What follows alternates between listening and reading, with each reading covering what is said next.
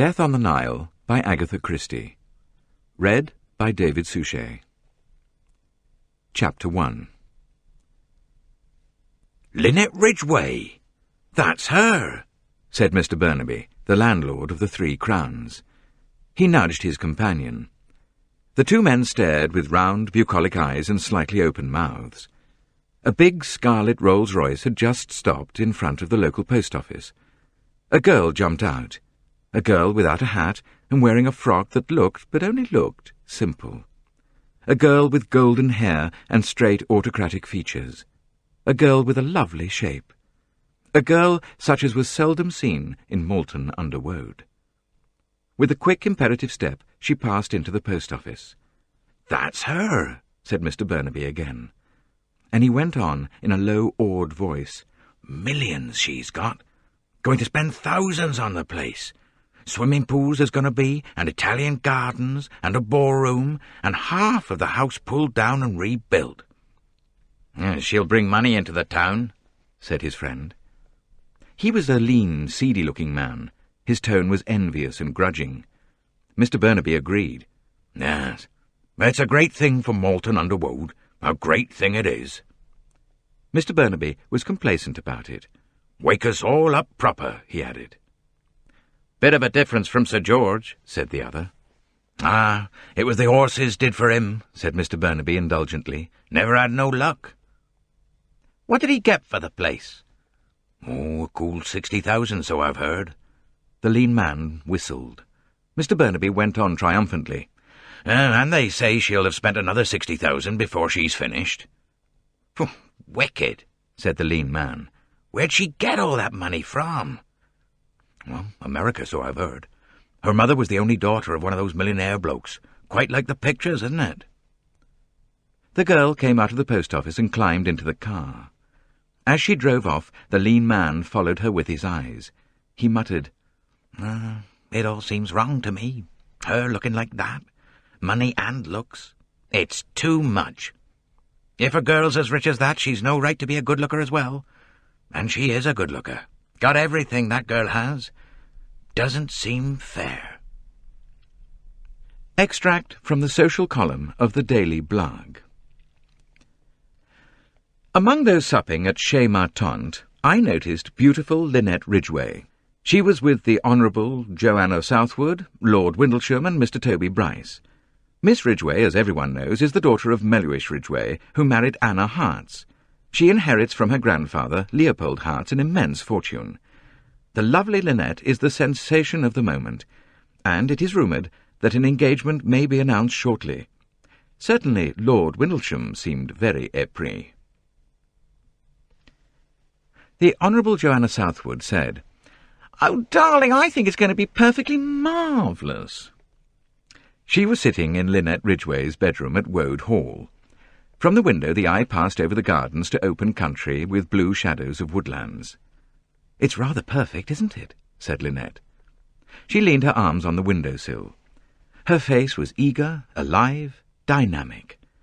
Beside her, Joanna Southwood seemed somehow a little dim, a tall, thin young woman of 27 with a long, clever face and freakishly plucked eyebrows. "And you've done so much in the time. Did you have lots of architects and things?" "3. "What are architects like? I don't think I've ever met any." "Oh, they were all right. I found them rather unpractical sometimes." "Oh, darling, you soon put that right. You are the most practical creature." Joanna picked up a string of pearls from the dressing-table. "I suppose these are real, aren't they, Linnet?" "Yes, of course. I know it is of course to you, my sweet, but it wouldn't be to most people. Heavily cultured, or even Woolworth. Darling, they really are incredible, so exquisitely matched. They must be worth the most fabulous sum." "Rather vulgar, you think?" "No, not at all. Just pure beauty. What are they worth?" "About 50,000. "What a lovely lot of money. Aren't you afraid of having them stolen?" "No, I always wear them, and anyway they're insured." "Oh, let me wear them till dinner time, will you, darling? It would give me such a thrill." Linnet laughed. "Of course, if you like. You know, Linnet, I really do envy you. You've simply got everything.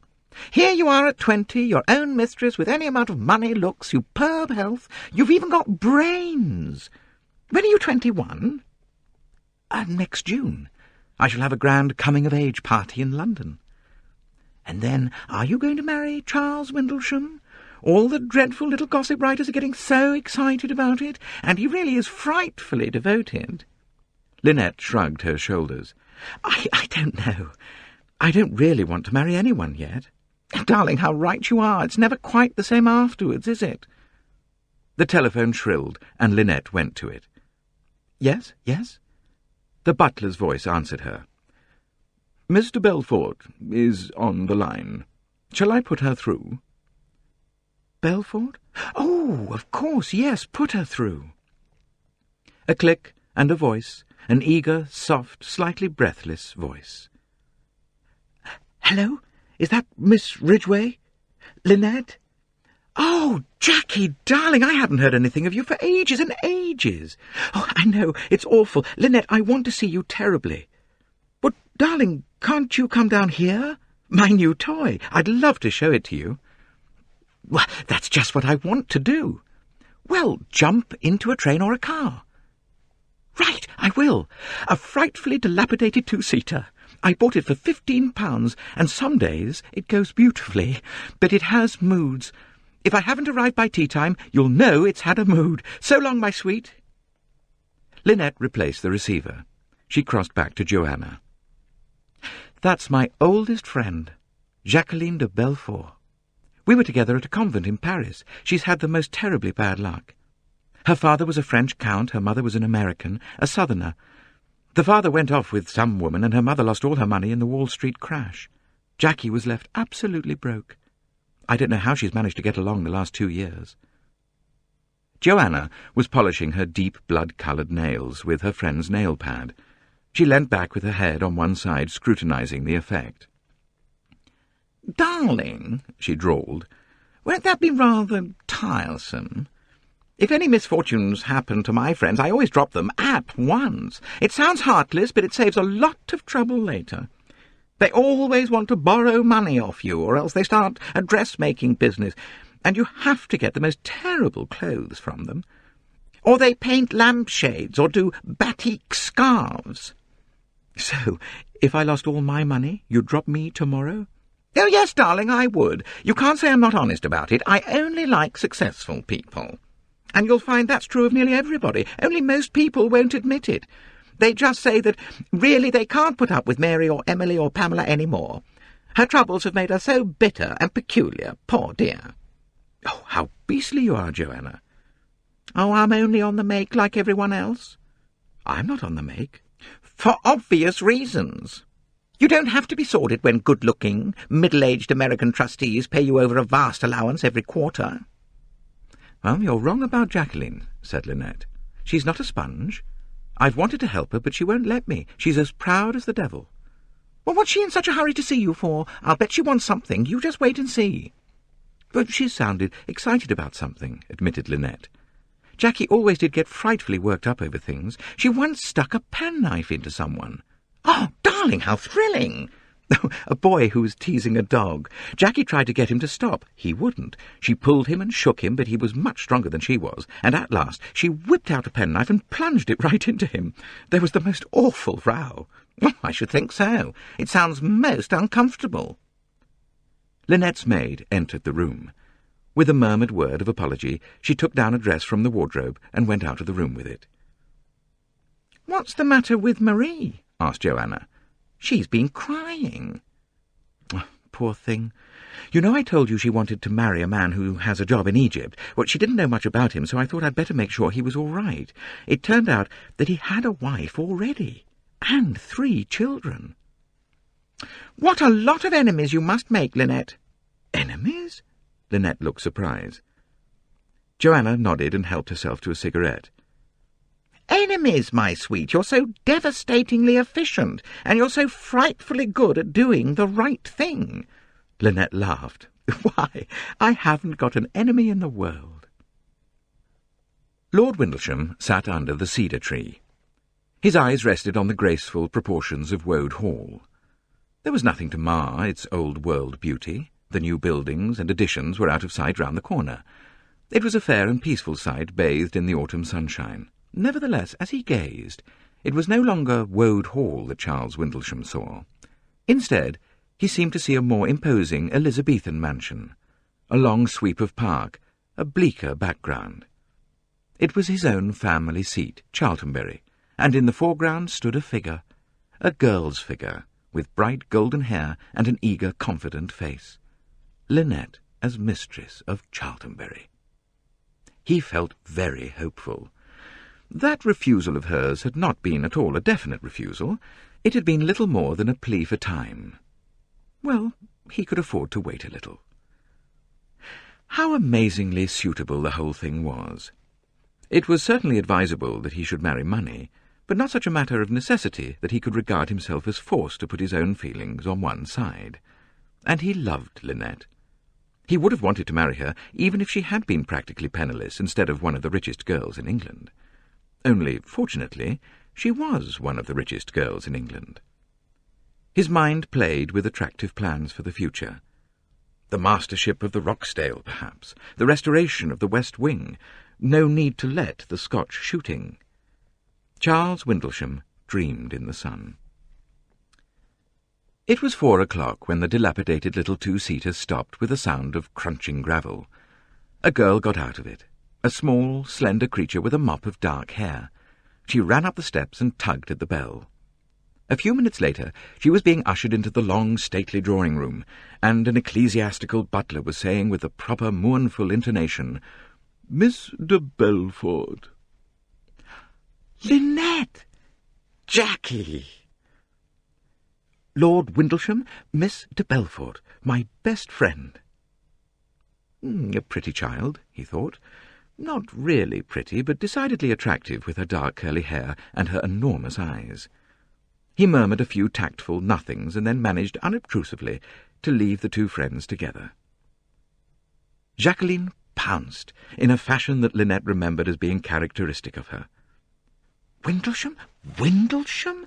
That's the man the papers always say you're going to marry. Are you, Linnet? Are you?" Linnet murmured, "Perhaps." "Oh, darling, I'm so glad. He looks nice." "Oh, don't make up your mind about it. I haven't made up my own mind yet." "Oh, of course not. Queens always proceed with due deliberation to the choosing of a consort." "Oh, don't be ridiculous, Jackie." "No, but you are a queen, Linnet. You always were. Sa Majesté la Reine Linnet, Linnet la Blonde. And I'm the Queen's confidant, the trusted maid of honour." "Oh, what nonsense you talk, Jackie, darling." "Where have you been all this time? You just disappear and you never write." "Well, I hate writing letters. Where have I been? Oh, about 3 parts submerged, darling. In jobs, you know. Grim jobs with grim women." "Oh, darling, I wish you'd take the Queen's bounty." "Well, frankly, darling, that's what I'm here for. No, not to borrow money. It's not got to that yet. But I've come to ask a great, big, important favour." "Go on." "If you're going to marry the Windlesham man, you'll understand, perhaps." Linnet looked puzzled for a minute, then her face cleared. "Jackie, do you mean—" "Yes, darling, I'm engaged." "So that's it. I thought you were looking particularly alive somehow. You always do, of course, but even more than usual." "Well, that's just what I feel like." "Tell me about him." "His name's Simon Doyle. He's big and square and incredibly simple and boyish and utterly adorable. He's poor, well, got no money. He's what you call county, all right, but very impoverished county. A younger son and all that. His people come from Devonshire. He loves country and country things, and for the last 5 years he's been in the city in a stuffy office. And now they're cutting down and he's out of a job. Oh, Linnet, I shall die if I can't marry him. I shall die, I shall die, I shall die." "Oh, don't be ridiculous, Jackie." "No, I shall die, I tell you. I'm crazy about him. He's crazy about me. We can't live without each other." "Oh, darling, you have got it badly." "I know. It's awful, isn't it? Oh, this love business gets hold of you and you can't do anything about it. She paused for a minute. Her dark eyes dilated, looked suddenly tragic. She gave a little shiver.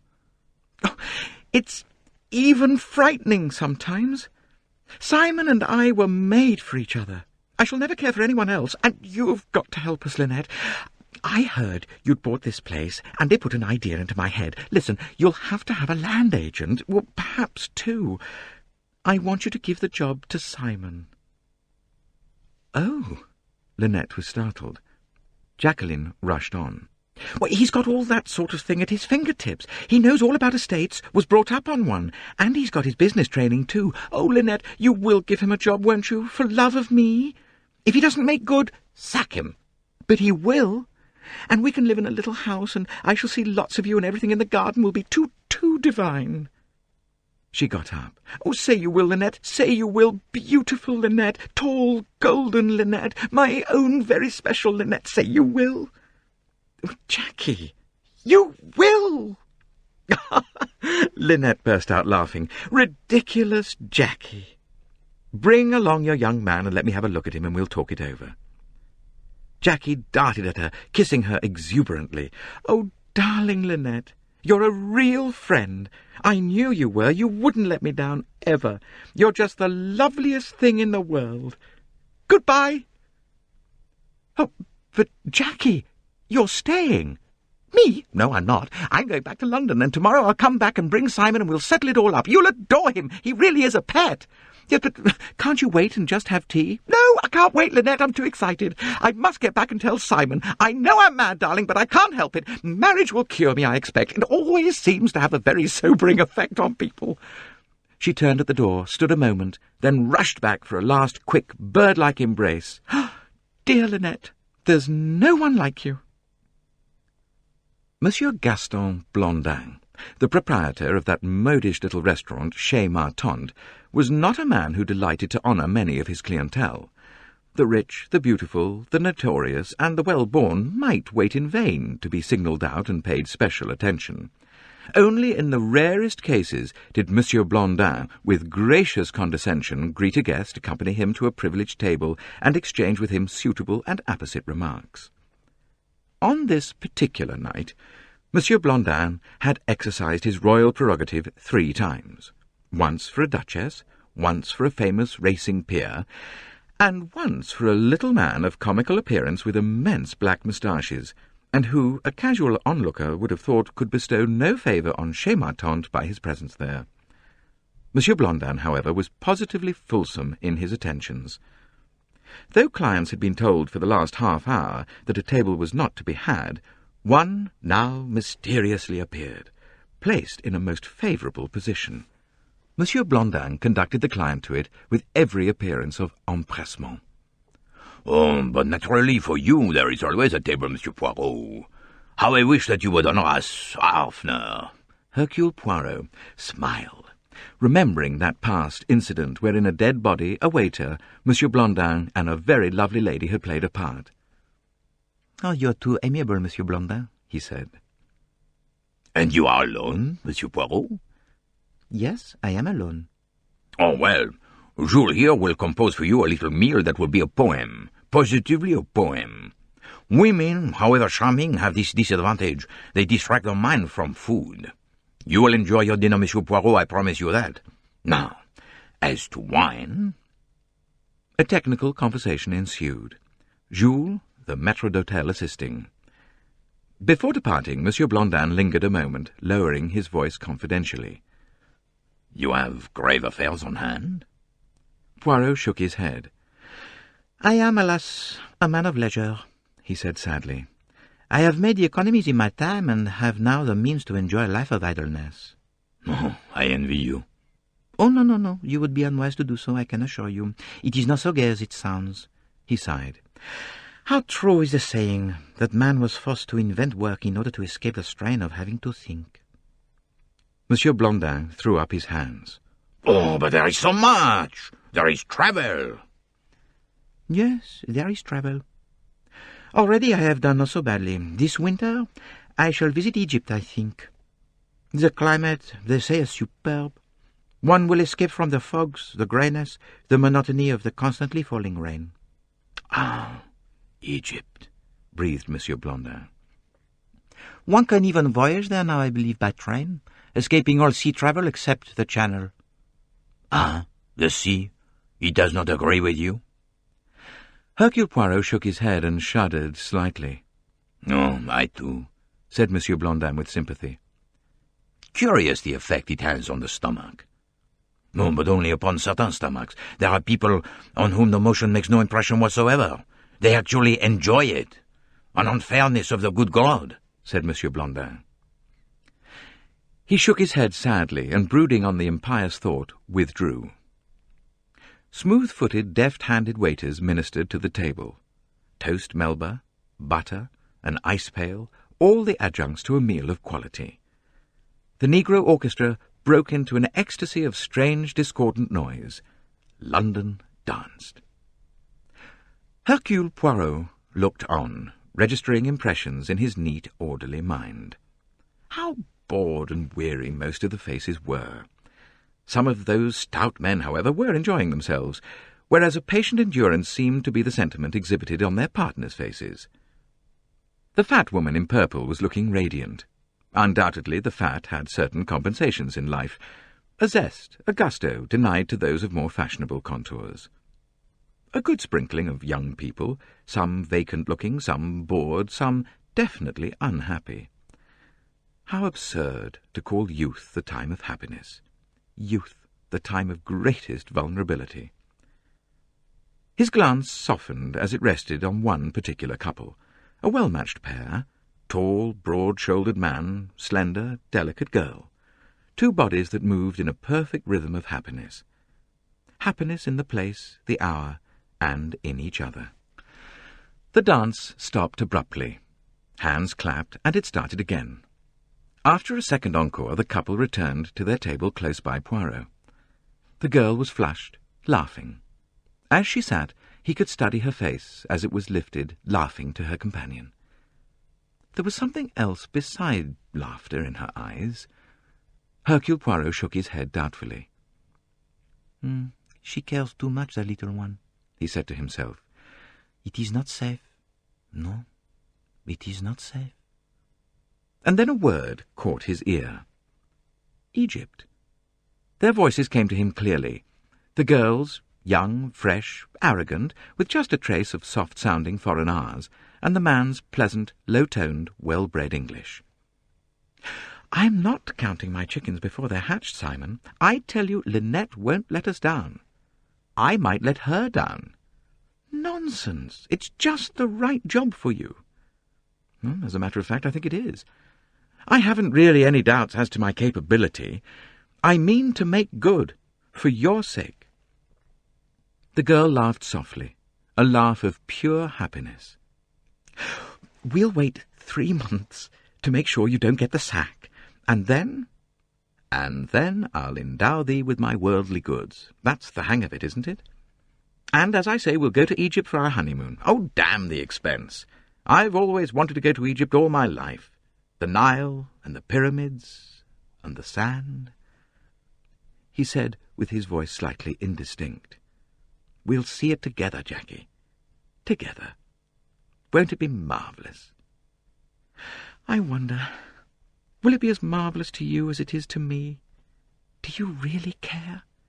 As much as I do?" Her voice was suddenly sharp, her eyes dilated, almost with fear. The man's answer came with an equal sharpness.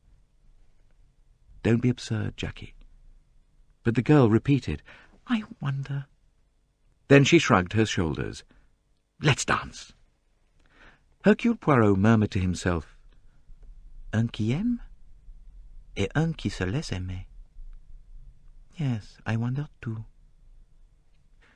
Joanna Southwood said, "And suppose he's a terrible tough?" Linnet shook her head. "Oh, he won't be. I can trust Jacqueline's taste."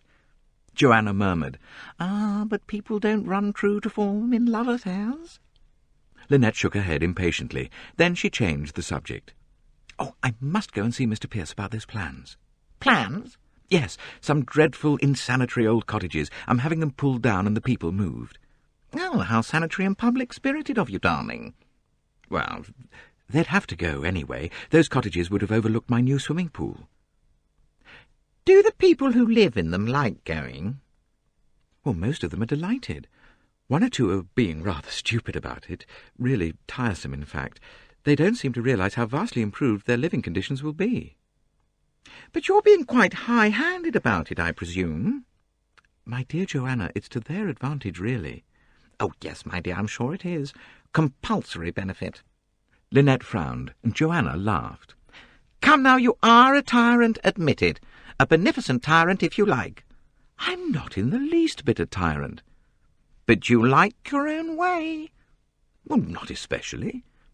Linnet Ridgeway, can you look me in the face and tell me of any one occasion on which you failed to do exactly as you wanted?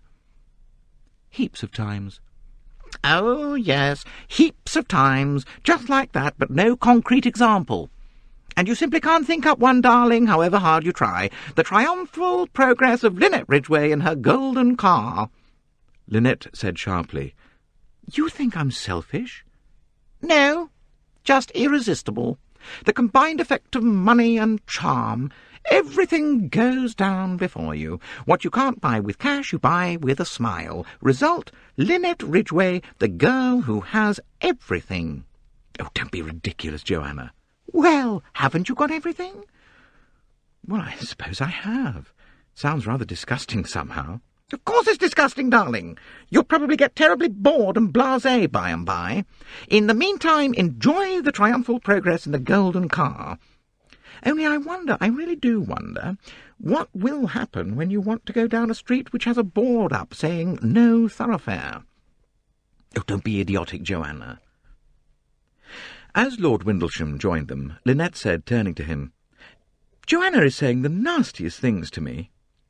All spite, said Joanna vaguely as she got up from her seat. She made no apology for leaving them. She had caught the glint in Windlesham's eye. He was silent for a minute or two, then he went straight to the point. Have you come to a decision, Linnet? Linnet said slowly, Oh, am I being a brute? I suppose, if I'm not sure, I ought to say no.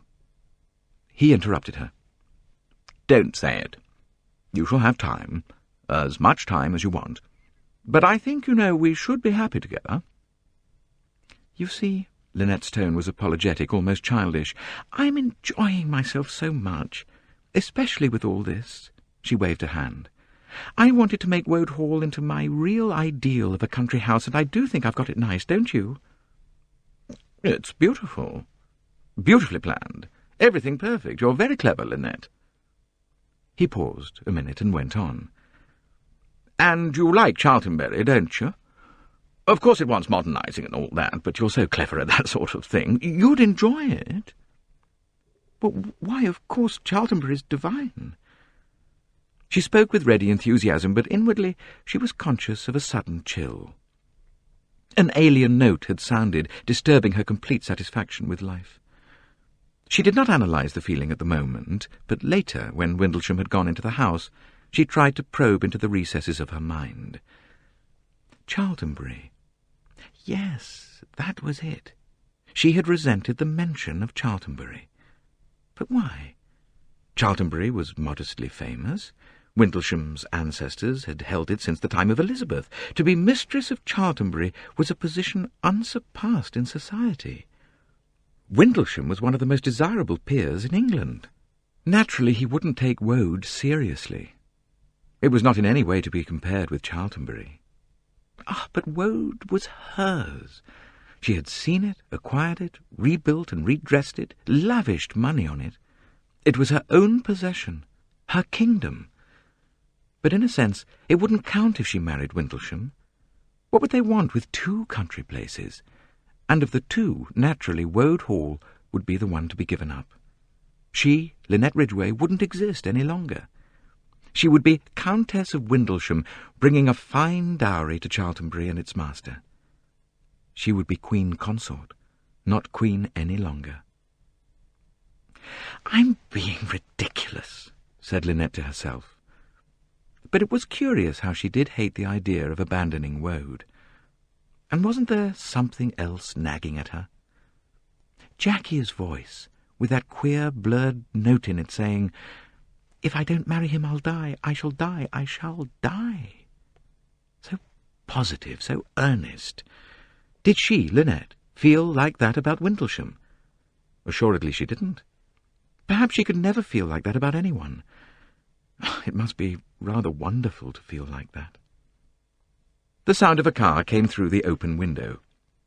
Linnet shook herself impatiently. That must be Jackie and her young man. She'd go out and meet them. She was standing in the open doorway as Jacqueline and Simon Doyle got out of the car. "Linnet!" Jackie ran to her. "This is Simon. Simon, here's Linnet. She's just the most wonderful person in the world." Linnet saw a tall, broad-shouldered young man with very dark blue eyes, crisply curling brown hair, a square chin, and a boyish, appealing, simple smile. She stretched out a hand. The hand that clasped hers was firm and warm. She liked the way he looked at her, the naive, genuine aberration. Jackie had told him she was wonderful, and he clearly thought that she was wonderful. A warm, sweet feeling of intoxication ran through her veins. "Isn't this all lovely?" she said. "Come in, Simon, and let me welcome my new land agent properly." As she turned to lead the way, she thought, "I'm frightfully, frightfully happy. I like Jackie's young man. I like him enormously." And then, with a sudden pang, "Lucky Jackie." Tim Allerton leant back in his wicker chair and yawned as he looked out over the sea. He shot a quick, sidelong glance at his mother. Mrs. Allerton was a good-looking, white-haired woman of 50. By imparting an expression of pinched severity to her mouth every time she looked at her son, she sought to disguise the fact of her intense affection for him. Even total strangers were seldom deceived by this device, and Tim himself saw through it perfectly. He said, "Do you really like Mallorca, Mother?" "Well," Mrs. Allerton considered, "it's cheap." "And cold," said Tim with a slight shiver. He was a tall, thin young man with dark hair and a rather narrow chest. His mouth had a very sweet expression. His eyes were sad, and his chin was indecisive. He had long, delicate hands. Threatened by consumption some years ago, he had never displayed a really robust physique. He was popularly supposed to write, but it was understood among his friends that inquiries as to literary output were not encouraged. "What are you thinking of, Tim?" Mrs. Allerton was alert. Her bright, dark brown eyes looked suspicious. Tim Allerton grinned at her. "I was thinking of Egypt." "Egypt?" Mrs. Allerton sounded doubtful. "Real warmth, darling. Lazy golden sands. The Nile. I'd like to go up the Nile, wouldn't you?" "Oh, I'd like it." Her tone was dry. "But Egypt's expensive, my dear. Not for those who have to count the pennies." Tim laughed. He rose, stretched himself. Suddenly he looked alive and eager. There was an excited note in his voice. "The expense will be my affair. Yes, darling. A little flutter on the stock exchange, with thoroughly satisfactory results. I heard this morning." "This morning?" said Mrs. Allerton sharply. "You only had one letter, and that—" She stopped and bit her lip. Tim looked momentarily undecided whether to be amused or annoyed. Amusement gained the day. "And that was from Joanna," he finished coolly. "Quite right, Mother. What a queen of detectives you'd make. The famous Hercule Poirot would have to look to his laurels if you were about." Mrs. Allerton looked rather cross. "I just happened to see the handwriting." "And knew it wasn't that of a stockbroker? Quite right. As a matter of fact, it was yesterday I heard from them. Poor Joanna's handwriting is rather noticeable, sprawls all over the envelope like an inebriated spider." "What does Joanna say? Any news?" Mrs. Allerton strove to make her voice sound casual and ordinary. The friendship between her son and his second cousin, Joanna Southwood, always irritated her. Not, as she put it to herself, that there was anything in it. She was quite sure there wasn't. Tim had never manifested a sentimental interest in Joanna, nor she in him.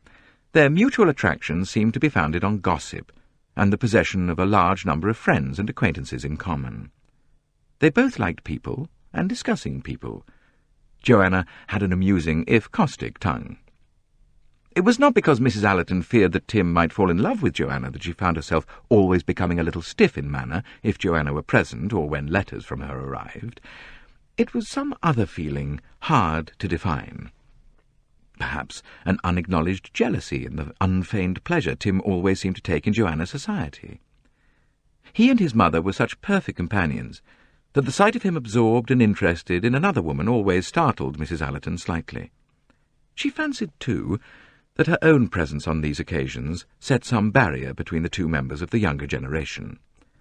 Often she had come upon them eagerly absorbed in some conversation, and at the sight of her their talk had wavered, had seemed to include her rather too purposefully, and as if duty-bound.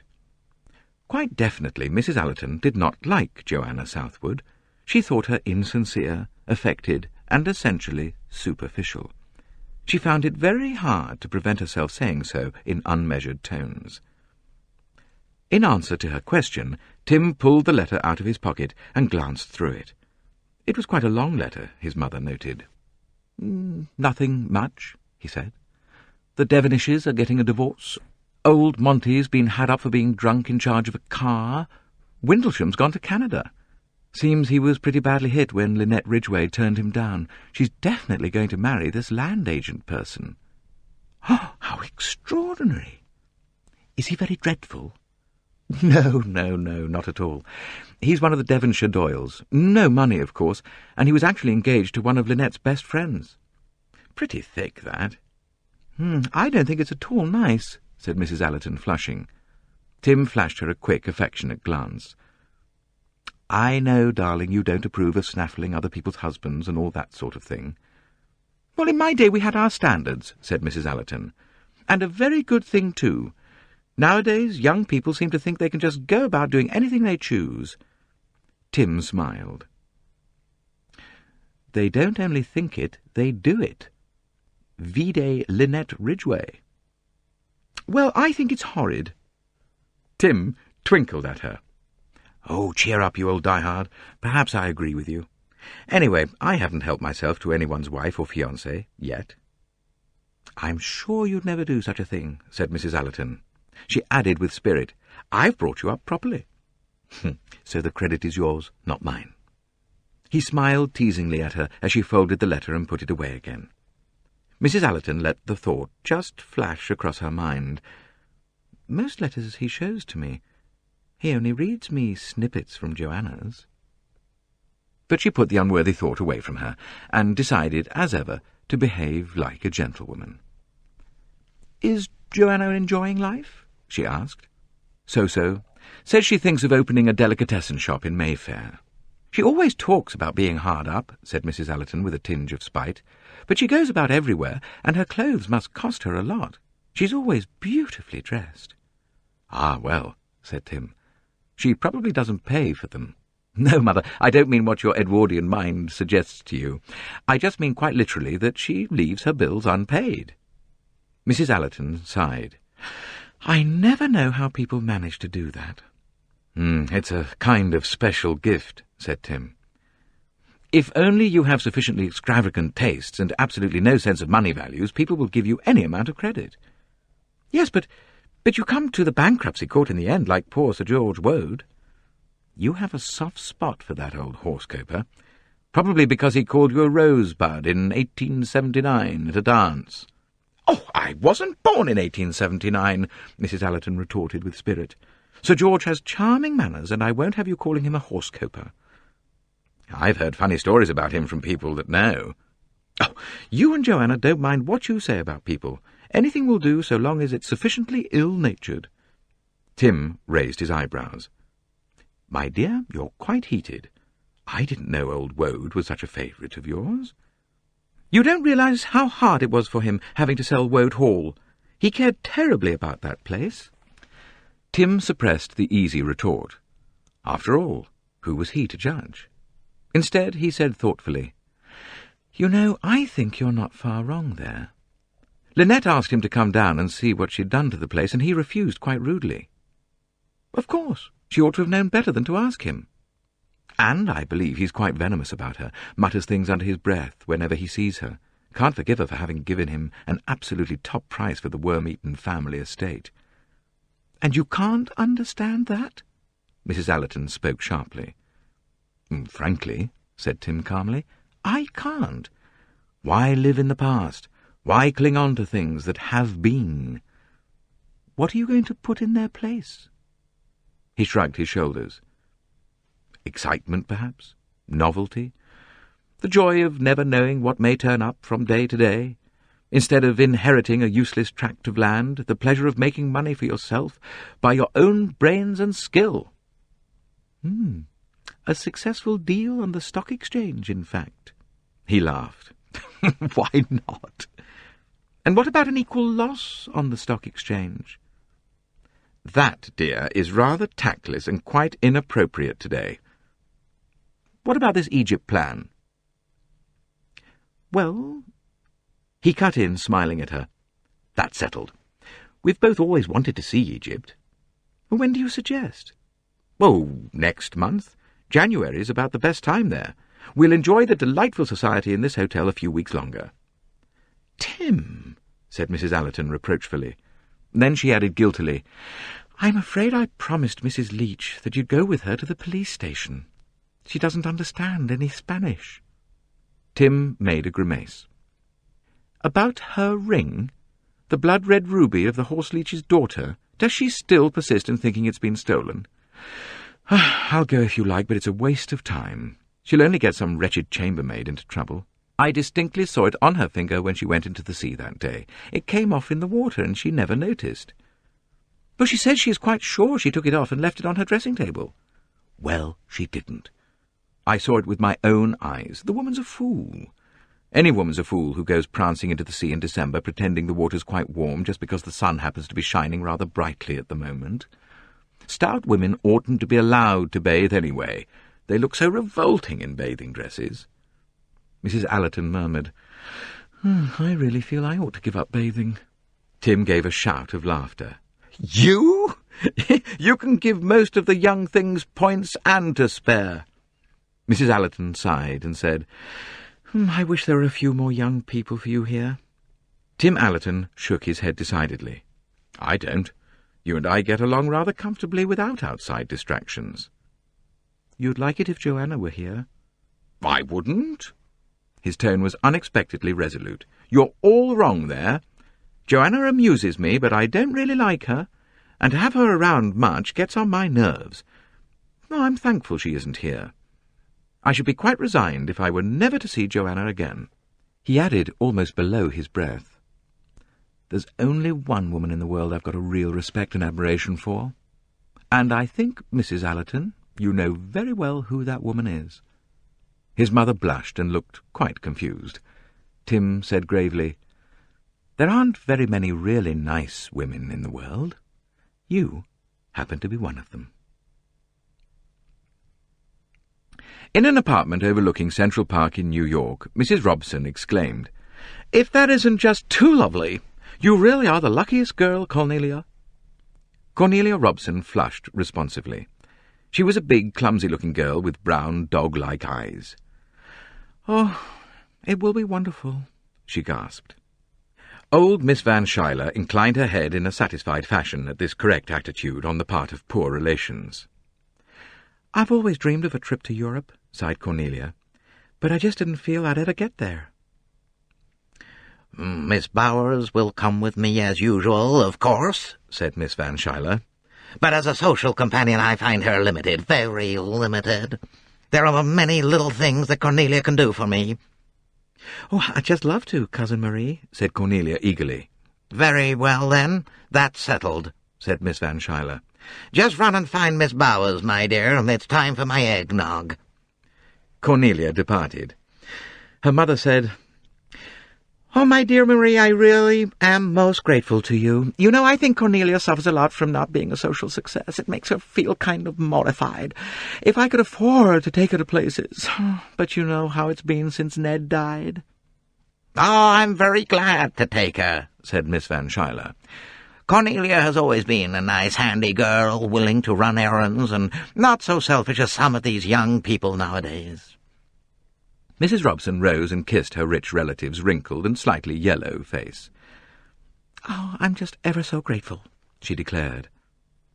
On the stairs she met a tall, capable young woman who was carrying a glass containing a yellow, foamy liquid. "Well, Miss Bowers, so you're off to Europe?" "Why, yes, Miss Robson." "What a lovely trip." "Why, yes, I should think it would be very enjoyable." "You've been abroad before?" "Oh, yes, Miss Robson. I went over to Paris with Miss Van Schuyler last fall. But I've never been to Egypt before." Mrs. Robson hesitated. "I do hope there won't be any trouble." She had lowered her voice. Miss Bowers, however, replied in her usual tone. "Oh, no, Miss Robson. I shall take good care of that. I keep a very sharp lookout always." But there was still a faint shadow on Mrs. Robson's face as she slowly continued down the stairs. In his office downtown, Mr. Andrew Pennington was opening his personal mail. Suddenly his fist clenched itself and came down on his desk with a bang. His face crimsoned and two big veins stood out on his forehead. He pressed a buzzer on his desk and a smart-looking stenographer appeared with commendable promptitude. "Tell Mr. Rockford to step in here." "Yes, Mr. Pennington." A few minutes later, Sterndale Rockford, Pennington's partner, entered the office. The two men were not unlike, both tall, spare with grey hair, and clean-shaven, clever faces. "What's up, Pennington?" Pennington looked up from the letter he was rereading. He said, "Linnet's married." "What?" "Well, you heard what I said. Linnet Ridgway's married." "How? When? Why didn't we hear about it?" Pennington glanced at the calendar on his desk. "She wasn't married when she wrote this letter, but she's married now. Morning of the 4th. That's today." Rockford dropped into a chair. "Whew! No warning? Nothing? Who's the man?" Pennington referred again to the letter. "Doyle. Simon Doyle." "What sort of a fellow is he? Ever heard of him?" "No. She doesn't say much." He scanned the lines of clear, upright handwriting. "Got an idea there's something hole and corner about this business. Well, that doesn't matter. The whole point is she's married." The eyes of the two men met. Rockford nodded. "This needs a bit of thinking out," he said quietly. "What are we going to do about it?" "I'm asking you." The two men sat silent. Then Rockford said, "Got any plan?" Pennington said slowly, "The Normandy sails today. One of us could just make it."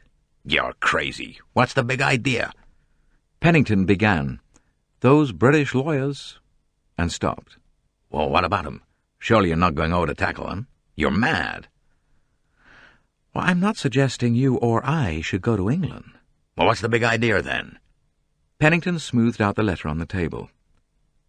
"Linnet's going to Egypt for her honeymoon. Expects to be there a month or more." "Egypt, huh?" Rockford considered. Then he looked up and met the other's glance. "Egypt?" he said. "That's your idea?" "Yes, a chance meeting. Over on a trip. Linnet and her husband. Honeymoon atmosphere. It might be done." Rockford said doubtfully, "She's sharp, Linnet is, but—" Pennington said softly, "I think there might be ways of managing it." Again their eyes met. Rockford nodded. "All right, big boy." Pennington looked at the clock. "We'll have to hustle, whichever of us is going." "You go," said Rockford promptly. "You always made a hit with Linnet. Uncle Andrew. That's the ticket." Pennington's face had hardened. He said, "I hope I can pull it off." His partner said, "You've got to pull it off. The situation's critical." William Carmichael said to the thin, weedy youth who opened the door inquiringly, "Send Mr. Jim to me, please." Jim Fanthorpe entered the room and looked inquiringly at his uncle. The older man looked up with a nod and a grunt. There you are." "You asked for me?" Just cast an eye over this." The young man sat down and drew the sheaf of papers towards him. The elder man watched him. "Well?" The answer came promptly. "Looks fishy to me, sir." Again the senior partner of Carmichael, Grant and Carmichael uttered his characteristic grunt. Jim Fanthorpe reread the letter which had just arrived by airmail from Egypt. "It seems wicked to be writing business letters on such a day. We have spent a week at Mina House and made an expedition to the Fayum. The day after tomorrow we're going up the Nile to Luxor and Aswan by steamer, and perhaps on to Khartoum. When we went into Cook's this morning to see about our tickets, who do you think was the first person I saw? My American trustee, Andrew Pennington. I think you met him 2 years ago when he was over. I had no idea he was in Egypt, and he had no idea that I was, nor that I was married. My letter telling him of my marriage must have just missed him. He's actually going up the Nile on the same trip that we are. Isn't it a coincidence? Thank you so much for all you've done in this busy time. As the young man was about to turn the page, Mr. Carmichael took the letter from him. "That's all," he said. "The rest doesn't matter. Well, what do you think?" His nephew considered for a moment. Then he said, "Well, I think not a coincidence." The other nodded approval. "Like a trip to Egypt?" he barked out. "Oh, you think that's advisable?" "I think there's no time to lose." "But why me?" "Oh, use your brains, boy, use your brains. Linnet Ridgeway has never met you. No more has Pennington. If you go by air, you may get there in time." I don't like it, sir. What am I to do?" "Use your eyes. Use your ears. Use your brains, if you've got any. And, if necessary, act." "But I don't like it." "Perhaps not, but you've got to do it." "It's necessary?" "In my opinion," said Mr. Carmichael, "it's absolutely vital." Mrs. Otterbourne, readjusting the turban of native material that she wore draped round her head, said fretfully, "I really don't see why we shouldn't go on to Egypt. I'm sick and tired of Jerusalem." As her daughter made no reply, she said, "You might at least answer when you're spoken to." Rosalie Otterbourne was looking at a newspaper reproduction of a face. Below it was written, "Mrs. Simon Doyle," who before her marriage was the well-known society beauty Miss Linnet Ridgeway. Mr. and Mrs. Doyle are spending their honeymoon in Egypt. Rosalie said, "You'd like to move on to Egypt, Mother?" "Yes, I would," Mrs. Otterbourne snapped. "I consider they've treated us in a most cavalier fashion here. My being here is an advertisement. I ought to get a special reduction in terms. When I hinted as much, I consider they were most impertinent, most impertinent. I told them exactly what I thought of them." The girl sighed. She said, "Well, one place is very like another. I wish we could get right away." "And this morning," went on Mrs. Otterbourne, "the manager actually had the impertinence to tell me that all the rooms had been booked in advance and that he would require hours in 2 days' time." "So we've got to go somewhere." "Not at all. I'm quite prepared to fight for my rights." Rosalie murmured, "I suppose we might as well go on to Egypt. It doesn't make any difference." "Well, it's certainly not a matter of life or death," said Mrs. Otterbourne. But there she was quite wrong, for a matter of life and death was exactly what it was. End of Disc 1.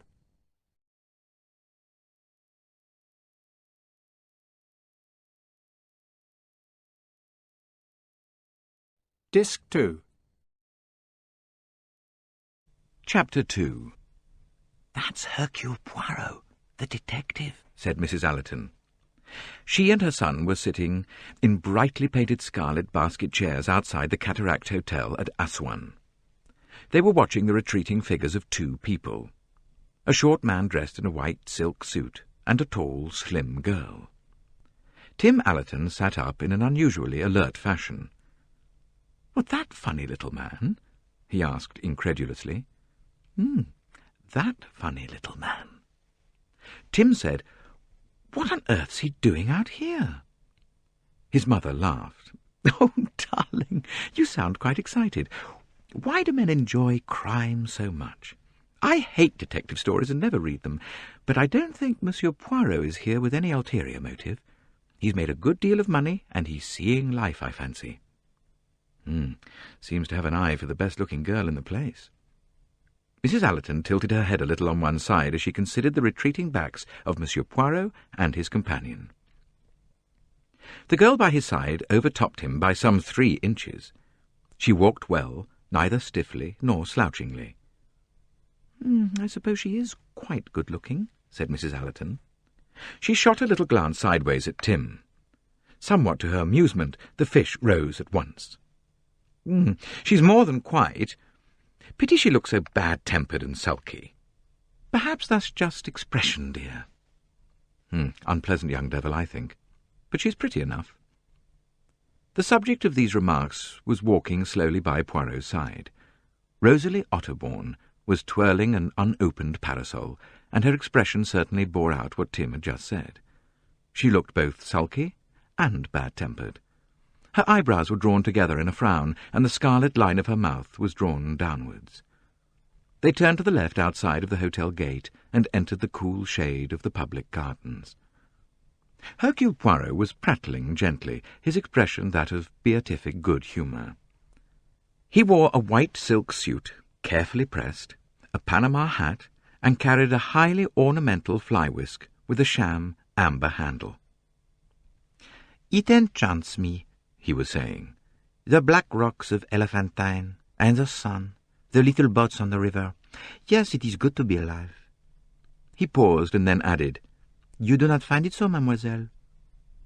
Rosalie Otterbourne said shortly, "It's all right, I suppose. I think Assouan's a gloomy sort of place. The hotel's half empty and everyone's about 100. She stopped, biting her lip. Hercule Poirot's eyes twinkled. "It is true, yes. I have one leg in the grave."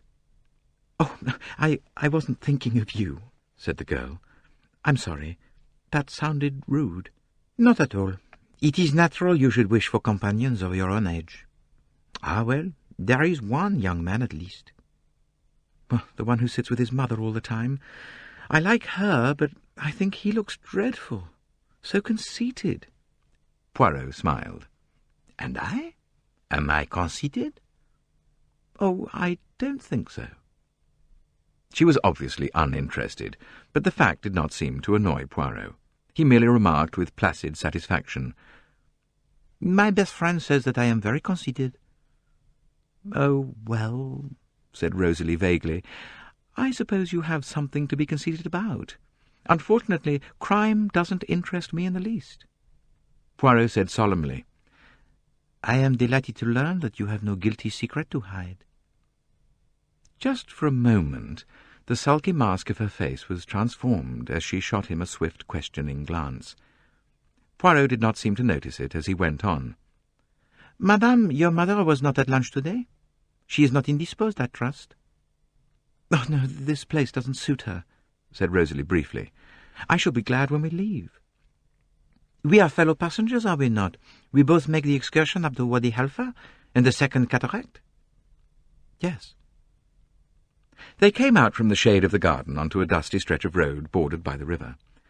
5 watchful bead-sellers, 2 vendors of postcards, 3 sellers of plaster scarabs, a couple of donkey boys, and some detached but hopeful infantile riffraff closed in upon them.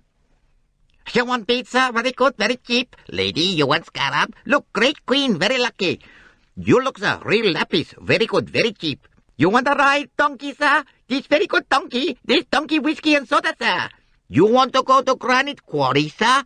This very good donkey. Other donkey very bad, sir. This donkey fall down. You want postcard very cheap, very nice. Look, lady, only 10 piastres. Very cheap, lapis, this ivory. This very good fly whisk, all this old amber. You go out in boat, sir. I got very good boat, sir. You ride back to hotel, lady. This first-class donkey.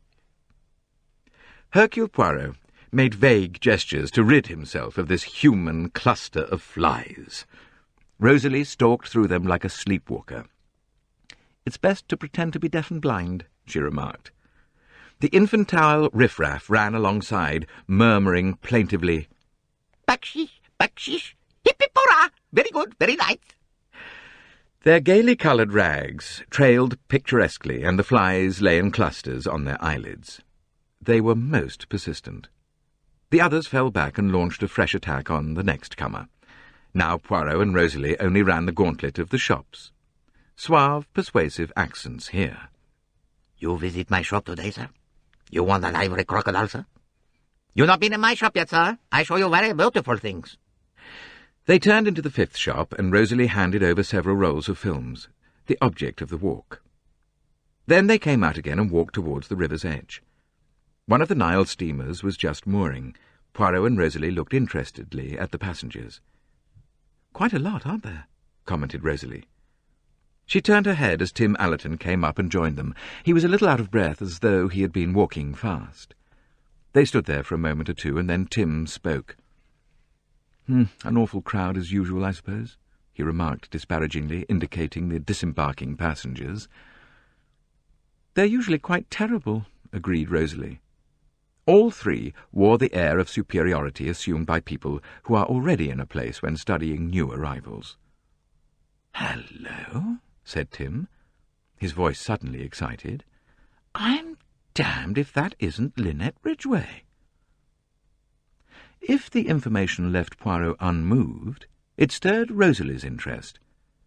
She leaned forward, and her sulkiness quite dropped from her as she asked, "Where? That one in white?" "Yes, there with the tall man. They're coming ashore now. He's the new husband, I suppose. Can't remember his name now." "Doyle," said Rosalie. "Simon Doyle. It was in all the newspapers. She's simply rolling, isn't she?" "Only about the richest girl in England," said Tim cheerfully.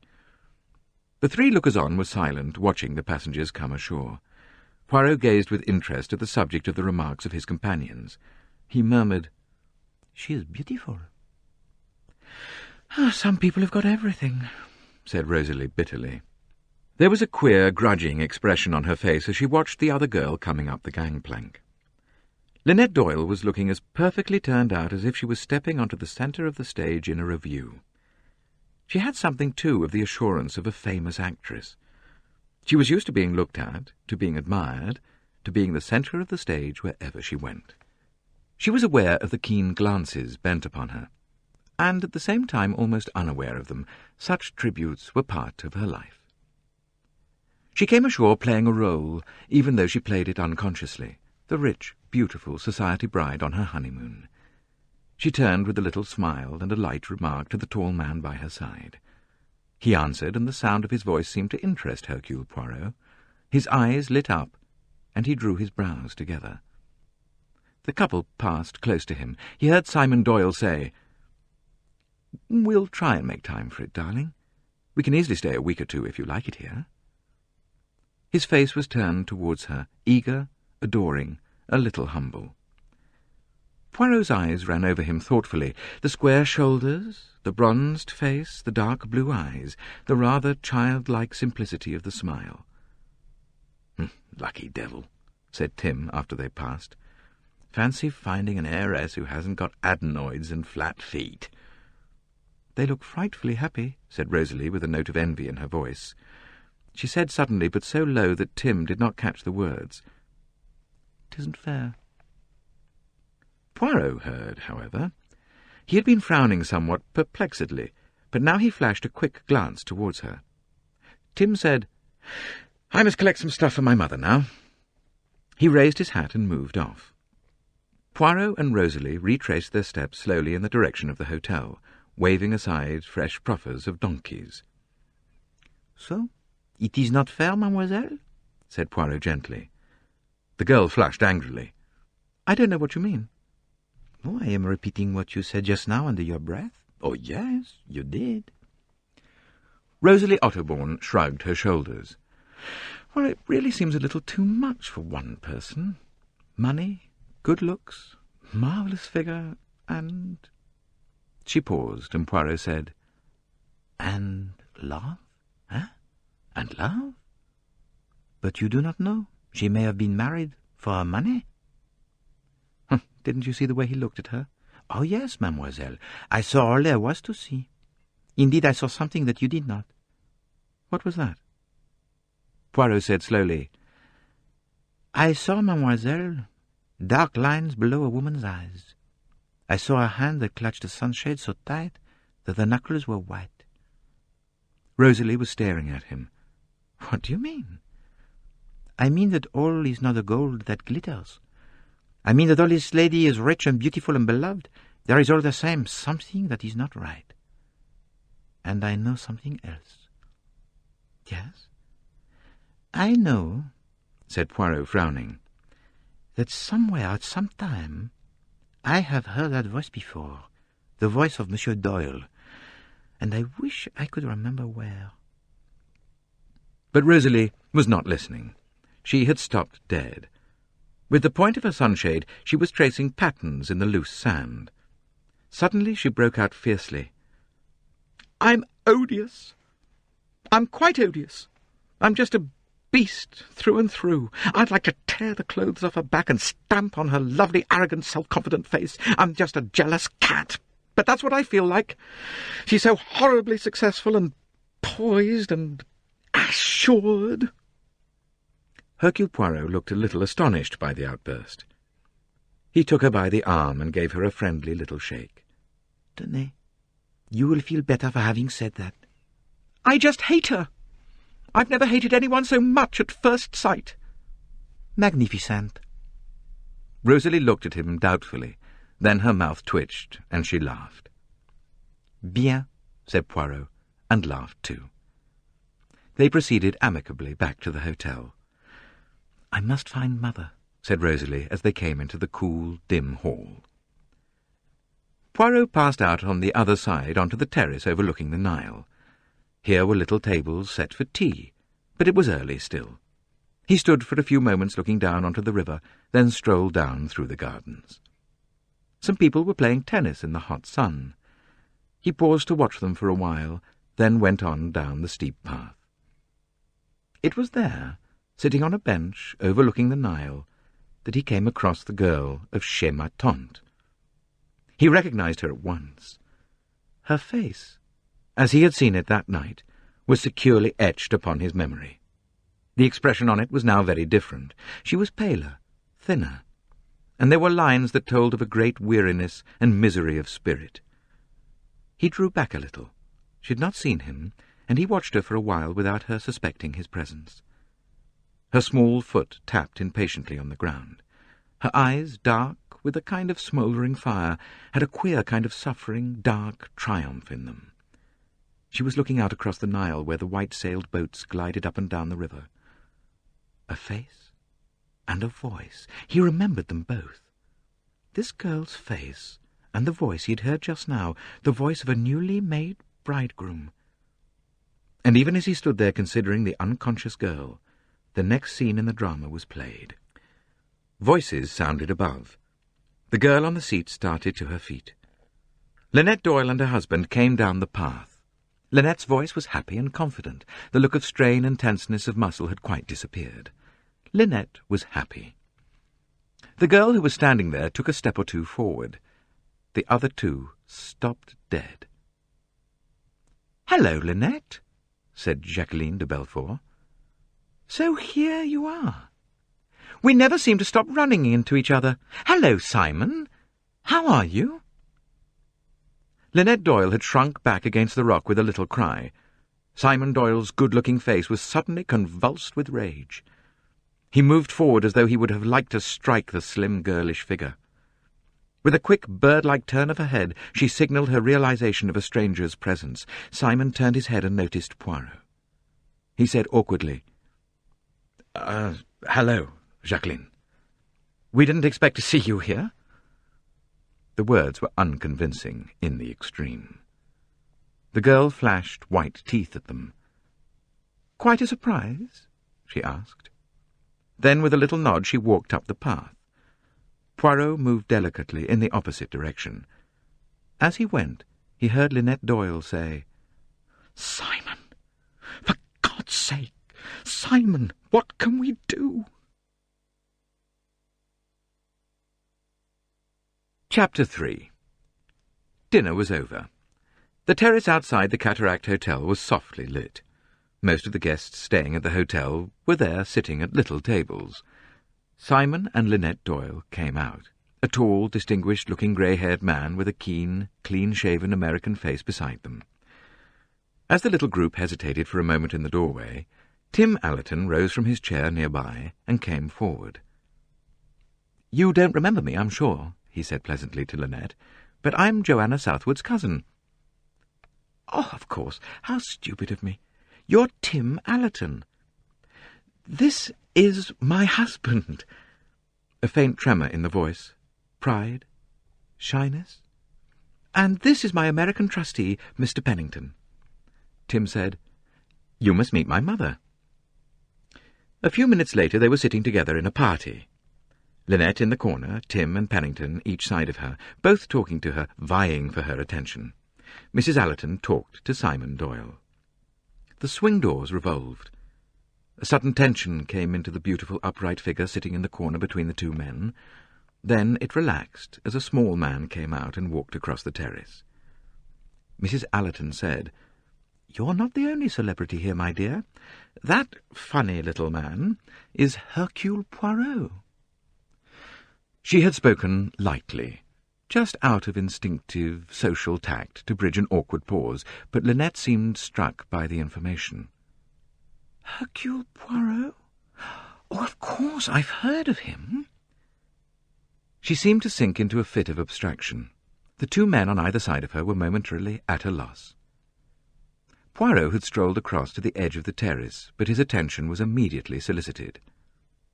"Sit down, Monsieur Poirot. What a lovely night." He obeyed. "Mais oui, madame, it is indeed beautiful." He smiled politely at Mrs. Otterbourne. What draperies of black ninon, and that ridiculous turban effect. Mrs. Otterbourne went on in her high, complaining voice. "Quite a lot of notabilities here now, aren't there? I expect we shall see a paragraph about it in the papers soon. Society beauties, famous novelists." She paused with a slight mock-modest laugh.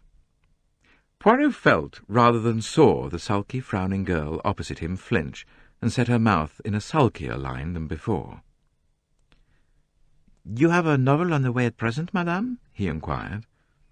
Mrs. Otterbourne gave her little self-conscious laugh again. I'm being dreadfully lazy. I really must set to. My public is getting terribly impatient, and my publisher, poor man, appeals by every post, even cables." Again he felt the girl shift in the darkness. "I don't mind telling you, Monsieur Poirot, I'm partly here for local colour. Snow on the Desert's Face. That's the title of my new book. Powerful, suggestive. Snow on the desert, melted in the first flaming breath of passion." Rosalie got up, muttering something, and moved away down into the dark garden. "One must be strong," went on Mrs. Otterbourne, wagging the turban emphatically. "Strong meat. That is what my books are. Libraries may ban them, no matter. I speak the truth. Sex. Ah, Monsieur Poirot, why is everyone so afraid of sex? The pivot of the universe. You have read my books?" Alas, madame, you comprehend I do not read many novels. My work," Mrs. Otterbourne said firmly. "I must give you a copy of Under the Fig Tree. I think you will find it significant. It is outspoken, but it is real." That is most kind of you, madame. I will read it with pleasure." Mrs. Otterbourne was silent a minute or two. She fidgeted with a long chain of beads that was wound twice round her neck. She looked swiftly from side to side. "Perhaps I'll just slip up and get it for you now." "Oh, madame, pray do not trouble yourself. Later." No, it's no trouble." She rose. "I'd like to show you." "What is it, mother?" Rosalie was suddenly at her side. "Nothing, dear. I was just going up to get a book for Monsieur Poirot." Oh, the fig tree. I'll get it. But you don't know where it is, dear. I'll go. Yes, I do. The girl went swiftly across the terrace and into the hotel. Let me congratulate you, madame, on a very lovely daughter, said Poirot with a bow. Rosalie? Yes, she is good-looking, but she's very hard, Monsieur Poirot, and no sympathy with illness. She always thinks she knows best. She imagines she knows more about my health than I do myself. Poirot signalled to a passing waiter. A liqueur, madame? A chartreuse? A crème de menthe? Mrs. Otterbourne shook her head vigorously. No, I'm practically a teetotaler. You may have noticed I never drink anything but water, or perhaps lemonade. I cannot bear the taste of spirits. Then may I order you a lemon squash, madame? He gave the order, 1 lemon squash and 1 Benedictine. The swing door revolved. Rosalie passed through and came towards them, a book in her hand. Here you are, she said. Her voice was quite expressionless, almost remarkably so. Monsieur Poirot has just ordered me a lemon squash, said her mother. And you, mademoiselle, what will you take? Nothing, she added, suddenly conscious of the curtness. Nothing, thank you. Poirot took the volume which Mrs. Otterbourne held out to him. It still bore its original jacket, a gaily coloured affair representing a lady with smartly shingled hair and scarlet fingernails sitting on a tiger skin in the traditional costume of Eve. Above her was a tree with the leaves of an oak, bearing large and improbably coloured apples. It was entitled Under the Fig Tree by Salome Otterbourne. On the inside was a publisher's blurb. It spoke enthusiastically of the superb courage and realism of his study of a modern woman's love life. Fearless, unconventional, realistic were the adjectives used. Poirot bowed and murmured, I am honoured, madame. As he raised his head, his eyes met those of the authoress's daughter. Almost involuntarily, he made a little movement. He was astonished, and grieved at the eloquent pain they revealed. It was at that moment that the drinks arrived and created a welcome diversion. Poirot lifted his glass gallantly. À votre santé, madame, mademoiselle. Mrs. Otterbourne, sipping her lemonade, murmured, Oh, so refreshing. Delicious. Silence fell on the three of them. They looked down to the shining black rocks on the Nile. There was something fantastic about them in the moonlight. They were like vast prehistoric monsters lying half out of the water. A little breeze came up suddenly, and as suddenly died away. There was a feeling in the air of hush, of expectancy. Hercule Poirot brought his gaze to the terrace and its occupants. Was he wrong, or was there the same hush of expectancy there? It was like a moment on the stage when one is waiting for the entrance of the leading lady. And just at that moment, the swing doors began to revolve once more. This time, it seemed as though they did so with a special air of importance. Everyone had stopped talking and was looking towards them. A dark, slender girl in a wine-coloured evening frock came through. She paused for a minute, then walked deliberately across the terrace and sat down at an empty table. There was nothing flaunting, nothing out of the way about her demeanour, and yet it had somehow the studied effect of a stage entrance. "Well," said Mrs. Otterbourne. She tossed her turbaned head. "She seems to think she's somebody, that girl." Poirot didn't answer. He was watching. The girl had sat down in a place where she could look deliberately across at Linnet Doyle. Presently, Poirot noticed Linnet Doyle leant forward and said something, and a moment later got up and changed her seat. She was now sitting facing in the opposite direction. Poirot nodded thoughtfully to himself. It was about 5 minutes later that the other girl changed her seat to the opposite side of the terrace. She sat smoking and smiling quietly, the picture of contented ease. But always, as though unconsciously, her meditative gaze was on Simon Doyle's wife. After a quarter of an hour, Linnet Doyle got up abruptly and went into the hotel. Her husband followed her almost immediately. Jacqueline de Belfort smiled and twisted her chair round. She lit a cigarette and stared out over the Nile. She went on smiling to herself. Chapter 4. Monsieur Poirot? Poirot got hastily to his feet.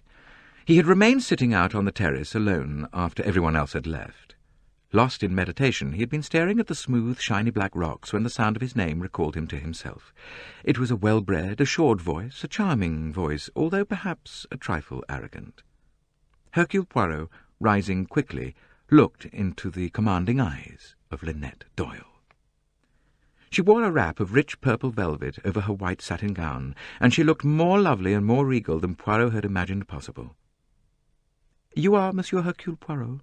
said Linnet. It was hardly a question. "At your service, madame." "You know who I am, perhaps?" "Yes, madame. I have heard your name. I know exactly who you are." Linnet nodded. That was only what she had expected. She went on in her charming autocratic manner.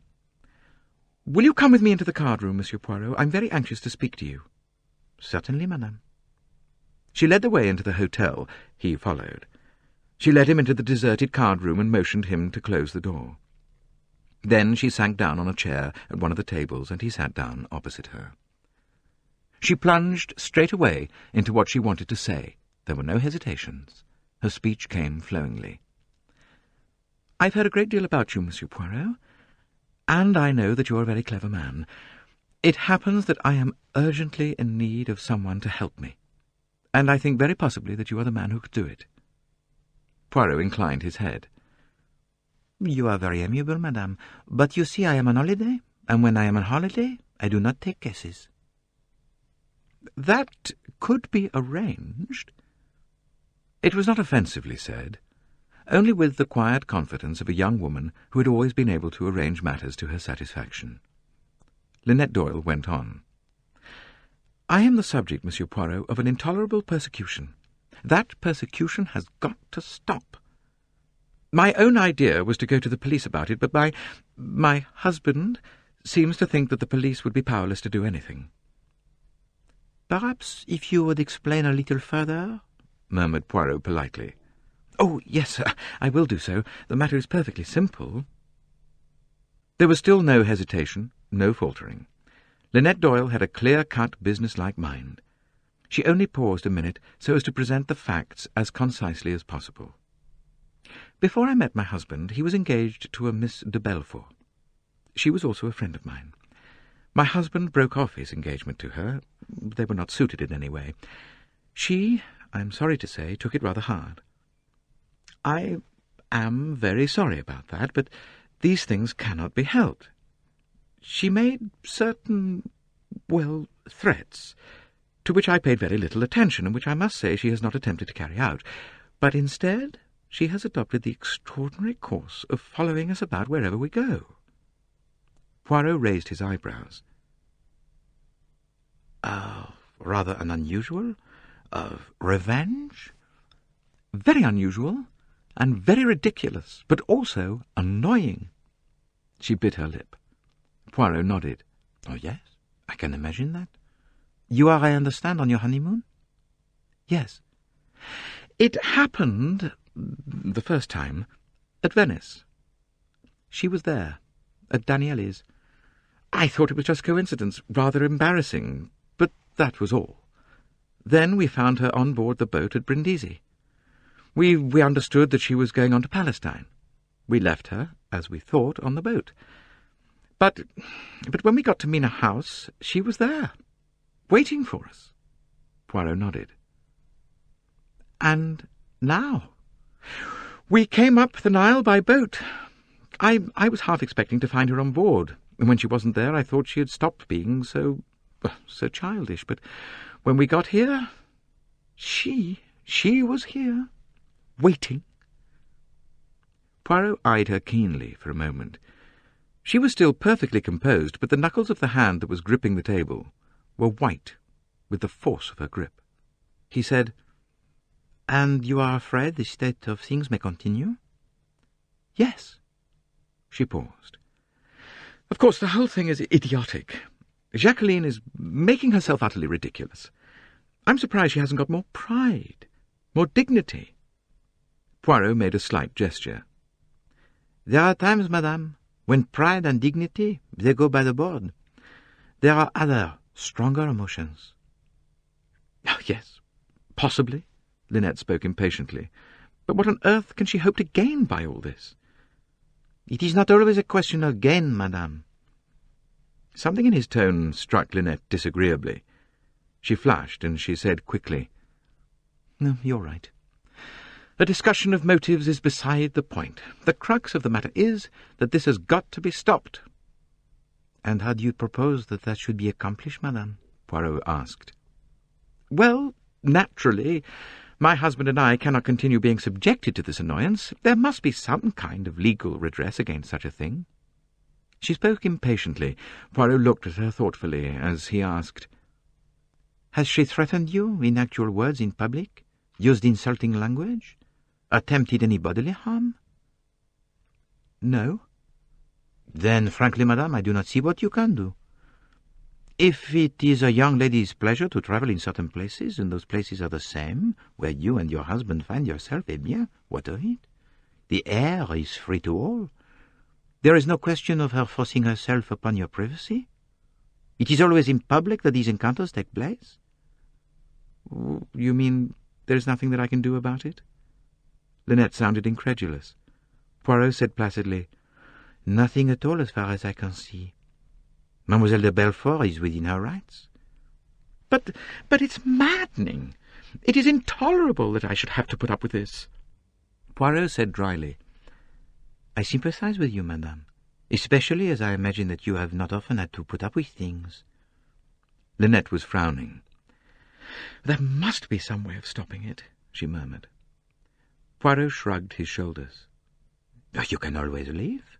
Move on somewhere else," he suggested. "But then she will follow." "Very possibly, yes." "It's absurd." "Precisely." "Anyway, why should we run away? As though... She stopped. "Exactly, madame. As though. It is all there, is it not?" Linnet lifted her head and stared at him. "What do you mean?" Poirot altered his tone. He leant forward. His voice was confidential, appealing. He said very gently, "Why do you mind so much, madame?" "Why? But it's maddening, irritating to the last degree. I've told you why." Poirot shook his head. "Not altogether." Linnet said again, "What do you mean?" Poirot leant back, folded his arms, and spoke in a detached, impersonal manner. "Écoutez, madame, I will recount to you a little history. It is that one day, a month or two ago, I am dining in a restaurant in London. At the table next to me are two people, a man and a girl. They are very happy, so it seems, very much in love. They talk with confidence of the future. It is not that I listen to what is not meant for me. They are quite oblivious of who hears them and who does not. The man's back is to me, but I can watch the girl's face. It is very intense. She is in love, heart, soul, and body, and she is not of those who love lightly and often. With her it is clearly the life and the death. They are engaged to be married, these two, that is what I gather, and they talk of where they shall pass the days of their honeymoon. They plan to go to Egypt." He paused. Linnet said sharply, "Well?" Poirot went on. "That is a month or two ago. But the girl's face, I do not forget it. I know that I shall remember her if I see it again. And I remember, too, the man's voice. And I think you can guess, madame, when it is I see the one and hear the other again. It is here in Egypt. The man is on his honeymoon, yes, but he is on his honeymoon with another woman." Linnet said sharply, "What of it? I've already mentioned the facts." "The facts? Yes."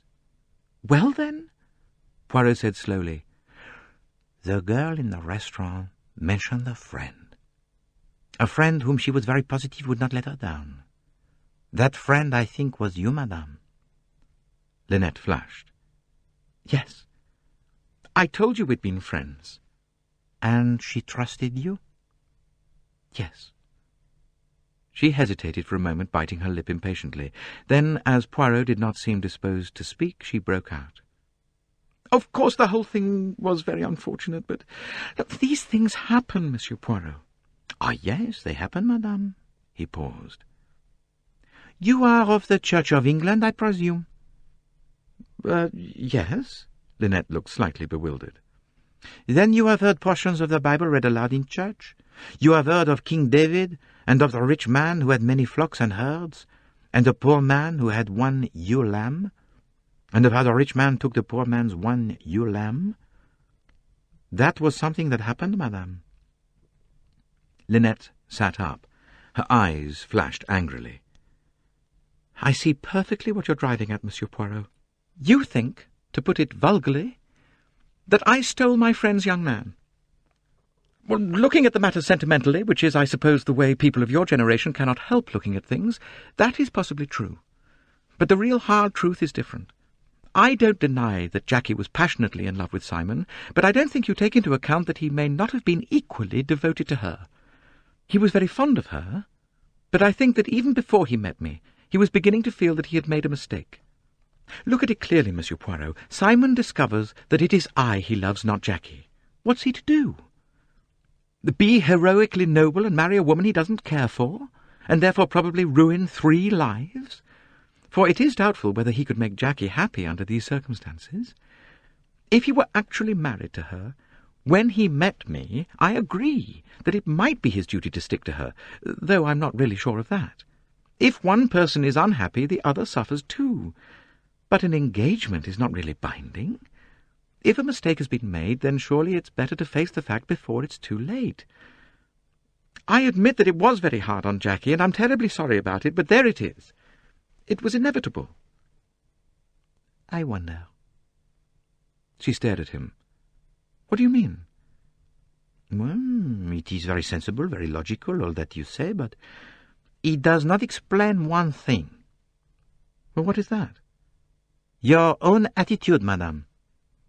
See you, this pursuit of you, you might take it in 2 ways. It might cause you annoyance, yes, or it might stir your pity, that your friend should have been so deeply hurt as to throw all regard for the conventions aside. But that is not the way you react. No. To you this persecution is intolerable. And why? It can be for one reason only, that you feel a sense of guilt. Linnet sprang to her feet. How dare you? Really, Monsieur Poirot, this is going too far. But I do dare, madame. I am going to speak to you quite frankly. I suggest to you that although you may have endeavored to gloss over the fact yourself, you deliberately set about taking your husband from your friend. I suggest that you felt strongly attracted to him at once. But I suggest that there was a moment when you hesitated, when you realized that there was a choice, that you could refrain or go on. I suggest that the initiative rested with you, not with Monsieur Doyle. You are beautiful, madame. You are rich. You are clever, intelligent, and you have charm. You could have exercised that charm, or you could have restrained it. You had everything, madame, that life can offer. Your friend's life was bound up in one person. You knew that. But though you hesitated, you did not hold your hand. You stretched it out, and like the rich man in the Bible, you took the poor man's one ewe lamb. There was a silence. Linnet controlled herself with an effort, and said in a cold voice, "All this is quite beside the point." No, it is not beside the point. I am explaining to you just why the unexpected appearances of Mademoiselle de Belfort have upset you so much. It is because that though she may be unwomanly and undignified in what she is doing, you have the inner conviction that she has right on her side. That's not true. Poirot shrugged his shoulders. Well, you refuse to be honest with yourself. Not at all. Poirot said gently, I should say, madame, that you have had a happy life. that you have been generous and kindly in your attitude towards others." "I've tried to be," said Linnet. The impatient anger died out of her face. She spoke simply, almost forlornly. "And that is why the feeling that you have deliberately caused injury to someone upsets you so much, and why you are so reluctant to admit the fact. Pardon me if I have been impertinent, but the psychology, it is the most important factor in a case." Linnet said slowly, "And even supposing what you say were true, and I don't admit it, mind, what can be done about it now? One can't alter the past. One must deal with things as they are." Poirot nodded. "You have the clear brain. Yes, one cannot go back over the past. One must accept things as they are. And sometimes, madame, that is all one can do. Accept the consequences of one's past deeds." "You mean," said Linnet incredulously, "that I can do nothing? Nothing?" "You must have courage, madame. That is what it seems like to me." Linnet said slowly, "Couldn't you talk to Jackie, to Miss de Belfort? Reason with her?" "Yes, I could do that." "I will do that if you would like me to do so. But do not expect much result. I fancy that Mademoiselle de Belfort is so much in the grip of a fixed idea that nothing will turn her from it." "But surely we can do something to extricate ourselves." You could, of course, return to England and establish yourself in your own house." But even then I suppose Jacqueline is capable of planting herself in the village, so that I should see her every time I went out of the grounds." "True." "Besides," said Linnet slowly, "I don't think that Simon would agree to run away." "What is his attitude in this?" "Oh, he's furious, simply furious." Poirot nodded thoughtfully. Linnet said appealingly, "You will talk to her?" "Yes, I will do that. But it is my opinion that I shall not be able to accomplish anything." Linnet said violently, "Jackie is extraordinary. One can't tell what she will do." "You spoke just now of certain threats she had made. Would you tell me what those threats were?" Linnet shrugged her shoulders. "She threatened to, well, kill us both. Jackie can be rather Latin sometimes." "I see." Poirot's tone was grave. "You will act for me?" "No, madame." His tone was firm. "I will not accept a commission from you. I will do what I can in the interests of humanity, that, yes. There is here a situation that is full of difficulty and danger. I will do what I can to clear it up, but I am not so very sanguine as to my chance of success." Linnet Doyle said slowly, "But you will not act for me?" "No, madame," said Hercule Poirot. Chapter 5. Hercule Poirot found Jacqueline de Belfort sitting on the rocks directly overlooking the Nile. He'd felt fairly certain that she had not retired for the night and that he would find her somewhere about the grounds of the hotel. She was sitting with her chin cupped in the palms of her hands, and she didn't turn her head or look round at the sound of his approach. "Mademoiselle de Belfort," said Poirot, "you permit that I speak to you for a little moment?" Jacqueline turned her head slightly. A faint smile played round her lips. "Certainly," she said. "You are Monsieur Hercule Poirot, I think. Shall I make a guess? You are acting for Mrs. Doyle, who's promised you a large fee if you succeed in your mission." Poirot sat down on a bench near her. "Your assumption is partially correct," he said, smiling. "I have just come from Mrs. Doyle, but I am not accepting any fee from her, and strictly speaking, I am not acting for her." "Oh." Jacqueline studied him attentively. "Then why have you come?" she asked abruptly. Hercule Poirot's reply was in the form of another question. "Have you ever seen me before, mademoiselle?" She shook her head. "No, I don't think so." "Yet I have seen you. I sat next to you once at Chez ma tante. You were there with Mr. Simon Doyle." A strange mask-like expression came over the girl's face.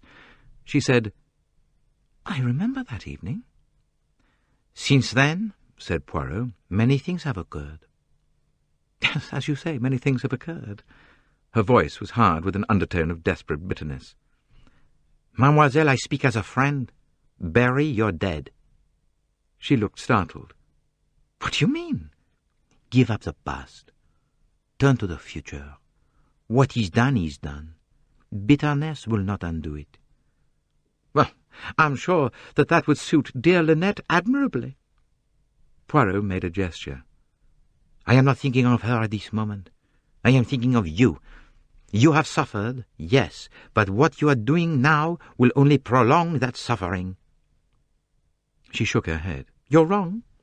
There are times when I almost enjoy myself." Oui, and that, mademoiselle, is the worst of all." She looked up swiftly. "You're not stupid," she said. She added slowly, "I believe you mean to be kind." "Go home, mademoiselle. You are young. You have brains. The world is before you." Jacqueline shook her head slowly. "You don't understand. Oh, you won't. Simon is my world." "Love is not everything, mademoiselle," Poirot said gently. "It is only when we are young that we think it is." But the girl still shook her head. "You don't understand." She shot him a quick look. "You know all about it, of course. You've talked to Linnet. And you were in the restaurant that night. Simon and I loved each other." "I know that you loved him." She was quick to perceive the inflection of his words. She repeated with emphasis, "We loved each other. And I loved Linnet. I trusted her. She was my best friend. All her life Linnet has been able to buy everything she wanted. She's never denied herself anything. When she saw Simon, she wanted him, and she just took him." "And he allowed himself to be bought?" Jacqueline shook her dark head slowly. "No, it's not quite like that. If it were, I shouldn't be here now. You're suggesting that Simon isn't worth caring for. If he'd married Linnet for her money, that would be true, but he didn't marry her for her money. It's more complicated than that. There's such a thing as glamour, Monsieur Poirot, and money helps that. Linnet had an atmosphere, you see. She was the queen of a kingdom, the young princess, luxurious to her fingertips. It was like a stage setting. She had the world at her feet. One of the richest and most sought-after peers in England wanting to marry her. And she stoops instead to the obscure Simon Doyle. Do you wonder it went to his head?" She made a sudden gesture. "Look at the moon up there. You see her very plainly, don't you? She's very real. But if the sun were to shine, you wouldn't be able to see her at all. It was rather like that. I was the moon. When the sun came out, Simon couldn't see me any more. He was dazzled. He couldn't see anything but the sun. Linnet." She paused and then went on. "So you see, it was glamour. She went to his head. And then there's her complete assurance, her habit of command. She's so sure of herself that she makes other people sure. Simon was weak, perhaps, but then he's only a very simple person. He would have loved me and me only if Linnet hadn't come along and snatched him up in her golden chariot. And I know perfectly that he wouldn't have ever fallen in love with her if she hadn't made him." "That is what you think, yes." "I know it. He loved me. He will always love me," Poirot said. "Even now?" A quick answer seemed to rise to her lips, then be stifled. She looked at Poirot, and a deep burning colour spread over her face. She looked away, her head dropped down. She said in a low, stifled voice, "Yes, I know. He hates me now. Yes, hates me. He'd better be careful." With a quick gesture, she fumbled in a little silk bag that lay on the seat. Then she held out her hand. On the palm of it was a small, pearl-handled pistol. A dainty toy it looked. "Nice little thing, isn't it?" she said. "Looks too foolish to be real, but it is real. One of those bullets would kill a man or a woman, and I'm a good shot." She smiled a far-away, reminiscent smile. "When I went home as a child with my mother to South Carolina, my grandfather taught me to shoot. He was the old-fashioned kind that believes in shooting, especially where honour is concerned. My father, too, he fought several duels as a young man. He was a good swordsman. He killed a man once. That was over a woman. So you see, Monsieur Poirot," she met his eyes squarely, "I have hot blood in me. I bought this when it first happened. I meant to kill one or other of them. The trouble was I couldn't decide which. Both of them would have been unsatisfactory. If I'd thought Linnet would have looked afraid... But she's got plenty of physical courage. She can stand up to physical action. And then I thought I'd wait. That appealed to me more and more. After all, I could do it any time. It would be more fun to wait and think about it. And when this idea came to my mind, to follow them, whenever they arrived at some faraway spot and were together and happy, they should see me. And it worked. It got Linnet badly, in a way nothing else could have done. It got right under her skin. That was when I began to enjoy myself. And there's nothing she can do about it. I'm always perfectly pleasant and polite. There's not a word they can take hold of. It's poisoning everything for them." Her voice rang out, clear and silvery. Poirot grasped her arm. "Be quiet. Quiet, I tell you." Jacqueline looked at him. "Well?" she said. Her smile was definitely challenging. "Mademoiselle, I beseech you, do not do what you are doing." "Leave dear Linnet alone, you mean?" "No, it is deeper than that. Do not open your heart to evil." Her lips fell apart. A look of bewilderment came into her eyes. Poirot went on gravely. "Because if you do, evil will come. Oh yes, very surely evil will come. It will enter in and make its home within you, and after a little while it will no longer be possible to drive it out." Jacqueline stared at him. Her glance seemed to waver, to flicker uncertainly. She said, "I don't know." Then she cried out defiantly, "You can't stop me!" "No," said Hercule Poirot, "I cannot stop you." His voice was sad. "Even if I were to kill her, you couldn't stop me?" "No, not if you were willing to pay the price." Jacqueline de Belfort laughed. "I'm not afraid of death. What have I got to live for, after all? I suppose you believe it's very wrong to kill a person who has injured you, even if they've taken away everything you had in the world." Poirot said steadily, "Yes, mademoiselle. I believe it is the unforgivable offence to kill." Jacqueline laughed again.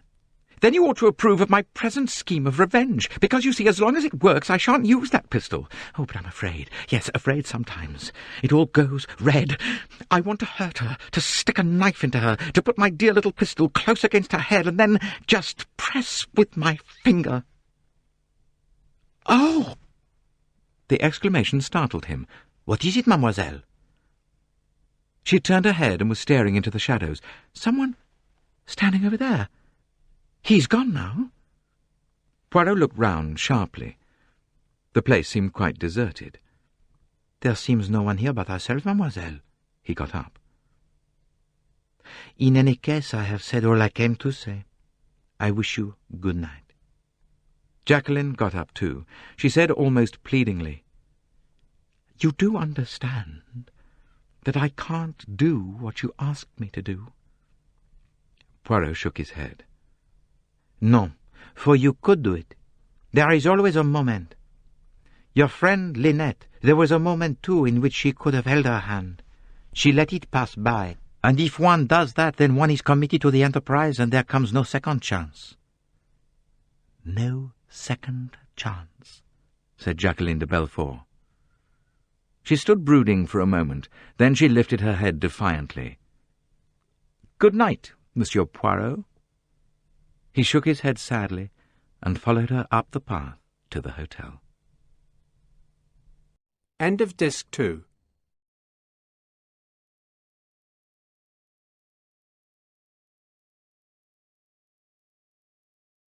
Disc 3.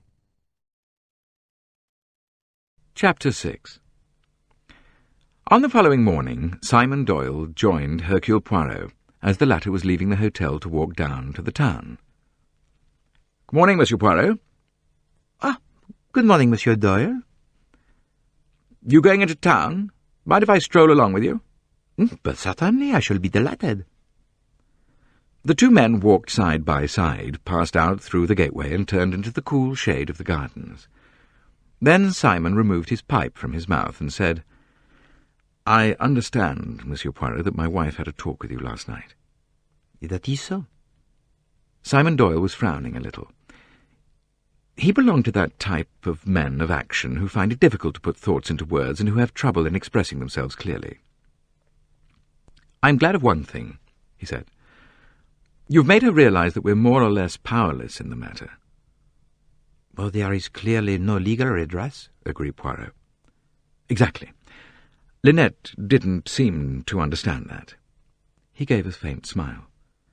"Linnet's been brought up to believe that every annoyance can automatically be referred to the police." "It would be pleasant if such were the case," said Poirot. There was a pause. Then Simon said suddenly, his face going very red as he spoke, It's infamous that she should be victimized like this. She's done nothing. If anyone likes to say I behaved like a cad, they're welcome to say so. I suppose I did. But I won't have the whole thing visited on Linnet. She had nothing whatever to do with it." Poirot bowed his head gravely, but said nothing. "Did you, have you talked to Jackie, Miss de Belfort?" "Yes, I have spoken with her." "Did you get her to see sense?" "I am afraid not." Simon broke out irritably. "Can't she see what an ass she's making of herself? Doesn't she realize that no decent woman would behave as she is doing? Hadn't she got any pride or self-respect?" Poirot shrugged his shoulders. "She has only a sense of injury, shall we say?" he replied.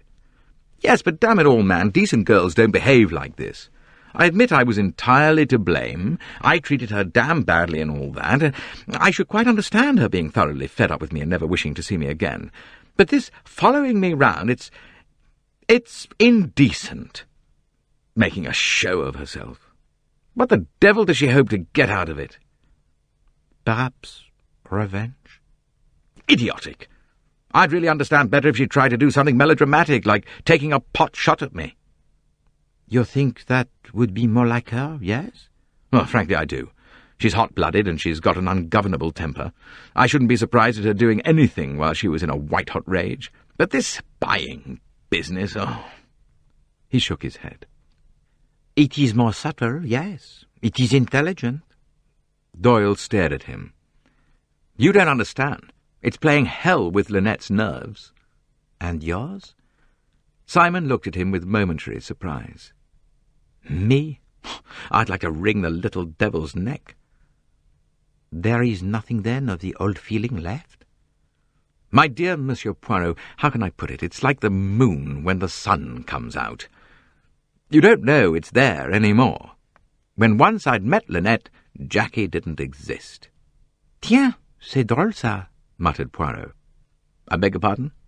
"Your simile interested me, that is all." Again flushing, Simon said, "I suppose Jackie told you that I'd only married Linnet for her money. Well, that's a damn lie. I wouldn't marry any woman for money. What Jackie doesn't understand is that it's difficult for a fellow when a woman cares for him as she cared for me." "Ah?" Poirot looked up sharply. Simon blundered on. It sounds a caddish thing to say, but Jackie was too fond of me." "Un qui aime, et un qui se laisse aimer," murmured Poirot. What do you say?" "But you see, a man doesn't want to feel that a woman cares more for him than he does for her." His voice grew warm as he went on. He doesn't want to feel owned, body and soul. It's that damned possessive attitude. You know, this man is mine. He belongs to me. That's the sort of thing I can't stick. No man could stick. He wants to get away, to get free. He wants to own his woman. He doesn't want her to own him. He broke off, and with fingers that trembled slightly, he lit a cigarette. Poirot said, "And it is like that you felt with Mademoiselle Jacqueline?" "Eh?" Simon stared, and then admitted, yes. Well, yes, as a matter of fact, I did. She doesn't realise that, of course, and it's not the sort of thing I could ever tell her. But I was feeling restless. And then I met Linnet, and she just swept me off my feet. I'd never seen anything so lovely. It was all so amazing. Everyone kowtowing to her, and then her singling out a poor chump like me." His tone held boyish awe and astonishment. "I see," said Poirot. He nodded thoughtfully. "Yes, I see." "Well, why can't Jackie take it like a man?" demanded Simon resentfully. A very faint smile twitched Poirot's upper lip. "Well, you see, Monsieur Doyle, to begin with, she is not a man." No. I meant, take it like a good sport. After all, you've got to take your medicine when it comes to you. The fault's all mine, I admit, but there it is. If you no longer care for a girl, it's simply madness to marry her. And now I see what Jackie's really like and the length she is likely to go to, I feel I've had rather a lucky escape." "The length she is likely to go to," Poirot repeated thoughtfully. "Have you any idea, Monsieur Doyle, what those lengths are?" Simon looked at him, rather startled. "No. At least, what do you mean?" "You know she carries a pistol about with her?" Simon frowned, then shook his head. "Well, I don't believe she'll use that now. She might have done earlier on, but I believe it's got past that. No, she's just spiteful now, trying to take it out of us both." Poirot shrugged his shoulders. "It may be so," he said doubtfully. "No, it's Linnet I'm worrying about," said Simon somewhat unnecessarily. "I quite realize that," said Poirot. "I'm not really afraid of Jackie doing anything melodramatic, that shooting stuff, but this spying and following business has absolutely got Linnet on the raw. I'll tell you the plan I've made, and perhaps you can suggest improvements on it. Or, to begin with, I've announced fairly openly that we're going to stay here 10 days. But tomorrow, the steamer Karnak starts from Shalal to Wadi Halfa. I propose to book passages on that under an assumed name. Tomorrow we'll go on an excursion to Philae. Linnet's maid can take the luggage. We'll join the Karnak at Shalal. When Jackie finds we don't come back, it'll be too late. We shall be well on our way. She'll assume we have given her the slip and gone back to Cairo. In fact, I might even bribe the porter to say so. Inquiry at the tourist offices won't help her because our names won't appear. How does that strike you?" "Well, it is well imagined, yes. And suppose she waits here till you return?"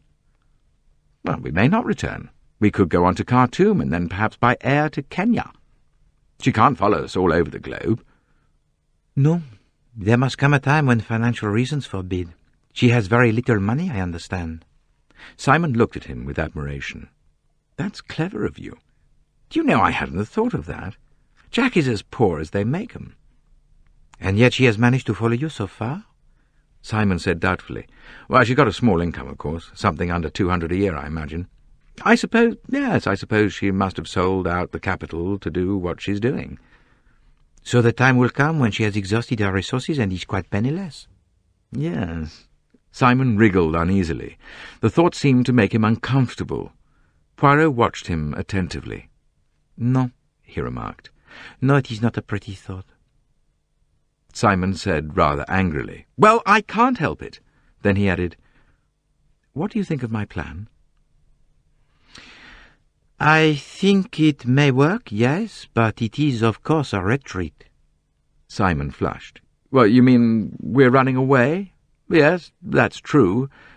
But Linnet—" Poirot watched him, then gave a short nod. "As you say, it may be the best way, but remember, Mademoiselle de Belfort has brains." Simon said somberly, "Some day I feel we've got to make a stand and fight it out. Her attitude isn't reasonable." "Reasonable? Mon Dieu!" cried Poirot. "There's no reason why women shouldn't behave like rational beings," asserted Simon stolidly. Poirot said dryly, "Quite frequently they do. That is even more upsetting," he added. "I, too, shall be on the Carnac. It is part of my itinerary." "Oh," Simon hesitated, then said, choosing his words with some embarrassment, "That isn't on our account in any way. I mean, I wouldn't like to think—" Poirot disabused him quickly. "Not at all. It was all arranged before I left London. I always make my plans well in advance." "Well, you don't just move on from place to place as the fancy takes you? Isn't the latter really pleasanter?" "Perhaps, but to succeed in life every detail should be arranged well beforehand." Simon laughed and said, "That is how the more skilful murderer behaves, I suppose." "Yes, though I must admit that the most brilliant crime I remember, and one of the most difficult to solve, was committed on the spur of the moment." Simon said boyishly, "Oh, you must tell us something about your cases on board the Carnac." No. That would be to talk, what do you call it, the shop." "Oh, yes, but your kind of shop is rather thrilling. Mrs. Allerton thinks so. She's longing to get a chance to cross-question you." "Mrs. Allerton? Oh, that is the charming grey-haired woman who has such a devoted son." "Yes, she'll be on the Carnac too." "Does she know that you—" "Certainly not," said Simon with emphasis. "Nobody knows. I've gone on the principle that it's better not to trust anybody."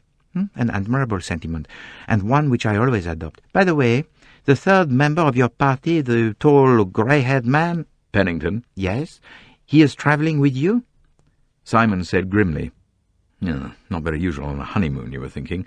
Well, Pennington is Linnet's American trustee. We ran across him by chance in Cairo." "Ah, vraiment. You permit a question? She is of age, Madame your wife?" Simon looked amused. "Well, she isn't actually 21 yet, but she hadn't got to ask anyone's consent before marrying me." It was the greatest surprise to Pennington. He left New York on the Carmanic 2 days before Linnet's letter got there telling him of our marriage, so he knew nothing about it. "The Carmanic?" murmured Poirot. "It was the greatest surprise to him when we ran into him at Shepherd's in Cairo." "Oh, that was indeed a coincidence." "Yes, and we found that he was coming on this Nile trip, so naturally we foregathered. Well, couldn't have done anything else decently. Besides that, it's been, well, a relief in some ways." He looked embarrassed again. "You see, Linnet's been all strung up, expecting Jackie to turn up anywhere and everywhere. While we were alone together, the subject kept coming up. Andrew Pennington's a help that way. We have to talk of outside matters." "Your wife has not confided in Mr. Pennington?" "No." Simon's jaw looked aggressive. "It's nothing to do with anyone else. Besides, when we started on this Nile trip, we thought we'd seen the end of the business." Poirot shook his head. "You have not seen the end of it yet. No. The end is not yet at hand. I am very sure of that." "I must say, Monsieur Poirot, you're not very encouraging." Poirot looked at him with a slight feeling of irritation. He thought to himself, "The Anglo-Saxon. He takes nothing seriously but playing games. He does not grow up." Linnet Doyle, Jacqueline de Belfort. Both of them took the business seriously enough. But in Simon's attitude he could find nothing but male impatience and annoyance. He said, "You will permit me an impertinent question? Was it your idea to come to Egypt for your honeymoon?" Simon flushed. "No, no, of course not. As a matter of fact, I'd rather have gone anywhere else. But Linnet was absolutely set upon it, and so... He stopped rather lamely. "Naturally," said Poirot gravely. He appreciated the fact that if Linnet Doyle was set upon anything, that thing had to happen. He thought to himself, I have now heard 3 separate accounts of the affair. Linnet Doyle's, Jacqueline de Belfort's, and Simon Doyle's. Which of them is nearest to the truth? Chapter 7. Simon and Linnet Doyle set off on their expedition to Philae about 11 o'clock the following morning. Jacqueline de Belfort, sitting on the hotel balcony, watched them set off in the picturesque sailing boat. What she did not see was the departure of a car from the front door of the hotel, laden with luggage and in which sat a demure-looking maid, and which turned to the right in the direction of Chalal. Hercule Poirot decided to pass the remaining 2 hours before lunch on the island of Elephantine, immediately opposite the hotel. He went down to the landing stage. There were 2 men just stepping into one of the hotel boats, and Poirot joined them. The men were obviously strangers to each other. The younger of them had arrived by train the day before. He was a tall, dark-haired young man, with a thin face and a pugnacious chin. He was wearing an extremely dirty pair of grey flannel trousers and a high-necked polo jumper singularly unsuited to the climate. The other was a slightly podgy, middle-aged man who lost no time in entering into conversation with Poirot in idiomatic but slightly broken English. Far from taking part in the conversation, the younger man merely scowled at them both, and then deliberately turned his back on them and proceeded to admire the agility with which the Nubian boatman steered the boat with his toes as he manipulated the sail with his hands. It was very peaceful on the water, the great, smooth, slippery black rocks gliding by and the soft breeze fanning their faces. Elephantine was reached very quickly, and on going ashore, Poirot and his loquacious acquaintance made straight for the museum. By this time, the latter had produced a card, which he handed to Poirot with a little bow. It bore the inscription, Signor Guido Richetti, Archeologio. Not to be outdone, Poirot returned the bow and extracted his own card.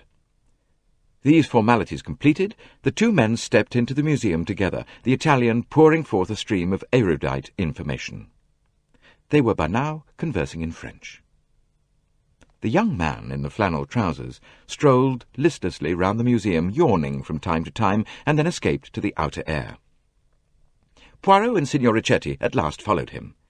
The Italian was energetic in examining the ruins, but presently Poirot, espying a green-lined sunshade, which he recognized on the rocks down by the river, escaped in that direction. Mrs. Allerton was sitting on a large rock, a sketch-book by her side and a book on her lap. Poirot removed his hat politely, and Mrs. Allerton at once entered into conversation. "Good morning," she said. "I suppose it would be quite impossible to get rid of some of these awful children." A group of small black figures surrounded her, all grinning and posturing, and holding out imploring hands as they lisped, "Baxit," at intervals hopefully. "I thought they'd get tired of me," said Mrs. Allerton sadly. "They've been watching me for over 2 hours now, and they close in on me little by little, and then I yell, 'Imshi!' and brandish my sunshade at them, and they scatter for a minute or 2, and then they come back and stare, and their eyes are simply disgusting, and so are their noses. And I don't believe I really like children, not unless they're more or less washed and have the rudiments of manners." She laughed ruefully. Poirot gallantly attempted to disperse the mob for her, but without avail. They scattered and then reappeared, closing in once more. "If there were only any peace in Egypt, I should like it better," said Mrs. Allerton. "But you can never be alone anywhere. Someone is always pestering you for money or offering you donkeys or beads or expeditions to native villages or duck-shooting." "It is a great disadvantage, that is true," agreed Poirot. He spread his handkerchief cautiously on the rock and sat down gingerly upon it.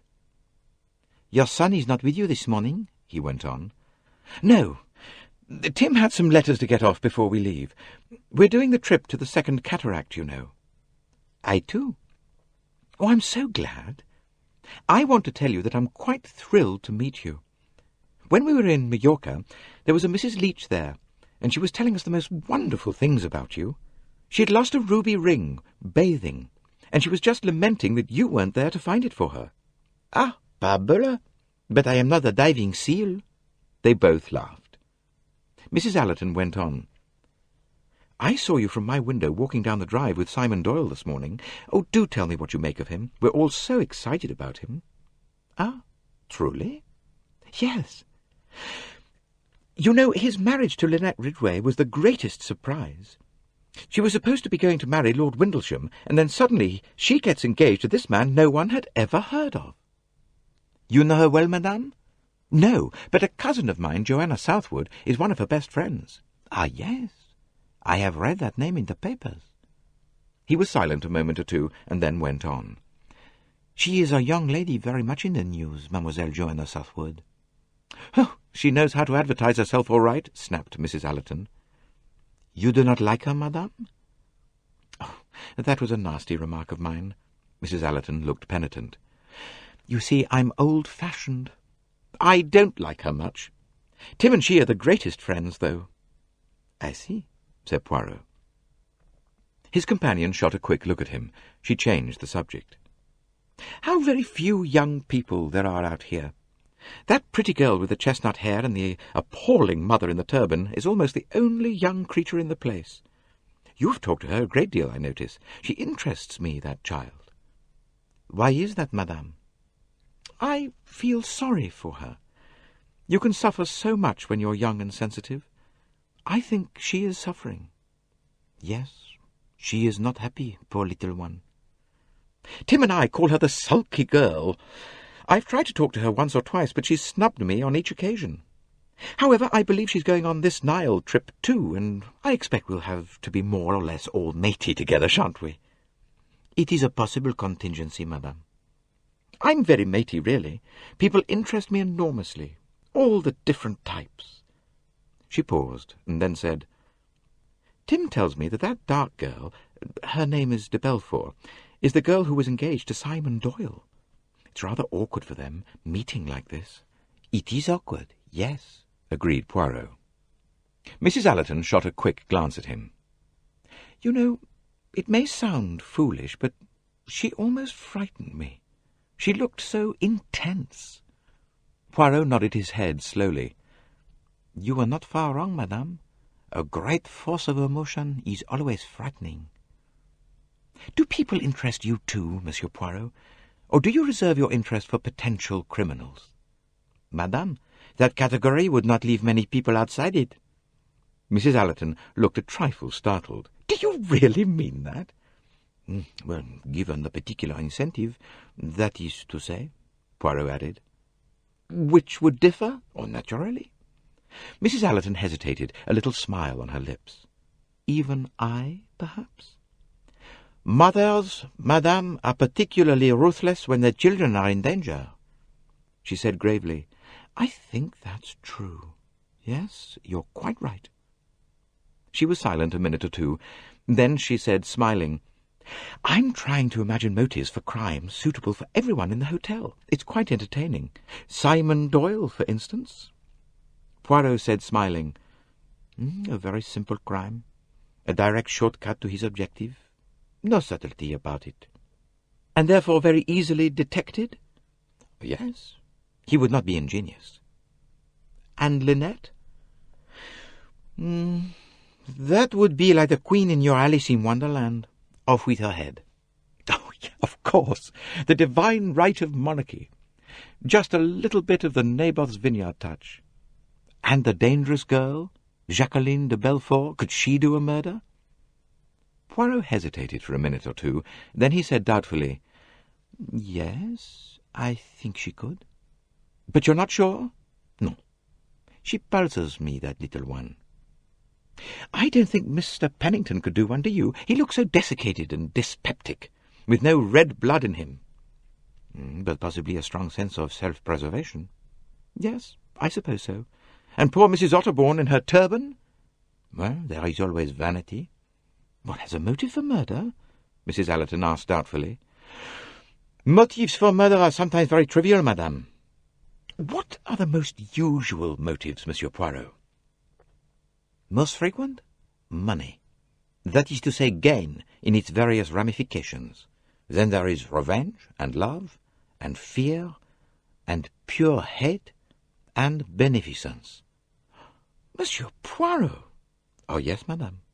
I have known of, shall we say, A, being removed by B, solely in order to benefit C. Political murders often come under that heading. Someone is considered to be harmful to civilization and is removed on that account. Such people forget that life and death are the affair of the good God. He spoke gravely. Mrs. Allerton said quickly, I'm glad to hear you say that. All the same, God chooses his instruments. There is a danger in thinking like that, madame. she adopted a lighter tone. "After this conversation, Monsieur Poirot, I shall wonder that there is anyone left alive." She got up. "We must be getting back. We have to start immediately after lunch."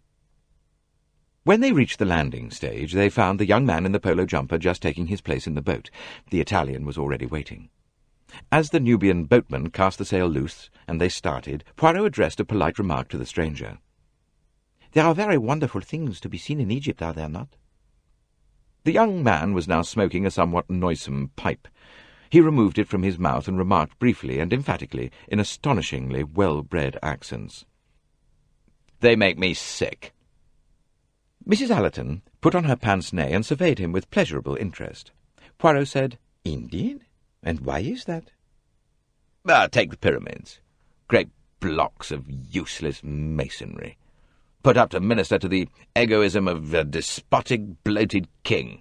Think of the sweated masses who toiled to build them and died doing it. It makes me sick to think of the suffering and torture they represent." Mrs. Allerton said cheerfully, "You'd rather have no pyramids, no Parthenon, no beautiful tombs or temples? Just the solid satisfaction of knowing that people got 3 meals a day and died in their beds?" The young man directed his scowl in her direction. "I think human beings matter more than stones." "But they do not endure as well," remarked Hercule Poirot. "And I'd rather see a well-fed worker than any so-called work of art. What matters is the future, not the past." This was too much for Signor Ricchetti, who burst into a torrent of impassioned speech not easy to follow. The young man retorted by telling everybody exactly what he thought of the capitalist system. He spoke with the utmost venom. When the tirade was over, they had arrived at the hotel landing stage. Mrs. Allerton murmured cheerfully, "Well, well," and stepped ashore. The young man directed a baleful glance after her. In the hall of the hotel, Poirot encountered Jacqueline de Belfort. She was dressed in riding clothes. She gave him an ironical little bow. "I'm going donkey riding. Do you recommend the native villages, Monsieur Poirot?" "Is that your excursion today, mademoiselle? Eh bien, they are picturesque, but do not spend large sums on native curios." "Well, which are shipped here from Europe? No, I'm not so easy to deceive as that." With a little nod, she passed out into the brilliant sunshine. Poirot completed his packing. A very simple affair, since his possessions were always in the most meticulous order. Then he repaired to the dining-room and ate an early lunch. After lunch, the hotel bus took the passengers for the Second Cataract to the station where they were to catch the daily express from Cairo on to Shalal, a 10 minutes' run. The Allertons, Poirot, the young man in the dirty flannel trousers, and the Italian were the passengers. Mrs. Otterbourne and her daughter had made the expedition to the dam and to Philae, and would join the steamer at Shalal. The train from Cairo and Luxor was about 20 minutes late. However, it arrived at last, and the usual scenes of wild activity occurred. Native porters taking suitcases out of the train collided with other porters putting them in. Finally, somewhat breathless, Poirot found himself with an assortment of his own, the Allertons and some totally unknown luggage, in one compartment, while Tim and his mother were elsewhere with the remains of the assorted baggage. The compartment in which Poirot found himself was occupied by an elderly lady with a very wrinkled face, a stiff white stock, a good many diamonds, and an expression of reptilian contempt for the majority of mankind. She treated Poirot to an aristocratic glare, and retired behind the pages of an American magazine. A big, rather clumsy young woman of under 30 was sitting opposite her. She had eager brown eyes, rather like a dog's, untidy hair, and a terrific air of willingness to please. At intervals, the old lady looked over the top of her magazine and snapped out an order. "Cornelia, collect the rugs. When we arrive, look after my dressing case. On no account let anyone else handle it, and don't forget my paper cutter." The train run was brief. In 10 minutes' time they came to rest on the jetty where the SS Karnak was awaiting them. The Otterbournes were already on board. The Karnak was a smaller steamer than the Papyrus and the Lotus, the first cataract steamers which are too large to pass through the locks of the Aswan Dam. The passengers went on board and were shown their accommodation. Since the boat was not full, most of the passengers had cabins on the promenade deck. The entire forward part of this deck was occupied by an observation saloon, all glass enclosed, where the passengers could sit and watch the river unfold before them. On the deck below was a smoking room and small drawing room, and on the deck below that, the dining saloon. Having seen his possessions disposed in his cabin, Poirot came out on deck again to watch the process of departure. He joined Rosalie Otterbourne, who was leaning over the side. "So, now we journey into Nubia. You are pleased, mademoiselle?" The girl drew a deep breath. "Yes, I feel that one's really getting away from things at last." She made a gesture with her hand. There was a savage aspect about the sheet of water in front of them, the masses of rock without vegetation that came down to the water's edge. Here and there a trace of houses, abandoned and ruined as a result of the damming up of the waters. The whole scene had a melancholy, almost sinister charm. "Away from people," said Rosalie Otterbourne. "Except those of your own number, mademoiselle?" She shrugged her shoulders, and then she said, "There's something about this country that makes me feel wicked. It brings to the surface all the things that are boiling inside one. Everything's so unfair, so unjust." "I wonder. You cannot judge by material evidence." Rosalie muttered. "Well, look at some people's mothers, and look at mine. There is no God but sex, and Salome Otterbourne is its prophet." She stopped. I shouldn't have said that, I suppose. Poirot made a gesture with his hands. "Why not say it to me? I am one of those who hear many things. If, as you say, you boil inside like the jam, eh bien, let the scum come to the surface, and then one can take it off with a spoon, so." He made the gesture of dropping something into the Nile. "There, it has gone." Rosalie said, "What an extraordinary man you are." Her sulky mouth twisted into a smile. Then she suddenly stiffened as she exclaimed, "Why, here are Mrs. Doyle and her husband. I'd no idea they were coming on this trip." Linnet had just emerged from a cabin halfway along the deck. Simon was behind her. Poirot was almost startled by the look of her, so radiant, so assured. She looked positively arrogant with happiness. Simon Doyle, too, was a transformed being. He was grinning from ear to ear and looking like a happy schoolboy. "Oh, this is grand," he said, as he too leaned on the rail. "I'm really looking forward to this trip, aren't you, Linnet? It feels somehow so much less touristy, as though we were really going into the heart of Egypt." His wife responded quickly. "I know. It's so much wilder, somehow." Her hand slipped through his arm. He pressed it close to his side. "We're off, Lynn," he murmured. The steamer was drawing away from the jetty. They had started on their 7 days' journey to the Second Cataract and back. Behind them, a light silvery laugh rang out. Linnet whipped round. Jacqueline de Belfort was standing there. She seemed amused. "Hello, Linnet. I didn't expect to find you here. I thought you said you were staying at Aswan another 10 days. This is a surprise." You didn't—" Linnet's tongue stammered.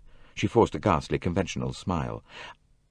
"I didn't expect to see you either." "No?" Jacqueline moved away to the other side of the boat. Linnet's grasp on her husband's arm tightened. "Simon! Simon!" All Doyle's good-natured pleasure had gone. He looked furious. His hands clenched themselves in spite of his effort at self-control. The two of them moved a little away. Without turning his head, Poirot caught scraps of disjointed words. "Turn back? Impossible. But we could." And then, slightly louder, Doyle's voice, despairing but grim. "We can't run away forever, Lynn. We've got to go through with it now." It was some hours later. Daylight was just fading. Poirot stood in the glass-enclosed saloon looking straight ahead. The Karnak was going through a narrow gorge. The rocks came down with a kind of sheer ferocity to the river flowing deep and swift between them. They were in Nubia now. He heard a movement, and Linnet Doyle stood by his side. Her fingers twisted and untwisted themselves. She looked as he had never yet seen her look. There was about her the air of a bewildered child. She said, "Monsieur Poirot, I'm afraid of everything. I've never felt like this before. All these wild rocks, and the awful grimness and starkness. Where are we going? What's going to happen? I'm afraid, I tell you. Everyone hates me. I've never felt like that before. I've always been nice to people. I've done things for them, and they hate me. Lots of people hate me. Well, except for Simon. I'm surrounded by enemies. It's terrible to feel that there are people who hate you." "Oh, but what is all this, madame?" She shook her head. "I suppose it's nerves. I just feel that everything's unsafe all around me." She cast a quick, nervous glance over her shoulder. Then she said abruptly, "How will all this end? We're caught here, trapped. There's no way out. We've got to go on. I don't know where I am." She slipped down onto a seat. Poirot looked down on her gravely. His glance was not untinged with compassion. She said, "How did she know we were coming on this boat? How could she have known?" Poirot shook his head as he answered, "She has brains, you know." "I feel as though I shall never escape from her." Poirot said, "There is one plan you might have adopted. In fact, I am surprised that it did not occur to you. After all, with you, madame, money is no object. Why did you not engage your own private dahabeah?" Linnet shook her head rather helplessly.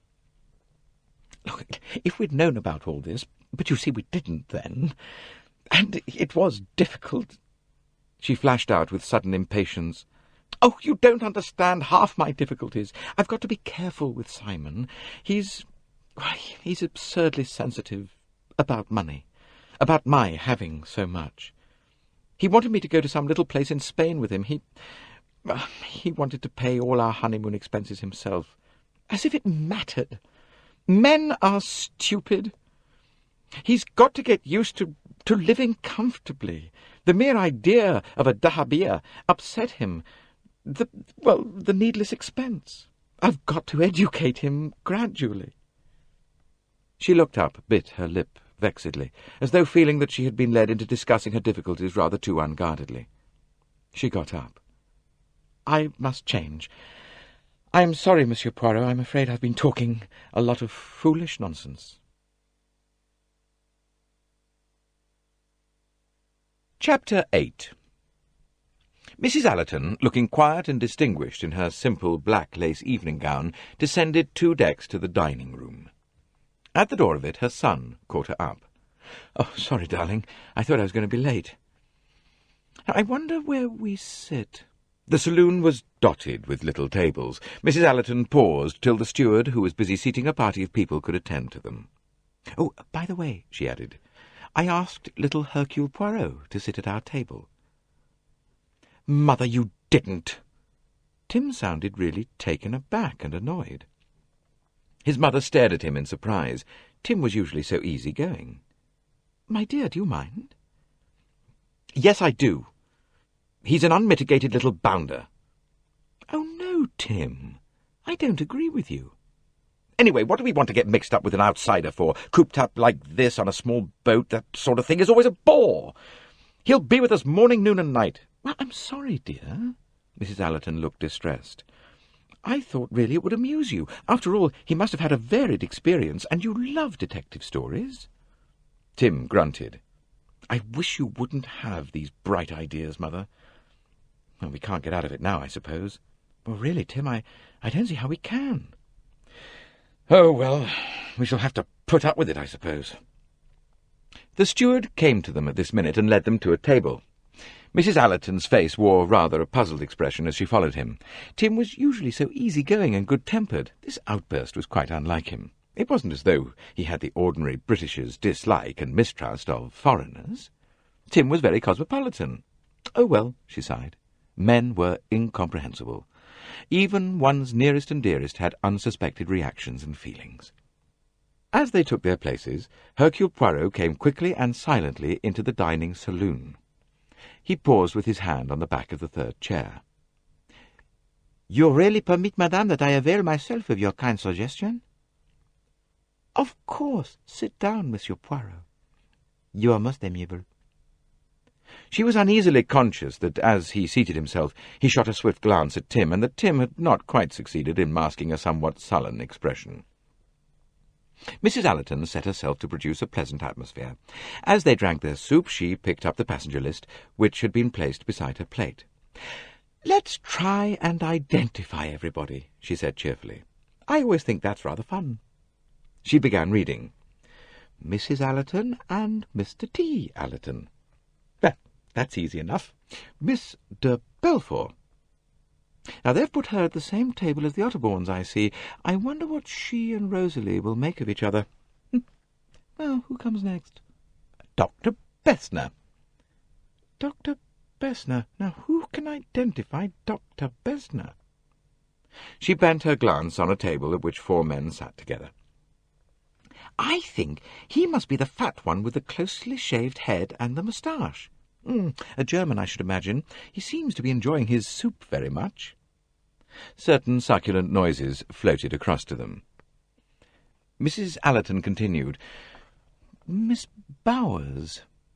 Can we make a guess at Miss Bowers? Now, there are 3 or 4 women. No, we'll leave her for the present.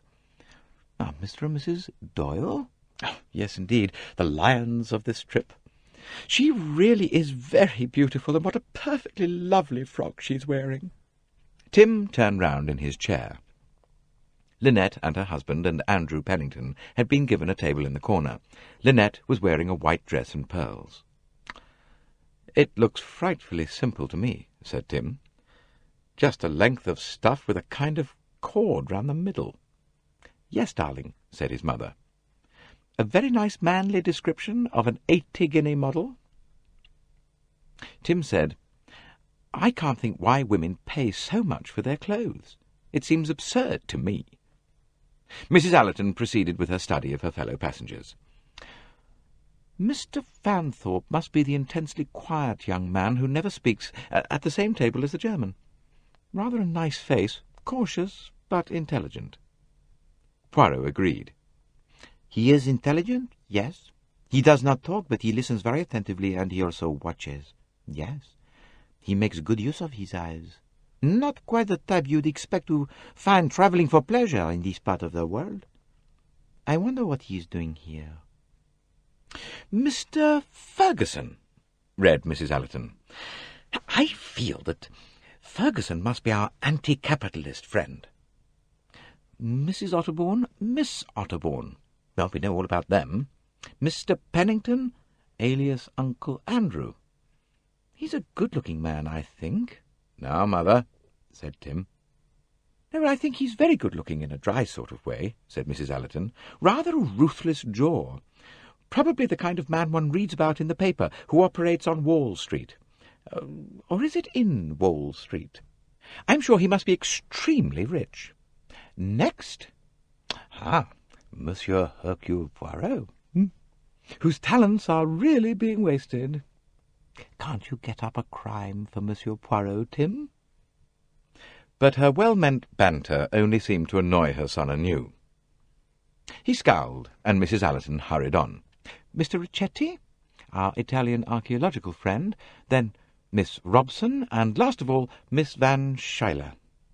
Oh, the last's easy.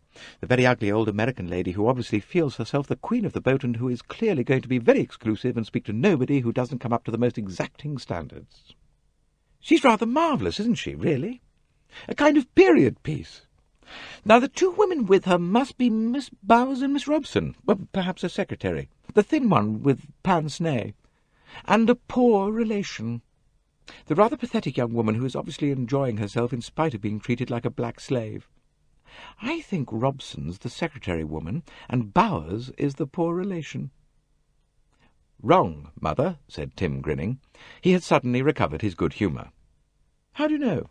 "Because I was in the lounge before dinner, and the old bean said to the companion woman, 'Where's Miss Bowers?' Fetch her at once, Cornelia. And away trotted Cornelia like an obedient dog. I shall have to talk to Miss Van Schuyler, mused Mrs. Allerton. Tim grinned again. She'll snub you, mother. Not at all. I shall pave the way by sitting near her and conversing in low, but penetrating, well-bred tones about any titled relations and friends I can remember. I think a casual mention of your second cousin once removed, the Duke of Glasgow, would probably do the trick. How unscrupulous you are, mother. Events after dinner were not without their amusing side to a student of human nature.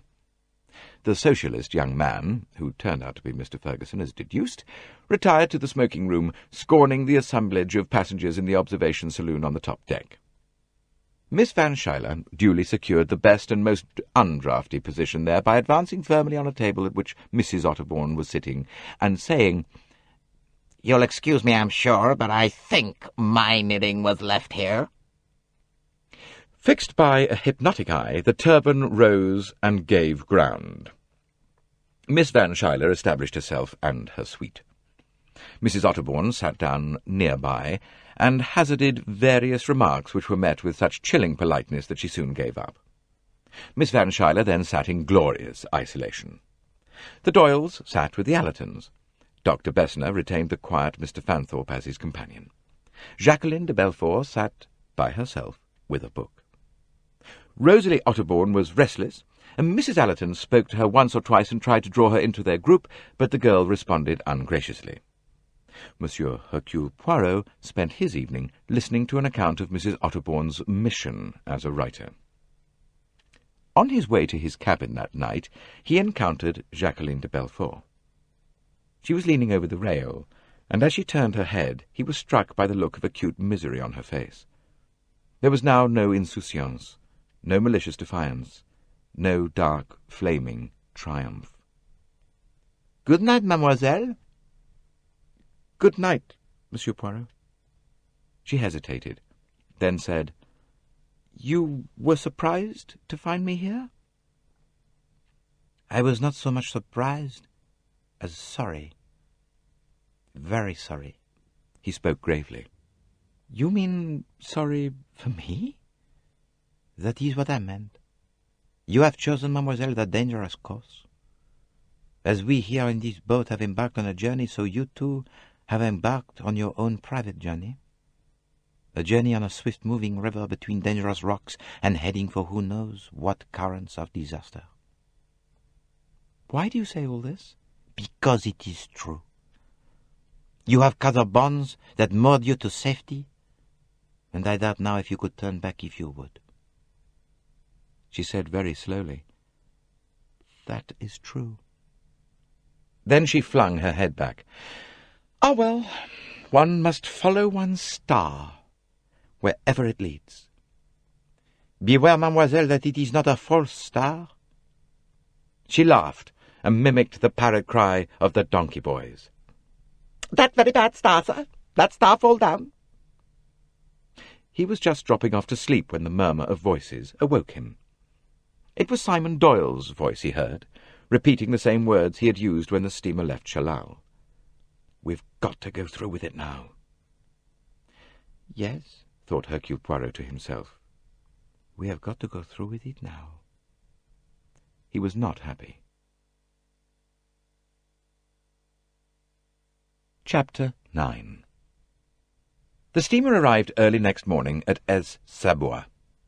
Cornelia Robson, her face beaming, a large flapping hat on her head, was one of the first to hurry on shore.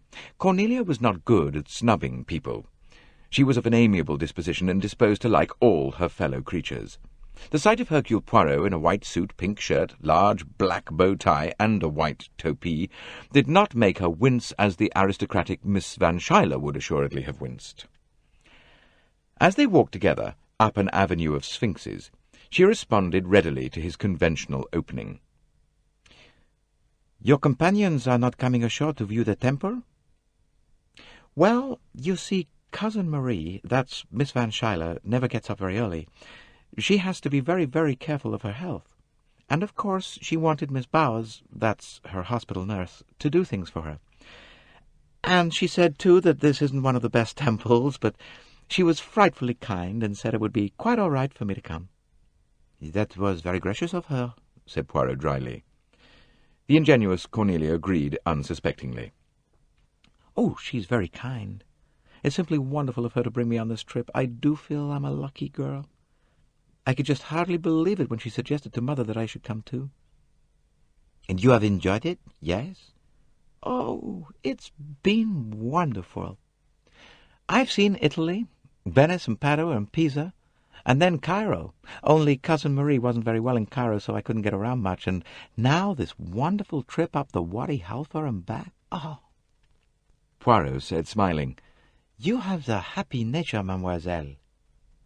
He looked thoughtfully from her to the silent, frowning Rosalie, who was walking ahead by herself. "She's very nice-looking, isn't she?" said Cornelia, following his glance. "Only kind of scornful-looking. She's very English, of course. She's not as lovely as Mrs. Doyle. Oh, I think Mrs. Doyle's the loveliest, the most eloquent woman I've ever seen. And her husband just worships the ground she walks on, doesn't he? I think that grey-haired lady is kind of distinguished-looking, don't you? She's cousin to a duke, I believe. She was talking about him right near us last night, but she isn't actually titled herself, is she?" She prattled on until the dragoman in charge called a halt and began to intone. "This temple was dedicated to Egyptian god Amun and the sun god Re-Harakte, whose symbol was Hawk's head." It droned on. Dr. Bessner, Baedeker in hand, mumbled to himself in German. He preferred the written word. Tim Allerton had not joined the party. His mother was breaking the ice with the reserved Mr. Fanthorpe. Andrew Pennington, his arm through Linnet Doyle's, was listening attentively, seemingly most interested in the measurements as recited by the guide. 65 feet high, is that so? Looks a little less to me. Great fellow, this Ramesses. An Egyptian live wire. A big businessman, Uncle Andrew. Andrew Pennington looked at her appreciatively. You look fine this morning, Linnet. I've been a mite worried about you lately. You look kind of peaky. Chatting together, the party returned to the boat. Once more the Karnak glided up the river. The scenery was less stern now. There were palms, cultivation. It was as though the change in the scenery had relieved some secret oppression that had brooded over the passengers. Tim Allerton had got over his fit of moodiness. Rosalie looked less sulky. Linnet seemed almost light-hearted, and Pennington said to her, It's tactless to talk business to a bride on her honeymoon, but there are just one or two things. Why, of course, Uncle Andrew. Linnet at once became businesslike. My marriage has made a difference, of course. Well, that's just it. Sometime or other I want your signature to several documents. Well, why not now? Andrew Pennington glanced round. Their corner of the observation saloon was quite untenanted. Most of the people were outside on the deck space between the observation saloon and the cabins. The only occupants of the saloon were Mr. Ferguson, who was drinking beer at a small table in the middle, his legs encased in their dirty flannel trousers, stuck out in front of him, whilst he whistled to himself in the intervals of drinking. Monsieur Poirot, who was sitting close up to the front glass, intent on the panorama unfolding before him, and Miss Van Schuyler, who was sitting in a corner reading a book on Egypt. That's fine, said Andrew Pennington. He left the saloon. Linnet and Simon smiled at each other, a slow smile that took a few minutes to come to full fruition. He said, All right, sweet? Yes, still all right. Funny how I'm not rattled any more. Simon said with deep conviction in his tone, You're marvellous. Pennington came back. He brought with him a sheaf of closely written documents. Oh, mercy, cried Linnet. Have I got to sign all these? Andrew Pennington was apologetic. Well, it's tough on you, I know, but I'd just like to get your affairs put in proper shape. First of all, there's the lease of the Fifth Avenue property. Then there are the Western land concessions. He talked on, rustling and sorting the papers. Simon yawned. The door of the deck swung open, and Mr. Fanthorpe came in. He gazed aimlessly round, then strolled forward and stood by Poirot, looking out at the pale blue water and the yellow enveloping sands. You sign just there, concluded Pennington, spreading a paper before Linnet and indicating a space. Linnet picked up the document and glanced through it. She turned back once to the first page, then, taking up the fountain pen Pennington had laid beside her, she signed her name, Linnet Doyle. Pennington took away the paper and spread out another. Fanthorpe wandered over in their direction. He peered out through the side window at something that seemed to interest him on the bank they were passing. That's just the transfer, said Pennington. You needn't read it. But Linnet took a brief glance through it. Pennington laid down a third paper. Again, Linnet perused it carefully. Well, they're all quite straightforward, said Andrew. Nothing of interest, only legal phraseology. Simon yawned again. Oh, my dear girl, you're not going to read the whole lot through, are you? You'll be at it till lunchtime and longer. No, I always read everything through, said Linnet. Father taught me to do that. He said there might be some clerical error. Pennington laughed rather harshly. You're a grand woman of business, Linnet. Well, she's much more conscientious than I'd be, said Simon, laughing. I've never read a legal document in my life. I sign where they tell me to sign on the dotted line, and that's that. Well, that's frightfully slipshod, said Linnet disapprovingly. Well, I've no business head, said Simon cheerfully. Never had. A fellow tells me to sign, I sign. It's much the simplest way. Andrew Pennington was looking at him thoughtfully. He said dryly, stroking his upper lip, "Well, it's a little risky sometimes, Doyle." "Oh, nonsense," said Simon. "I'm not one of those people who believe the world is out to do one down. I'm a trusting kind of fellow, and it pays, you know. I've hardly ever been let down." Suddenly, to everyone's surprise, the silent Mr. Fanthorpe swung round and addressed Linnet. "I hope I'm not butting in, but you must let me say how much I admire your business-like capacity. In my profession, I'm a lawyer, I find ladies sadly unbusinesslike. Never to sign a document before you read it through is admirable. Altogether admirable." He gave a little bow. Then, rather red in the face, he turned once more to contemplate the banks of the Nile. Linnet said rather uncertainly, "Thank you." She bit her lip to repress a giggle.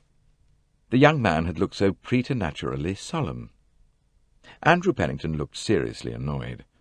Simon Doyle looked uncertain whether to be annoyed or amused. The backs of Mr. Fanthorpe's ears were bright crimson. "Next, please," said Linnet, smiling up at Pennington. But Pennington was looking decidedly ruffled. "I think perhaps some other time would be better," he said stiffly. "As, Doyle says, if you have to read through all these, we shall be here till lunchtime. We mustn't miss enjoying the scenery. Anyway, those first two papers were the only urgent ones. We'll settle down to business later." Linnet said, "It's frightfully hot in here. Let's go outside." The three of them passed through the swing door. Hercule Poirot turned his head. His gaze rested thoughtfully on Mr. Fanthorpe's back. Then it shifted to the lounging figure of Mr. Ferguson, who had his head thrown back and was still whistling softly to himself. Finally, Poirot looked over at the upright figure of Miss Van Schuyler in her corner. Miss Van Schuyler was glaring at Mr. Ferguson.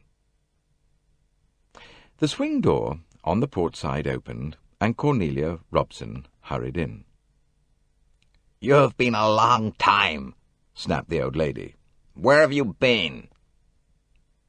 "Oh, I'm so sorry, Cousin Marie. The wool wasn't where you said it was. It was in another case altogether." "My dear child, you're perfectly hopeless at finding anything. You are willing, I know, my dear, that you must try to be a little cleverer and quicker. It only needs concentration." "Well, I'm so sorry, Cousin Marie. I'm afraid I'm very stupid." "Nobody need be stupid if they try, my dear. I've brought you on this trip, and I expect a little attention in return." Cornelia flushed. I'm very sorry, Cousin Marie." "And where is Miss Bowers? It was time for my drops 10 minutes ago. Please go and find her at once. The doctor said it was most important." But at this stage Miss Bowers entered carrying a small medicine glass. "Your drops, Miss Van Schuyler." "Ah, I should have had them at 11, snapped the old lady. "If there's one thing I detest, it's unpunctuality." "Quite," said Miss Bowers. She glanced at her wristwatch. "It's exactly half a minute to 11. "Well, by my watch it's 10 past. "I think you'll find my watch is right. It's a perfect timekeeper." It never loses or gains. Miss Bowers was quite imperturbable. Miss Van Schuyler swallowed the contents of the medicine glass. I feel definitely worse, she snapped. Well, I'm sorry to hear that, Miss Van Schuyler. Miss Bowers did not sound sorry. She sounded completely uninterested. She was obviously making the correct reply mechanically. It's too hot in here, Snapped Miss Van Schuyler. Find me a chair on the deck, Miss Bowers. Cornelia, bring me my knitting, and don't be clumsy or drop it, and then I shall want you to wind some wool. The procession passed out. Mr. Ferguson sighed, stirred his legs, and remarked to the world at large, "Gosh, I'd like to scrag that dame." Poirot asked interestedly, She is a type you dislike, eh? "Dislike? I should say so. What good has that woman ever been to anyone or anything? She's never worked or lifted a finger. She's just battened on to other people. She's a parasite, a damned unpleasant parasite. There are a lot of people on this boat I'd say the world could do without." Really? "Yes. That girl in here just now signing share transfers, throwing her weight about. Hundreds and thousands of wretched workers slaving for a mere pittance to keep her in silk stockings and useless luxuries. One of the richest women in England, so someone told me, and never done a hand's turn in her life." Who told you she was one of the richest women in England? Mr. Ferguson cast a belligerent eye at him. "A man you wouldn't be seen speaking to. A man who works with his hands and isn't ashamed of it. Not one of your dressed-up, foppish good-for-nothings." His eyes rested unfavourably on the bow tie and pink shirt. Me? I work with my brains, and I'm not ashamed of it, said Poirot, answering the glance. Mr. Ferguson merely snorted. "Ought to be shot up. The lot of them." My dear young man, said Poirot, what a passion you have for violence. Now, can you tell me of any good that can be done without it? You've got to break down and destroy before you can build up. It is certainly much easier and much noisier and much more spectacular. Well, what do you do for a living? Nothing at all, I bet. Probably call yourself a middleman. I am not a middleman. I am a top man, said Hercule Poirot with slight arrogance. Well, what are you? I am a detective, said Hercule Poirot with the modest air of one who says, I am a king. Good God! The young man seemed seriously taken aback. Do you mean that girl actually totes about a dumb dick? Is she as careful of her precious skin as that? I have no connection whatever with Mr. and Mrs. Doyle, said Poirot stiffly. I am on a holiday. Well, enjoying a vacation, eh? And you? Is it not that you are on a holiday also? Holiday? What? Mr. Ferguson snorted. Then he added cryptically, I'm studying conditions. Very interesting, murmured Poirot, and moved gently out onto the deck. Miss Van Schuyler was established in the best corner. Cornelia knelt in front of her, her arms outstretched with a skein of grey wool upon them. Miss Bowers was sitting very upright, reading the Saturday Evening Post.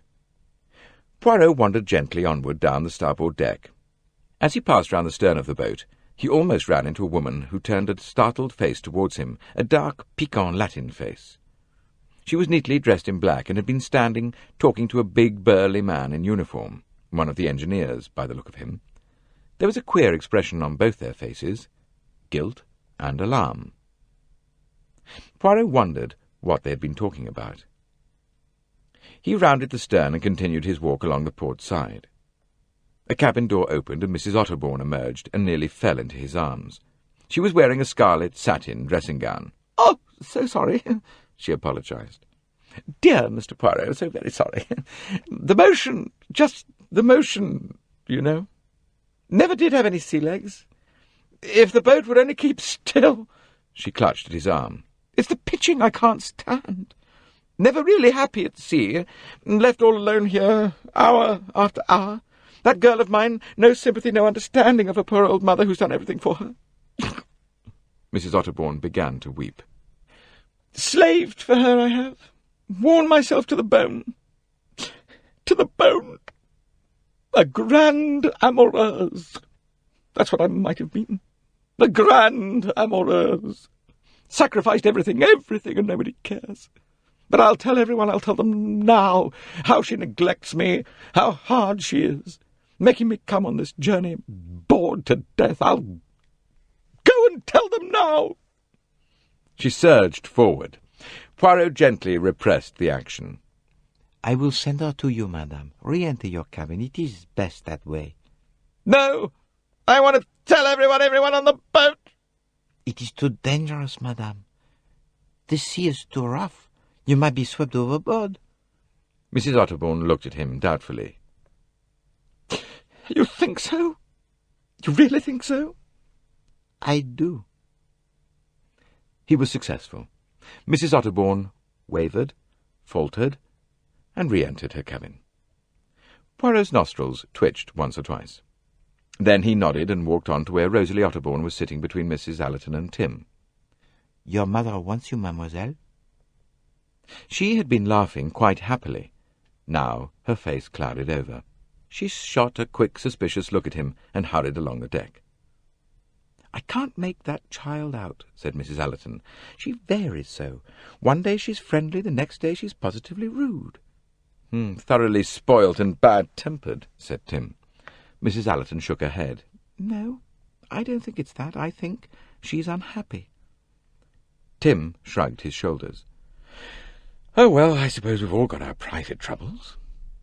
His voice sounded hard and curt. A booming noise was heard. "Lunch!" cried Mrs. Allerton delightedly. "I'm starving." That evening Poirot noticed that Mrs. Allerton was sitting talking to Miss Van Schuyler. As he passed, Mrs. Allerton closed one eye and opened it again. She was saying, "Yes, of course, at Calfrey's Castle, the dear Duke—" Cornelia, released from her attendance, was out on the deck. She was listening to Dr. Bessner, who was instructing her somewhat ponderously in Egyptology, as culled from the pages of Baedeker. Cornelia listened with rapt attention. Leaning over the rail, Tim Allerton was saying, "Anyhow, it's a rotten world." And Rosalie Otterbourne answered, "It's unfair. Some people have everything." Poirot sighed. He was glad that he was no longer young. Chapter 10. On the Monday morning, various expressions of delight and appreciation were heard on the deck of the Karnak. The steamer was moored to the bank, and a few hundred yards away, the morning sun just striking it, was a great temple carved out of the face of the rock. 4 colossal figures, hewn out of the cliff, looked out eternally over the Nile and faced the rising sun. Cornelia Robson said incoherently, "Oh, Monsieur Poirot, isn't it wonderful? I mean, they're so big and so peaceful, and looking at them makes one feel that one's so small and rather like an insect, and that nothing matters very much really, does it?" Mr. Fanthorpe, who was standing nearby, murmured, "Very impressive." "Grand, isn't it?" said Simon Doyle, strolling up. He went on confidentially to Poirot. "You know, I'm not much of a fellow for temples and sightseeing and all that, but a place like this sort of gets you, if you know what I mean. Those old pharaohs must have been wonderful fellows." The others had drifted away. Simon lowered his voice. "I'm no end glad we came on this trip. It's cleared things up. Amazing why it should, but there it is. Linette's got her nerve back. She says it's because she's actually faced the business at last." "I think that is very probable," said Poirot. "She says that when she actually saw Jackie on the boat, she felt terrible, and then suddenly it didn't matter any more. We're both agreed that we won't try and dodge her any more. We'll just meet her on her own ground and show her that this ridiculous stunt of hers doesn't worry us a bit. It's just damned bad form, that's all. She thought she'd get us badly rattled, but now, well, we just aren't rattled any more, and that ought to show her." "Yes," said Poirot thoughtfully. "So that's splendid, isn't it?" "Oh, yes, yes." Linnet came along the deck. She was dressed in a soft shade of apricot linen. She was smiling. She greeted Poirot with no particular enthusiasm, just gave him a cool nod, and then drew her husband away. Poirot realized, with a momentary flicker of amusement, that he had not made himself popular by his critical attitude. Linnet was used to unqualified admiration of all she was or did. Hercule Poirot had sinned noticeably against this creed. Mrs. Allerton, joining him, murmured, "What a difference in that girl! She looked worried and not very happy at us one. Today she looked so happy that one might almost be afraid she was Fay." Before Poirot could respond, as he meant, the party was called to order. The official dragoman took charge, and the party was led ashore to visit Abu Simbel. Poirot himself fell into step with Andrew Pennington. "It is your first visit to Egypt, yes?" he asked. "Oh, why, no, I was here in 1923. That is to say, I was in Cairo. I've never been this trip up the Nile before." "You came over on the Carmanic, I believe. At least so Mrs. Doyle was telling me." Pennington shot a shrewd glance in his direction. "Oh, why, yes, that's so," he admitted. "I wondered if you happened to come across some friends of mine who were on board. The Rushington Smiths." "I can't recall anyone of that name, no. The boat was full, and we had bad weather. A lot of passengers hardly appeared, and in any case the voyage is so short one doesn't get to know who's on board and who isn't." "Oh, yes, that is very true." "What a pleasant surprise your running into Mrs. Doyle and her husband, eh? You had no idea they were married?" "Oh, no. Mrs. Doyle had written to me, but the letter was forwarded on, and I only received it some days after our unexpected meeting here in Cairo." "You have known her for many years, I understand?" "Why, I should say I have, Monsieur Poirot. I've known Linnet Ridgeway since she was just a cute little thing so high." He made an illustrating gesture. "Her father and I were lifelong friends. He was a very remarkable man, Mellowish Ridgeway, and a very successful one." "His daughter comes into a considerable fortune, I understand." "Oh, pardon, perhaps it is not delicate what I say there." Andrew Pennington seemed slightly amused. "Oh, no, that's pretty common knowledge. Yes, Linnet's a wealthy woman." "I suppose, though, that the recent slump is bound to affect any stock, however sound it may be?" Pennington took a moment or two to answer. He said at last, "Yeah, that, of course, is true to a certain extent. The position is very difficult in these days." Poirot murmured, "I should imagine, however, that Mrs. Doyle has a keen business head." "Oh, that is so, yes. Linnet is a clever, practical girl." They came to a halt. The guide proceeded to instruct them on the subject of the temple built by the great Ramesses. The 4 colossi of Ramesses himself, one pair on each side of the entrance, hewn out of the living rock, looked down on the straggling little party of tourists. Signor Ricchetti, disdaining the remarks of the dragoman, was busy examining the reliefs of Negro and Syrian captives on the bases of the colossi on either side of the entrance. When the party entered the temple, a sense of dimness and peace came over them. The still, vividly coloured reliefs on some of the inner walls were pointed out, but the party tended to break up into groups. Dr. Bessner read sonorously in German from a Baedeker, pausing every now and then to translate for the benefit of Cornelia, who walked in a docile manner beside him. This was not to continue, however. Miss Van Schuyler, entering on the arm of the phlegmatic Miss Bowers, uttered a commanding, "Cornelia, come here!" and the instruction had perforce to cease. Dr. Bessner beamed after her vaguely through his thick lenses. "A very nice maiden, that," he announced to Poirot.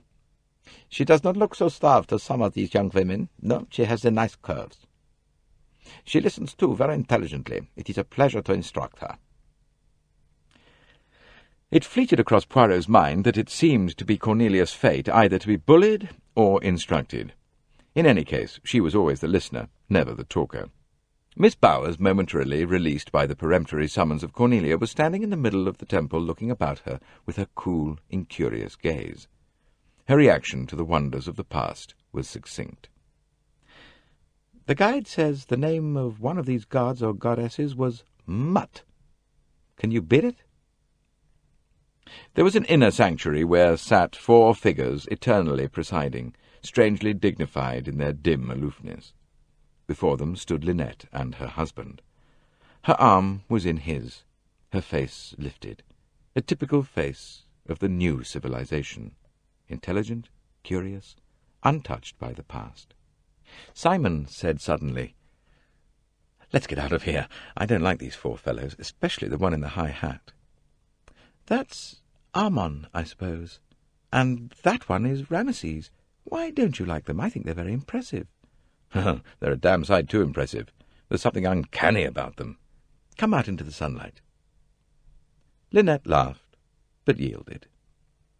They came out of the temple into the sunshine with the sand, yellow and warm, about their feet. Linnet began to laugh. At their feet, in a row, presenting a momentarily gruesome appearance as though sawn from their bodies, were the heads of 6 Nubian boys. Their eyes rolled. The heads moved rhythmically from side to side. The lips chanted a new invocation. Hip, hip, hooray! Hip, hip, hooray! Very good, very nice, thank you very much. How absurd! How do they do it? Are they really buried very deep? Simon produced some small change. "Very good, very nice, very expensive," he mimicked. 2 small boys in charge of the show picked up the coins neatly. Linnet and Simon passed on. They had no wish to return to the boat, and they were weary of sightseeing. They settled themselves with their backs to the cliff and let the warm sun bake them through. "How lovely the sun is," thought Linnet. "How warm, how safe. How lovely it is to be happy. How lovely to be me. Me, me. Linnet." Her eyes closed. She was half asleep, half awake, drifting in the midst of thought that was like the sand drifting and blowing. Simon's eyes were open. They too held contentment. What a fool he had been to be rattled that first night. There was nothing to be rattled about. Everything was all right. After all, one could trust Jackie. There was a shout. Someone running towards him, waving their arms, shouting. Simon stared stupidly for a moment. Then he sprang to his feet and dragged Linnet with him. Not a minute too soon. A big boulder, hurtling down the cliff, crashed past them. If Linnet had remained where she was, she would have been crushed to atoms. White-faced, they clung together. Hercule Poirot and Tim Allerton ran up to them. "Oh, ma foi, madame, that was a near thing." All 4 instinctively looked up at the cliff. There was nothing to be seen, but there was a path along the top. Poirot remembered seeing some natives walking along there when they had first come ashore. He looked at the husband and wife. Linnet looked dazed still, bewildered. Simon, however, was inarticulate with rage. "God damn her!" he ejaculated. He checked himself with a quick glance at Tim Allerton. The latter said, "Phew, that was near. Did some fool bowl that thing over, or did it get detached on its own?" Linnet was very pale. She said with difficulty, "I think some fool must have done it." "Oh, might have crushed you like an eggshell. Sure you haven't got an enemy, Linnet?" Linnet swallowed twice and found difficulty in answering the light-hearted raillery. Poirot said quickly, "Come back to the boat, madame.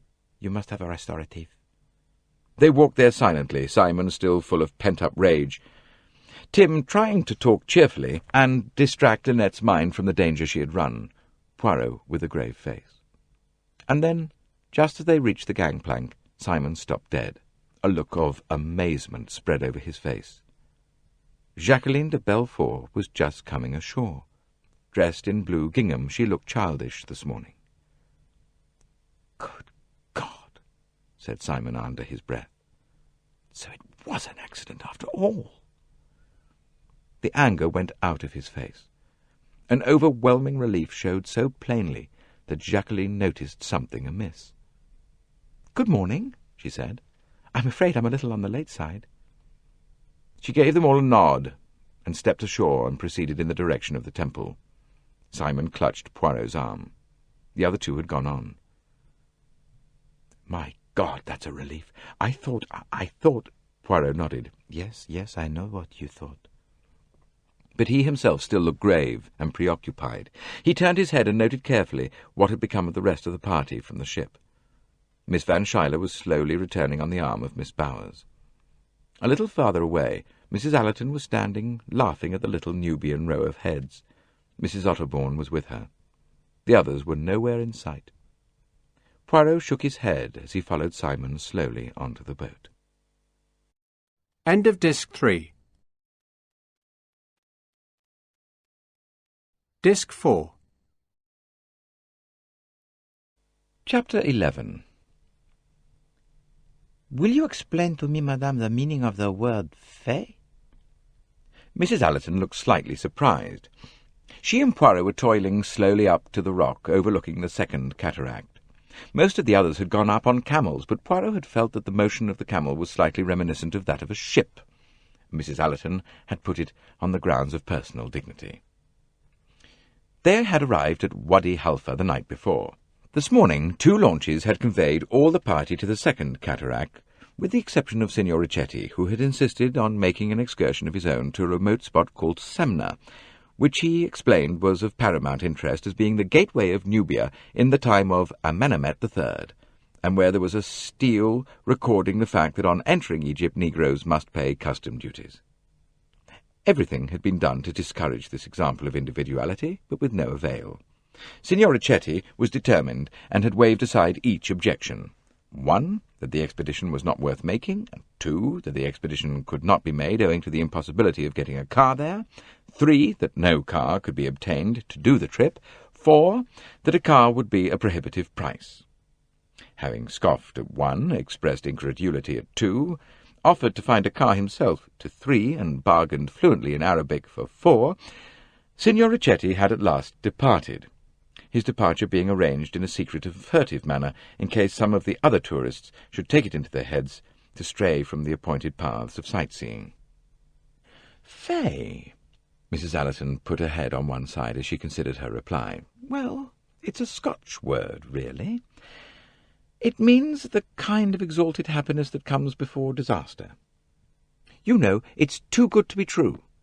She enlarged on the theme. Poirot listened attentively. I thank you, madame. I understand now. It is odd that you should have said that yesterday, when Madame Doyle was to escape death so shortly afterwards. Mrs. Allerton gave a little shiver. "It must have been a very near escape. Do you think some of those little black wretches rolled that stone over for fun? It's the sort of thing boys might do all over the world, not perhaps really meaning any harm." Poirot shrugged his shoulders. It may be, madame. He changed the subject, talking of Majorca and asking various practical questions from the point of view of a possible visit. Mrs. Allerton had grown to like the little man very much, partly, perhaps, out of a contradictory spirit. Tim, she felt, was always trying to make her less friendly to Hercule Poirot, whom he had summarized firmly as the worst kind of bounder. But she herself did not call him a bounder. She supposed it was his somewhat foreign, exotic clothing which aroused her son's prejudices. She herself found him an intelligent and stimulating companion. He was also extremely sympathetic. She found herself suddenly confiding in him her dislike of Joanna Southwood.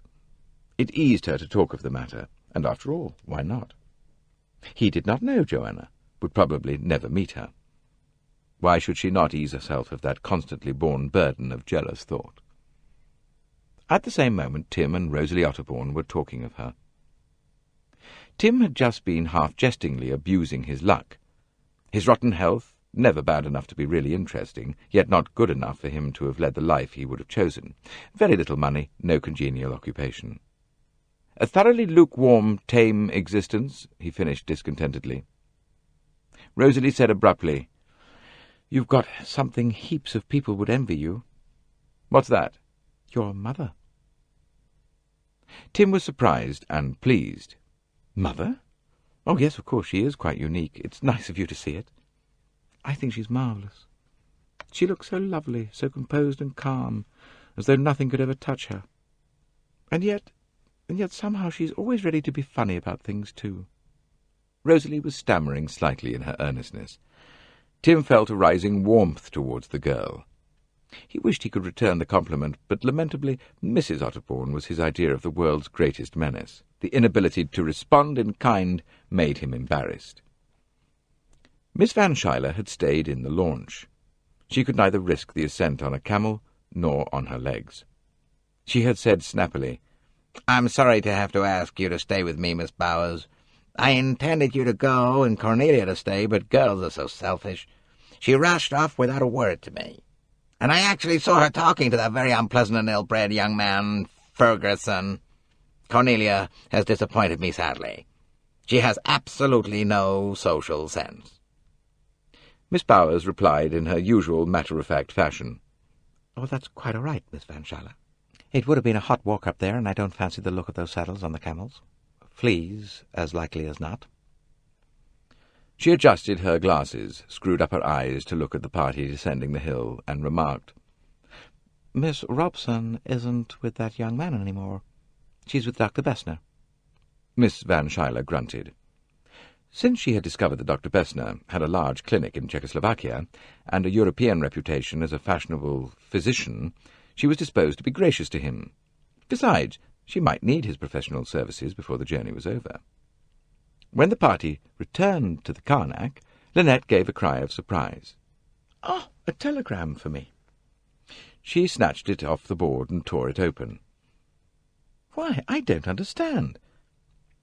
Potatoes? Beetroots? What does it mean, Simon?" Simon was just coming to look over her shoulder when a furious voice said, "Excuse me, that telegram is for me." And Signor Ricchetti snatched it rudely from her hand, fixing her with a furious glare as he did so. Linnet stared in surprise for a moment, then turned over the envelope. "Oh, Simon, what a fool I am!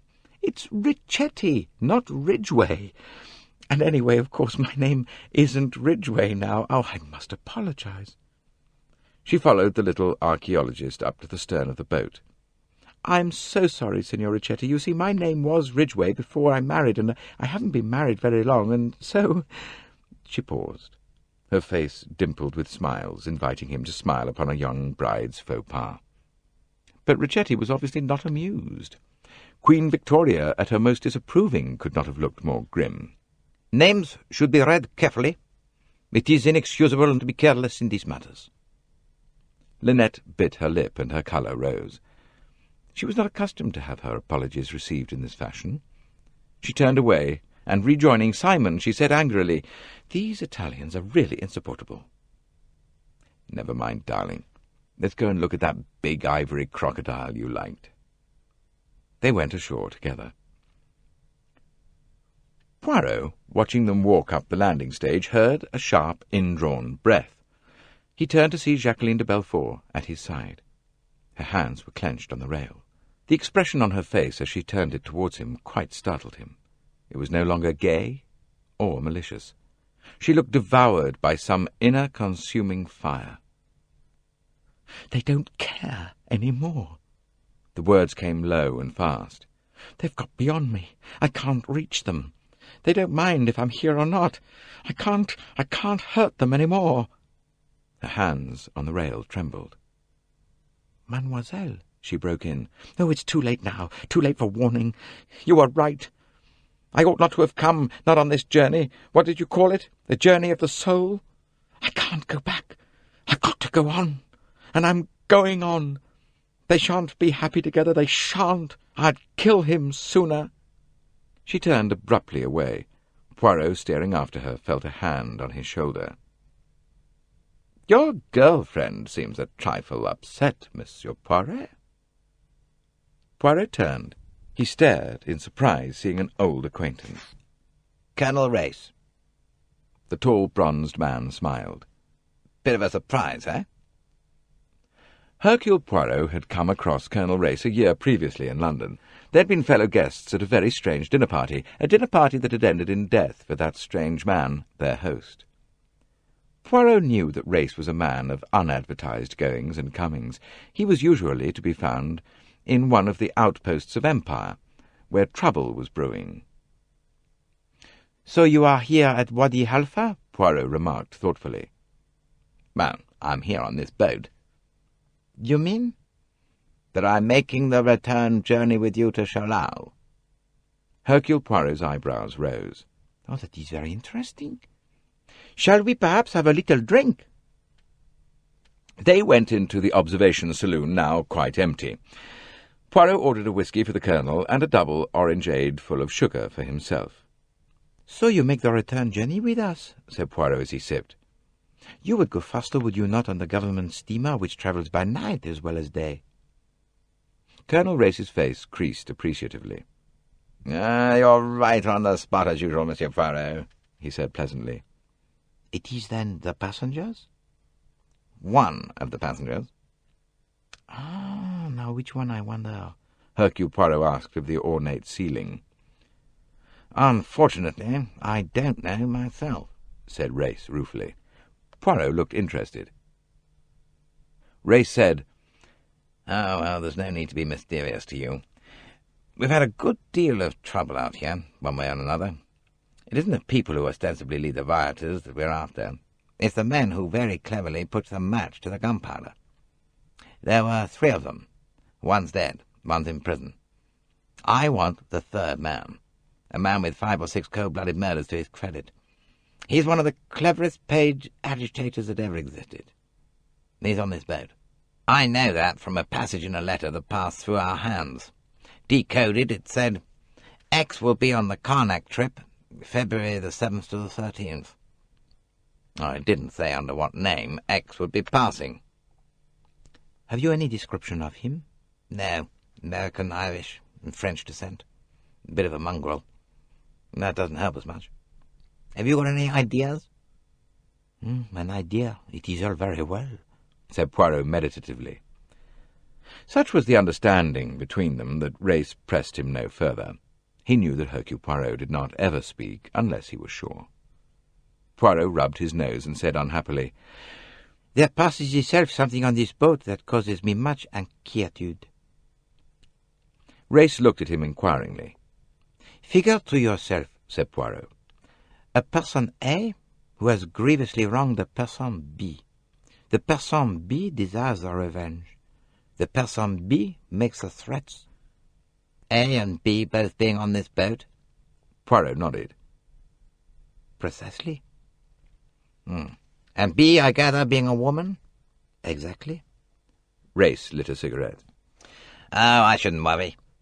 People who go about talking of what they're going to do don't usually do it. And particularly, is that the case with les femmes, you would say, eh? Yes, that is true. But he still did not look happy. Anything else? Asked Race. Yes, there is something. Yesterday the person A had a very near escape from death. The kind of death that might very conveniently be called an accident. Engineered by B? No, that is just the point. B could have had nothing to do with it. Then it was an accident? I suppose so. But I do not like such accidents. Now you're quite sure B could have had no hand in it? Absolutely. Oh, well, coincidences do happen. Who is A, by the way? A particularly disagreeable person? On the contrary, A is a charming, rich, and beautiful young lady. Race grinned. Sounds quite like a novelette. Peut-être. But I tell you, I'm not happy, my friend. If I am right, and after all, I am constantly in the habit of being right. Race smiled into his moustache at this typical utterance. Then there is a matter for grave inquietude. And now you come to add yet another complication. You tell me that there is a man on the Karnak who kills. No, but he doesn't usually kill charming young ladies. Poirot shook his head in a dissatisfied manner. I am afraid, my friend, he said. I am afraid. Today I advised this lady, Mrs. Doyle, to go with her husband to Khartoum, not to return on this boat. But they would not agree. I pray to heaven that we may arrive at Shalal without catastrophe. Aren't you taking rather a gloomy view? Poirot shook his head. I am afraid, he said simply. Yes, I, Hercule Poirot, am afraid. Chapter 12. Cornelia Robson stood inside the temple of Abu Simbel. It was the evening of the following day, a hot, still evening. The Karnak was anchored once more at Abu Simbel to permit a second visit to be made to the temple, this time by artificial light. The difference this made was considerable, and Cornelia commented wonderingly on the fact to Mr. Ferguson, who was standing by her side. "Why, you see it ever so much better now," she exclaimed. "All those enemies having their heads cut off by the king, they just stand right out. That's a cute kind of castle there that I never noticed before. I wish Dr. Bessner was here. He'd tell me what it was. How you can stand that old fool beats me, said Ferguson gloomily. Why, he's one of the kindest men I've ever met. Pompous old bore. I don't think you ought to speak that way. The young man gripped her suddenly by the arm. They were just emerging from the temple into the moonlight. Why do you stick being bored by fat old men and bullied and snubbed by a vicious old harridan? Why, Mr. Ferguson? Haven't you got any spirit? Don't you know you're just as good as she is? No, but I'm not. Cornelia spoke with honest conviction. You're not as rich, that's all you mean. No, it isn't. Cousin Marie's very, very cultured and... Cultured? The young man let go of her arm as suddenly as he had taken it. That word makes me sick. Cornelia looked at him in alarm. She doesn't like you talking to me, does she? Said the young man. Cornelia blushed and looked embarrassed. And why? Because she thinks I'm not her social equal. Ha! Doesn't that make you see red? Cornelia faltered out. I wish you wouldn't get so mad about things. But don't you realize, and you, an American, that everyone is born free and equal? They're not, said Cornelia with calm certainty. My good girl is part of your constitution. Cousin Marie says politicians aren't gentlemen, said Cornelia. And of course people aren't equal. It doesn't make sense. Look, I know I'm kind of homely-looking, and I used to feel mortified about it sometimes, but I've got over that. I'd like to have been born elegant and beautiful like Mrs. Doyle, but I wasn't. So I guess it's no use worrying. Mrs. Doyle? Said Ferguson with deep contempt. She's the sort of woman who ought to be shot as an example. Cornelia looked at him anxiously. I believe it's your digestion, she said kindly. I've got a special kind of pepsin that Cousin Marie tried once. Would you like to try it? Mr. Ferguson said, You're impossible. He turned and strode away. Cornelia went on towards the boat. Just as she was crossing onto the gangway, he caught her up once more. You're the nicest person on the boat, he said. And mind you remember it. Blushing with pleasure, Cornelia repaired to the observation saloon.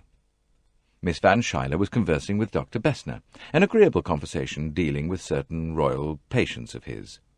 Cornelia said guiltily, Oh, I do hope I haven't been a long time, Cousin Marie. Glancing at her watch, the old lady snapped, You haven't exactly hurried, my dear. And what have you done with my velvet stole? Cornelia looked round. Oh, shall I see if it's in the cabin, Cousin Marie? Of course it isn't. I had it just after dinner in here, and I haven't moved out of the place. It was on that chair. Cornelia made a desultory search. I can't see it anywhere, Cousin Marie. Nonsense, said Miss Van Schuyler. Look about. It was an order such as one might give to a dog, and in her dog-like fashion Cornelia obeyed. The quiet Mr. Fanthorpe, who was sitting at a table nearby, rose and assisted her. But the stole could not be found. The day had been such an unusually hot and sultry one that most people had retired early after going ashore to view the temple. The Doyles were playing bridge with Pennington and Race at a table in a corner. The only other occupant of the saloon was Hercule Poirot, who was yawning his head off at a small table near the door. Miss Van Schuyler, making a royal progress bedwards, with Cornelia and Miss Bowers in attendance, paused by his chair, and he sprang politely to his feet, stifling a yawn of gargantuan dimensions. Miss Van Schuyler said, I've only just realized who you are, Monsieur Poirot. I may tell you that I've heard of you from my old friend Rufus Van Alden. You must tell me about your cases sometime. With a kindly but condescending nod, she passed on. Poirot, his eyes twinkling a little through their sleepiness, bowed in an exaggerated manner. Then he yawned once more. He felt heavy and stupid with sleep and could hardly keep his eyes open. He glanced over at the bridge players absorbed in their game, then at young Fanthorpe, who was deep in a book. Apart from them, the saloon was empty. He passed through the swinging door, out onto the deck. Jacqueline de Belfort, coming precipitately along the deck, almost collided with him. "Oh, pardon, mademoiselle," she said. "You look sleepy, Monsieur Poirot." He admitted frankly, "Oh, oui, I am consumed with sleep. I can hardly keep my eyes open. It has been a day very close and oppressive. Yes. She seemed to brood over it. It's been the sort of day when things snap and break, when one can't go on. Her voice was low and charged with passion. She looked not at him, but towards the sandy shore. Her hands were clenched, rigid. Suddenly the tension relaxed. She said, "Good night, Monsieur Poirot." Good night, mademoiselle. Her eyes met his just for a swift moment. Thinking it over next day, he came to the conclusion that there had been appeal in that glance. He was to remember it afterwards. Then he passed on to his cabin, and she went towards the saloon. Cornelia, having dealt with Miss Van Schuyler's many needs and fantasies, took some needlework with her back to the saloon. She herself did not feel in the least sleepy. On the contrary, she felt wide awake and slightly excited. The bridge four was still at it. In another chair the quiet Fanthorpe read a book. Cornelia sat down to her needlework. Suddenly the door opened, and Jacqueline de Belfort came in. She stood in the doorway, her head thrown back. Then she pressed a bell and sauntered across to Cornelia and sat down. "Been ashore?" she asked. Yes, I thought it was just fascinating in the moonlight." Jacqueline nodded. "Yes, a lovely night. A real honeymoon night." Her eyes went to the bridge table, rested a moment on Linnet Doyle. The boy came in answer to the bell. Jacqueline ordered a double gin. As she gave the order, Simon Doyle shot a quick glance at her. A faint line of anxiety showed between his eyebrows. His wife said, "Simon, we're waiting for you to call." Jacqueline hummed a little tune to herself. When the drink came, she picked it up, said, "Well, here's to crime," drank it off, and ordered another. Again Simon looked across from the bridge table. His calls became slightly absent-minded. His partner Pennington took him to task. Jacqueline began to hum again, at first under her breath, then louder. "He was her man, and he did her wrong." Sorry," said Simon to Pennington. "Stupid of me not to return your lead. That gives 'em rubber." Linnet rose to her feet. "I'm sleepy. I think I'll go to bed." "It's about time to turn in," said Colonel Race. "I'm with you," agreed Pennington. "Coming, Simon?" Doyle said slowly, "Not just yet. I think I'll have a drink first." Linnet nodded and went out. Race followed her. Pennington finished his drink and then followed suit. Cornelia began to gather up her embroidery. "Don't go to bed, Miss Robson," said Jacqueline.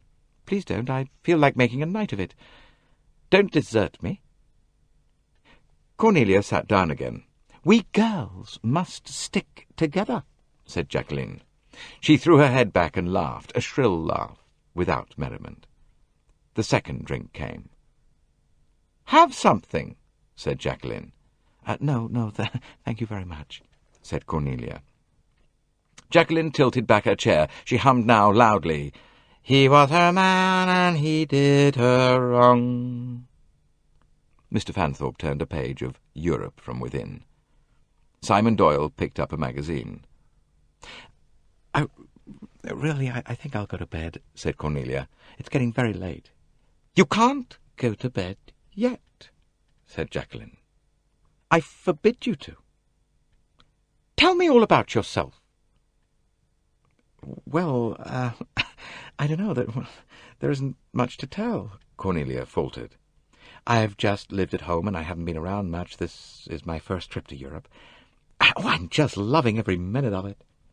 Jacqueline laughed. "You're a happy sort of person, aren't you?" "God, I'd like to be you." "Oh, would you? But I mean, I'm sure." Cornelia felt flustered.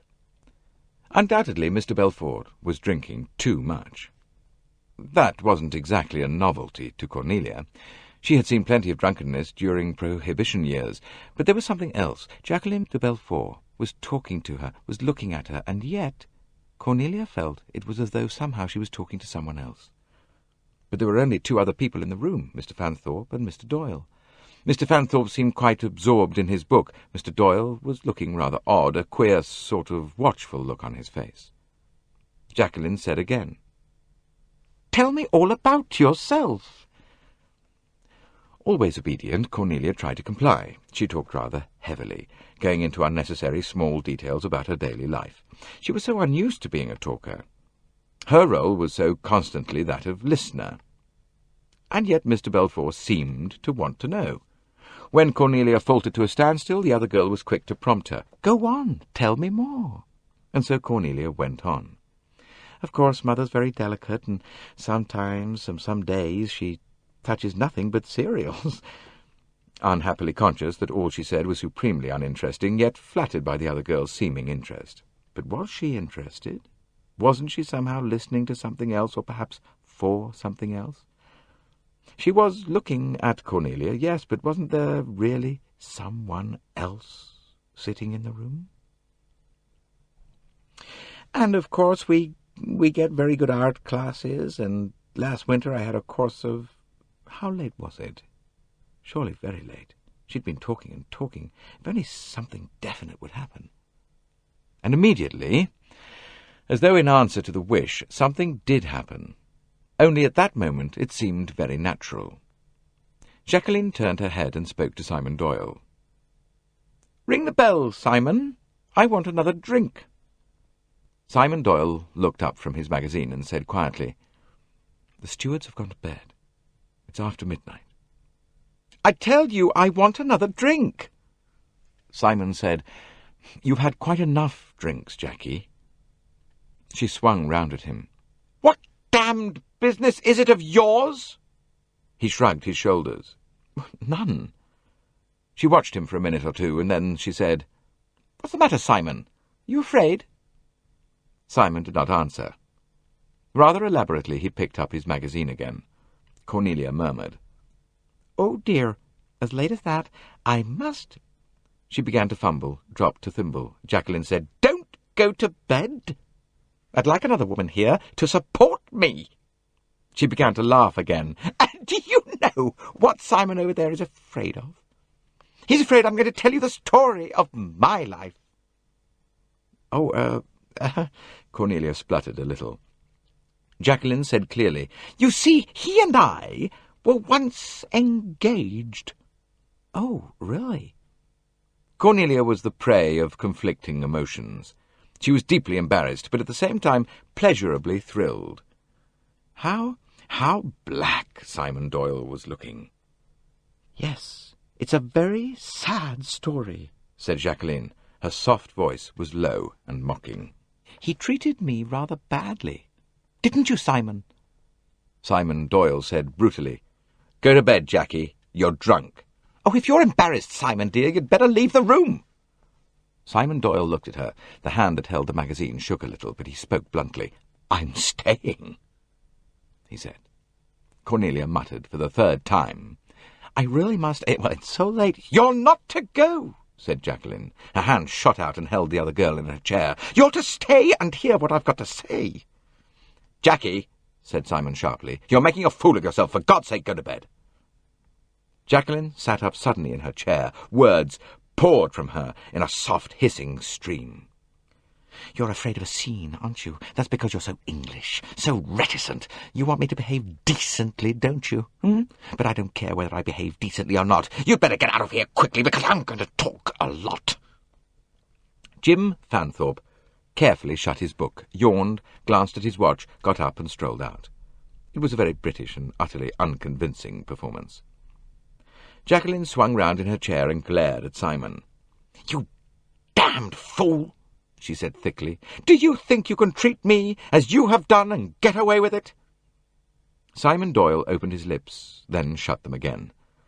He sat quite still, as though he were hoping that her outburst would exhaust itself if he said nothing to provoke it further.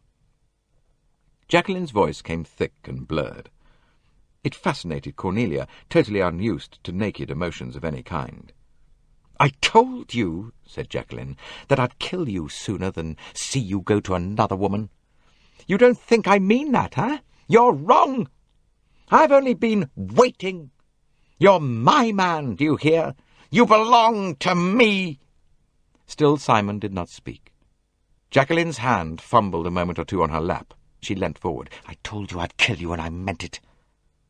Her hand came up suddenly, with something in it that gleamed. "I'll shoot you like a dog! Like the dirty dog you are!" Now, at last, Simon acted. He sprang to his feet, but at the same moment she pulled the trigger. Simon, half-twisted, fell across a chair. Cornelia screamed and rushed to the door. Jim Fanthorpe was on the deck, leaning over the rail. She called to him. "Mr. Fanthorpe! Mr. Fanthorpe!" He ran to her. She clutched at him incoherently. "She shot him! Oh, she shot him!" Simon Doyle still lay as he had fallen, half into and across a chair. Jacqueline stood as though paralyzed. She was trembling violently, and her eyes, dilated and frightened, were staring at the crimson stain slowly soaking through Simon's trouser leg, just below the knee, where he held a handkerchief close against the wound. She stammered out, I didn't mean... Oh, my God, I didn't really mean..." The pistol dropped from her nervous fingers with a clatter on the floor. She kicked it away with her foot. It slid under one of the settees. Simon, his voice faint, murmured, "Fanthorpe, for heaven's sake, there's someone coming. Look, say it's all right, an accident, something. There mustn't be a scandal over this." Fanthorpe nodded in quick comprehension. He wheeled round to the door where a startled Nubian face showed. He said, "It's all right. All right. It's just fun." The black face looked doubtful, puzzled, then reassured. The teeth showed in a wide grin. The boy nodded and went off. Fanthorpe turned back. "That's all right. I don't think anybody else heard. Only sounded like a cork, you know. Now, the next thing—" He was startled. Jacqueline suddenly began to weep hysterically. "Oh, God! I wish I were dead. I'd kill myself. I'd be better dead. Oh, what have I done? What have I done?" Cornelia hurried to her. "Hush, dear, hush." Simon, his brow wet, his face twisted with pain, said urgently, "Get her away! For God's sake, get her out of here! Get her to a cabin, Fanthorpe. Look here, Miss Robson, get that hospital nurse of yours." He looked appealingly from one to the other of them. "Don't leave her. And make sure she's safe, with the nurse looking after her. Then get hold of old Bessner and bring him here. And for God's sake, don't let any news of this get to my wife." Jim Fanthorpe nodded comprehendingly. The quiet young man was cool and competent in an emergency. Between them, he and Cornelia got the weeping, struggling girl out of the saloon and along the deck to her cabin. There they had more trouble with her. She fought to free herself. Her sobs redoubled. "I'll drown myself! I'll drown myself! I'm not fit to live! Oh, Simon, Simon!" Fanthorpe said to Cornelia, "Better get hold of Miss Bowers. I'll stay while you get her." Cornelia nodded and hurried out. As soon as she left, Jacqueline clutched Fanthorpe. "His leg! It's bleeding! It's broken! He may bleed to death! I must go to him! Oh, Simon, Simon, how could I?" Her voice rose. Fanthorpe said urgently, "Now, quietly, quietly. He'll be all right." She began to struggle again. "Let me go! Let me throw myself overboard! Let me kill myself!" Fanthorpe, holding her by the shoulders, forced her back onto the bed. "You must stay here. Don't make a fuss. Pull yourself together. It's all right, I tell you." To his relief, the distraught girl did manage to control herself a little, but he was thankful when the curtains were pushed aside and the efficient Miss Bowers, neatly dressed in a hideous kimono, entered, accompanied by Cornelia. "Now then," said Miss Bowers briskly, "what's all this?" She took charge without any sign of surprise and alarm. Fanthorpe thankfully left the overwrought girl in her capable hands and hurried along to the cabin occupied by Dr. Bessner. He knocked and entered on top of the knock. "Dr. Bessner?" A terrific snore resolved itself, and a startled voice said, "So? What is it?" By this time Fanthorpe had switched the light on. The doctor blinked up at him, looking rather like a large owl. It's Doyle. He's been shot. Mr. Belfort shot him. He's in the saloon. Can you come?" The stout doctor reacted promptly. He asked a few curt questions, pulled on his bedroom slippers and a dressing-gown, picked up a little case of necessaries and accompanied Fanthorpe to the lounge. Simon had managed to get the window beside him open. He was leaning against it, inhaling the air. His face was a ghastly colour. Dr. Bessner came over to him. "Ha, so? What have we here?" A handkerchief sodden with blood lay on the carpet, and on the carpet itself was a dark stain. The doctor's examination was punctuated with Teutonic grunts and exclamations. "Yes, it is bad, this. The bone is fractured. A big loss of blood. Herr Fanthorpe, you and I must get him to my cabin, so, like this. He cannot walk. We must carry him thus." As they lifted him, Cornelia appeared in the doorway. Catching sight of her, the doctor uttered a grunt of satisfaction. "Ah, it is you! Good. Come with us. I have need of assistance. You will be better than my friend here. He looks a little pale already." Fanthorpe emitted a rather sickly smile. "Shall I get Miss Bowers?" he asked. Dr. Bessner threw a considering glance over Cornelia. "You will do very well, young lady," he announced. "You will not faint or be foolish, huh?" "Oh, I can do what you tell me," said Cornelia eagerly. Bessner nodded in a satisfied fashion. The procession passed along the deck. The next 10 minutes were purely surgical, and Mr. Jim Fanthorpe did not enjoy it at all. He felt secretly ashamed of the superior fortitude exhibited by Cornelia. "So, that is the best I can do," announced Dr. Bessner at last. "You have been a hero, my friend." He patted Simon approvingly on the shoulder. Then he rolled up his sleeve and produced a hypodermic needle. "And now I will give you something to make you sleep. Now, your wife, what about her?" Simon said weakly, "She needn't know till the morning." He went on, Look, you mustn't blame Jackie. It's been all my fault. I treated her disgracefully. Poor kid. She didn't know what she was doing." Dr. Bessner nodded comprehendingly. Yes, I understand." "Oh, it's my fault," Simon urged. His eyes went to Cornelia. "Someone ought to stay with her. She might hurt herself." Dr. Bessner injected the needle. Cornelia said with quiet competence, "It's all right, Mr. Doyle. Miss Bowers is going to stay with her all night." A grateful look flashed over Simon's face. His body relaxed, his eyes closed. Suddenly, he jerked them open. "Fanthorpe?" "Yes, Doyle." "The pistol. Ought not to leave it lying about. The boys will find it in the morning." Fanthorpe nodded. "Oh, quite right. I'll go and get hold of it now." He went out of the cabin and along the deck. Miss Bowers appeared at the door of Jacqueline's cabin. "She'll be all right now," she announced. "I've given her a morphine injection." "But you'll stay with her?" "Oh, yes. Morphia excites some people. I shall stay all night." Fanthorpe went on to the lounge. Some 3 minutes later there was a tap on Bessner's cabin door. "Dr. Bessner?" "Yes?" The stout man appeared. Fanthorpe beckoned him out on the deck. "Look here, I can't find that pistol."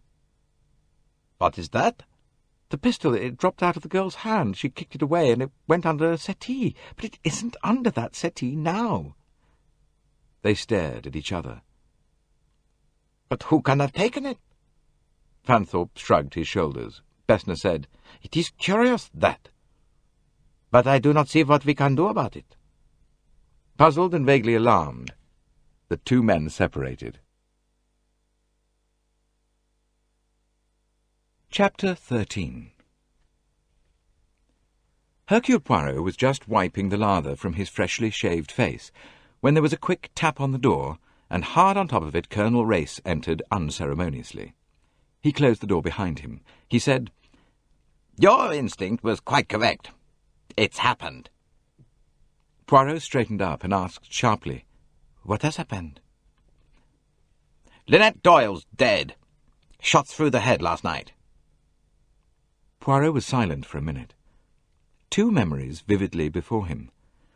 A girl in a garden at Assuan saying in a hard, breathless voice, "I'd like to put my dear little pistol against her head and just press the trigger."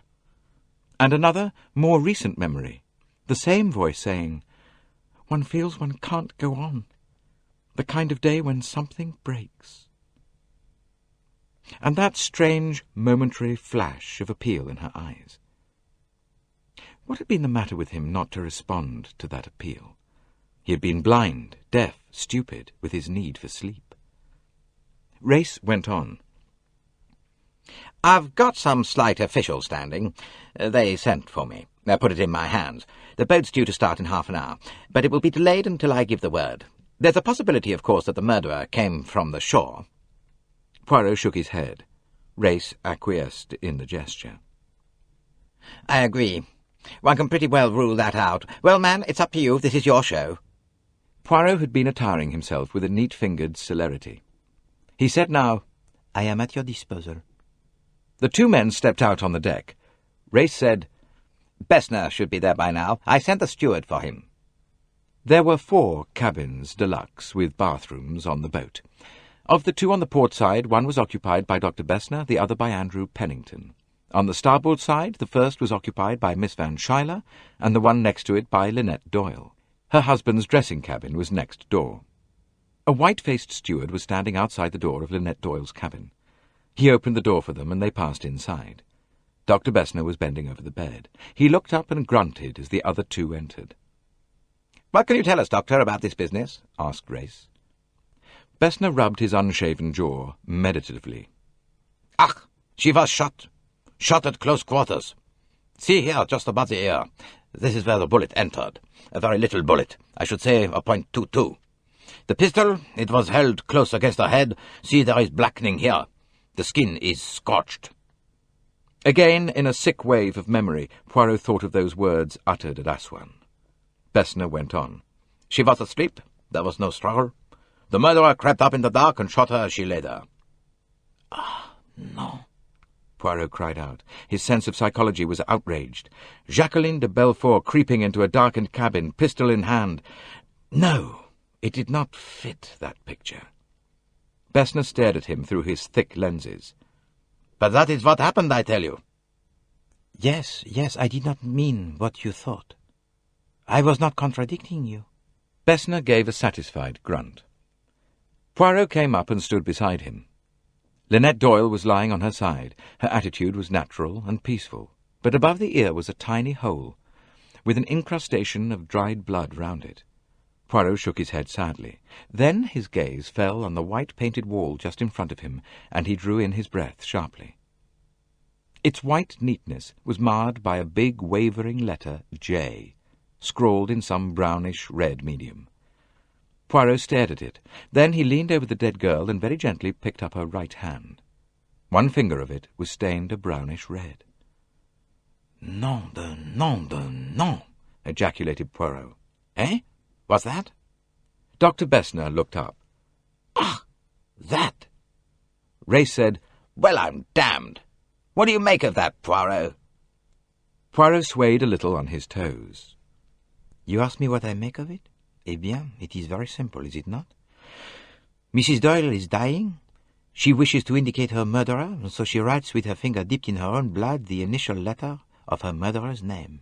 Oh, yes, it is astonishingly simple. Ach, but... Dr. Bessner was about to break out, but a peremptory gesture from Race silenced him. "So it strikes you like that, eh?" he said slowly. Poirot turned round on him, nodding his head. Yes. It is, as I say, of an astonishing simplicity. It is so familiar, is it not? It has been done so often, in the pages of the romance of crime. It is now indeed a little vieux jeu. It leads one to suspect that our murderer is old-fashioned. Race drew a long breath. "I see," he said. "I thought at first—" He stopped. Poirot said with a very faint smile, "That I believed in all the old clichés of melodrama? But pardon, Dr. Bessner. You are about to say?" Bessner broke out gutturally. "What do I say? Pah! I say it is absurd. It is a nonsense. The poor lady, she died instantaneously, to dip her finger in the blood. As you see, there is hardly any blood, and write the letter J upon the wall. Bah! It is a nonsense, a melodramatic nonsense. C'est l'enfant l'étage, agreed Poirot. But it was done with a purpose, suggested Race. Oh, that, naturally, said Poirot, and his face was grave. Race said, What does J stand for? Poirot replied promptly, J stands for Jacqueline de Belfort, a young lady who declared to me less than a week ago that she would like nothing better than to... He paused, and then deliberately quoted, to put my dear little pistol close against her head, and then just press with my finger. Gott in Himmel, said Dr. Bessner. There was a moment's silence. Then Race drew a deep breath and said, Which is just what was done here. Bessner nodded. That is so, yes. It was a pistol of very small caliber, as I say, probably a .22. The bullet has got to be extracted, of course, before we can say definitely. Race nodded in swift comprehension. And then he said, What about the time of death?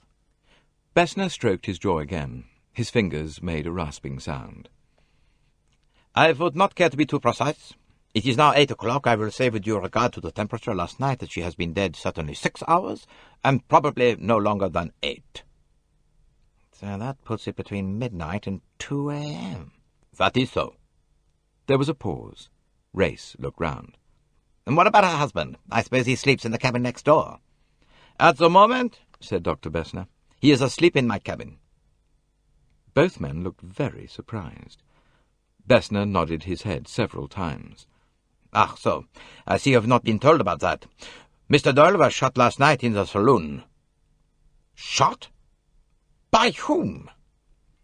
By the young lady Jacqueline de Belfort. Race asked sharply. Is he badly hurt? Yes, the bone was splintered. I have done all that is possible at the moment, but it is necessary, you understand, that the fracture should be x-rayed as soon as possible, and proper treatment given, such as is impossible on this boat. Poirot murmured, Jacqueline de Belfort. His eyes went again to the J on the wall. Race said abruptly, If there's nothing more we can do here for the moment, let's go below. The management has put the smoking room at our disposal. We must get the details of what happened last night. They left the cabin. Race locked the door and took the key with him. We can come back later, he said. The first thing to do is to get all the facts clear. They went down to the deck below, where they found the manager of the Karnak waiting uneasily in the doorway of the smoking room. The poor man was terribly upset and worried over the whole business, and was eager to leave everything in Colonel Race's hands. I feel I can't do better than leave it to you, sir, seeing your official position. I'd had orders to put myself at your disposal in the other matter. If you will take charge, I'll see that everything is done as you wish. Good man. Now, to begin with, I'd like this room kept clear for me and Mr. Poirot during the inquiry. Certainly, sir. Now, that's all at present. Go on with your work. I know where to find you. Looking slightly relieved, the manager left the room. Race said, Now, sit down, Bessner. Let's have the whole story of what happened last night. They listened in silence to the doctor's rumbling voice. Clear enough, said Race when he had finished. The girl worked herself up, helped by a drink or two, and finally took a pot shot at the man with a .22 pistol. Then she went along to Linnet Doyle's cabin and shot her as well. But Dr. Bessner was shaking his head. No, I do not think so.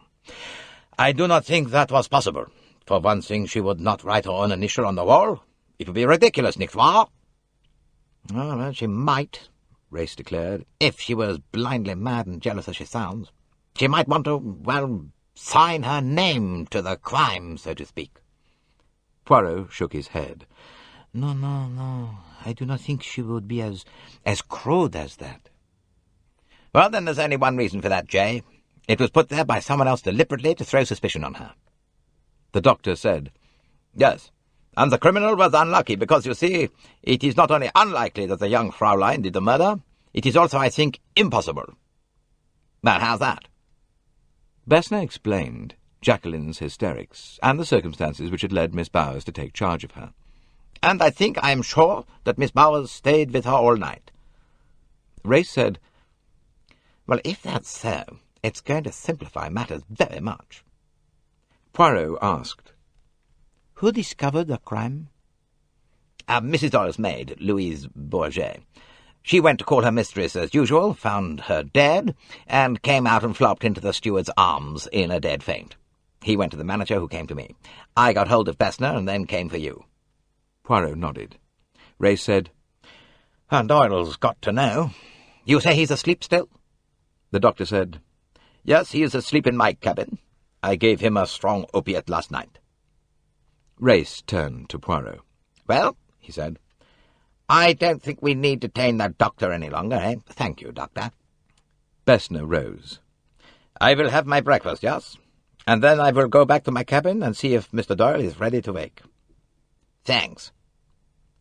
Bessner went out. The two men looked at each other. Well, what about it, Poirot? Ray said. You're the man in charge. I'll take my orders from you. You say what's to be done. Poirot bowed. Eh bien, he said, we must hold the court of inquiry. First of all, I think we must verify the story of the affair last night. That is to say, we must question Fanthorpe and Miss Robson, who were the actual witnesses of what occurred. The disappearance of the pistol is very significant. Race rang a bell and sent a message by the steward. Poirot sighed and shook his head.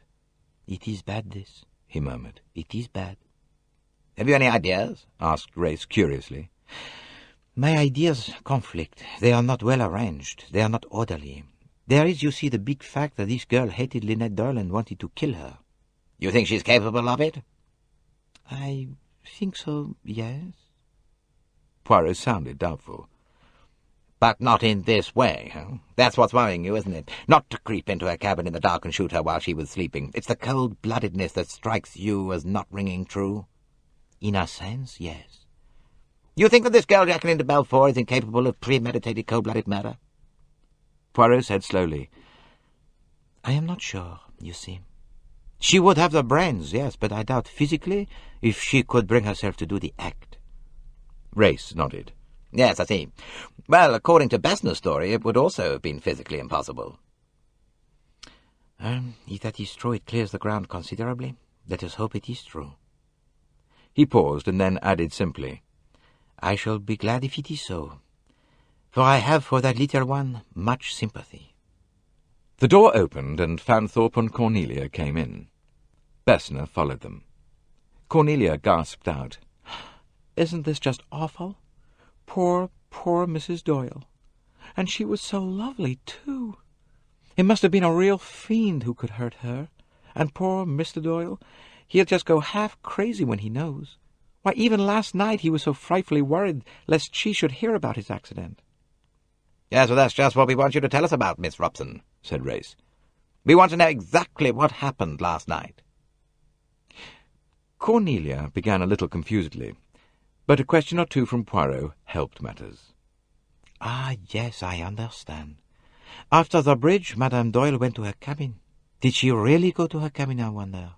Oh, she did, said Race. I actually saw her. I said good night to her at the door. And the time? Mercy, I couldn't say, said Cornelia. It was 11:20, said Race. Bien. Then at 11:20, Madame Doyle was alive and well. At that moment there was in the saloon, who? Fanthorpe answered. Doyle was there, and Mr. Belfort, myself, and Miss Robson. That's so, agreed Cornelia. Mr. Pennington had a drink and then went off to bed. And that was how much later? Oh, about 3 or 4 minutes. Before 11:30, then? Oh, yes. So that there were left in the saloon you, Miss Robson, Miss de Belfort, Mr. Doyle, and Mr. Fanthorpe. What were you all doing? Mr. Fanthorpe was reading a book. I'd got some embroidery. Miss de Belfort was... she was... Fanthorpe came to the rescue. She was drinking pretty heavily. Yes, agreed Cornelia. She was talking to me mostly and asking me about things at home, and she kept saying things to me mostly, but I think they were kind of meant for Mr. Doyle. He was getting kind of mad at her, but he didn't say anything. I think he thought if he kept quiet, she might simmer down. But she didn't. Cornelia shook her head. I tried to go, once or twice, but She made me stop, and I was getting very, very uncomfortable. And then Mr. Fanthorpe got up and went out. Yes, it was a little embarrassing, said Fanthorpe. I thought I'd make an unobtrusive exit. Miss de Belfort was clearly working up for a scene. And then she pulled out the pistol, went on Cornelia. And Mr. Doyle jumped up to try and get it away from her. And it went off and shot him through the leg, and then she began to sob and cry, and I was scared to death and ran out after Mr. Fanthorpe, and he came back with me. And Mr. Doyle said not to make a fuss, and one of the Nubian boys heard the noise of the shot and came along, but Mr. Fanthorpe told him it was all right, and then we got Jacqueline away to her cabin, and Mr. Fanthorpe stayed with her while I got Miss Bowers. Cornelia paused, breathless. And what time was this? Asked Race. Cornelia said again, Mercy, I don't know. But Fanthorpe answered promptly. It must have been about 20 minutes past 12. I know that it was actually 12:30 when I finally got to my cabin. Now let me be quite sure on 1 or 2 points, said Poirot. After Mrs. Doyle left the saloon, did any of you four leave it? No. You are quite certain Miss de Belfort did not leave the saloon at all? Fanthorpe answered promptly. Positive. Neither Doyle, Miss de Belfort, Miss Robson, nor myself left the saloon. Good. That establishes the fact that Miss de Belfort could not possibly have shot Mrs. Doyle before, let us say, 12:20. Now, Miss Robson, you went to fetch Miss Bowers. Was Miss de Belfort alone in her cabin during that period? No, Mr. Fanthorpe stayed with her. Good. So far, Miss de Belfort has a perfect alibi. Miss Bowers is the next person to interview. But before I send for her, I should like to have your opinion on 1 or 2 points. Mr. Doyle, you say, was very anxious that Miss de Belfort should not be left alone. Was he afraid, do you think, that she was contemplating some further rash act? Well, that is my opinion, said Fanthorpe. He was definitely afraid she might attack Mrs. Doyle? No. Fanthorpe shook his head. I don't think that was his idea at all. I think he was afraid she might do something rash to herself. Suicide? Yes. You see, she seemed completely sobered and heartbroken at what she had done. She was full of self-reproach. She kept saying she would be better dead. Cornelia said timidly, I think he was rather upset about her. He spoke quite nicely. He said it was all his fault, that he'd treated her badly, and, well, he was really very nice. Hercule Poirot nodded thoughtfully. Now about the pistol, he went on. What happened to that? She dropped it, said Cornelia. And afterwards? Fanthorpe explained how he had gone back to search for it, but had not been able to find it. Aha, said Poirot. Now we begin to arrive. Let us, I pray you, be very precise. Describe to me exactly what happened. Well, Miss de Belfort let it fall, and then she kicked it away from her with her foot. Yeah, she sort of hated it, explained Cornelia. I know just what she felt. And it went under a settee, you say? Now, be very careful. Miss de Belfort did not recover that pistol before she left the saloon? Both Fanthorpe and Cornelia were positive on that point. Précisément. I seek only to be very exact, you comprehend. Then we arrive at this point. When Miss de Belfort leaves the saloon, the pistol is under the settee. And since Miss de Belfort is not left alone, Mr. Fanthorpe, Miss Robson, or Miss Bowers being with her, she has no opportunity to get back the pistol after she left the saloon. What time was it, Mr. Fanthorpe, when you went back to look for it? It must have been just before 12:30. And how long would have elapsed between the time you and Dr. Bessner carried Mr. Doyle out of the saloon until your return to look for the pistol? Perhaps 5 minutes? Perhaps a little more. Then in that 5 minutes, someone removes that pistol from where it lay, out of sight, under the settee. That someone was not Miss de Belfort. Who was it? It seems highly probable that the person who removed it was the murderer of Mrs. Doyle. We may assume, too, that that person had overheard or seen something of the events immediately preceding. But I don't see how you make that out, objected Fanthorpe. Because, said Hercule Poirot.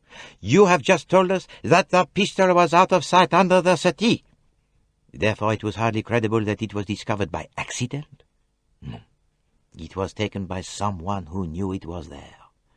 Therefore that someone must have assisted at the scene." Fanthorpe shook his head. "But I saw no one when I went out on the deck just before the shot was fired." "Ah, but you went out by the door on the starboard side." "Well, yes, the same side as my cabin." "Then if there had been anybody at the port door looking through the glass, you would not have seen them." "No," admitted Fanthorpe. "Did anyone hear the shot except the Nubian boy?" Not as far as I know." Fanthorpe went on. "You see, the windows in here were all closed. Miss Van Schuyler felt a draught earlier in the evening. The swing doors were shut. I doubt if the shot would be clearly heard. It would only sound like the pop of a cork." Race said, "As far as I know, no one seems to have heard the other shot, the shot that killed Mrs. Doyle." "Well, that we will inquire into presently," said Poirot. "For the moment we still concern ourselves with Mademoiselle de Belfort. We must speak to Miss Bowers. But first, before you go," he arrested Fanthorpe and Cornelia with a gesture, "you will give me a little information about yourselves. Then it will not be necessary to call you again later. You first, monsieur. Your full name?" James Lechdale Fanthorpe." "Address?" Glassmore House, Market Donington, Northamptonshire." "Your profession?" "I am a lawyer." "And your reasons for visiting this country?" There was a pause. For the first time the impassive Mr. Fanthorpe seemed taken aback. He said at last, almost mumbling the words, "Pleasure." "Ah-ha," said Poirot. "You take the holiday, that is it, yes?" Yes." "Very well, Mr. Fanthorpe. Will you just give me a brief account of your own movements last night after the events we have just been narrating?" "I went straight to bed." "And that was at?" Just after 12:30. "Your cabin is number 22 on the starboard side, the one nearest the saloon?" "Yes." "I will ask you one more question. Did you hear anything at all after you went to your cabin?" Fanthorpe considered. "Well, I turned in very quickly. I think I heard a kind of splash just as I was dropping off to sleep, but nothing else." "You heard a kind of splash? Near at hand?" Fanthorpe shook his head. "Well, really, I couldn't say. I was half asleep." "At what time would that be?" It might have been about 1 o'clock. I can't really say." "Thank you, Mr. Fanthorpe. That is all." Poirot turned his attention to Cornelia. "And now, Miss Robson, your full name?" Cornelia Ruth, and my address is the Red House, Belfield, Connecticut." "What brought you to Egypt?" "Our cousin Marie, Miss Van Schuyler, brought me along on a trip." "Had you ever met Mrs. Doyle previous to this journey?" "No, never." "And what did you do last night?" "I went right to bed after helping Dr. Bessner with Mr. Doyle's leg." "Your cabin is?" 41 on the port side, right next door to Mr. Belfort." "And did you hear anything?" Cornelia shook her head. "I didn't hear a thing." "No splash?" No, but then I wouldn't because the boat's against the bank on my side." Poirot nodded. "Thank you, Miss Robson. Now perhaps you will be so kind as to ask Miss Bowers to come here." Fanthorpe and Cornelia went out. "Well, that seems clear enough," said Race. "Unless 3 independent witnesses are lying, Jacqueline de Belfort couldn't have got hold of the pistol. But somebody did when somebody overheard the scene. And somebody was BF enough to write a big J on the wall." There was a tap on the door and Miss Bowers entered. The hospital nurse sat down in her usual composed, efficient manner. In answer to Poirot, she gave her name, address, and qualifications, adding, "I've been looking after Miss Van Schuyler for over 2 years now."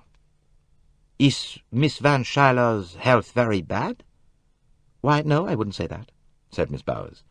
"She's not very young, and she's nervous about herself, and she likes to have a nurse around handy. There's nothing seriously the matter with her. She just likes plenty of attention, and she's willing to pay for it." Poirot nodded comprehendingly, and then he said, "I understand that Miss Robson fetched you last night?" "Why, yes, that is so." "Will you tell me exactly what happened?" "Well, Miss Robson just gave me a brief outline of what had occurred, and I came along with her. I found Miss de Belfort in a very excited, hysterical condition." Did she utter any threats against Mrs. Doyle? No, nothing of that kind. She was in a condition of morbid self-reproach. She had taken a good deal of alcohol, I should say, and she was suffering from reaction. I didn't think she ought to be left. I gave her a shot of morphia and sat up with her. Now, Miss Bowers, I want you to answer this. Did Miss de Belfort leave her cabin at all? No, she did not. And you yourself? I stayed with her until early this morning. You are quite sure of that? Absolutely sure. Thank you, Miss Bowers. The nurse went out. The two men looked at each other. Jacqueline de Belfort was definitely cleared of the crime. Who, then, had shot Linnet Doyle? Chapter 14. Race said, Someone pinched the pistol. It wasn't Jacqueline de Belfort.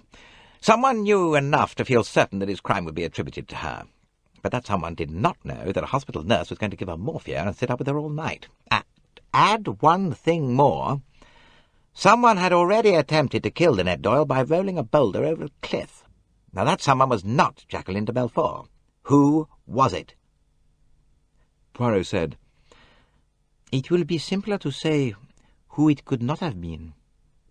Neither Mr. Doyle, Mrs. Allerton, Mr. Tim Allerton, Miss Van Schuyler, nor Miss Bowers could have had anything to do with it. They were all within my sight. Said Race. That leaves rather a large field. What about motive? That is where I hope Mr. Doyle may be able to help us. There have been several incidents. The door opened, and Jacqueline de Belfort entered. She was very pale, and she stumbled a little as she walked. "I didn't do it," she said. Her voice was that of a frightened child. "I didn't do it. Oh, please believe me. Everyone will think I did, but I didn't. It's awful. I wish it hadn't happened. I might have killed Simon last night. I was mad, I think, but I didn't do the other." She sat down and burst into tears. Poirot patted her on the shoulder. There. We know that you did not kill Mrs. Doyle. It is proved. Yes, proved, mon enfant. It was not you. Jackie sat up suddenly, her wet handkerchief clasped in her hand. "But who did?" That, said Poirot, is just the question we were asking ourselves. You cannot help us there, my child? Jacqueline shook her head. "Well, I don't know. I can't imagine. No, I haven't the faintest idea." She frowned deeply. "No," she said at last, "I can't think of anyone who wanted her dead." Her voice faltered a little. "Except me." Race said, "Excuse me a minute. Just thought of something." He hurried out of the room. Jacqueline de Belfort sat with her head downcast, nervously twisting her fingers. She broke out suddenly. "Death's horrible! Horrible! I hate the thought of it." Poirot said, Yes, it is not pleasant to think, is it, that now at this very moment someone is rejoicing at the successful carrying out of his or her plan? Don't, cried Jackie. "It sounds horrible the way you put it." Poirot shrugged his shoulders. It is true. Jackie said in a low voice, I wanted her dead. And she is dead. And what is worse, she died, just like I said." Yes, mademoiselle. She was shot through the head. She cried out, "Then I was right, that night, at the Cataract Hotel. There was someone listening." Ah, Poirot nodded his head. I wondered if you would remember that. Yes, it is all too much of a coincidence that Madame Doyle should be killed in just the way you described. Jackie shuddered. "That man, that night, who can he have been?" Poirot was silent for a minute or two. Then he said, in quite a different tone of voice, You are sure it was a man, mademoiselle? Jackie looked at him in surprise. "Well, yes, of course. At least—" Well, mademoiselle? She frowned, half closing her eyes in an effort to remember. She said slowly, "I thought it was a man." But now you are not so sure? Jackie said slowly, "Oh, no, I can't be certain. I just assumed it was a man, but it was really just a figure, a shadow." She paused, and then, as Poirot did not speak, she asked, You think it must have been a woman? But surely none of the women on this boat can have wanted to kill Linnet? Poirot merely moved his head from side to side. The door opened, and Bessner appeared. "Will you come and speak with Mr. Doyle, please, Mr. Poirot? He would like to see you." Jackie sprang up. She caught Bessner by the arm. "How is he? Is he all right?" "Naturally he is not all right," said Bessner reproachfully. "The bone is fractured, you understand." "But he's not going to die?" cried Jackie. "Ah, who said anything about dying?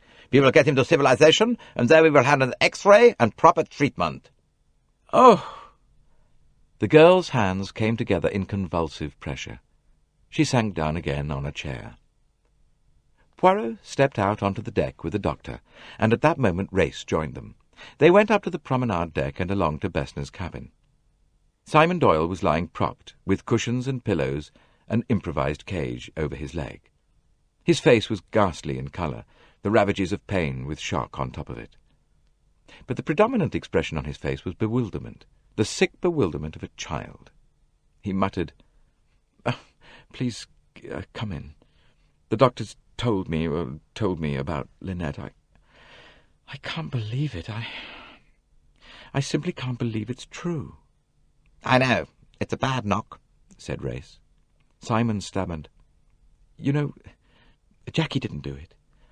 I'm certain Jackie didn't do it. It looks black against her, I dare say, but she didn't do it. She was a bit tight last night and all worked up, and that's why she went for me, but she wouldn't do murder. Not cold-blooded murder." Poirot said gently, "Do not distress yourself, Mr. Doyle. Whoever shot your wife, it was not Miss de Belfort." Simon looked at him doubtfully. "Is that on the level?" "But since it was not Miss de Belfort," continued Poirot, "can you give us any idea of who it might have been?" Simon shook his head. The look of bewilderment increased. "It's crazy. Impossible. Apart from Jackie, nobody could have wanted to do her in." "Reflect, Mr. Doyle. Has she no enemies? Is there no one who has a grudge against her?" Again Simon shook his head with the same hopeless gesture. "It sounds absolutely fantastic. There's Windlesham, of course. Well, she more or less chucked him to marry me, but I can't see a polite stick like Windlesham committing murder. And anyway, he's miles away. Same thing with old Sir George Woad. He's got a down on Linnet over the house, disliked the way she was pulling it about, but he's miles away in London. And anyway, to think of murder in such a connection would be fantastic." "Listen, Mr. Doyle." Poirot spoke very earnestly. "On the first day we came on board the Carnac, I was impressed by a little conversation which I had with Madame, your wife. She was very upset, very distraught. She said, and mark this well, that everybody hated her. She said she felt afraid, unsafe, as though everyone around her were an enemy." "Well, she was pretty upset at finding Jackie aboard. Well, so was I," said Simon. "Aye, that is true. But it does not quite explain those words. When she said she was surrounded by enemies, she was almost certainly exaggerating, but all the same, she did mean more than one person." "Yes, you may be right there," admitted Simon. "I think I can explain that. It was a name in the passenger list that upset her." "A name in the passenger list? What name?" "Well, you see, she didn't actually tell me. As a matter of fact, I wasn't even listening very carefully. I was going over the Jacqueline business in my mind. As far as I remember, Linnet said something about doing people down in business, and that it made her uncomfortable to meet anyone who had a grudge against her family. You see, although I don't really know the family history very well, I gather that Linnet's mother was a millionaire's daughter. Her father was only just ordinary plain wealthy, but after his marriage he naturally began playing the markets, or whatever you call it. And as a result of that, of course, several people got it in the neck. You know, affluence one day, the gutter the next. Well, I gather there was someone on board whose father had got up against Linnet's father and taken a pretty hard knock. I remember Linnet saying, "It's pretty awful when people hate you without even knowing you." "Oh, yes," said Poirot thoughtfully. "That would explain what she said to me. For the first time she was feeling the burden of her inheritance and not its advantages. "You are quite sure, Mr. Doyle, that she did not mention this man's name?" Simon shook his head ruefully. "No, I didn't really pay much attention. Just said, 'Oh, nobody minds what happened to their fathers nowadays. Life goes too fast for that.' Well, something of that kind." Bessner said dryly, "Ah, but I can have a guess. There is certainly a young man with agreements on board." "You mean Ferguson?" said Poirot. "Yes. He spoke against Mrs. Doyle once or twice. I myself have heard it." "Well, what can we do to find out?" asked Simon. Poirot replied, "Colonel Race and I must interview all the passengers. Until we have got their stories, it would be unwise to form theories. Then there is the maid. We ought to interview her first of all. It would perhaps be as well if we did that here. Mr. Doyle's presence might be helpful." Yes, that's a good idea," said Simon. "Had she been with Mrs. Doyle long?" Just a couple of months, that's all." "Only a couple of months?" exclaimed Poirot. "Why, do you think—" "Had Madame any valuable jewellery?" Well, there were her pearls," said Simon. "She once told me they were worth 40 or 50,000. He shivered. "Oh, my God, do you think those damned pearls—" "Robbery is a possible motive," said Poirot. "All the same, it seems hardly credible. Well, we shall see. Let us have the maid here." Louise Bourget was that same vivacious Latin brunette whom Poirot had seen one day and noticed. She was anything but vivacious now. She had been crying and looked frightened. Yet there was a kind of sharp cunning apparent in her face which did not prepossess the two men favourably towards her. "You are Louise Bourget?" "Yes, monsieur." "When did you last see Madame Doyle alive?" Last night, monsieur. I waited in her cabin to undress her." "And what time was that?" "It was some time after 11, monsieur. I cannot say exactly when. I undress Madame and put her to bed, and then I leave." "How long did it all take?" 10 minutes, monsieur. Madame was tired. She told me to put the lights out when I left." "And when you had left her, what did you do?" "I went to my own cabin, monsieur, on the deck below." "And you heard or saw nothing more that can help us?" "How could I, monsieur?" "That, mademoiselle, is for you to say, not for us," Hercule Poirot retorted. She stole a sideways glance at him. "But, monsieur, I was nowhere near. What could I have seen or heard? I was on the deck below. My cabin, it was on the other side of the boat even. It is impossible I should have heard anything. Naturally, if I had been unable to sleep, if I had mounted the stairs, then perhaps I might have seen this assassin, this monster, enter or leave Madame's cabin, but as it is—" She threw out her hands appealingly to Simon. "Monsieur, I implore you, you see how it is. What can I say?" "My good girl," said Simon harshly, "don't be a fool. Nobody thinks you saw or heard anything. You'll be quite all right. I'll look after you. Nobody's accusing you of anything." End of Disc 4.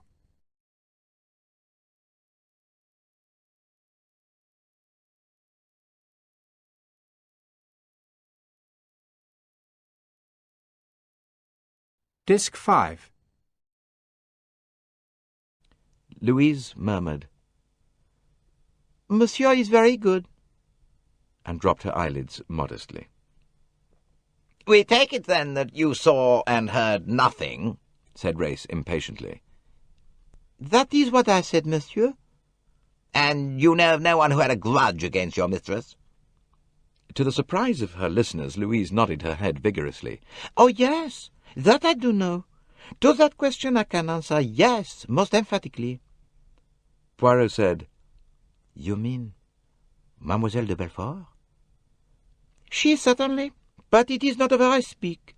There was someone else on this boat who disliked Madame, who was very angry because of the way Madame has injured him." "Good Lord," said Simon. "What's all this?" Louise went on, still emphatically nodding her head with the utmost vigour. Yes, yes, yes, it is as I say. It concerns the former maid of Madame, my predecessor. There was a man, one of the engineers on this boat, who wanted her to marry him, and my predecessor, Mary, her name was, she would have done so, but Madame Doyle, she made inquiries, and she discovered that this Fleetwood, already he had a wife of colour, you understand, a wife of this country. She had gone back to her own people, but he was still married to her, you understand. And so, Madame, she told all this to Mary, and Mary, she was very unhappy, and she would not see Fleetwood any more. And this Fleetwood, he was infuriated, and when he found out that this Madame Doyle had formerly been Miss Linnet Ridgeway, he tells me that he would like to kill her. Her interference ruined his life, he said. Louise paused triumphantly. "This is interesting," said Race. Poirot turned to Simon. "Had you any idea of this?" "Oh, none whatever," said Simon with patent sincerity. "I doubt if Linnet even knew the man was on the boat. He'd probably forgotten all about the incident." He turned sharply to the maid. "Did you say anything to Mrs. Doyle about this?" "No, monsieur, of course not." Poirot said, "Do you know anything about your mistress's pearls?" Pearls?" Louise's eyes opened very wide. "She was wearing them last night." You saw them when she came to bed? "Yes, monsieur." Where did she put them? "On the table by the side, as always." And that is where you last saw them? "Yes, sir." Did you see them here this morning? A startled look came into the girl's face. "Mon Dieu, I did not even look. I come up to the bed, I see Madame, and then I cry out and rush out of the door and faint." Hercule Poirot nodded his head. You did not look. "But I have the eyes which notice, and there were no pearls on the table beside the bed this morning." Chapter 15. Hercule Poirot's observation had not been at fault. There were no pearls on the table by Linnet Doyle's bed. Louise Bourget was bidden to make a search among Linnet's belongings. According to her, all was in order. Only the pearls had disappeared. As they emerged from the cabin, a steward was waiting to tell them that breakfast had been served in the smoking-room. As they passed along the deck, Poirot paused to look over the rail. "Aha! I see you've had an idea, my friend. It suddenly came to me, when Fanthorpe mentioned thinking he had heard a splash, that I, too, had been awakened some time last night by a splash. It's perfectly possible that after the murder, the murderer threw the pistol overboard." Poirot said slowly, "You really think that is possible, my friend?" Race shrugged his shoulders. It's a suggestion. After all, the pistol wasn't anywhere in the cabin. First thing I looked for." "All the same," said Poirot, "it is incredible that it should have been thrown overboard." Race said, "Where is it, then?" Poirot said thoughtfully, "If it is not in Mrs. Doyle's cabin, there is, logically, only one other place where it could be." "Where's that?" "In Mademoiselle de Belfort's cabin." "Yes." "I see." He stopped suddenly. "Look, she's out of her cabin. Shall we go and have a look now?" Poirot shook his head. "No, my friend, that would be precipitate. It may not yet have been put there." "What about an immediate search of the whole boat?" That way we should show our hand. We must work with great care. It is very delicate, our position at the moment. Let us discuss the situation as we eat." Race agreed. They went into the smoking-room. "Well," said Race as he poured himself out a cup of coffee, "we've got two definite leads. There's the disappearance of the pearls, and there's the man Fleetwood. As regards the pearls, robbery seems to be indicated, but I don't know whether you'll agree with me." Poirot said quickly, "It was an odd moment to choose." "Yes, exactly. To steal the pearls on a voyage such as this invites a close search of everybody on board. How, then, could the thief hope to get away with his booty?" "He might have gone ashore and dumped it." "Now the company has a watchman on the bank." Then that is not feasible. Was the murder committed to divert attention from the robbery? No. That does not make sense. It is profoundly unsatisfactory.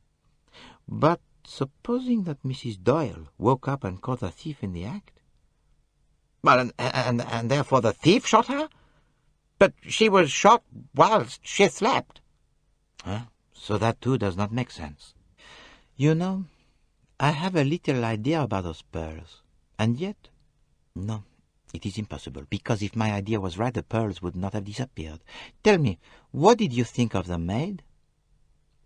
I wondered, Ray said slowly, if she knew more than she said.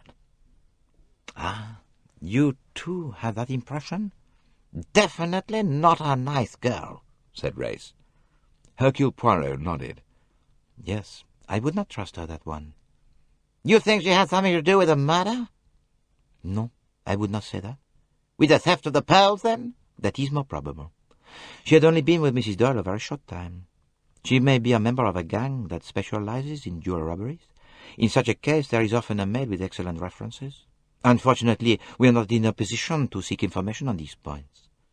And yet, that explanation does not quite satisfy me. Those pearls. Ah, sacré! My little idea ought to be right. And yet, nobody would be so imbecile. He broke off. What about the man, Fleetwood? Well, we must question him. It may be that we have there the solution. If Louise Bourget's story is true, he had a definite motive for revenge. He could have overheard the scene between Jacqueline and Mr. Doyle, and when they have left the saloon, he could have darted in and secured the gun. Yes, it is all quite possible. And that letter J, scrawled in blood, that too would accord with a simple, rather crude nature. In fact, he's just the person we're looking for. Yes, only... Poirot rubbed his nose. He said with a slight grimace, See you, I recognize my own weaknesses. It has been said of me that I like to make a case difficult, but the solution that you put to me, it is too simple, too easy. I cannot feel that it really happened, and yet that may be sheer prejudice on my part. Well, we'd better have the fellow here. Race rang the bell and gave the order. Then he said, Any other possibilities? Oh, plenty, my friend. There is, for example, the American trustee. Pennington? Yes, Pennington. There was a curious little scene in here the other day. He narrated the happenings to Race. You see, it is significant. Madame, she wanted to read all the papers before signing, so he makes the excuse of another day. And then the husband, he makes a very significant remark. What was that? He says, I never read anything. I sign where I am told to sign. You perceive the significance of that? Pennington did. I saw it in his eye. He looked at Doyle as though an entirely new idea had come into his head. Just imagine, my friend, that you have been left trustee to the daughter of an intensely wealthy man. You use perhaps that money to speculate with. I know it is so in all detective novels, but you read of it too in the newspapers. It happens, my friend. It happens. I don't dispute it, said Race. There is perhaps still time to make good by speculating wildly. Your ward is not yet of age, and then she marries. The control passes from your hands into hers at a moment's notice. Well, a disaster. But there is still a chance. She is on a honeymoon. She will perhaps be careless about business. A casual paper slipped in among others, signed without reading. But Linnet Doyle was not like that. Honeymoon or no honeymoon, she was a businesswoman. And then her husband makes a remark, and a new idea comes to that desperate man who is seeking a way out from ruin. If Linnet Doyle were to die, her fortune would pass to her husband, and he would be easy to deal with. He would be a child in the hands of an astute man like Andrew Pennington. Mon cher Colonel, I tell you I saw the thought pass through Andrew Pennington's head. If only it were Doyle I had got to deal with. That is what he was thinking. It's quite possible, I dare say, said Race dryly. But you've no evidence. Alas, no. Well, then there's young Ferguson, said Race. He talks bitterly enough. No, not that I go by talk. Still, he might be the fellow whose father was ruined by old Ridgeway. It's a little far-fetched, but it's possible. People do brood over bygone wrongs sometimes. He paused a minute and then said, And there's my fellow. Yes, there is your fellow, as you call him. He's a killer, said Race. We know that. On the other hand, I can't see any way in which he could have come up against Linnet Doyle. Their orbits don't touch. Poirot said slowly, Unless accidentally she had become possessed of evidence showing his identity. Yes, that's possible, but it seems highly unlikely. There was a knock at the door. Ah, here's our would-be bigamist. Fleetwood was a big, truculent-looking man. He looked suspiciously from one to the other of them as he entered the room. Poirot recognized him as the man he had seen talking to Louise Bourget. Fleetwood said suspiciously, You wanted to see me? Yeah, we did, said Race. You probably know that a murder was committed on this boat last night. Fleetwood nodded. And I believe it is true that you had reason to feel anger against the woman who was killed. A look of alarm sprang up in Fleetwood's eyes. Who told you that? You considered that Mrs. Doyle had interfered between you and a young woman. I know who told you that. That lying French hussy. She's a liar through and through, that girl. But this particular story happens to be true. It's a dirty lie. You say that although you don't know what it is yet. The shot told. The man flushed and gulped. It is true, is it not, that you were going to marry the girl Marie and that she broke it off when she discovered that you were a married man already? Well, what business was it of hers? You mean what business was it of Mrs. Doyle's? Well, you know, bigamy is bigamy. It wasn't like that. I married one of the locals out here. I didn't answer. So she went back to her people. I've not seen her for half a dozen years. Still, you were married to her. The man was silent. Race went on. Mrs. Doyle, or Miss Ridgeway, as she then was, found out all this, huh? Yeah, she did. Curse her. Nosing about where no one ever asked her to. I'd have treated Marie right. I'd have done anything for her. She'd never have known about the other if it hadn't have been for that meddlesome young lady of hers. Oh, yes, I'll say it, I did have a grudge against the lady, and I felt bitter about it when I saw her on this boat, all dressed up in pearls and diamonds, and lording it all over the place would never have thought that she'd broken up a man's life for him. I felt bitter, all right. But if you think I'm a dirty murderer, if you think I went and shot her with a gun, well, that's a damn lie. I never touched her, and that's God's truth. He stopped, the sweat rolling down his face. Where were you last night between the hours of 12 and 2? In my bunk asleep. And my mate will tell you so. Ah, we shall see, said Race. He dismissed him with a curt nod. That'll do. Eh bien, said Poirot, as the door closed behind Fleetwood. Race shrugged his shoulders. Well, he tells quite a straight story. He's nervous, of course, but not unduly so. We'll have to investigate his alibi, though I don't suppose it will be decisive. His mate was probably asleep, and this fellow could have slipped in and out if he wanted to. It depends whether anyone else saw him. Yes, one must inquire as to that. The next thing, I think, said Race, is whether anyone heard anything which might give us a clue to the time of the crime. Bessner places it as having occurred between 12 and 2. Now, it seems reasonable to hope that someone among the passengers may have heard the shot, even if they didn't recognize it for what it was. I didn't hear anything of the kind myself. What about you? Poirot shook his head. Me? I slept absolutely like the log. I heard nothing, but nothing at all. I might have been drugged, I slept so soundly. Ah, pity, said Race. Well, let's hope we have a bit of luck with the people who have cabins on the starboard side. Fanthorpe we've done. Now the Allertons come next. I'll send the steward to fetch them. Mrs. Allerton came in briskly. She was wearing a soft grey-striped silk dress. Her face looked distressed. "Oh, it's too horrible," she said as she accepted the chair that Poirot placed for her. "I can hardly believe it, that lovely creature with everything to live for, dead. I almost feel I can't believe it." "I know how you feel, madame," said Poirot sympathetically. "Oh, I'm glad you're on board," said Mrs. Allerton simply. "You'll be able to find out who did it. I'm so glad it isn't that poor tragic girl." You mean Mademoiselle de Belfort? Who told you she did not do it? Cornelia Robson, said Mrs. Allerton with a faint smile. You know, she's simply thrilled by it all. It's probably the only exciting thing that's ever happened to her, and probably the only exciting thing that ever will happen to her. But she's so nice that she's terribly ashamed of enjoying it. She thinks it's awful of her.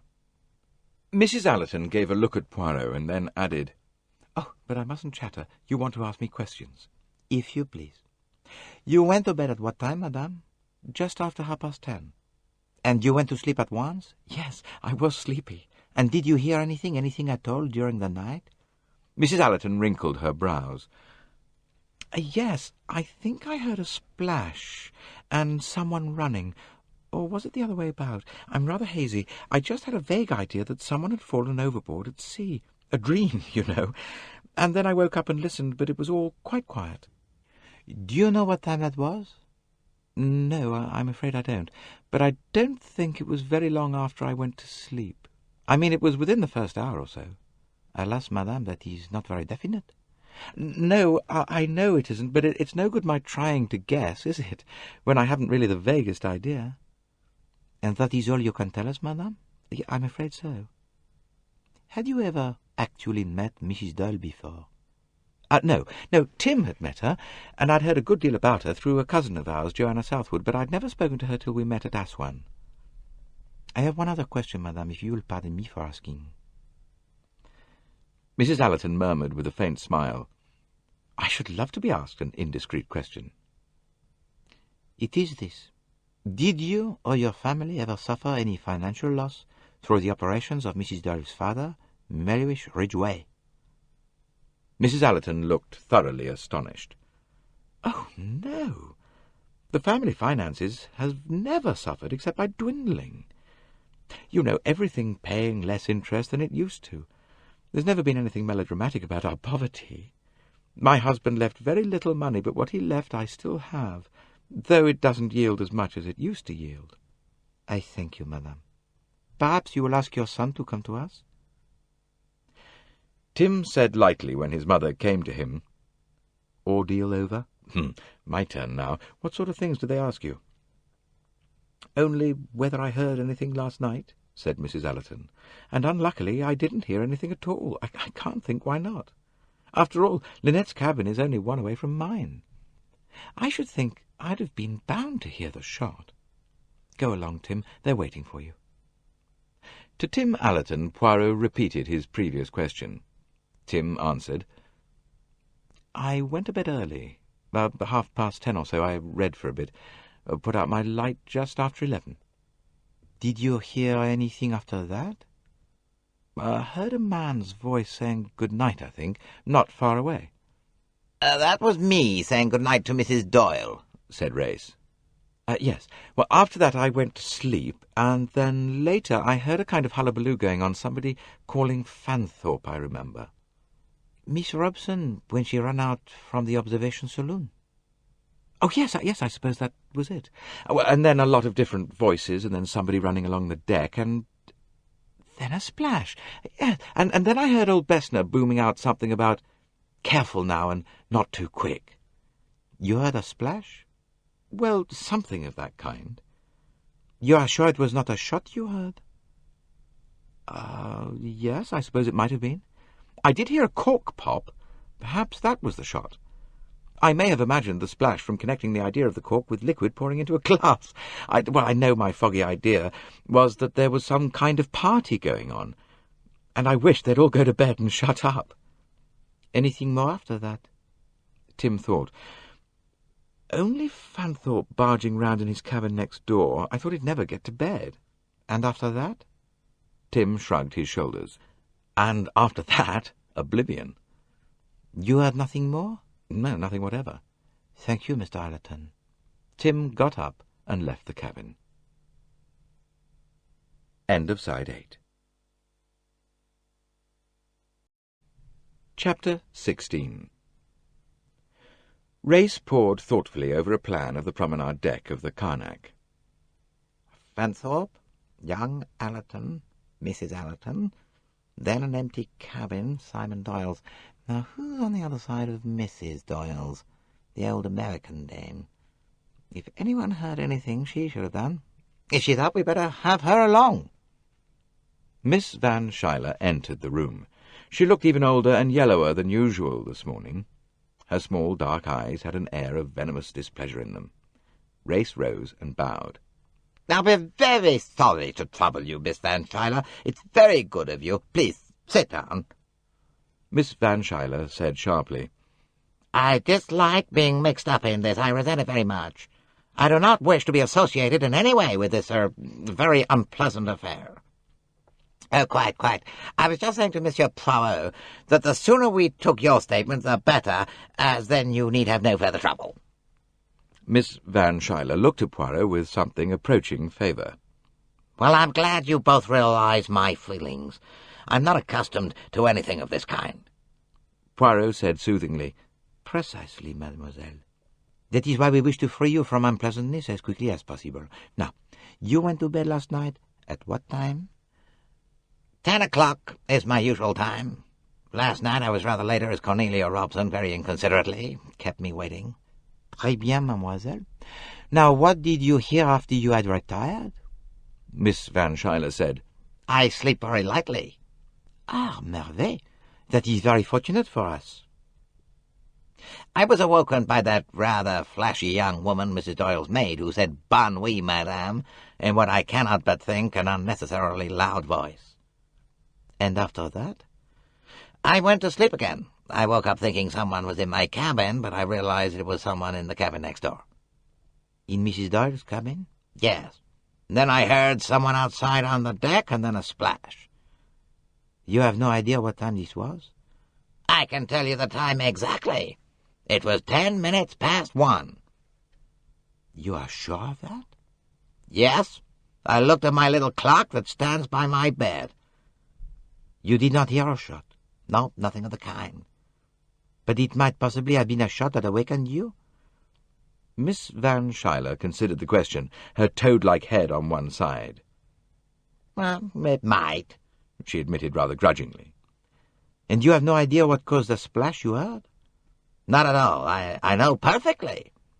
Colonel Race sat up alertly. You know? Certainly.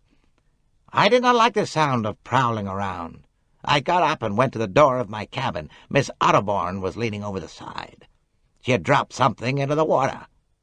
Miss Otterbourne? Race sounded really surprised. Yes. You're quite sure it was Miss Otterbourne? I saw her face distinctly. She did not see you? I do not think so. Poirot leant forward. And what did her face look like, mademoiselle? Well, she was in a condition of considerable emotion. Race and Poirot exchanged a quick glance. And then? Race prompted. Miss Otterbourne went around the stern of the boat, and I returned to bed. There was a knock at the door, and the manager entered. He carried in his hand a dripping bundle. We've got it, Colonel. Race took the package. He unwrapped fold after fold of sodden velvet. Out of it fell a coarse handkerchief faintly stained with pink, wrapped round a small, pearl-handled pistol. Race gave Poirot a glance of slightly malicious triumph. You see, he said, my idea was right.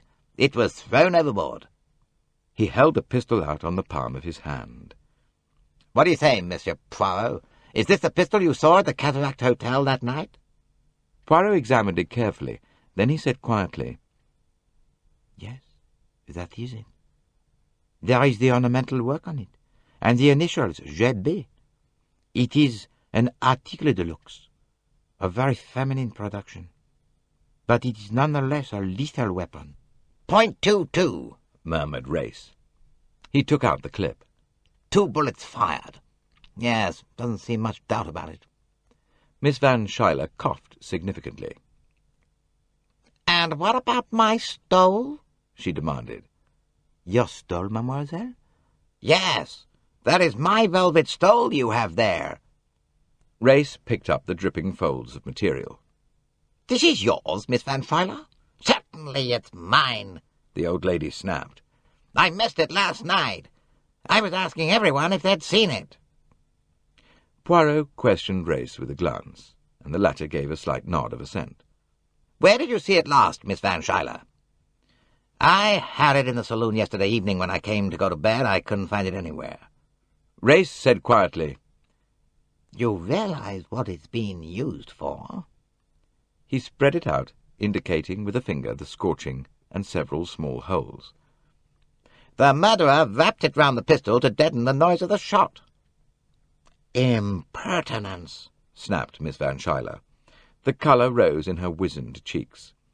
Race said, I should be glad, Miss Van Schuyler, if you'll tell me the extent of your previous acquaintance with Mrs. Doyle. There was no previous acquaintance. But you knew of her?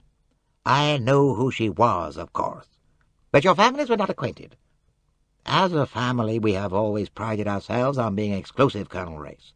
My dear mother would never have dreamed of calling upon any of the Hart's family, who outside their wealth were nobodies.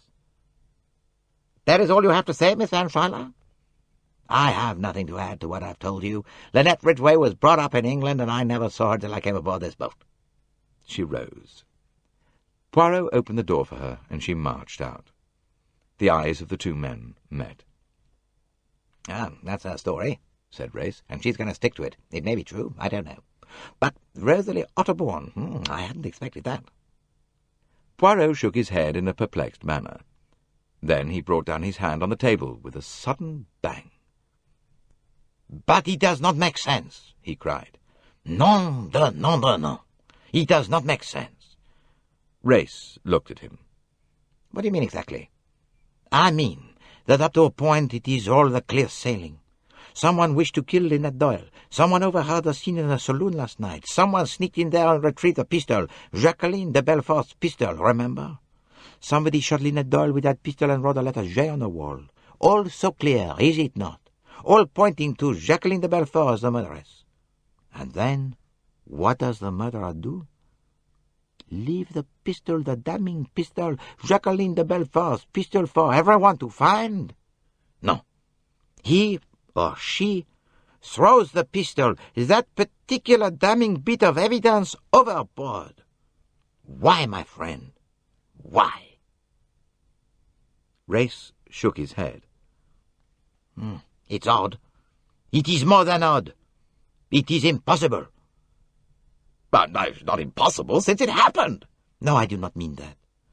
I mean that the sequence of events is impossible. Something is wrong. Chapter 17. Colonel Race glanced curiously at his colleague. He respected, he had reason to respect, the brain of Hercule Poirot. Yet for the moment he did not follow the other's process of thought. He asked no question, however. He seldom did ask questions. He proceeded straightforwardly with the matter in hand. What's the next thing to be done? Question the Otterbourne girl? Yes, that may advance us a little. Rosalie Otterbourne entered ungraciously. She did not look nervous or frightened in any way, merely unwilling and sulky. "Well," she said, "what is it?" Race was the spokesman. "We're investigating Mrs. Doyle's death," he explained. Rosalie nodded. "Will you tell me what you did last night?" Rosalie reflected a minute. Mother and I went to bed early, before 11. We didn't hear anything in particular except a bit of fuss outside Dr. Bessner's cabin. I heard the old man's German voice booming away. Of course, I didn't know what it was all about until this morning. You didn't hear a shot? No. Did you leave your cabin at all last night? No. You're quite sure of that? Rosalie stared at him. But what do you mean? Of course I'm sure of it. You did not, for instance, go round the starboard side of the boat and throw something overboard? The colour rose in her face. Is there any rule against throwing things overboard? No, of course not. Then you did? No, I didn't. I never left my cabin, I tell you. Then if anyone says that they saw you— She interrupted him. Who says they saw me? Miss Van Schuyler. Miss Van Schuyler? She sounded genuinely astonished. Yes, Miss Van Schuyler says she looked out of her cabin and saw you throw something over the side. Rosalie said clearly, But that's a damn lie. Then, as though struck by a sudden thought, she asked, "What time was this?" It was Poirot who answered. "It was 10 minutes past 1, mademoiselle." She nodded her head thoughtfully. Did she see anything else? Poirot looked at her curiously. He stroked his chin. See? No. But she heard something. What did she hear? Someone moving about in Mrs. Doyle's cabin. I see, muttered Rosalie. She was pale now. Deadly pale. And you persist in saying that you throw nothing overboard, mademoiselle? But why on earth should I run about throwing things overboard in the middle of the night? There might be a reason. An innocent reason. Innocent? Said the girl sharply. That is what I said. You see, mademoiselle, something was thrown overboard last night. Something that was not innocent. Race silently held out the bundle of stained velvet, opening it to display its contents. Rosalie Otterbourne shrank back. Was that what she was killed with? Yes, mademoiselle. And you think that I did it? What utter nonsense! Why on earth should I want to kill Linnet Doyle? I don't even know her. She laughed and stood up scornfully. The whole thing is too ridiculous.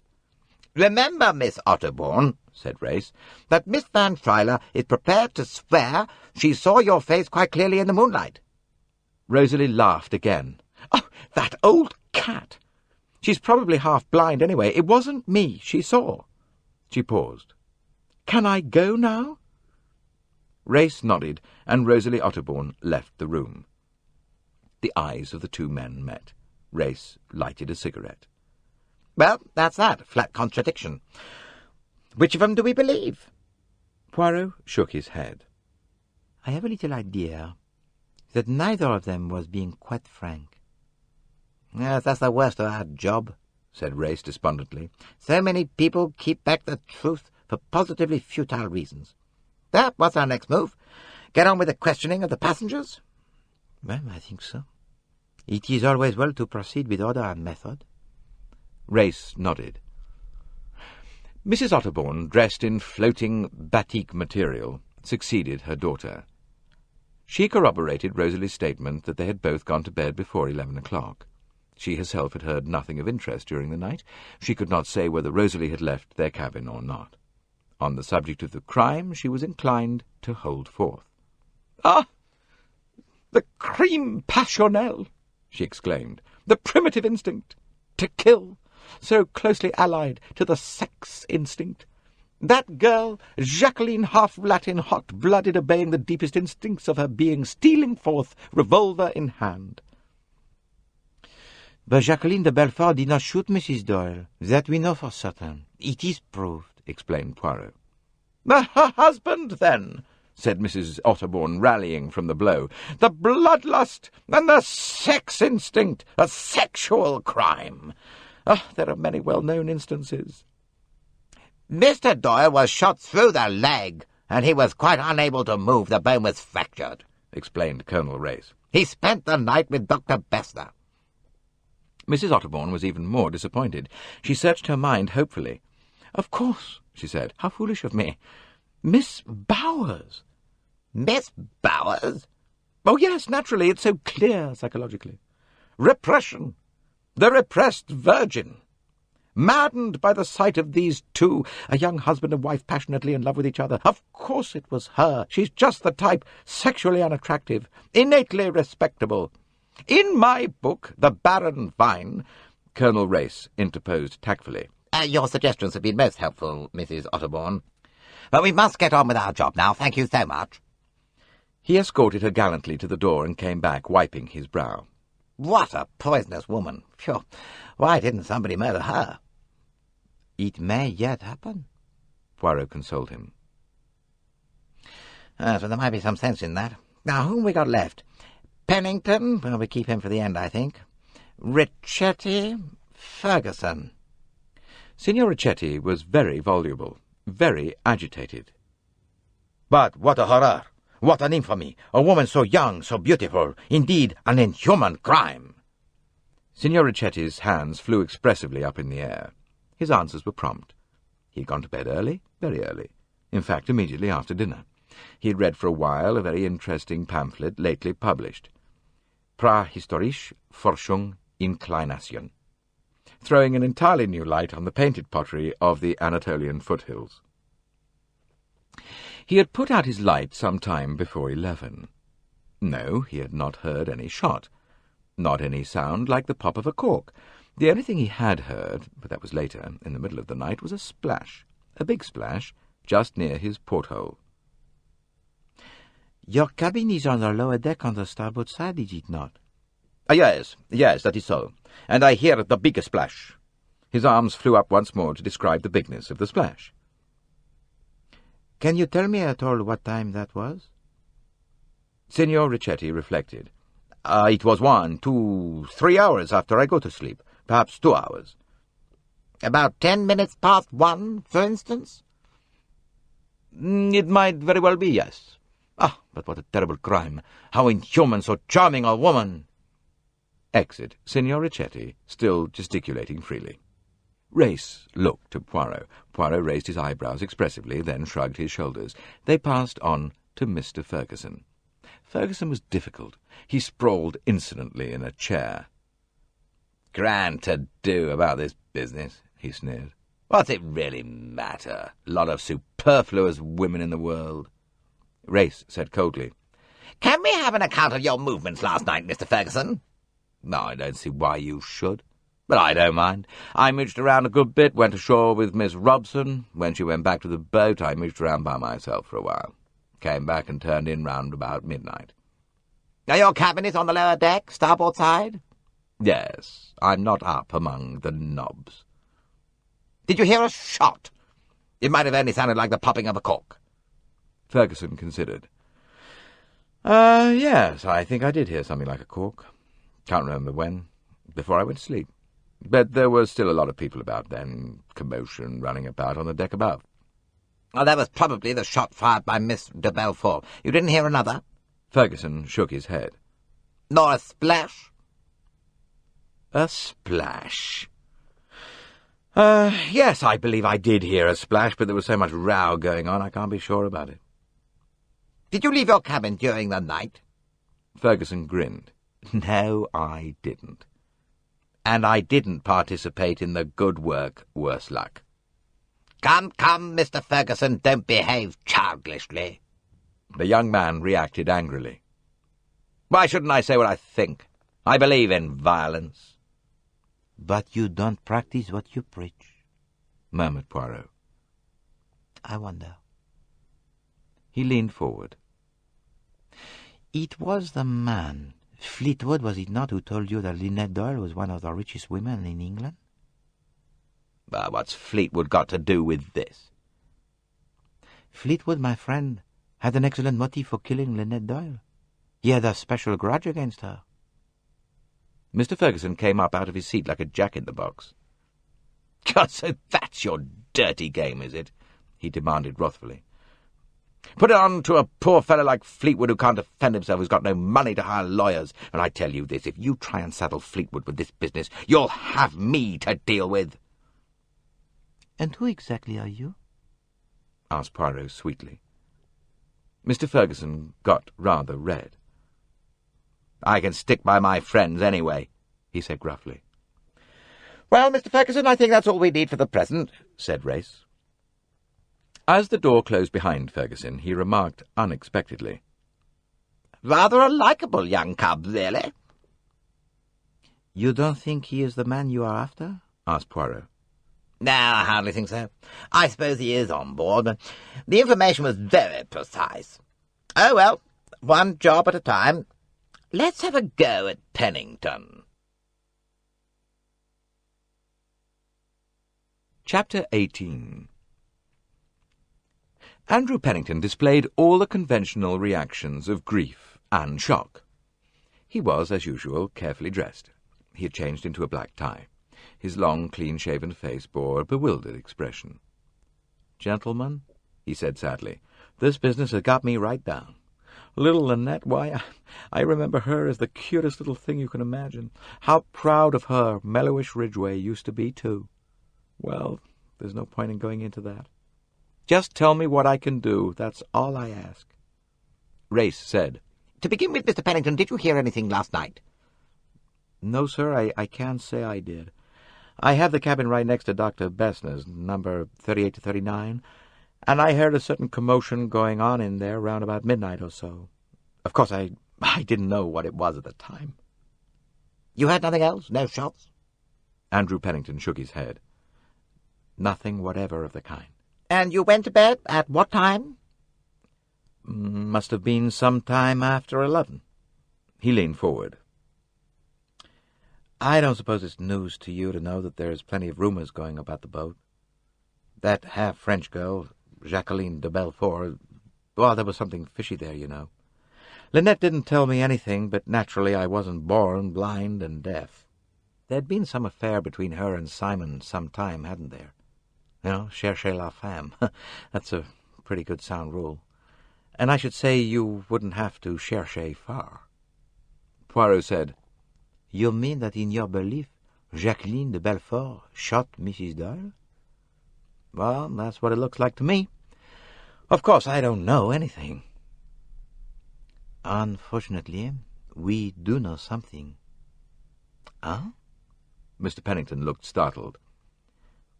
We know that it is quite impossible for Miss de Belfort to have shot Mrs. Doyle. He explained carefully the circumstances. Pennington seemed reluctant to accept them. Well, I agree it looks all right on the face of it, but this hospital nurse woman, I'll bet she didn't stay awake all night. She dozed off, and the girl slipped out and in again. Hardly likely, Monsieur Pennington. She had administered a strong opiate, remember. And anyway, a nurse is in the habit of sleeping lightly and waking when her patient wakes. Well, it all sounds rather fishy to me, said Pennington. Race said, in a gently authoritative manner, I think you must take it from me, Mr. Pennington, that we have examined all the possibilities very carefully. The result is quite definite. Jacqueline de Belfort did not shoot Mrs. Doyle. So we are forced to look elsewhere. That is where we hope you may be able to help us. I? Pennington gave a nervous start. Yes. You were an intimate friend of the dead woman's. You know the circumstances of her life, if in all probability much better than her husband does, since he only made her acquaintance a few months ago. Now, you would know, for instance, of anyone who had a grudge against her. You would know, perhaps, whether there was anyone who had a motive for desiring her death. Andrew Pennington passed his tongue over rather dry-looking lips. I assure you I have no idea. You see, Linnet was brought up in England. I know very little of her surroundings and associations. And yet, mused Poirot, there was someone on board who was interested in Mrs. Doyle's removal. She had a near escape before, you remember, at this very place, when that boulder crashed down.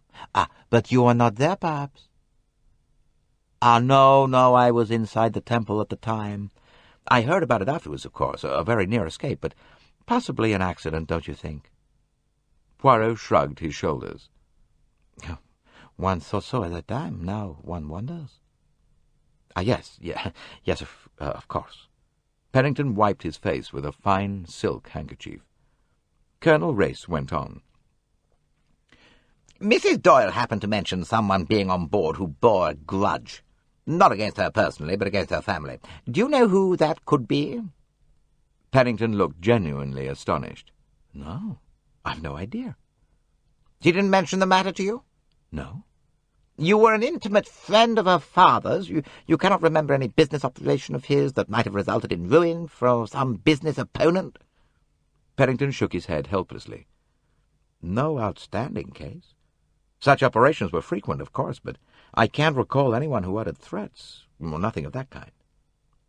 In short, Mr. Pennington, you cannot help us? It seems so. I deplore my inadequacy, gentlemen.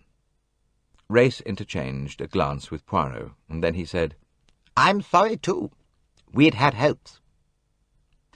He got up as a sign the interview was at an end. Andrew Pennington said, As Doyle's laid up, I expect he'd like me to see to things. Pardon me, Colonel, but what exactly are the arrangements? When we leave here, we shall make a non-stop run to Shalal, arriving there tomorrow morning. And the body? Will be removed to one of the cold storage chambers. Andrew Pennington bowed his head. Then he left the room. Poirot and Race again interchanged a glance. Mr. Pennington, said Race, lighting a cigarette, was not at all comfortable. Poirot nodded. And, he said, Mr. Pennington was sufficiently perturbed to tell a rather stupid lie. He was not in the temple of Abu Simbel when that boulder fell. I, moi qui vous parle, can swear to that. I had just come from there. That's a very stupid lie, said Race, and a very revealing one. Again Poirot nodded. But for the moment, he said and smiled, we handle him with the gloves of kid. Is it not so? No, that was the idea, said Race. My friend, you and I understand each other to a marvel. There was a faint grinding noise, a stir beneath their feet. The Karnak had started on her homeward journey to Shalal. The pearls, said Race. That's the next thing to be cleared up. You have a plan? Yes. He glanced at his watch. It'll be lunchtime in half an hour. At the end of the meal I propose to make an announcement. Just state the fact that the pearls have been stolen and that I must request everyone to stay in the dining saloon while a search is conducted. Poirot nodded approvingly. Ah oui, it is well imagined. Whoever took the pearls still has them. By giving no warning beforehand, there will be no chance of their being thrown overboard in a panic. Race drew some sheets of paper towards him. He murmured apologetically, I like to make a brief précis of the facts as I go along. It keeps one's mind free of confusion. Ah oui, you do well. Method and order, they are everything, replied Poirot. Race wrote for some minutes in his small, neat script. Finally, he pushed the result of his labours towards Poirot. Anything you don't agree with there? Poirot took up the sheets. They were headed, Murder of Mrs. Linnet Doyle. Mrs. Doyle was last seen alive by her maid Louise Bourget. Time 11:30. Approximately. From 11:30 to 12:20, following have alibis. Cornelia Robson, James Fanthorpe, Simon Doyle, Jacqueline de Belfort, nobody else. But crime almost certainly committed after that time. Since it is practically certain that pistol used was Jacqueline de Belfort's, which was then in her handbag. That her pistol was used is not absolutely certain until after post-mortem and expert evidence re-bullet, but it may be taken as overwhelmingly probable. Probable course of events? X, murderer, was witness of scene between Jacqueline and Simon Doyle in observation saloon and noted where pistol went under settee. After the saloon was vacant, X procured pistol, his or her idea being that Jacqueline de Belfort would be thought guilty of crime. On this occasion, certain people are automatically cleared of suspicion. Cornelia Robson, since she had no opportunity to take pistol before James Fanthorpe returned to search for it. Miss Bowers? Same. Dr. Bessner? Same. N.B. Fanthorpe is not definitely excluded from suspicion, since he could actually have pocketed pistol while declaring himself unable to find it. Any other person could have taken the pistol during that 10-minute interval. Possible motives for the murder. Andrew Pennington. This is on the assumption that he has been guilty of fraudulent practices. There is a certain amount of evidence in favour of that assumption, but not enough to justify making out a case against him. If it was he who rolled down the boulder, he is a man who can seize a chance when it presents itself. The crime clearly was not premeditated, except in a general way. Last night's shooting scene was an ideal opportunity. Objections to the theory of Pennington's guilt? Why did he throw the pistol overboard, since it constituted a valuable clue against J.B.? Fleetwood. Motive? Revenge. Fleetwood considered himself injured by Linnet Doyle. Might have overheard seen and noted position of pistol. He may have taken pistol because it was a handy weapon, rather than with the idea of throwing guilt on Jacqueline. This would fit in with throwing it overboard. But If that were the case, why did he write J in blood on the wall? N.B. Cheap handkerchief found with pistol more likely to have belonged to a man like Fleetwood than to one of the well-to-do passengers. Rosalie Otterbourne. Are we to accept Miss Van Schuyler's evidence or Rosalie's denial? Something was thrown overboard at that time, and that something was presumably the pistol wrapped up in the velvet stole. Points to be noted. Had Rosalie any motive? She may have disliked Linnet Doyle and even been envious of her, but as a motive for murder that seems grossly inadequate. The evidence against her can only be convincing if we discover an adequate motive. As far as we know, there is no previous knowledge or link between Rosalie Otterbourne and Linnet Doyle. Miss Van Schuyler. The velvet stole in which pistol was wrapped belongs to Miss Van Schuyler. According to her own statement, she last saw it in the observation saloon. She drew attention to its loss during the evening, and a search was made for it without success. How did the stole come into the possession of X? Did X purloin it some time early in the evening? If so, why? Nobody could tell in advance that there was going to be a scene between Jacqueline and Simon. Did X find the stole in the saloon when he went to get the pistol from under the settee? But if so, why was it not found when the search for it was made? Did it ever leave Miss Van Schuyler's possession? That is to say, did Miss Van Schuyler murder Linnet Doyle? Is her accusation of Rosalie Otterbourne a deliberate lie? If she did murder her, what was her motive? Other possibilities. Robbery as a motive. Possible, since the pearls have disappeared and Linnet Doyle was certainly wearing them last night. Someone with a grudge against the Ridgeway family. Possible, again, no evidence. We know that there is a dangerous man on board, a killer. Here we have a killer and a death. May not the two be connected? But we should have to show that Linnet Doyle possessed dangerous knowledge concerning this man. Conclusions. We can group the persons on board into two classes. Those who had a possible motive, or against whom there is definite evidence, and those who, as far as we know, are free of suspicion. Group 1. Andrew Pennington, Fleetwood, Rosalie Otterbourne, Miss Van Schuyler, Louise Bourget. Robbery? Ferguson, political. Group 2. Mrs. Allerton, Tim Allerton, Cornelia Robson, Miss Bowers, Dr. Bessner, Signor Ricchetti, Mrs. Otterbourne, James Fanthorpe. Poirot pushed the paper back. It is very just, very exact what you have written there. You agree with it? Yes. Now, what's your contribution? Poirot drew himself up in an important manner. Me? I pose to myself one question. Why was the pistol thrown overboard?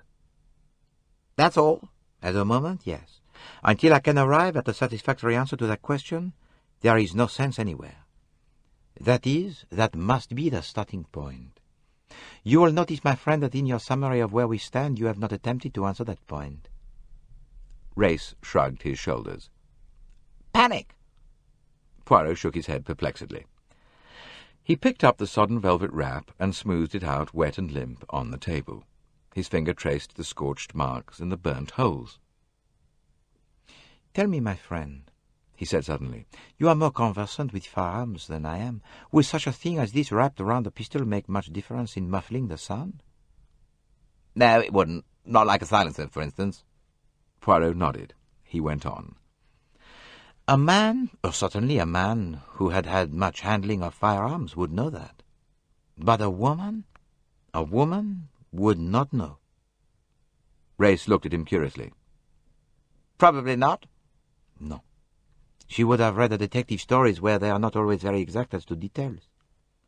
Race flicked the little pearl-handled pistol with his finger. This little fellow wouldn't make much noise anyway, he said. Just a pop, that's all. With any other noise around, 10 to 1 you wouldn't notice it. Yes, I have reflected as to that. He picked up the handkerchief and examined it. A man's handkerchief, but not a gentleman's handkerchief. C'est cher Woolworth, I imagine. 3 pence at most. The sort of handkerchief a man like Fleetwood would own? Oh, yes. Andrew Pennington, I notice, carries a very fine silk handkerchief. Ferguson? suggested Race. Possibly, as a gesture. But then it ought to be a bandana. Used instead of a glove, I suppose, to hold the pistol and obviate fingerprints, Race added with slight facetiousness. The clue of the blushing handkerchief, eh? Ah, yes. Quite a jeune fille colour, is it not? He laid it down and returned to the stole, once more examining the powder marks. All the same, he murmured, it is odd. What's that? Poirot said gently, Cette pauvre Madame Doyle, lying there so peacefully, with a little hole in her head. You remember how she looked? Race looked at him curiously. You know, he said, I've got an idea you're trying to tell me something, but I haven't the faintest idea what it is. Chapter 19. There was a tap on the door. Come in, Race called. A steward entered. Excuse me, sir, he said to Poirot, but Mr. Doyle is asking for you. I will come. Poirot rose. He went out of the room and up the companionway to the promenade deck and along it to Dr. Bessner's cabin. Simon, his face flushed and feverish, was propped up with pillows. He looked embarrassed. It's awfully good of you to come along, Monsieur Poirot. Look here, there's something I want to ask you. Yes? Simon got still redder in the face. It's about Jackie. I want to see her. Do you think... Well, would you mind... Well, would she mind, do you think, if you asked her to come along here? You know, I've been lying here thinking... That wretched kid... Well, she is only a kid after all, and I treated her damn badly, and... He stammered to silence. Poirot looked at him with interest. You desire to see Mademoiselle Jacqueline? I will fetch her. Oh, thanks. Awfully good of you. Poirot went on his quest. He found Jacqueline de Belfort, sitting huddled up in a corner of the observation saloon. There was an open book on her lap, but she was not reading. Poirot said gently, Will you come with me, mademoiselle? Monsieur Doyle wants to see you. She started up. Her face flushed, then paled. She looked bewildered. Simon? He wants to see me? To see me? He found her incredulity moving. Will you come, mademoiselle? Yes, of course I will. She went with him in a docile fashion like a child, but like a puzzled child. Poirot passed into the cabin. Here is mademoiselle. She stepped in after him, wavered, stood still, standing there mute and dumb, her eyes fixed on Simon's face. Hello, Jackie. He, too, was embarrassed. He went on, It's awfully good of you to come. I wanted to say, what I mean is... She interrupted him then. Her words came out in a rush, breathless, desperate. Simon, I didn't kill Linnet. You know I didn't do that. I was mad last night. Oh, can you ever forgive me? Words came more easily to him now.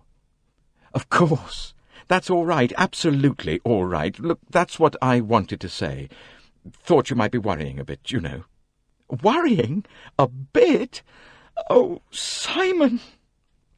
Well, that's what I wanted to see you about. It's quite all right, see, old girl. You just got a bit rattled last night, a shade tight. It's all perfectly natural. But Simon, I might have killed you. Not you. Not with a rotten little pea-shooter like that. And your leg. Perhaps you'll never walk again. Now, look here, Jackie, don't be maudlin. As soon as we get to Aswan, they're going to put the X-rays to work and dig out that tin-pot bullet, and everything will be as right as rain. Jacqueline gulped twice. Then she rushed forward and knelt down by Simon's bed, burying her face and sobbing. Simon patted her awkwardly on the head. His eyes met Poirot's, and with a reluctant sigh the latter left the cabin. He heard broken murmurs as he went. Oh, how could I be such a devil? Oh, Simon, I'm so dreadfully sorry. Outside, Cornelia Robson was leaning over the rail. She turned her head. "Oh, it's you, Monsieur Poirot. It seems so awful somehow that it should be such a lovely day." Poirot looked up at the sky. "When the sun shines, you cannot see the moon," he said. "But when the sun is gone... when the sun is gone..."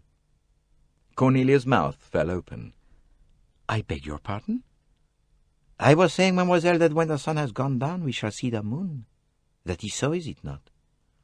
Why, yes, certainly." She looked at him doubtfully. Poirot laughed gently. "I utter the imbecilities," he said. "Take no notice." He strolled gently towards the stern of the boat. As he passed the next cabin, he paused for a minute. He caught fragments of speech from within. "Utterly ungrateful. After all I've done for you, no consideration for your wretched mother, no idea of what I suffer." Poirot's lips stiffened as he pressed them together. He raised a hand and knocked. There was a startled silence, and Mrs. Otterbourne's voice called out, "Who's that?" "Is Mademoiselle Rosalie there?" Rosalie appeared in the doorway. Poirot was shocked at her appearance. There were dark circles under her eyes and drawn lines around her mouth. "What's the matter?" she said ungraciously. "What do you want?" "The pleasure of a few minutes' conversation with you, mademoiselle. Will you come?" Her mouth went sulky at once. She shot him a suspicious look. "Why should I?" "I entreat you, mademoiselle." "Oh, I suppose—" She stepped out on the deck, closing the door behind her. "Well?" Poirot took her gently by the arm and drew her along the deck, still in the direction of the stern. They passed the bathrooms and round the corner. They had the stern part of the deck to themselves. The Nile flowed away behind them. Poirot rested his elbows on the rail. Rosalie stood up straight and stiff. "Well?" she said again, and her voice held the same ungracious tone. Poirot spoke slowly, choosing his words. "I could ask you certain questions, mademoiselle, but I do not think for one moment that you would consent to answer them." "That seems rather a waste to bring me along here, then." Poirot drew a finger slowly along the wooden rail. "You are accustomed, mademoiselle, to carrying your own burdens, but you can do that too long. The strain becomes too great. For you, mademoiselle, the strain is becoming too great." "I don't know what you're talking about," said Rosalie. "I am talking about facts, mademoiselle. Plain, ugly facts. Let us call the spade a spade, and say it in one little short sentence. Your mother drinks, mademoiselle." Rosalie did not answer. Her mouth opened, then she closed it again. For once she seemed at a loss. "There is no need for you to talk, mademoiselle. I will do all the talking. I was interested at Aswan in the relations existing between you. I saw at once that in spite of your carefully studied unfilial remarks, you were in reality passionately protecting her from something. I very soon knew what that something was. I knew it long before I encountered your mother one morning in an unmistakable state of intoxication. Moreover, her case, I could see, was one of secret bouts of drinking, by far the most difficult kind of case with which to deal. You were coping with it manfully. Nevertheless, she had all the secret drunkard's cunning. She managed to get hold of a secret supply of spirits and to keep it successfully hidden from you. I should not be surprised if you discovered its hiding place only yesterday. Accordingly, last night, as soon as your mother was really soundly asleep, you stole out with the contents of the cash, went round to the other side of the boat, since your own side was up against the bank, and cast it overboard into the Nile." He paused. "I am right, am I not?" "Yes, you're quite right." Rosalie spoke with sudden passion. "I was a fool not to say so, I suppose, but I didn't want everyone to know. It would go all over the boat, and it seemed so silly. I mean that I—" Poirot finished the sentence for her. "So silly that you should be suspected of committing a murder?" Rosalie nodded. Then she burst out again. "Oh, I've tried so hard to keep everyone from knowing. It isn't really her fault. She got discouraged. Her books didn't sell any more. People are tired of all that cheap sex stuff. It hurt her dreadfully. And so she began to drink. For a long time I didn't know why she was so queer. Then, when I found out, I tried to stop it. She'd be all right for a bit, and then suddenly she'd start, and there would be dreadful quarrels and rows with people. It was awful." She shuddered. "I had always to be on the watch, to get her away. And then, well, she began to dislike me for it. She's turned right against me. I think she almost hates me sometimes." Pauvre petite, said Poirot. She turned on him vehemently. "Don't be sorry for me. Don't be kind. It's easier if you're not." She sighed, a long, heart-rending sigh. "I'm so tired. I'm so deadly, deadly tired." "I know," said Poirot. "People think I'm awful, stuck up and cross and bad-tempered. I can't help it. I've forgotten how to be nice." "That is what I said to you. You have carried your burden by yourself too long."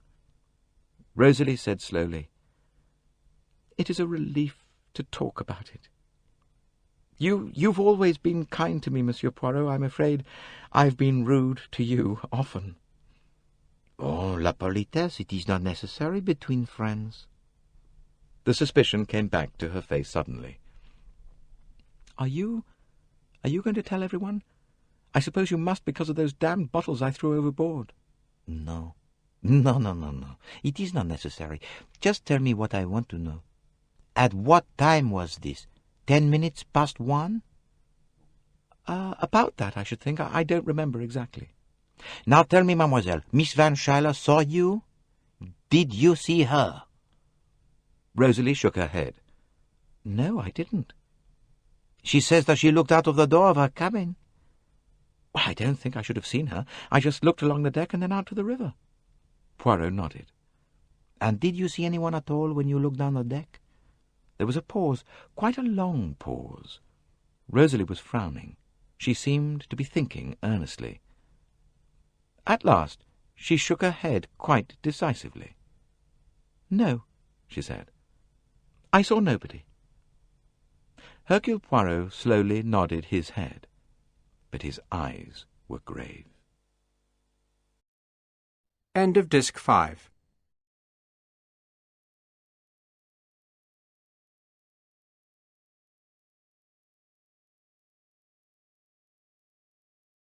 Disc 6. Chapter 20. People crept into the dining saloon by ones and twos in a very subdued manner. There seemed a general feeling that to sit down eagerly to food displayed an unfortunate heartlessness. It was with an almost apologetic air that one passenger after another came and sat down at their table. Tim Allerton arrived some few minutes after his mother had taken her seat. He was looking in a thoroughly bad temper. "I wish we'd never come on this blasted trip," he growled. Mrs. Allerton shook her head sadly. "Oh, my dear, so do I. That beautiful girl. It all seems such a waste. To think that anyone could shoot her in cold blood. It seems awful to me that anyone could do such a thing, and that other poor child." "Jacqueline?" "Yes. My heart aches for her. She looks so dreadfully unhappy." "I'll teach her not to go round loosing off toy firearms," said Tim unfeelingly, as he helped himself to butter. "I expect she was badly brought up." "Oh, for God's sake, Mother, don't go all maternal about it." "You're in a shocking bad temper, Tim." "Yes, I am. Who wouldn't be?" "Well, I don't see what there is to be cross about. It's just frightfully sad." Tim said crossly, "Oh, you're taking the romantic point of view. What you don't seem to realize is that it's no joke being mixed up in a murder case." Mrs. Allerton looked a little startled.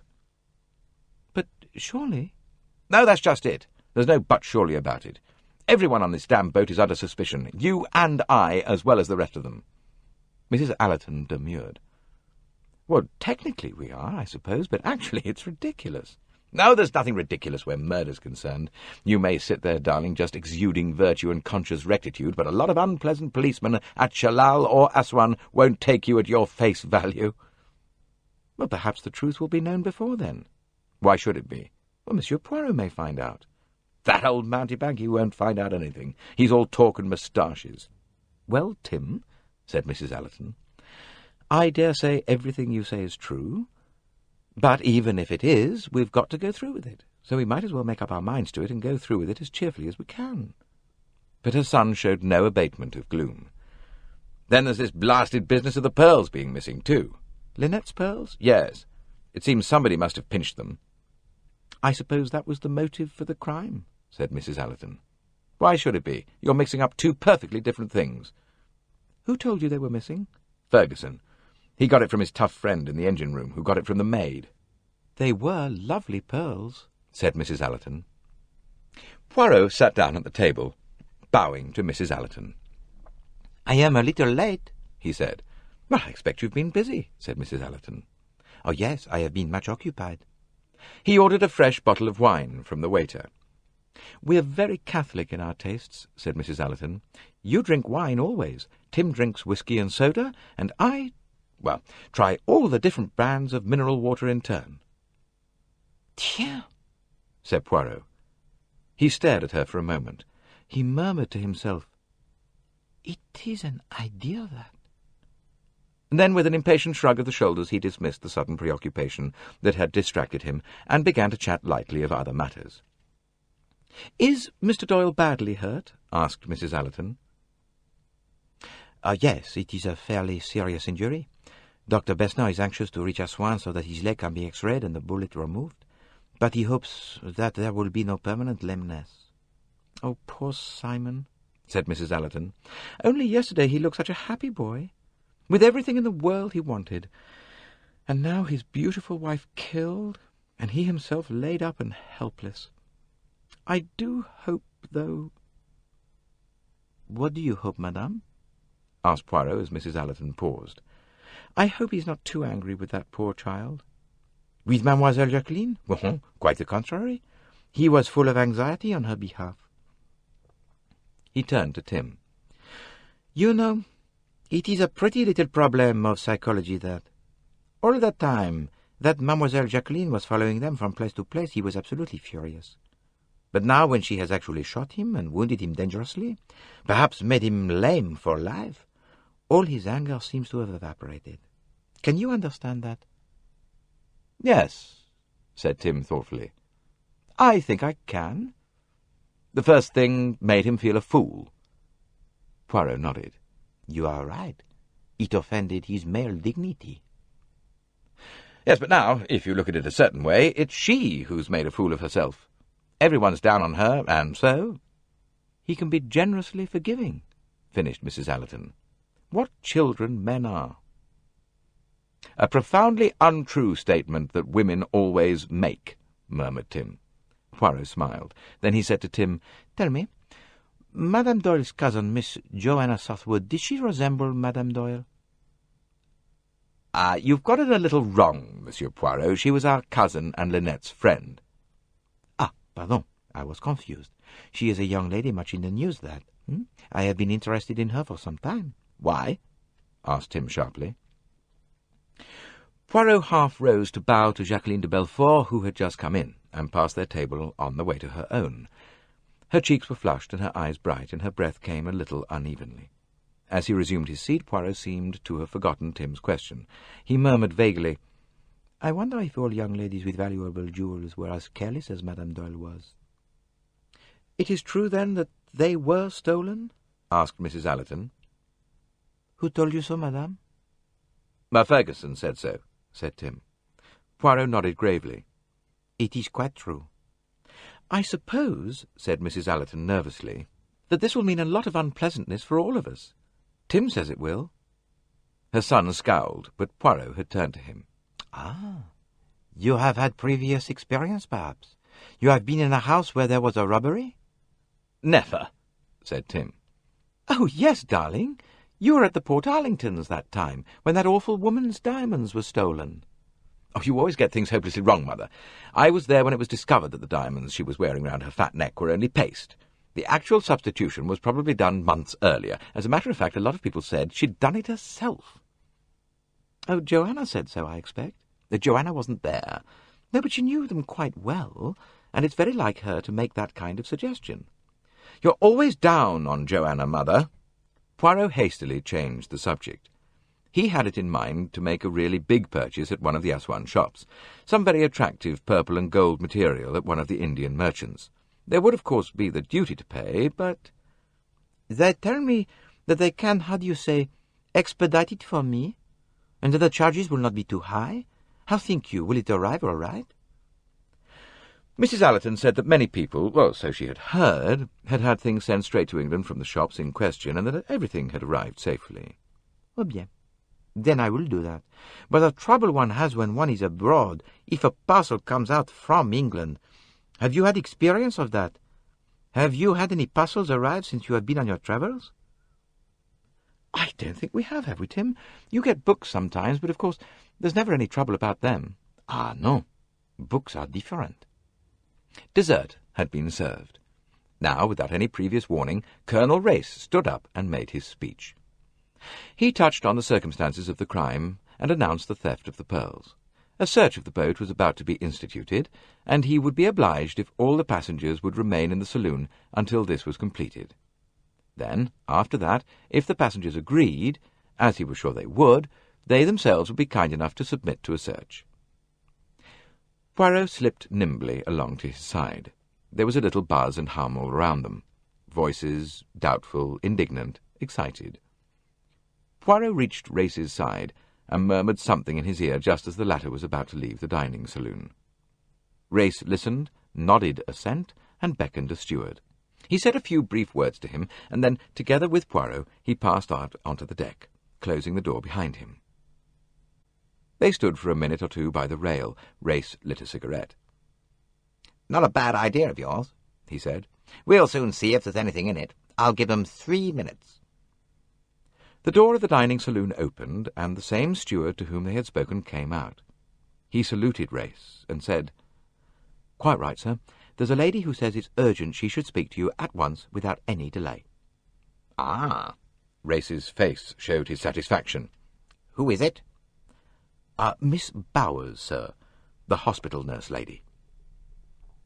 A slight shade of surprise showed on Race's face.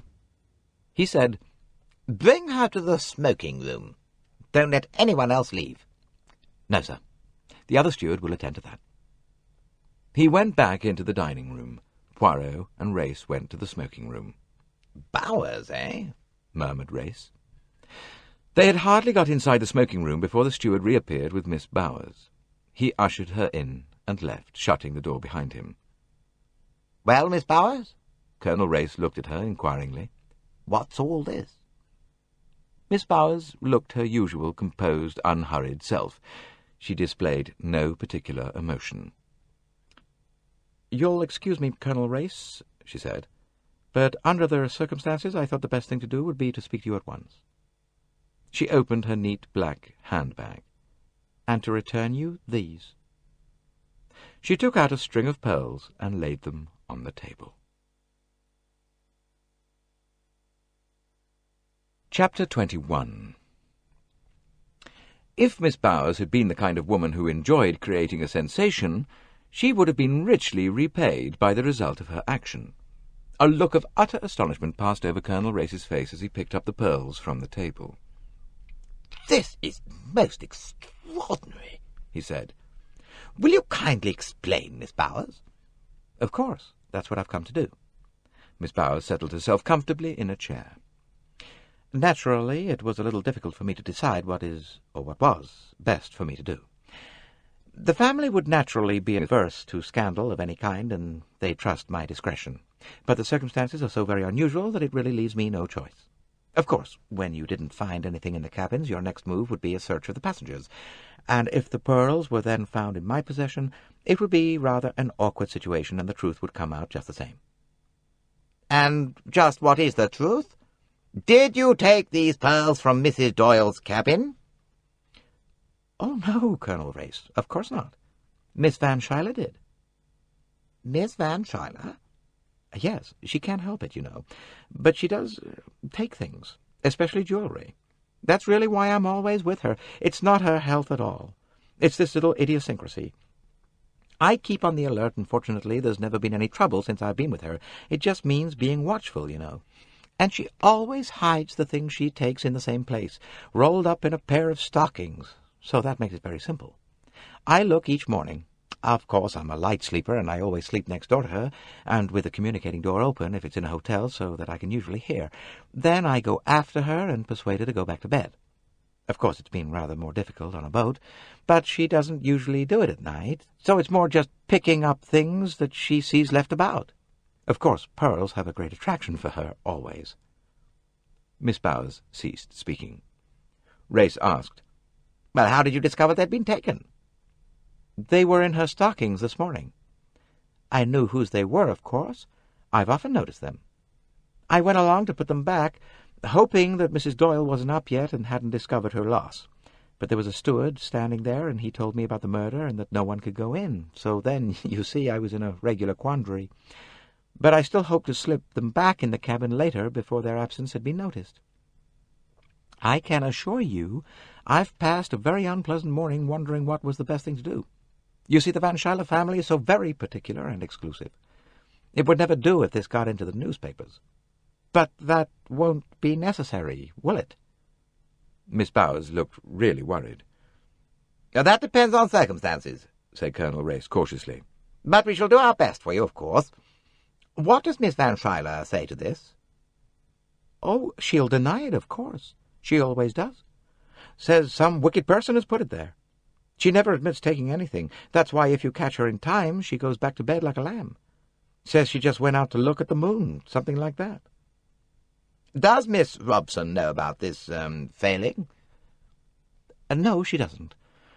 Her mother knows, but she's a very simple kind of girl, and her mother thought it best she should know nothing about it. I was quite equal to dealing with Miss Van Schuyler," added the competent Miss Bowers. "We have to thank you, mademoiselle, for coming to us so promptly," said Poirot. Miss Bowers stood up. "I'm sure I hope I've acted for the best. Be assured that you have. You see, what with there being a murder as well—" Colonel Race interrupted her. His voice was grave. "Miss Bowers, I'm going to ask you a question, and I want to impress upon you that it has got to be answered truthfully. Miss Van Schuyler is unhinged mentally to the extent of being a kleptomaniac. Has she also a tendency to homicidal mania?" Miss Bowers' answer came immediately. "Oh, dear me, no. Nothing of the kind. You can take my word for it, absolutely. The old lady wouldn't hurt a fly." The reply came with such positive assurance that there seemed nothing more to be said. Nevertheless, Poirot did interpolate one mild inquiry. "Does Miss Van Schuyler suffer at all from deafness?" "Well, as a matter of fact, she does, Monsieur Poirot. Not so that you'd notice it anyway, well, not if you were speaking to her, I mean, but quite often she doesn't hear you come into a room, things like that." "Do you think she would have heard anyone moving about in Mrs. Doyle's cabin, which is next door to her own?" "Oh, I shouldn't think so, not for a minute. You see, the bunk is the other side of the cabin, not even against the partition wall. No, I don't think she would have heard anything." "Thank you, Miss Bowers." Race said, "Well, perhaps you will now go back to the dining saloon and wait for the others?" He opened the door for her and watched her go down the staircase and enter the saloon. Then he shut the door and came back to the table. Poirot had picked up the pearls. "Well," said Race grimly. "that reaction came pretty quickly. That's a very cool-headed and astute young woman, perfectly capable of holding out on us still further if she thinks it suits her book. Well, what about Miss Van Schuyler now? I don't know we can eliminate her from the possible suspects. You know, she might have committed murder to get hold of those jewels. We can't take the nurse's word for it. She's all out to do the best for the family." Poirot nodded in agreement. He was very busy with the pearls, running them through his fingers, holding them up to his eyes. He said, "We may take it, I think, that part of the old lady's story to us was true? She did look out of her cabin, and she did see Rosalie Otterborn. But I don't think she heard anything or anyone in Linnet Doyle's cabin. I think she was just peering out from her cabin, preparatory to slipping along and purloining the pearls. But the Otterborn girl was there, then? Yes, throwing her mother's secret cache of drink overboard. Colonel Race shook his head sympathetically. So that's it. Tough on a young un. Yes. Her life has not been very gay, said pauvre petite Rosalie. Well, I'm glad that's been cleared up. She didn't see or hear anything. I asked her that. She responded after a lapse of quite 20 seconds that she saw nobody. Oh? Race looked alert. Yes, it is suggestive, that. Race said slowly, If Linnet Doyle was shot round about 10 minutes past 1, or indeed any time after the boat had quieted down, it has seemed amazing to me that no one heard the shot. I grant you that a little pistol like that wouldn't make a noise, but all the same the boat would be deadly quiet, and any noise, even a gentle pop, should have been heard. But I begin to understand better now. The cabin on the forward side of hers was unoccupied, since her husband was in Dr. Besner's cabin. The one aft was occupied by the Van Schuyler woman who was deaf. That leaves only... He paused and looked expectantly at Poirot, who nodded. The cabin next to hers on the other side of the boat. In other words, Pennington. We always seem to come back to Pennington. Oh, we will come back to him presently with the kid gloves removed. Ah, yes, I am promising myself that pleasure. In the meantime, we'd better get on with our search of the boat. The pearls still make a convenient excuse, even though they've been returned, but Miss Bowers is not likely to advertise that fact. Ah, the pearls, yes. Poirot held them up against the light once more. He stuck out his tongue and licked them. He even gingerly tried one of them between his teeth. Then, with a sigh, he threw them down onto the table. Here are more complications, my friend, he said. I am not an expert on precious stones, but I have had a good deal to do with them in my time, and I am fairly certain of what I say.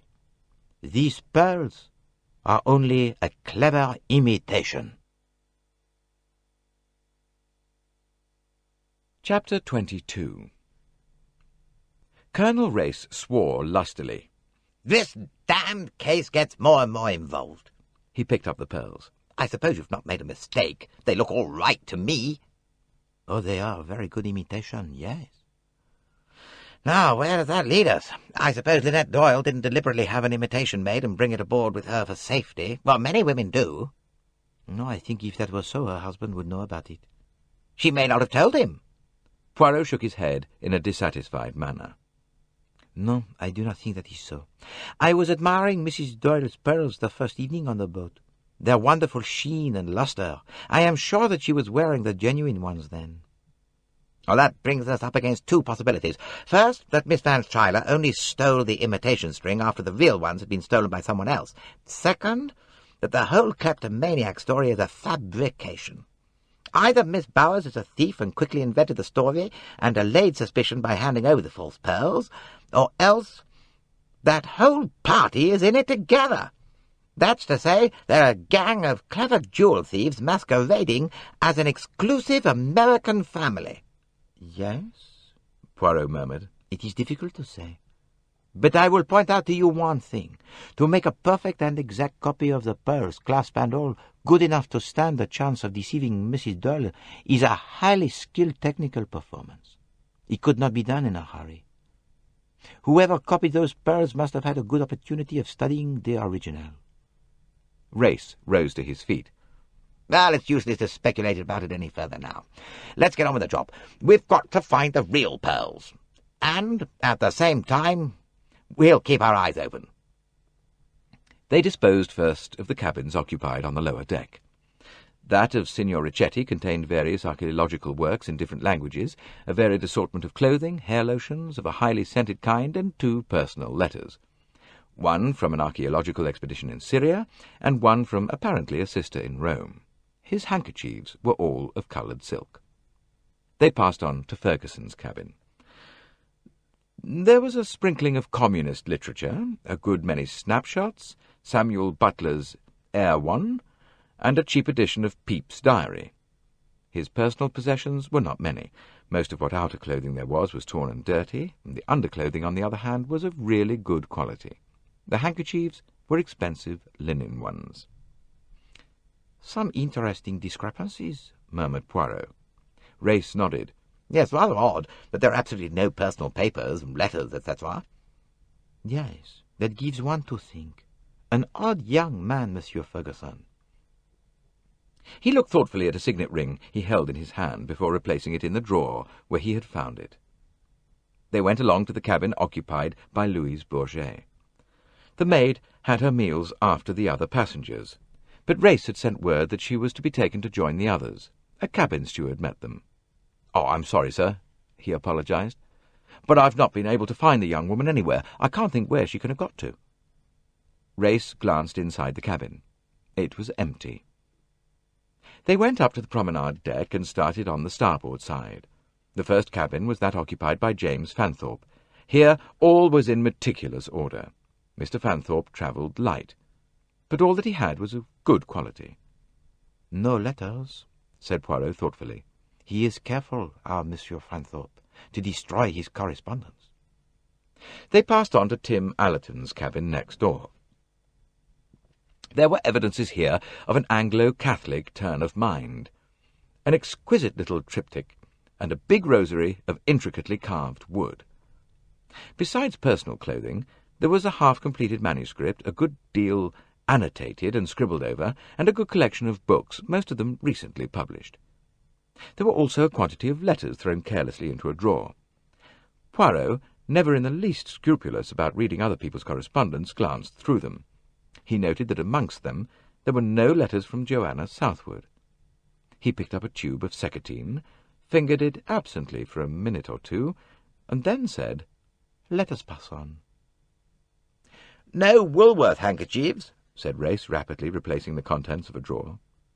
Mrs. Allerton's cabin was the next.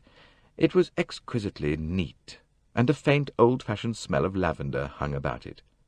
The two men's search was soon over.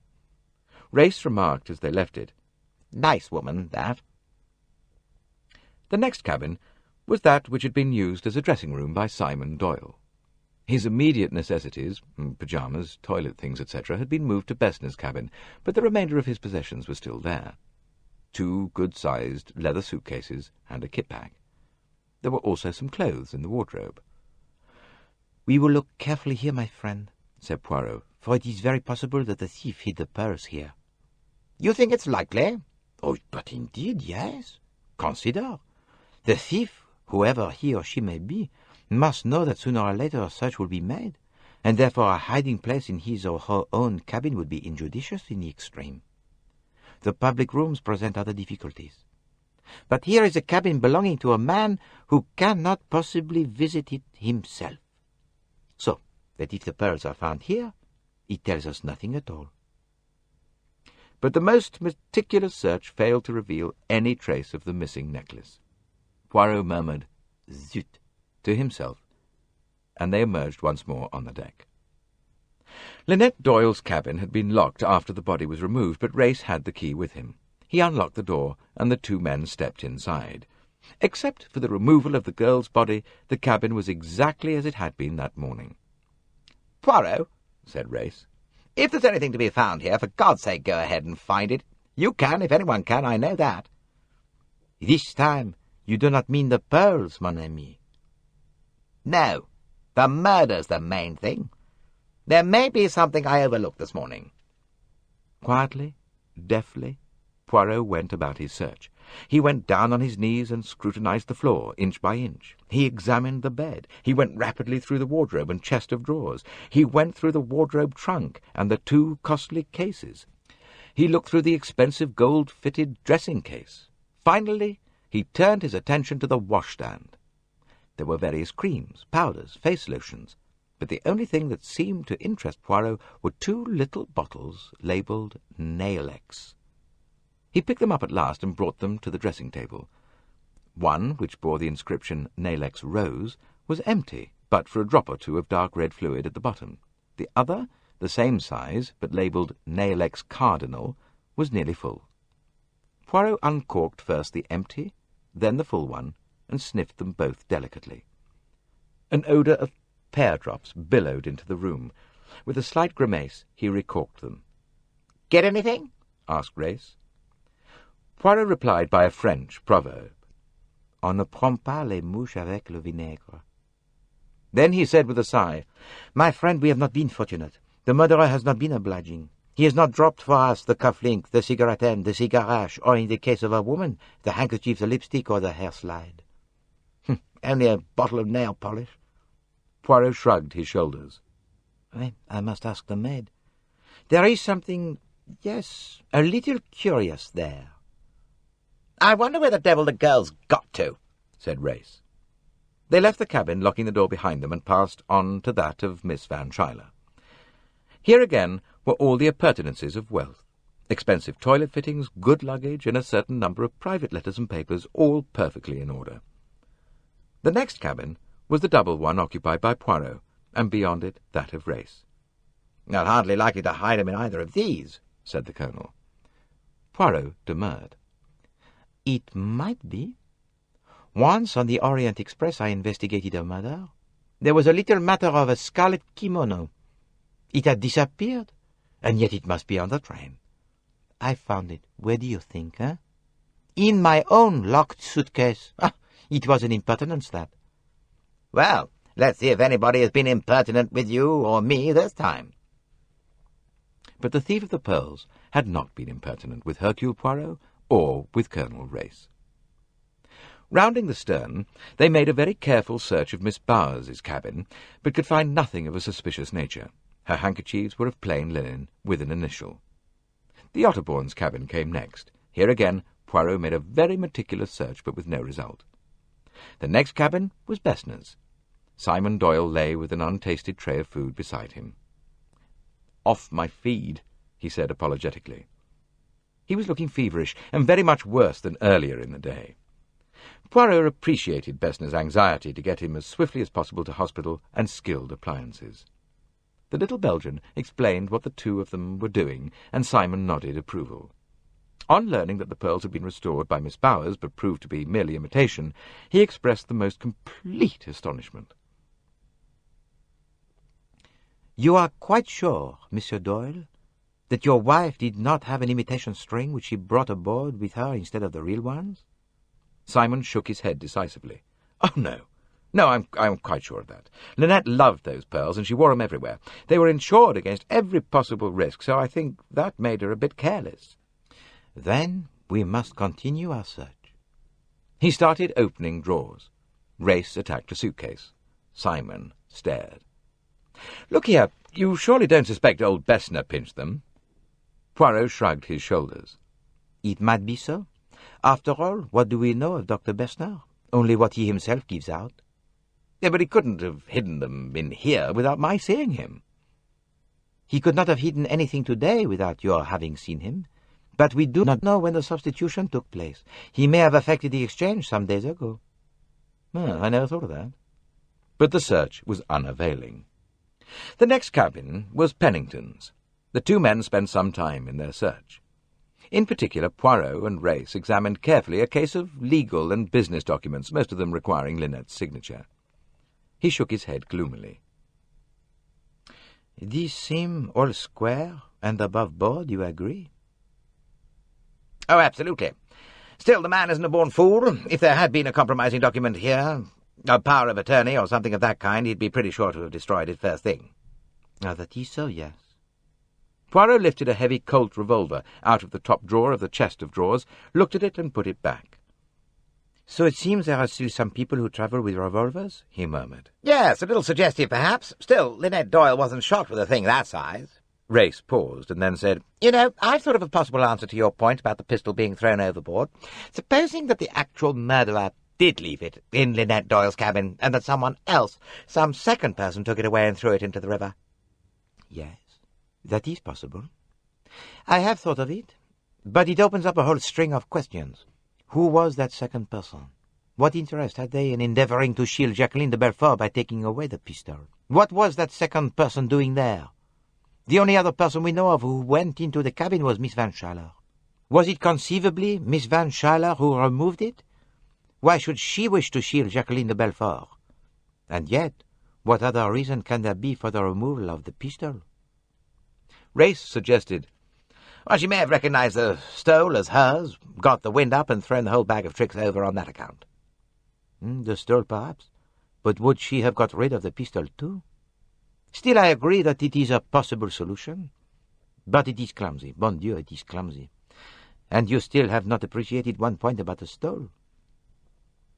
As they emerged from Pennington's cabin, Poirot suggested that Race should search the remaining cabins, those occupied by Jacqueline, Cornelia, and 2 empty ones at the end, while he himself had a few words with Simon Doyle. Accordingly, he retraced his steps along the deck and re-entered Bessner's cabin. Simon said, "Look here, I've been thinking. I'm perfectly sure that these pearls were all right yesterday." Why is that, Monsieur Doyle? "Because Linnet," he winced as he uttered his wife's name, "was passing them through her hands just before dinner and talking about them. She knew something about pearls. I feel she'd have known if they were a fake." Well, they were a very good imitation, though. Tell me, was Mrs. Doyle in the habit of letting those pearls out of her hands? Did she ever lend them to a friend, for instance? Simon flushed with slight embarrassment. "You see, Monsieur Poirot, it's difficult for me to say. Well, you see, I hadn't known Linnet very long." Ah, no. It was a quick romance, yours. Simon went on. "And so really I shouldn't know a thing like that, but Linnet was awfully generous with her things. I should think she might have done." She never, for instance... Poirot's voice was very smooth. She never, for instance, lent them to Mademoiselle de Belfort? Oh, what do you mean? Simon flushed brick red, tried to sit up, and wincing, fell back. "What are you getting at? That Jackie stole the pearls? Well, she didn't. I'll swear she didn't. Jackie's as straight as a die. The mere idea of her being a thief is ridiculous, absolutely ridiculous." Poirot looked at him with gently twinkling eyes. "Oh, la la la," he said unexpectedly. "The suggestion of mine, it has indeed stirred up the nest of hornets." Simon repeated doggedly, unmoved by Poirot's lighter note, "Jackie's straight." Poirot remembered a girl's voice by the Nile in Aswan saying, "I love Simon, and he loves me." He had wondered which of the 3 statements he had heard that night was the true one. It seemed to him that it had turned out to be Jacqueline who had come closest to the truth. The door opened and Race came in. "Nothing," he said brusquely. "Well, we didn't expect it. I see the stewards coming along with their report as to the searching of the passengers." A steward and stewardess appeared in the doorway. The former spoke first. "Nothing, sir." "Any of the gentlemen make any fuss?" "Only the Italian gentleman, sir. He carried on a good deal, said it was a dishonour, something of that kind. He got a gun on him, too." "What kind of gun?" "A Mauser, automatic, .25, sir." "Italians are pretty hot-tempered," said Simon. "Richetti got in no end of a stew at Wadi Halfa just because of a mistake over a telegram. He was darned rude to Linnet over it." Race turned towards the stewardess. She was a big, handsome-looking woman. "Nothing on any of the ladies, sir. They made a good deal of fuss, except for Mrs. Allerton, who was as nice as a lady could be. But no sign of pearls. By the way, the young lady, Miss Rosalie Otterbourne, had a little pistol in her handbag." "What kind?" "It was a very small one, sir, with a pearl handle, a kind of toy." Race stared. "Devil take this case," he muttered. "I thought we got her cleared of suspicion, and now... Oh, does every girl on this blinking boat carry around pearl-handled toy pistols?" He shot a question at the stewardess. "Did she show any feeling over your finding it?" The woman shook her head. "I don't think she noticed. I had my back turned whilst I was going through the handbags." "Still, she must have known you'd come across it." "Oh, well, it beats me. What about the maid?" "We've looked all over the boat, sir. We can't find her anywhere." What's this? Asked Simon. Mrs. Doyle's maid, Louise Bourget. She's disappeared. Disappeared? Race said thoughtfully. She might have stolen the pearls. She's the one person who had ample opportunity to get a replica made. And then, when she found a search was being instituted, she threw herself overboard? Suggested Simon. Oh, nonsense, said Race irritably. A woman can't throw herself overboard in broad daylight from a boat like this without somebody realizing the fact. She's bound to be somewhere on board. He addressed the stewardess once more. When was she last seen? About half an hour before the bell went for lunch, sir. I would have a look at her cabin anyway, said Race. That may tell us something. He led the way to the deck below. Poirot followed him. They unlocked the door of the cabin and passed inside. Louise Bourget, whose trade it was to keep other people's belongings in order, had taken a holiday where her own were concerned. Odds and ends littered the top of the chest of drawers. A suitcase gaped open with clothes hanging out of the side of it and preventing its shutting. Underclothing hung limply over the sides of the chairs. As Poirot, with swift, neat fingers, opened the drawers of the dressing chest, Race examined the suitcase. Louise's shoes were lined along by the bed. One of them, a black patent leather, seemed to be resting at an extraordinary angle, almost unsupported. The appearance of it was so odd that it attracted Race's attention. He closed the suitcase and bent over the line of shoes. Then he uttered a sharp exclamation. Poirot whirled round.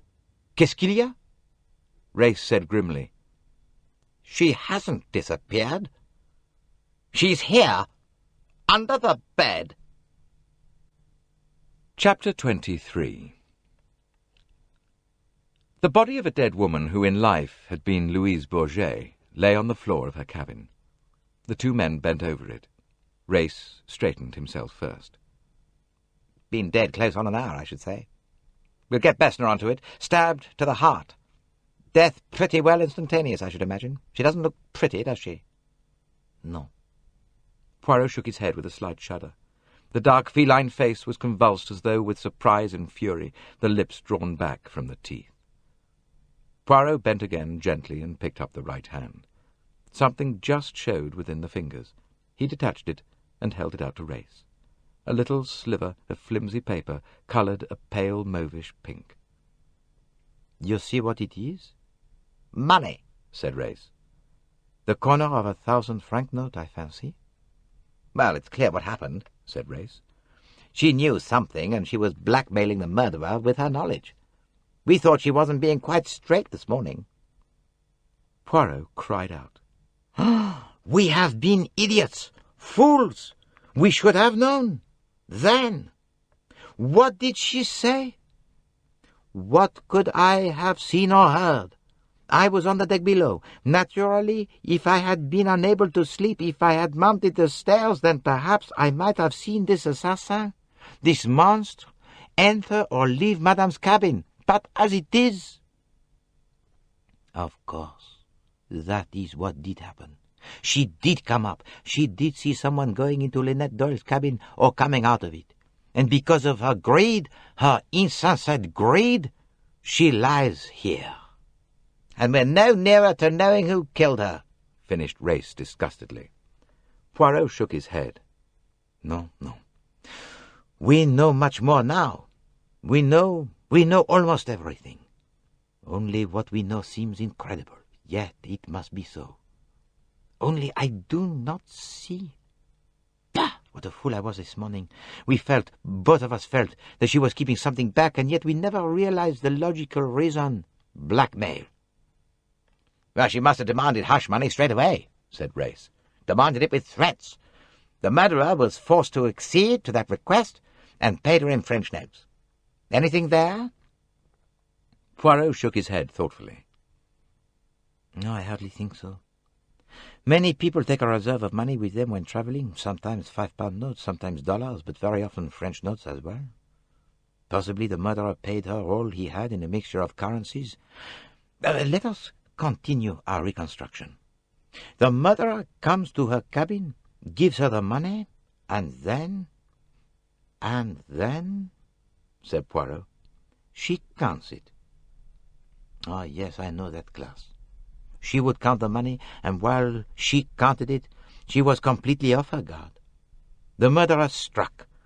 Having done so successfully, he gathered up the money and fled, not noticing that the corner of one of the notes was torn.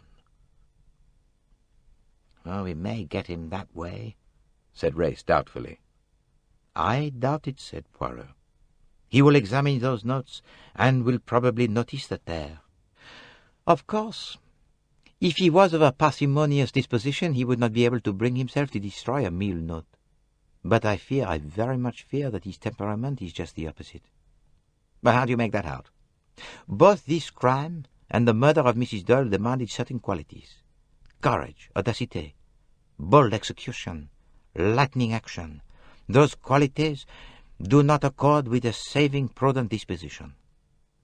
Race shook his head sadly.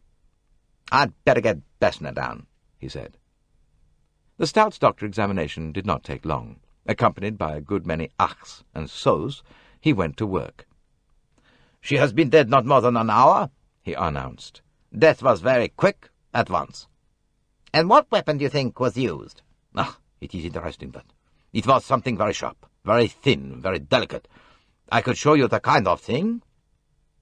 Back again in his cabin, he opened a case and extracted a long, delicate surgical knife. "It was something like that, my friend. It was not a common table knife." "I suppose," said Race smoothly, "that none of your own knives are missing, Doctor." Bessner stared at him. Then his face grew red with indignation. "What is that you say? Do you think I, Carl Bessner, who so well known is all over Austria, I with my clinics, my highly born patients, I have killed a miserable little femme de chambre? But it is ridiculous, absurd, what you say. None of my knives are missing, not one. I tell you, they are all here, correct, in their places. You can see for yourself, and this insult to my profession I will not forget." Dr. Bessner closed his case with a snap, flung it down, and stamped out onto the deck. "Phew," said Simon. "You've put the old boy's back up." Poirot shrugged his shoulders. "It is regrettable."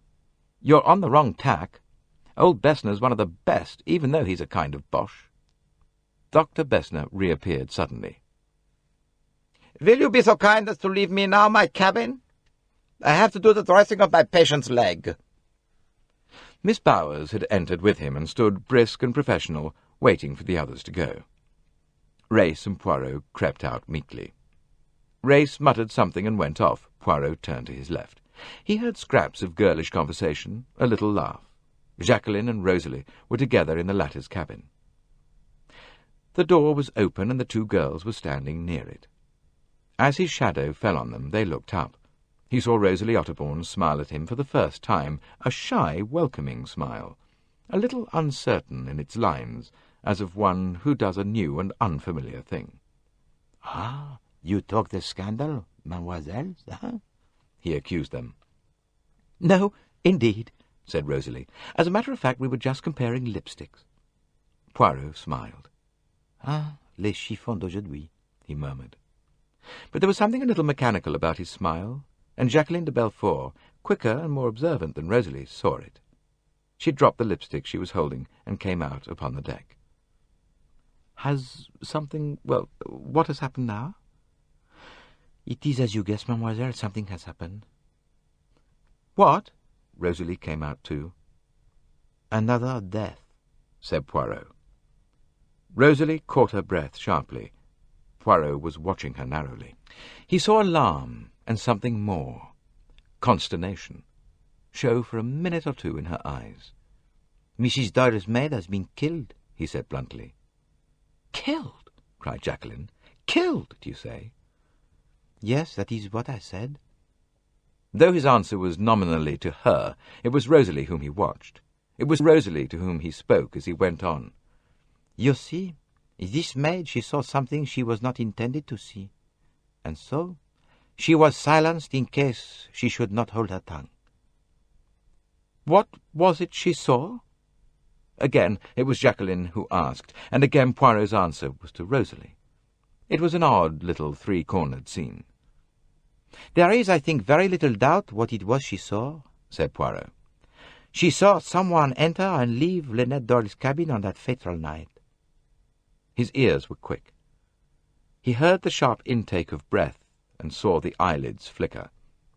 Rosalie Otterbourne had reacted just as he had intended she should.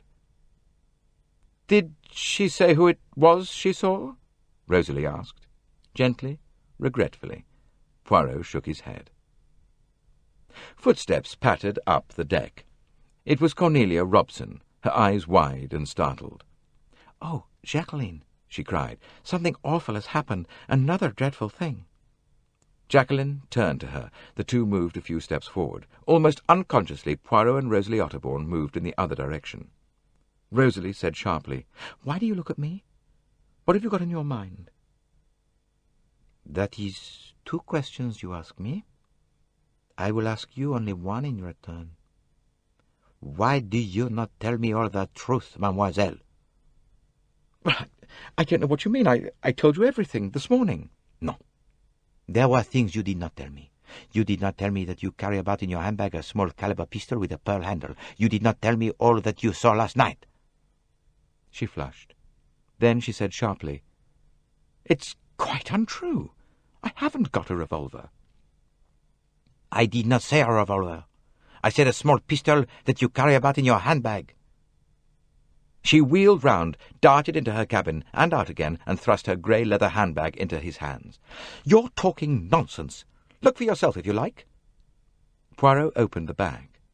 There was no pistol inside. He handed the bag back to her, meeting her scornful, triumphant glance.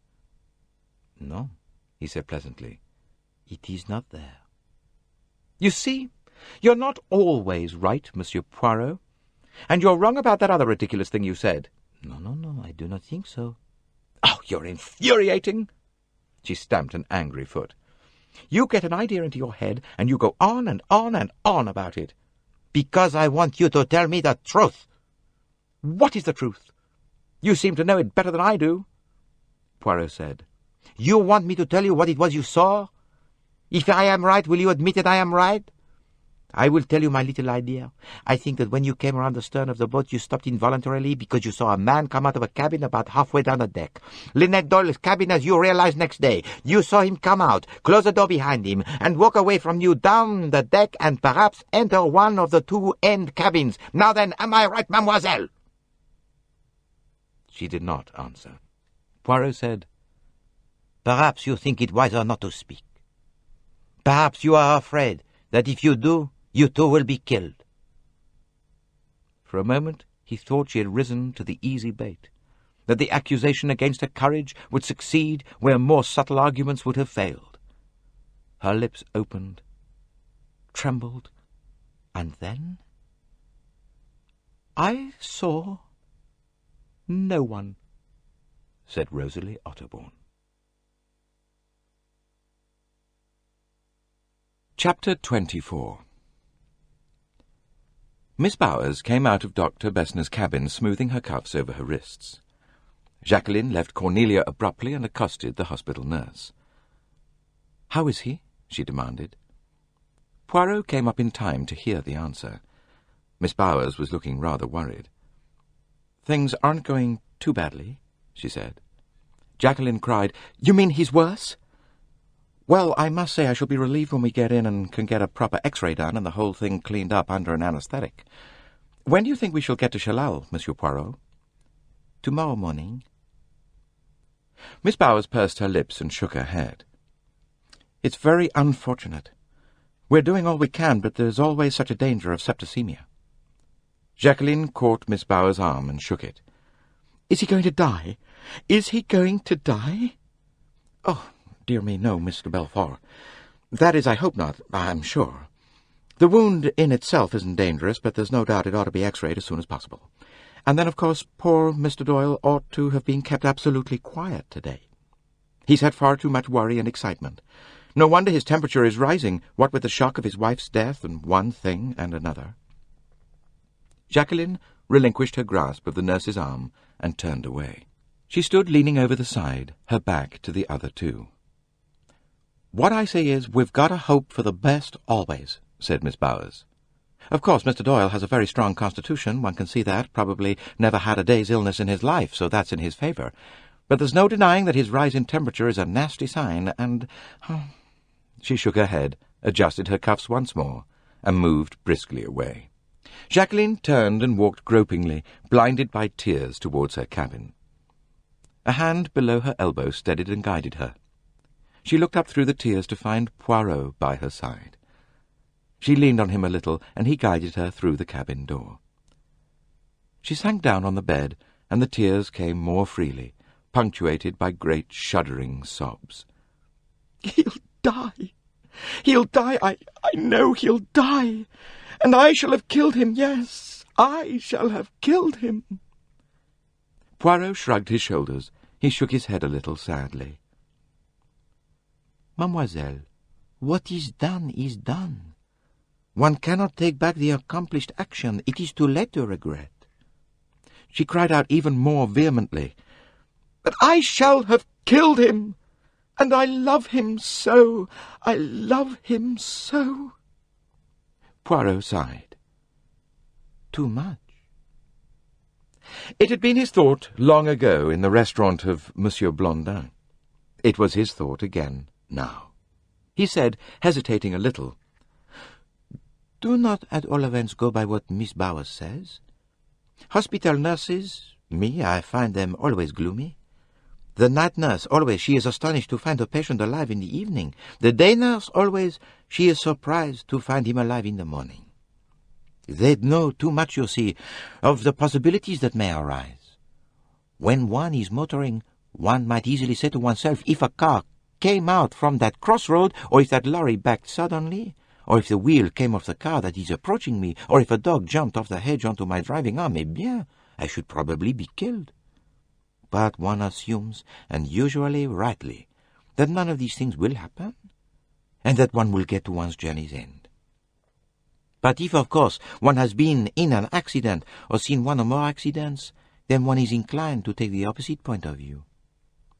Jacqueline said, half smiling through her tears, "Are you trying to console me, Monsieur Poirot?" "The bon Dieu knows what I am trying to do. You should not have come on this journey." "No, I wish I hadn't. It's been so awful. But it will soon be over now." Mais oui.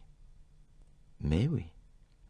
"And Simon will go into hospital, and they'll give the proper treatment, and everything will be all right." "Ah, you speak like the child. Huh? And they lived happily ever afterwards? That is it not?" She flushed, suddenly scarlet.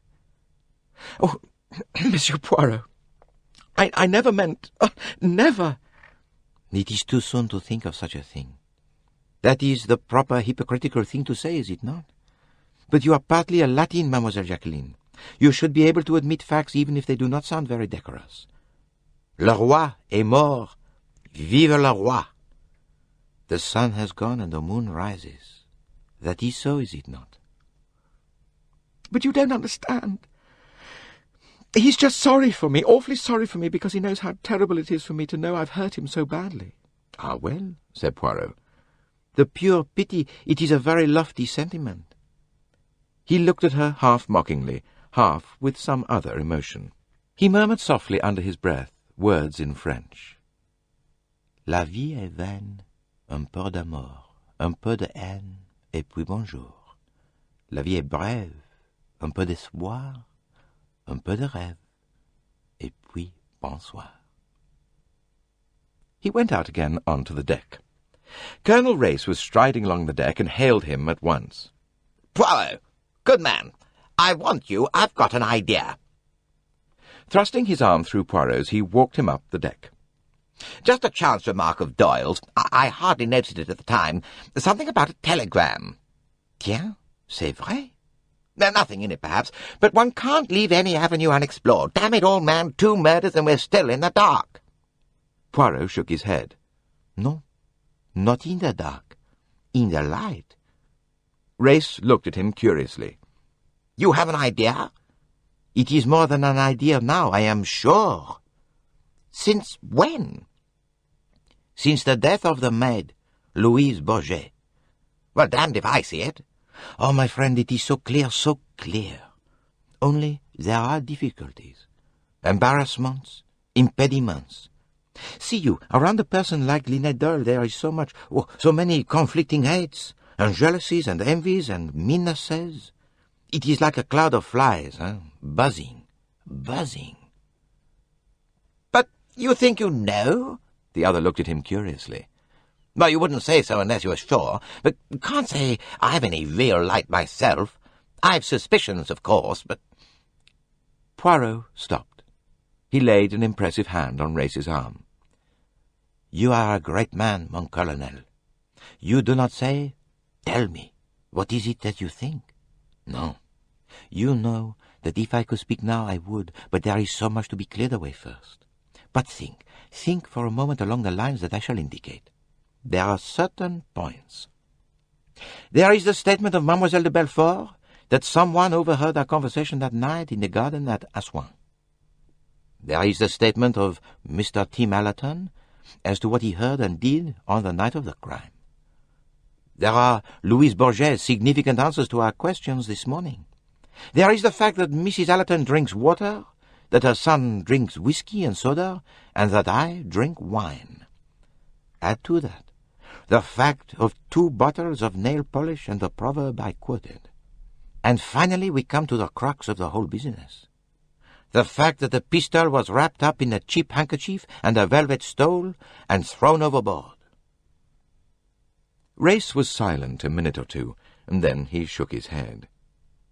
No, he said, I don't see it. Mind, I've got a faint idea what you're driving at, but as far as I can see it doesn't work. But yes. You are seeing only half the truth. And remember this, we must start again from the beginning, since our first conception was entirely wrong. Race made a slight grimace.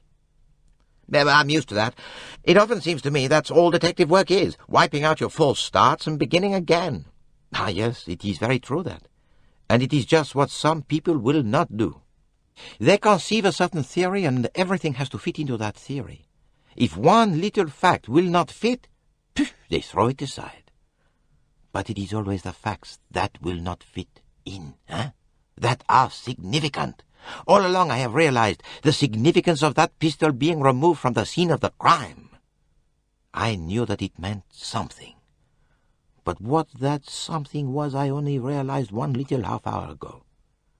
Well, I still don't see it. But you will.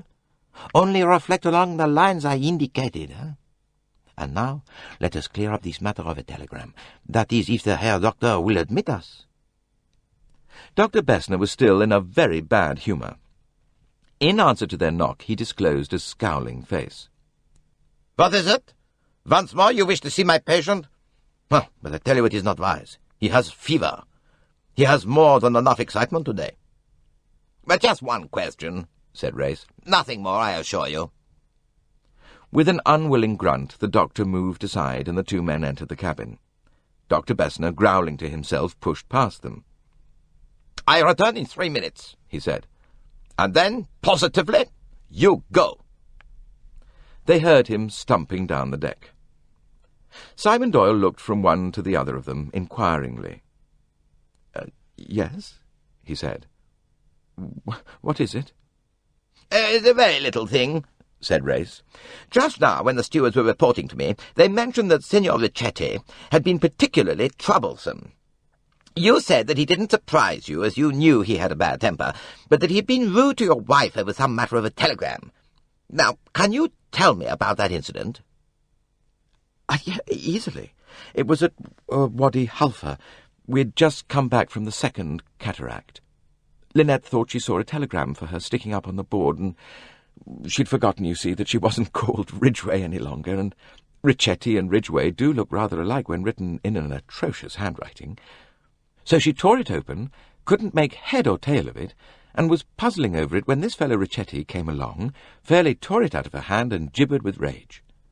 She went after him to apologize, and, well, he was frightfully rude to her about it. Race drew a deep breath. And do you know at all, Mr. Doyle, what was in that telegram? Yes. Linnet read part of it aloud. It said—" He paused. There was a commotion outside. A high-pitched voice was rapidly approaching. "Where are Monsieur Poirot and Colonel Race?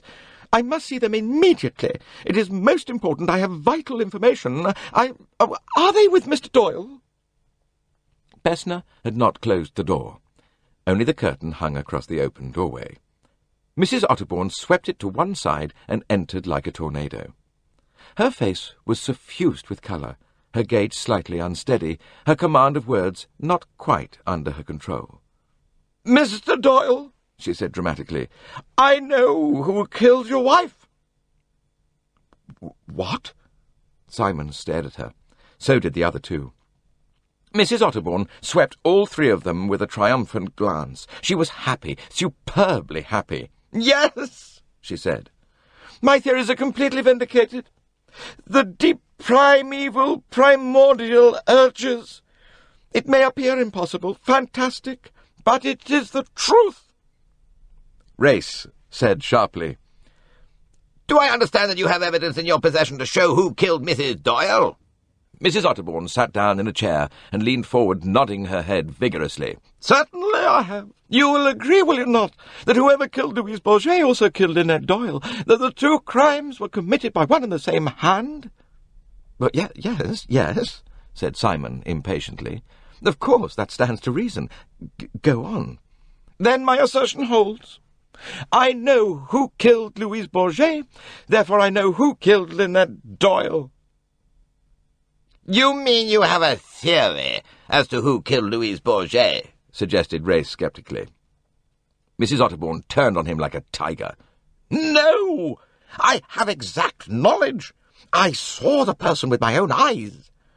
Simon, fevered, shouted out, "But for God's sake, start at the beginning. You know the person who killed Louise Bourget, you say?" Mrs. Otterbourne nodded. "I will tell you exactly what occurred." Oh, yes, she was very happy. No doubt about it. This was her moment, her triumph. What of it if her books were failing to sell, if the stupid public that once had bought them and devoured them voraciously now turned to newer favourites? Salome Otterbourne would once again be notorious. Her name would be in all the papers. She would be principal witness for the prosecution at the trial. She took a deep breath and opened her mouth. "It was when I went down to lunch. I hardly felt like eating. Well, all the horror of the recent tragedy. Well, I needn't go into that. Halfway down, I remembered that I'd left something in my cabin. I told Rosalie to go on without me. She did." Mrs. Otterbourne paused a minute. The curtain across the door moved slightly, as though lifted by the wind, but none of the three men noticed it. Mrs. Otterbourne paused. A thin ice to skate over here, but it must be done somehow. I had an arrangement with one of the, personnel of the ship. He was to, get me something I needed. But I did not wish my daughter to know of it. She's inclined to be tiresome in certain ways. Not too good, this, but she could think of something that sounded better before it came to telling the story in court. Race's eyebrows lifted as his eyes asked a question of Poirot. Poirot gave an infinitesimal nod. His lips formed the word drink. The curtain across the door moved again. Between it and the door itself, something showed with a faint steel-blue gleam. Mrs. Otterbourne continued. The arrangement was that I should go round to the stern and the deck below this, and there I should find the man waiting for me. And, well, as I went along the deck, our cabin door opened and somebody looked out. It was this girl, Louise Bourget, or whatever her name is. Anyway, she seemed to be expecting someone. And when she saw it was me, she looked disappointed and went abruptly inside again. But I didn't think anything of it, of course. I went along just as I had said I would and got the stuff from the man. I paid him and just had a word with him, and then I started back. Just as I came around the corner, I saw someone knock on the maid's door and go into the cabin, Ray said. And that person was... Bang! The noise of the explosion filled the cabin. There was an acrid, sour smell of smoke. Mrs. Otterbourne turned slowly sideways as though in supreme inquiry. Then her body slumped forward, and she fell to the ground with a crash. From just behind her ear, the blood flowed from a round, neat hole. There was a moment's stupefied silence. Then both the able-bodied men jumped to their feet. The woman's body hindered their movements a little. Race bent over her while Poirot made a cat-like jump for the door and the deck. The deck was empty. On the ground, just in front of the sill, lay a big Colt revolver. End of Disc 6.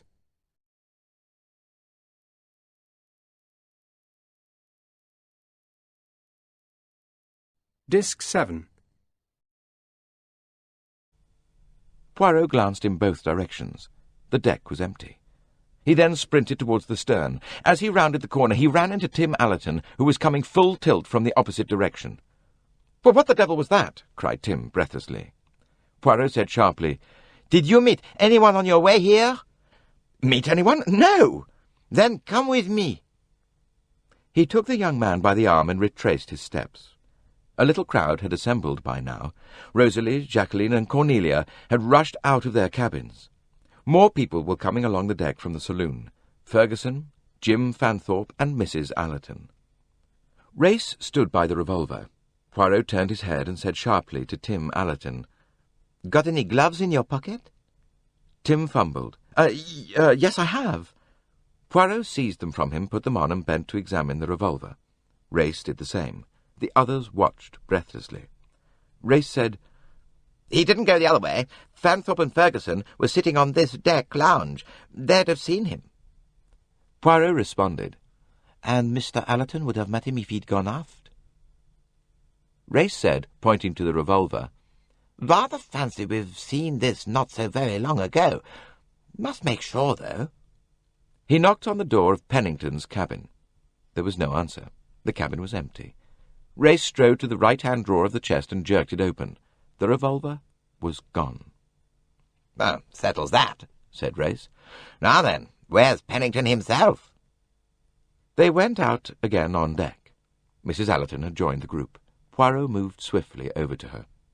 "Madame, take Miss Otterbourne with you and look after her. Her mother has been—" He consulted Race with an eye, and Race nodded. "Killed." Dr. Bessner came bustling along. "Gott in Himmel! What is there now?" They made way for him. Race indicated the cabin. Bessner went inside. "Find Pennington," said Race. "Any fingerprints on that revolver?" "No, none," said Poirot. They found Pennington on the deck below. He was sitting in the little drawing-room writing letters. He lifted a handsome, clean-shaven face. "Anything new?" he asked. "Didn't you hear a shot?" "Why, now you mention it, I believe I did hear a kind of a bang, but I never dreamed. But who's been shot?" "Mrs. Otterbourne." "Mrs. Otterbourne?" Pennington sounded quite astounded. "Well, you do surprise me. Mrs. Otterbourne." He shook his head. "I can't see that at all." He lowered his voice. "Well, strikes me, gentlemen, we've got a homicidal maniac aboard. We ought to organize a defense system." "Mr. Pennington," said Race, "how long have you been in this room?" "Why, let me see." Mr. Pennington gently rubbed his chin. "I should say a matter of 20 minutes or so." "And you haven't left it?" "Why, no, certainly not." He looked inquiringly at the two men. "You see, Mr. Pennington," said Race, "Mrs. Otterbourne was shot with your revolver." Chapter 25. Mr. Pennington was shocked. Mr. Pennington could hardly believe it. "Why, gentlemen," he said, "this is a very serious matter. Very serious indeed." Extremely serious for you, Mr. Pennington. For me? Pennington's eyebrows rose in startled surprise. But, my dear sir, I was sitting quietly writing in here when that shot was fired. You have perhaps a witness to prove that? Pennington shook his head. Why, no, I wouldn't say that, but it's clearly impossible that I should have gone on to the deck above, shot this poor woman, and, well, why should I shoot her anyway? And come down again with no one seeing me. There are always plenty of people on the deck lounge this time of day. How do you account for your pistol being used? Well, I am afraid I may be to blame there. Quite soon after getting aboard, there was a conversation in the saloon one evening, I remember, about firearms, and I mentioned then that I always carried a revolver with me when I travel. Who was there? Well, I can't remember exactly. Most people, I think. Quite a crowd, anyway. He shook his head gently. Why, yes, he said. I am certainly to blame there. He went on. First Linnet, then Linnet's maid, and now Mrs. Otterbourne. There seems no reason in it all. But there was reason, said Race. There was? Yes. Mrs. Otterbourne was on the point of telling us that she had seen a certain person go into Louise's cabin. Before she could name that person, she was shot dead. Andrew Pennington passed a fine silk handkerchief over his brow. All this is terrible, he murmured. Poirot said, Monsieur Pennington, I would like to discuss certain aspects of the case with you. Will you come to my cabin in half an hour's time? I should be delighted. Pennington did not sound delighted. He did not look delighted either. Race and Poirot exchanged glances and then abruptly left the room. Cunning old devil, said Race. But he's afraid, eh? Poirot nodded. Yes, he is not happy, Mr. Pennington. As they reached the promenade deck again, Mrs. Allerton came out of her cabin, and seeing Poirot, beckoned him imperiously. Madame? That poor child! Tell me, Monsieur Poirot, is there a double cabin somewhere that I could share with her? She oughtn't to go back to the one shared with her mother, and mine is only a single one. Oh, that can be arranged, madame. It is very good of you. But it's mere decency. Besides, I'm very fond of the girl. I've always liked her. Is she very upset? Terribly. She seems to have been absolutely devoted to that odious woman. That's what's so pathetic about it all. Tim says he believes she drank. Is that true? Poirot nodded. Oh, well, poor woman. One mustn't judge her, I suppose, but the girl must have had a terrible life. She did, madame. She is very proud, and she was very loyal. Yes, I like that. Loyalty, I mean. It's out of fashion nowadays. She's an odd character, that girl. Proud, reserved, stubborn, and terribly warm-hearted underneath, I fancy. I see that I have given her into good hands, madame. Oh, yes, don't worry, I'll look after her. She's inclined to cling to me in the most pathetic fashion. Mrs. Allerton went back into the cabin. Poirot returned to the scene of the tragedy. Cornelia was still standing on the deck, her eyes wide. She said, I don't understand, Monsieur Poirot. How did the person who shot her get away without our seeing him? Yes, how? Echoed Jacqueline. Ah, said Poirot, it was not quite such a disappearing trick as you think, mademoiselle. There were 3 distinct ways the murderer might have gone. Jacqueline looked puzzled. She said, 3? Well, he might have gone to the right, or he might have gone to the left, but I don't see any other way, puzzled Cornelia. Jacqueline, too, frowned. Then her brow cleared. She said, Oh, of course. He could move in 2 directions on one plane, but he could go at right angles to that plane, too. That is, he couldn't go up very well, but he could go down. Poirot smiled. You have brains, mademoiselle. Cornelia said, I know I'm just a plain mutt, but I still don't see. Jacqueline said, Monsieur Poirot means, darling, that he could swing himself over the rail and down onto the deck below. My, gasped Cornelia, I never thought of that. He'd have to be mighty quick about it, though. I suppose he could just do it. Oh, he could do it easily enough, said Tim Allerton. Remember, there's always a minute of shock after a thing like this. One hears a shot, and one's too paralyzed to move for a second or two. That was your experience, Mr. Allerton? Oh, yes, it was. I just stood like a dummy for quite 5 seconds, and then I fairly sprinted round the deck.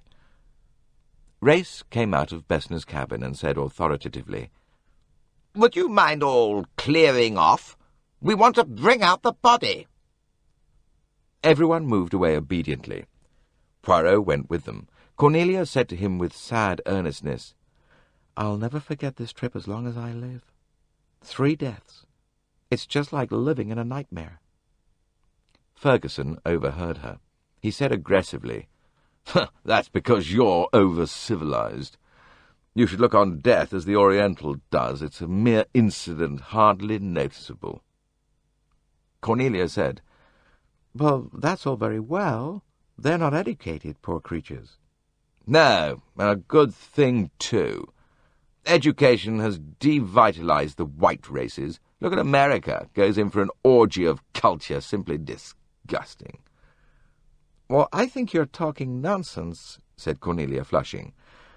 "I attend lectures every winter on Greek art and the Renaissance, and I went to some on famous women of history." Mr. Ferguson groaned in agony. "Oh, Greek art, Renaissance, famous women of history. Oh, God, it makes me quite sick to hear you. It's the future that matters, woman, not the past. 3 women are dead on this boat. Well, what of it? They're no loss. Linnet Doyle and her money, the French maid, just a domestic parasite. Mrs. Otterbourne, a useless fool of a woman. Do you think anyone really cares whether they're dead or not? I don't. I think it's a damn good thing." "Then you're wrong," Cornelia blazed out at him.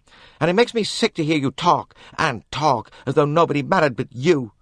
I didn't like Mrs. Otterbourne much, but her daughter was ever so fond of her, and she's all broken up over her mother's death. I don't know much about the French maid, but I expect somebody was fond of her somewhere. And as for Linnet Doyle, well, apart from everything else, she was just lovely. She was so beautiful when she came into a room that it made a lump come into your throat. I'm homely myself, and that makes me appreciate beauty a lot more. She was as beautiful, just as a woman, as anything in Greek art. And when anything beautiful's dead, it's a loss to the world. So there." Mr. Ferguson stepped back a pace. He caught hold of his hair with both hands and tugged at it vehemently. "I give it up," he said. "You're unbelievable. You haven't got a bit of natural female spite in you anywhere." He turned to Poirot. "Do you know, sir, that Cornelia's father was practically ruined by Linnet Ridgeway's old man? But does the girl gnash her teeth when she sees the heiress sailing about in pearls and Paris models? No. She just bleats out, 'Isn't she beautiful?' like a blessed bar lamb. I don't believe she even felt sore at her." Cornelia flushed. "Well, I did, just for a minute. Papa kind of died of discouragement, you know, because he hadn't made good." "Felt sore for a minute, I ask you?" Cornelia flashed round on him. "Well, didn't you say just now it was the future that mattered, not the past? All that was in the past, wasn't it?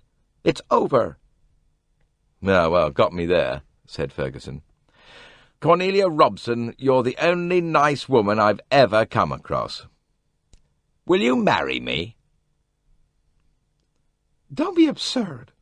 "No, it's a genuine proposal, even if it is made in the presence of old man Sleuth. Anyway, you're a witness, Monsieur Poirot.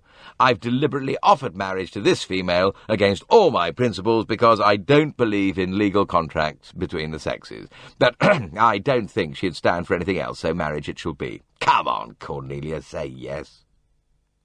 "I think you're utterly ridiculous," said Cornelia, flushing. "Well, why won't you marry me?" "You're not serious," said Cornelia. "Well, do you mean not serious in proposing, or do you mean not serious in character?" "Both, but I really meant character. You laugh at all sorts of serious things, education and culture and death. You wouldn't be reliable." She broke off, flushed again, and hurried along into her cabin. Ferguson stared after her. "Oh, damn the girl. I believe she really means it. She wants a man to be reliable. Reliable, ye gods. He paused and then said curiously, "But what's the matter with you, Monsieur Poirot? You seem very deep in thought." Poirot roused himself with a start. "I reflect, that is all. I reflect." Meditation on Death. Death, the Recurring Decimal, by Hercule Poirot, one of his well-known monographs. "Mr. Ferguson," said Poirot, "you are a very impertinent young man." "Oh, you must excuse me. I like attacking established institutions." "And I am an established institution?" "Precisely. What do you think of that girl?" "Of Miss Robson?" "Yes." "I think she has a great deal of character." "You're right. No, she's got spirit. She looks meek, but she isn't. She's got guts. She's... damn it, I want that girl. It mightn't be a bad move if I tackled the old lady. If I could once get her thoroughly against me, it might cut some ice with Cornelia." He wheeled round and went into the observation saloon. Miss Van Schuyler was seated in her usual corner. She looked even more arrogant than usual. She was knitting. Ferguson strode up to her.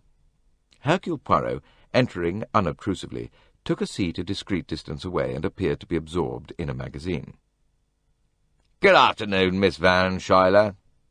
Miss Van Schuyler raised her eyes for a bare second, dropped them again, and murmured frigidly, Good afternoon." "Look here, Miss Van Schuyler, I want to talk to you about something pretty important. It's just this. I want to marry your cousin." Miss Van Schuyler's ball of wool dropped onto the ground and ran wildly across the saloon. She said in a venomous tone, "You must be out of your senses, young man." "Not at all. I'm determined to marry her. I've asked her to marry me." Miss Van Schuyler surveyed him coldly with the kind of speculative interest she might have accorded to an odd sort of beetle. "Indeed? And I presume she sent you about your business?" "She refused me." Naturally. "Not naturally at all. I'm going to go on asking till she agrees."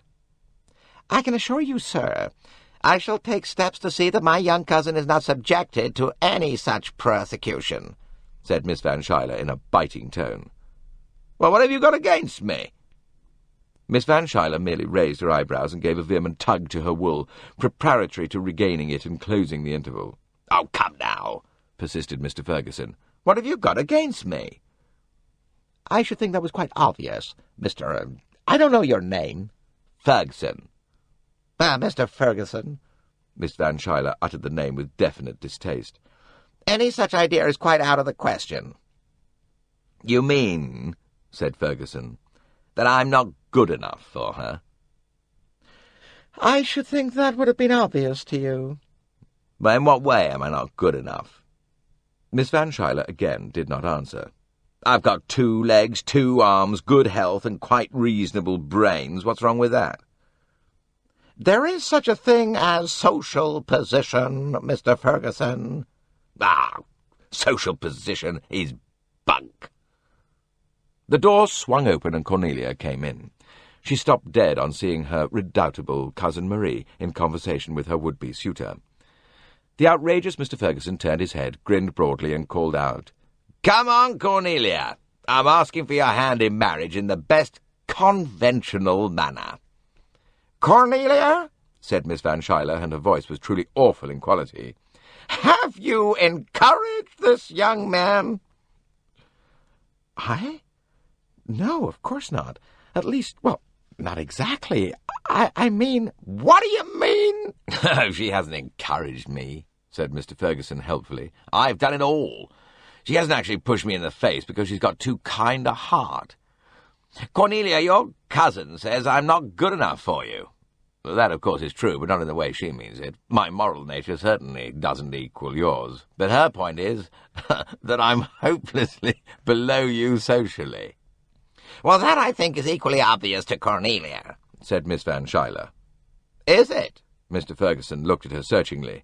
"Is that why you won't marry me?" No, it isn't. Cornelia flushed.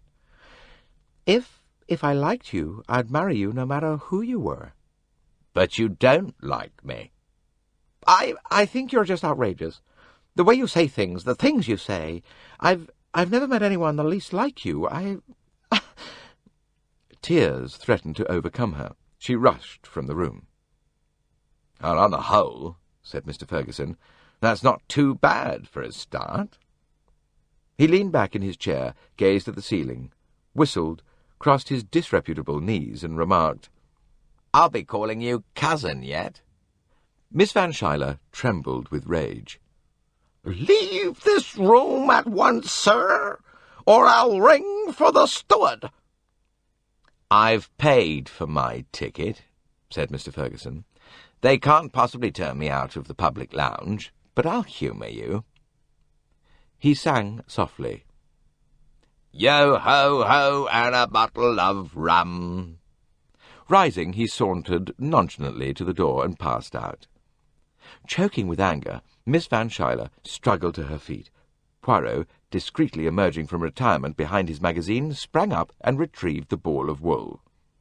"Thank you, Monsieur Poirot.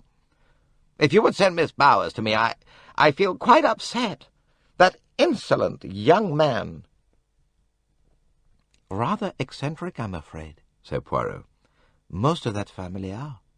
Spoilt, of course, always inclined to tilt at windmills." He said carelessly, "You recognized him, I suppose?" "Recognized him?"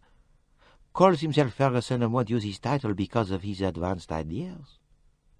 "His title?" Miss Van Schuyler's tone was sharp. "Oh, yes.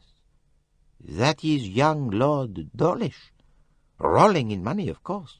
But he became a communist when he was at Oxford." Miss Van Schuyler, her face a battleground of contradictory emotions, said, "How long have you known this, Monsieur Poirot?" Poirot shrugged his shoulders.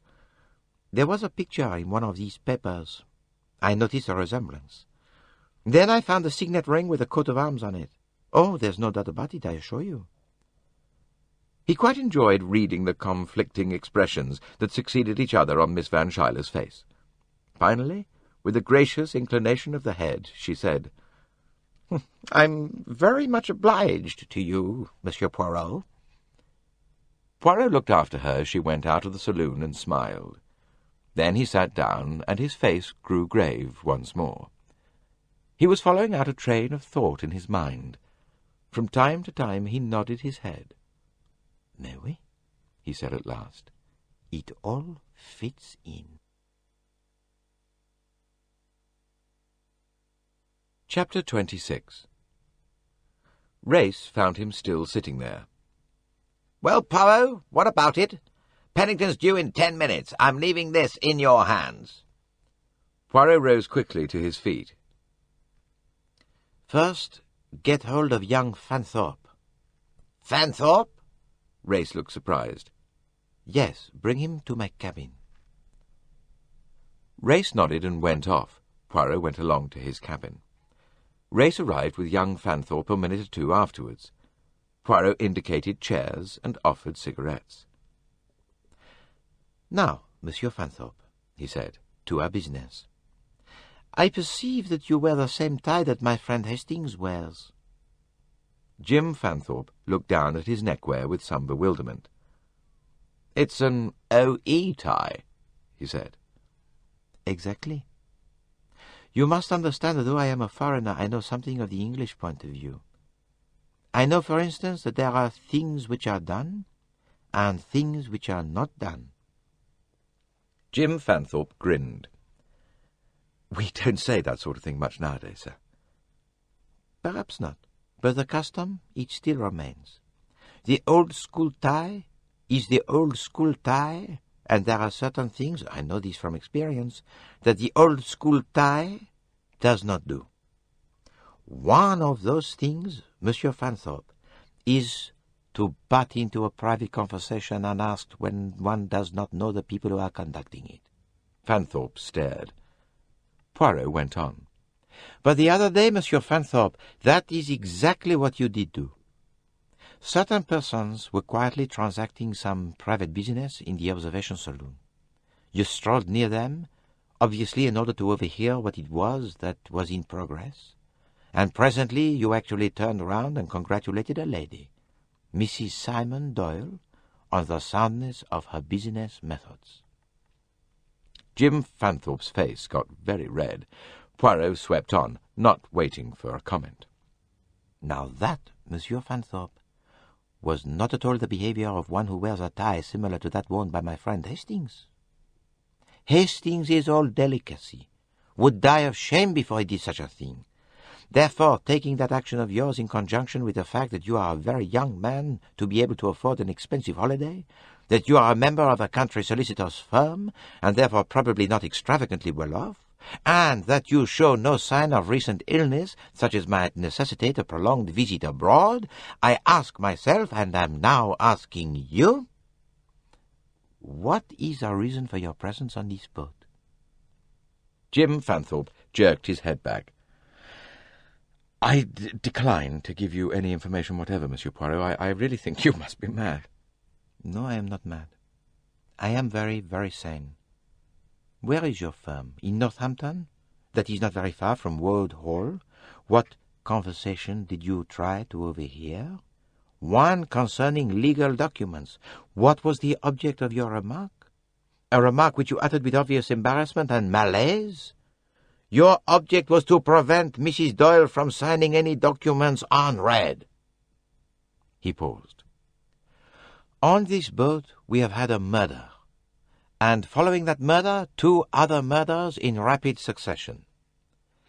If I further give you the information that the weapon which killed Mrs. Otterbourne was a revolver owned by Monsieur Andrew Pennington, then perhaps you will realize that it is exactly your duty to tell us all you can. Jim Fanthorpe was silent for some minutes. At last he said, You have rather an odd way of going about things, Monsieur Poirot, but I appreciate the points you have made. The trouble is that I have no exact information to lay before you. You mean that it is a case merely of suspicion? Yes. And therefore you think it injudicious to speak?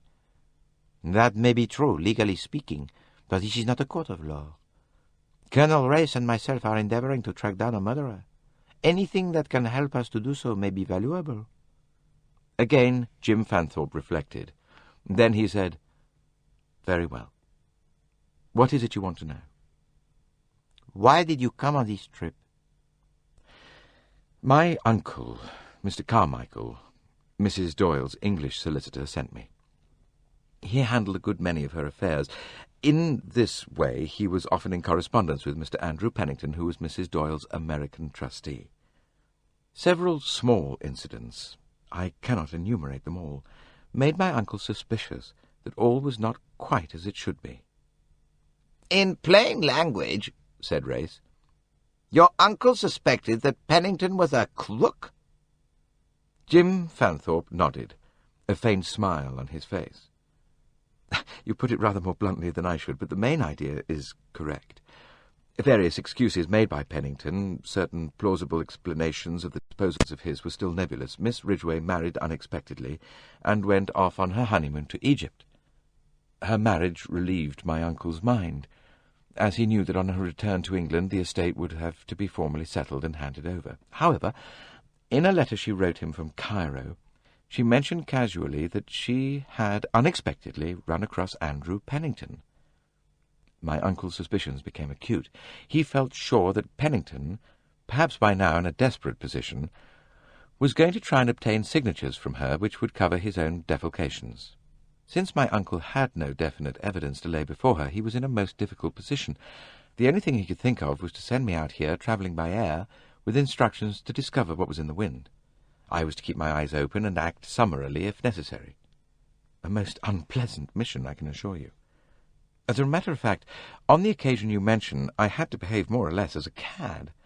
It was awkward, but on the whole I was satisfied with the result. You mean you put Mrs. Doyle on her guard? Asked Race. No, not so much that. But I think I put the wind up Pennington. I felt convinced he wouldn't try any more funny business for some time, and by then I hoped to have got intimate enough with Mr. and Mrs. Doyle to convey some kind of a warning. As a matter of fact, I hoped to do so through Doyle. Mrs. Doyle was so attached to Mr. Pennington that it would have been a bit awkward to suggest things to her about him. It would have been easier for me to approach the husband. Race nodded. Poirot asked, "Will you give me a candid opinion on one point, Monsieur Fanthorpe? If you were engaged in putting a swindle over, would you choose Mrs. Doyle or Mr. Doyle as a victim?" Fanthorpe smiled faintly. Mr. Doyle, every time. Linnet Doyle was very shrewd in business matters. Her husband, I should fancy, is one of those trustful fellows who know nothing of business and are always ready to sign on the dotted line, as he himself put it. "I agree," said Poirot. He looked at Race. "And there's your motive."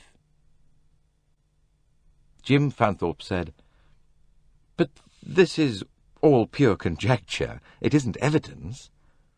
Poirot said easily, we will get evidence." "How? Possibly from Mr. Pennington himself?" Fanthorpe looked doubtful. "I wonder. I very much wonder." Race glanced at his watch. "He's about due now." Jim Fanthorpe was quick to take the hint. He left them. 2 minutes later, Andrew Pennington made his appearance. His manner was all smiling urbanity. Only the taut line of his jaw and the wariness of his eyes betrayed the fact that a thoroughly experienced fighter was on his guard. "Well, gentlemen," he said, "here I am." He sat down and looked at them inquiringly. "We asked you to come here, Mr. Pennington," began Poirot, "because it is fairly obvious that you have a very special and immediate interest in the case." Pennington raised his eyebrows slightly. "Is that so?" Poirot said gently, "Oh, surely. You have known Linnet Ridgeway, I understand, since she was quite a child." "Oh, that." His face altered, became less alert. "I beg pardon, I didn't quite get you." Yes, as I told you this morning, I've known Linnet since she was a cute little thing in pinafores." "You are on terms of close intimacy with her father?" "That's so. Mullowish Ridgeway and I were very close. Very, very close." "You were so intimately associated that on his death he appointed you business guardian to his daughter and trustee to the vast fortune she inherited?" "Why, roughly, yes, that is so." The wariness was back again. The note was more cautious. "I was not the only trustee, naturally. Others were associated with me." "Who have since died?" "Well, 2 of them are dead. The other, Mr. Sterndale Rockford, is alive." "Your partner?" "Yes." "Miss Ridgeway, I understand, was not yet of age when she married?" She would have been 21 next July." "And in the normal course of events she would have come into control of her fortune then?" "Yes." "But her marriage precipitated matters?" Pennington's jaw hardened. He shot out his chin at them aggressively. "You'll pardon me, gentlemen, but what exact business is all this of yours?" "If you dislike answering the question—" "No, look, there's no dislike about it. I don't mind what you ask me, but I don't see the relevance of all this." "Oh, but surely, Mr. Pennington," Poirot leaned forward, his eyes green and cat-like, "there is the question of motive. In considering that, financial considerations must always be taken into account." Pennington said sullenly, "By Ridgeway's will, Linnet got control of her dough when she was 21, or when she married." "No conditions of any kind?" "No conditions. And it is a matter, I am credibly assured, of millions?" "Millions it is." Poirot said softly, "Your responsibility, Monsieur Pennington, and that of your partner has been a very grave one." Pennington said curtly, "We're used to our responsibility. It doesn't worry us any." "I wonder." Something in his tone flicked the other man on the raw. He said angrily, "What the devil do you mean?" Poirot replied with an air of engaging frankness, "I was wondering, Mr. Pennington, whether Linnet Ridgeway's sudden marriage caused any consternation in your office." "Consternation?" That was the word I used. Well, what the hell are you driving at? Something quite simple. Are Linnet Doyle's affairs in the perfect order they should be? Pennington rose to his feet. That's enough. I'm through. He made for the door. But you will answer my question first. Pennington snapped. They're in perfect order. You were not so alarmed when the news of Linnet Ridgeway's marriage reached you that you rushed over to Europe by the first boat and staged an apparently fortuitous meeting in Egypt? Pennington came back towards them. He had himself under control once more. What you are saying is absolute balderdash. I didn't even know that Linnet was married till I met her in Cairo. I was utterly astonished. Her letter must have missed me by a day in New York. It was forwarded, and I got it about a week later. You came over by the Carmanic, I think you said? That's right. And the letter reached New York after the Carmanic sailed? How many times have I got to repeat it? It is strange, said Poirot. What's strange? That on your luggage there are no labels of the Carmanic. The only recent labels of transatlantic sailing are the Normandy. The Normandy, I remember, sailed 2 days after the Carmanic. For a moment, the other was at a loss. His eyes wavered. Colonel Race weighed in with telling effect. "Come now, Mr. Pennington," he said. "We've several reasons for believing that you came over on the Normandy and not by the Carmanic, as you said. In that case, you received Mrs. Doyle's letter before you left New York. No good denying it, for it's the easiest thing in the world to check up the steamship companies." Andrew Pennington felt absent-mindedly for a chair and sat down. His face was impassive, a poker face. Behind that mask, his agile brain looked ahead to the next move. "I'll have to hand it to you, gentlemen. You've been too smart for me. But I had my reasons for acting as I did." "No doubt." Race's tone was curt. "If I give them to you, it must be understood I do so in confidence." "I think you can trust us to behave fittingly. Naturally, I cannot give assurances blindly." "Well," Pennington sighed, "I'll come clean. There was some monkey business going on in England. It worried me. I couldn't do much about it by letter. The only thing was to come over and see for myself." "What do you mean by monkey business?" "I had good reason to believe that Linnet was being swindled." "By whom?" "Her British lawyer. Now, that's not the kind of accusation you can fling around anyhow. I made up my mind to come over right away and see into matters myself." "That does great credit to your vigilance, I'm sure. But why the little deception about not having received the letter?" "Well, I ask you." Pennington spread out his hands. "You can't butt in on a honeymoon couple without more or less coming down to brass tacks and giving your reasons. I thought it best to make the meeting, accidental. Besides, I didn't know anything about the husband. He might have been mixed up in the racket for all I knew." "In fact, all your actions were actuated by pure disinterestedness," said Colonel Race dryly. "You've said it, Colonel." There was a pause. Race glanced at Poirot. The little man leant forward. "Monsieur Pennington, we do not believe a word of your story." "The hell you don't!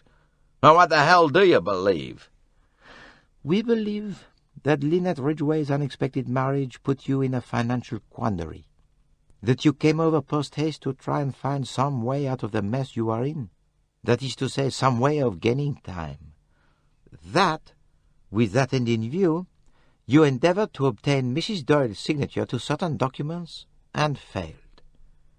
That, on the journey up the Nile, when walking along the cliff-top at Abu Simbel, you dislodged a boulder which fell and only very narrowly missed its object." "You're crazy."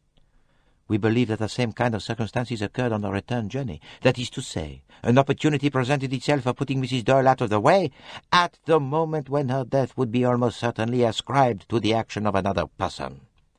We not only believe, but know, that it was your revolver which killed a woman who was about to reveal to us the name of the person whom she had reason to believe killed both Linnet Doyle and the maid Louise." "Hell!" The forced ejaculation broke forth and interrupted Poirot's stream of eloquence. "What are you getting at? Are you crazy? What motive had I to kill Linnet? I wouldn't get her money. That goes to her husband. Why don't you pick on him? He's the one to benefit, not me." Race said coldly, "Doyle never left the lounge on the night of the tragedy till he was shot at and wounded in the leg. The impossibility of his walking a step after that is attested to by a doctor and a nurse, both independent and reliable witnesses. Simon Doyle could not have killed his wife. He could not have killed Louise Bourget. He most definitely did not kill Mrs. Otterbourne. You know that as well as we do." "I know he didn't kill her." Pennington sounded a little calmer. "All I say is, why pick on me when I don't benefit by her death?" "But, my dear sir," Poirot's voice came soft as a purring cat, "that is rather a matter of opinion. Mrs. Doyle was a keen woman of business, fully conversant of her own affairs, and very quick to spot any irregularity. As soon as she took up the control of her property, which she would have done on her return to England, her suspicions were bound to be aroused. But now that she is dead, and that her husband, as you have just pointed out, inherits, the whole thing is different. Simon Doyle knows nothing whatever of his wife's affairs, except that she was a rich woman. He is of a simple, trusting disposition. You will find it easy to place complicated statements before him, to involve the real issue in a net of figures, and to delay settlement with pleas of legal formalities and a recent depression. I think that it makes a very considerable difference to you whether you deal with the husband or the wife." Pennington shrugged his shoulders. "Your ideas are fantastic." "Time will show." "What did you say?" "I said time will show. This is a matter of 3 deaths, 3 murders. The law will demand the most searching investigation into the condition of Mrs. Doyle's estate." He saw the sudden sag in the other's shoulders and knew that he had won. Jim Fanthorpe's suspicions were well-founded. Poirot went on. "You have played and lost. Useless to go on bluffing." Pennington muttered, "You don't understand. It's all square enough, really. It's been this damn slump. Wall Street's been crazy. But I'd staged a comeback. With luck, everything will be okay by the middle of June." With shaking hands, he took a cigarette, tried to light it, failed. "I suppose," mused Poirot, "that the boulder was a sudden temptation, huh? You thought nobody saw you." "No, look, that was an accident. I swear it was an accident." The man leaned forward, his face working, his eyes terrified. "I stumbled and fell against it. I swear it was an accident." The 2 men said nothing. Pennington suddenly pulled himself together. He was still a wreck of a man, but his fighting spirit had returned in a certain measure. He moved towards the door. "You can't pin that on me, gentlemen. It was an accident, and it wasn't I who shot her. Do you hear? You can't pin that on me either. And you never will." He went out. Chapter 27. As the door closed behind him, Race gave a deep sigh. We got more than I thought we would. Admission of a fraud. Admission of attempted murder.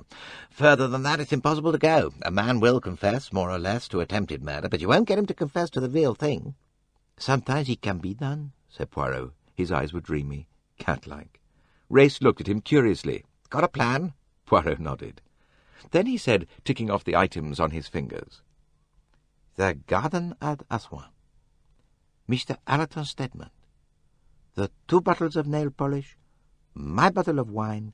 The velvet stole. The stained handkerchief. The pistol that was left on the scene of the crime. The death of Louise. The death of Mrs. Otterbourne. Yes. It's all there. Pennington didn't do it, Race." "What?" Race was startled. No, Pennington didn't do it. He had the motive, yes. He had the will to do it, yes. He got as far as attempting to do it, mais c'est tout. Something was wanted for this crime that Pennington hasn't got. This is a crime that needed audacity, swift and faultless execution, courage, indifference to danger, and a resourceful, calculating brain. Pennington hasn't got those attributes. He couldn't do a crime unless he knew it to be safe. This crime was not safe. It hung on a razor edge. It needed a boldness. Pennington isn't bold. He's only astute. Race looked at him with the respect one able man gives to another. "Ah, you've got it all well taped," he said. I think so, yes. There are one or two things, that telegram, for instance, that Linnet Doyle read. I should like to get that cleared up. Well, by Jove, we've got to ask Doyle. He was telling us when poor old Ma Otterbourne came along. We'll ask him again. No, presently. First, I have someone else to whom I wish to speak. Who's that?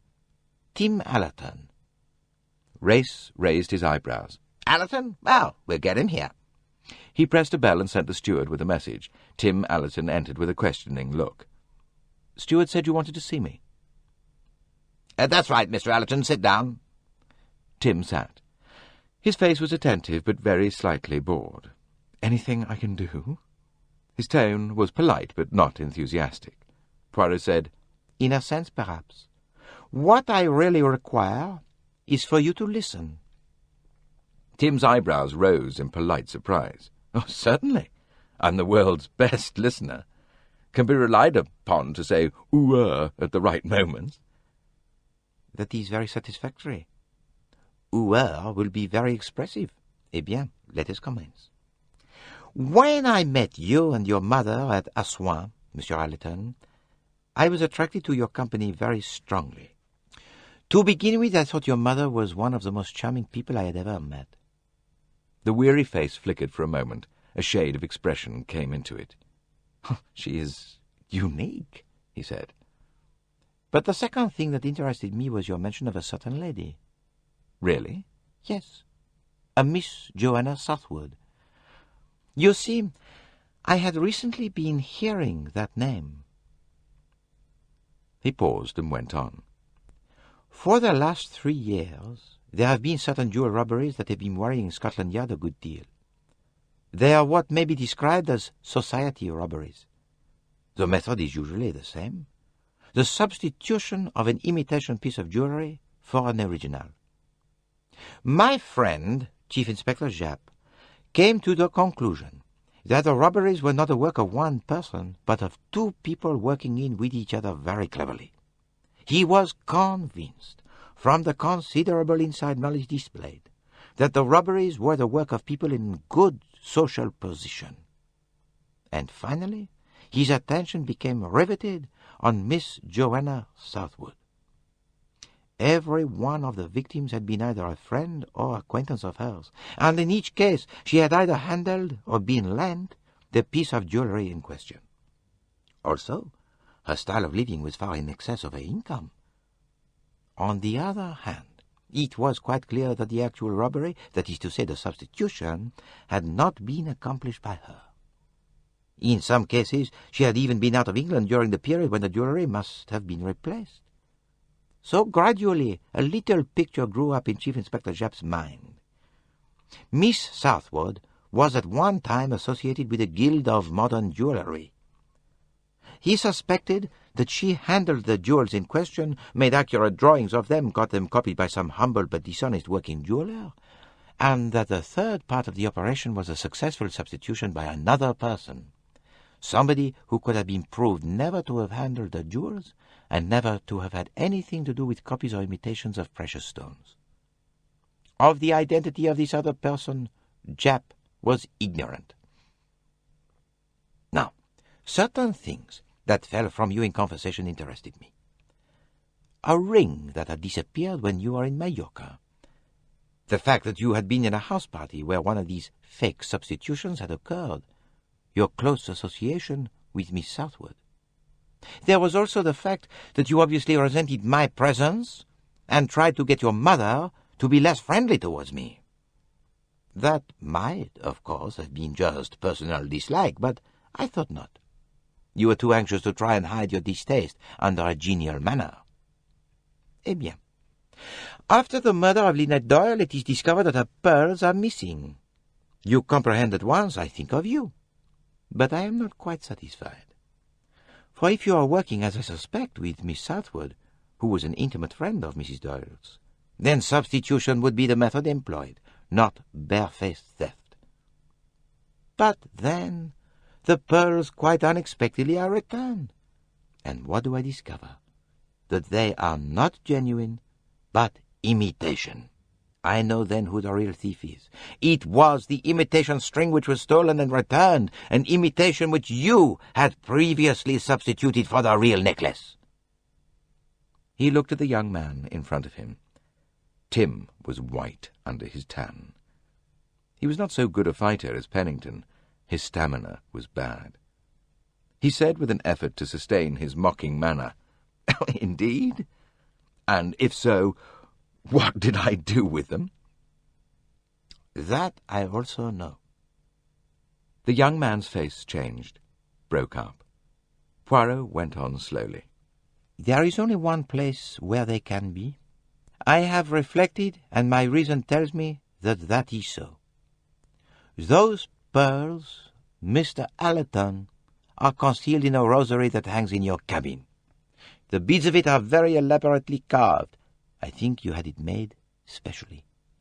Those beads unscrew, though you would never think so to look at them. Inside each is a pearl stuck with secotine. Most police searchers respect religious symbols unless there is something obviously queer about them, and you counted on that. I endeavor to find out how Miss Southwood sent the imitation necklace out to you. She must have done so since you came here from Majorca on hearing that Mrs. Doyle would be here for her honeymoon. My theory is that it was sent in a book, a square hole being cut out of the pages in the middle. A book goes with the ends open and is practically never opened in the post. There was a pause, a long pause. Then Tim said quietly, "You win. It's been a good game, but it's over at last. There's nothing for it now, I suppose, but to take my medicine." Poirot nodded gently. Do you realize that you were seen that night? "Seen?" Tim started. Yes. On the night that Linnet Doyle died, someone saw you leave her cabin just after 1 a.m. Tim said, "Look here, you aren't thinking that—" It wasn't I who killed her. I'll swear that. I've been in the most awful stew. To have chosen that night of all others, God, it's been awful." Poirot said, "Oh, yes. You must have had uneasy moments. But now that the truth has come out, you may be able to help us. Was Mrs. Doyle alive or dead when you stole the pearls?" Tim said hoarsely, I don't know. Honest to God, Mr. Poirot, I don't know. I'd found out where she put them at night, on the little table by the bed. I crept in, felt very softly on the table, grabbed them, put down the others and crept out again. I assumed, of course, that she was asleep. Did you hear her breathing? Surely you would have listened for that. Tim thought earnestly. Oh, it was very still indeed. No, I can't remember actually hearing her breathe. Was there any smell of smoke lingering in the air, as there would have been if a firearm had been discharged recently? I don't think so. I don't remember it. Poirot sighed. Oh, then we are no further. Tim asked curiously, "Who was it saw me?" "Rosalie Otterborn. She came round from the other side of the boat and saw you leave Linnet Doyle's cabin and go to your own." "So it was she who told you?" Poirot said gently. "Excuse me? She did not tell me." "But then, how do you know?" "Because I am Hercule Poirot. I do not need to be told. When I taxed her with it, do you know what she said? She said, 'I saw nobody.' And she lied." But why? Poirot said in a detached voice, "Perhaps because she thought that the man she saw was the murderer. It looked like that, you know." Well, that seems to me all the more reason for telling you. Poirot shrugged his shoulders. She did not think so, it seems. Tim said, a queer note in his voice, "She's an extraordinary sort of a girl. She must have been through a pretty rough time with that mother of hers." "Oh, yes. Life has not been easy for her." "Poor kid," Tim muttered. Then he looked towards Race. "Well, sir, where do we go from here?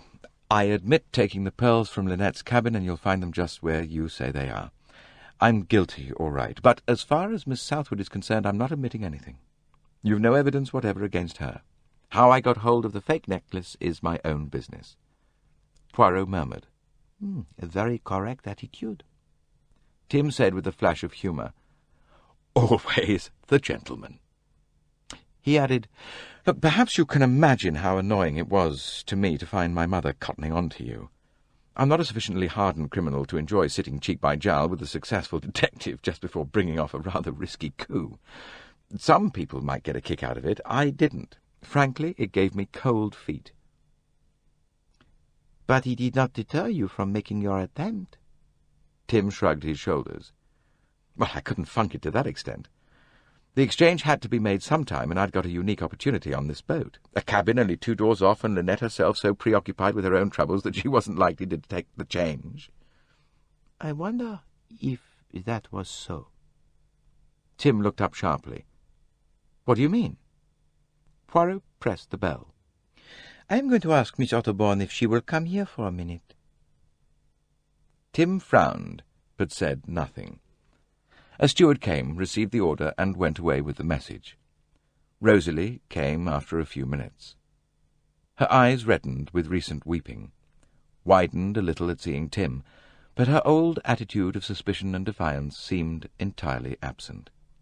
She sat down, and with a new docility looked from Race to Poirot. "We're very sorry to bother you, Miss Otterbourne," said Race gently. He was slightly annoyed with Poirot. The girl said in a low voice, "It doesn't matter." Poirot said, "It is necessary to clear up 1 or 2 points. When I asked you whether you saw anyone on the starboard deck at 1:10 this morning, your answer was that you saw nobody. Fortunately, I have been able to arrive at the truth without your help. Mr. Allerton has admitted that he was in Linnet Doyle's cabin last night." She flashed a swift glance at Tim. Tim, his face grim and set, gave a curt nod. "The time is correct, Mr. Allerton?" Allerton replied, "Quite correct." Rosalie was staring at him. Her lips trembled and fell apart. "But you didn't... You didn't..." he said quickly. "No, I didn't kill her. I am a thief, not a murderer. It's all going to come out, so you might as well know. I was after her pearls." Poirot said, "Mr. Allerton's story is that he went to her cabin last night and exchanged a string of fake pearls for the real ones." "Did you?" said Rosalie.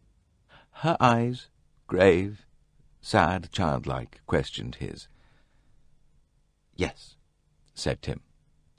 There was a pause. Colonel Race shifted restlessly. Poirot said in a curious voice, "That, as I say, is Mr. Allerton's story, partially confirmed by your evidence. That is to say, there is evidence that he did visit Linnet Doyle's cabin last night, but there is no evidence to show why he did so." Tim stared at him. "But you know." "What do I know?" "Well, you know I've got the pearls." "Oh, mais oui. I know you have the pearls, but I do not know when you got them. It may have been before last night.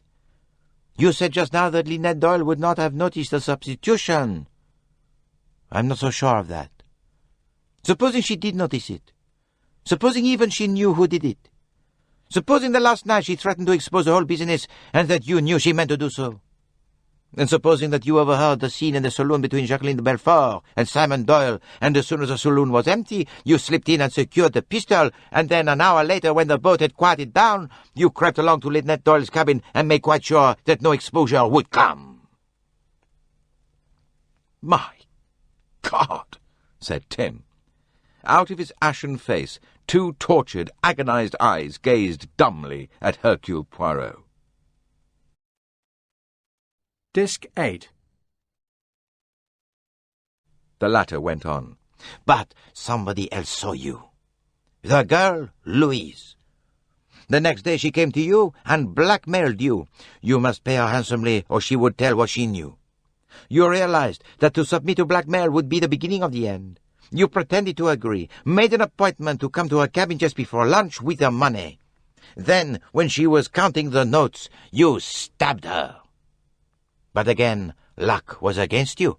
Somebody saw you go to her cabin. He half turned to Rosalie. Your mother. So once again you had to act, dangerously, foolhardily, but it was the only chance. You heard Pennington talk about his revolver. You rushed into his cabin. You got hold of it, listened outside Dr. Bessner's cabin door, and shot Mrs. Otterborn before she could reveal your name. "No!" cried Rosalie. "He didn't! He didn't!" And after that, you did the only thing you could do, rushed around the stern, and when I rushed after you, you had turned and pretended to be coming in the opposite direction. You had handled the revolver in gloves. Those gloves were in your pocket when I asked for them. Tim said, "Before God, I swear it isn't true, not a word of it." But his voice, ill-assured and trembling, failed to convince. It was then that Rosalie Otterborn surprised them. "Of course it isn't true. And Monsieur Poirot knows it isn't. He's saying it for some reason of his own." Poirot looked at her. A faint smile came to his lips.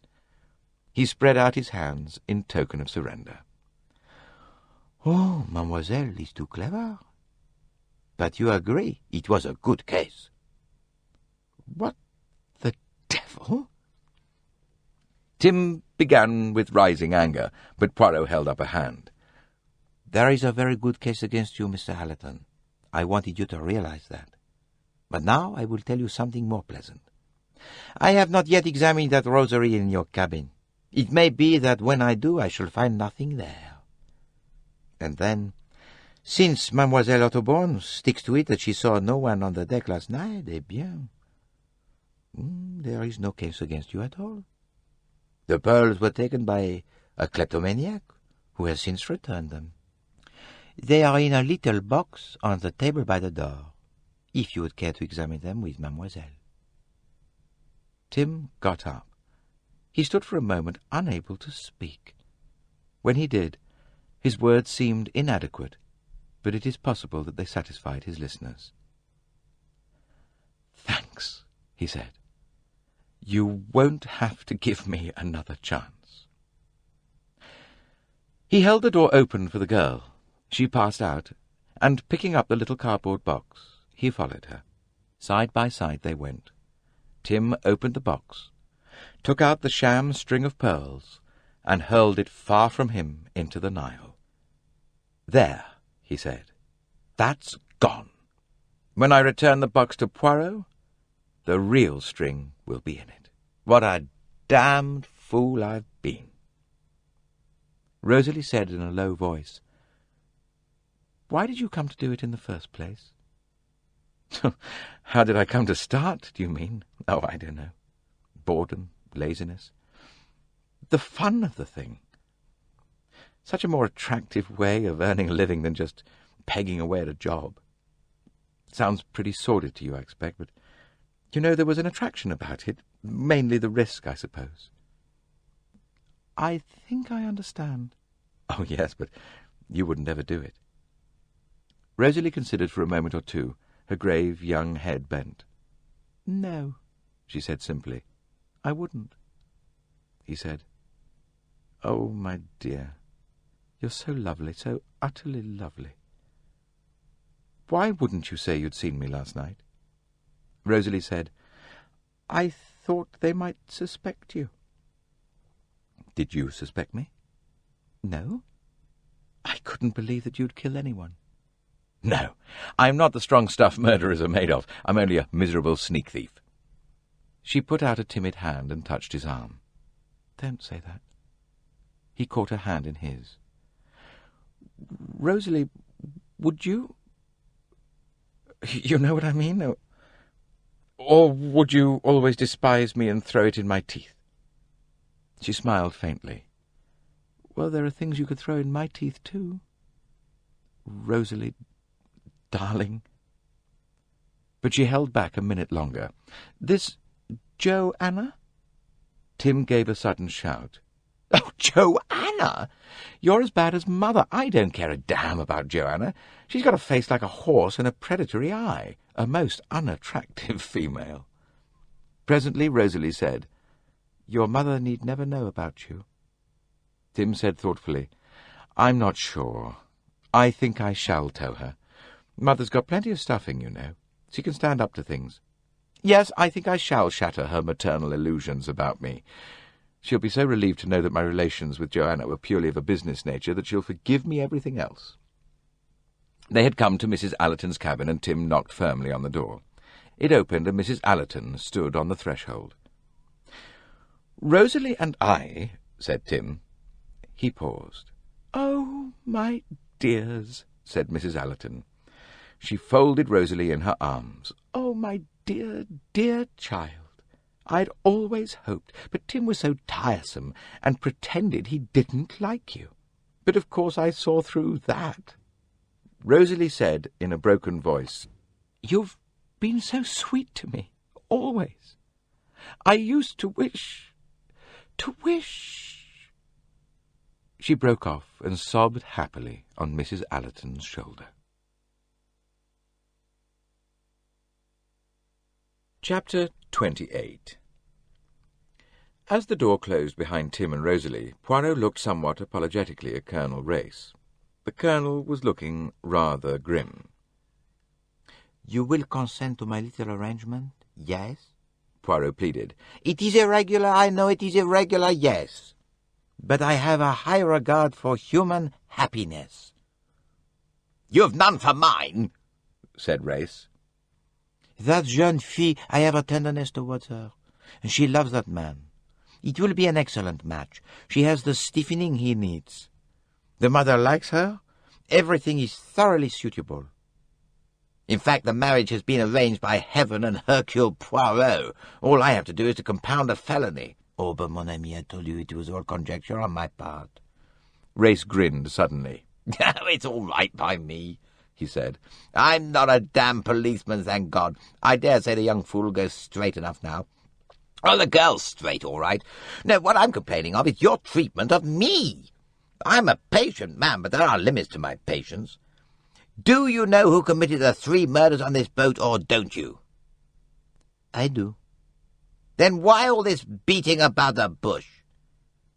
Huh, you think that I am just amusing myself with side issues? And it annoys you?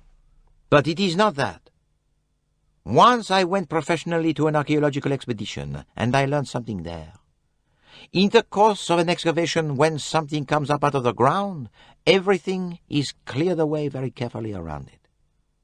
You take away the loose earth, and you scrape here and there with a knife, until finally your object is there, all alone, ready to be drawn and photographed, with no extraneous matter confusing it.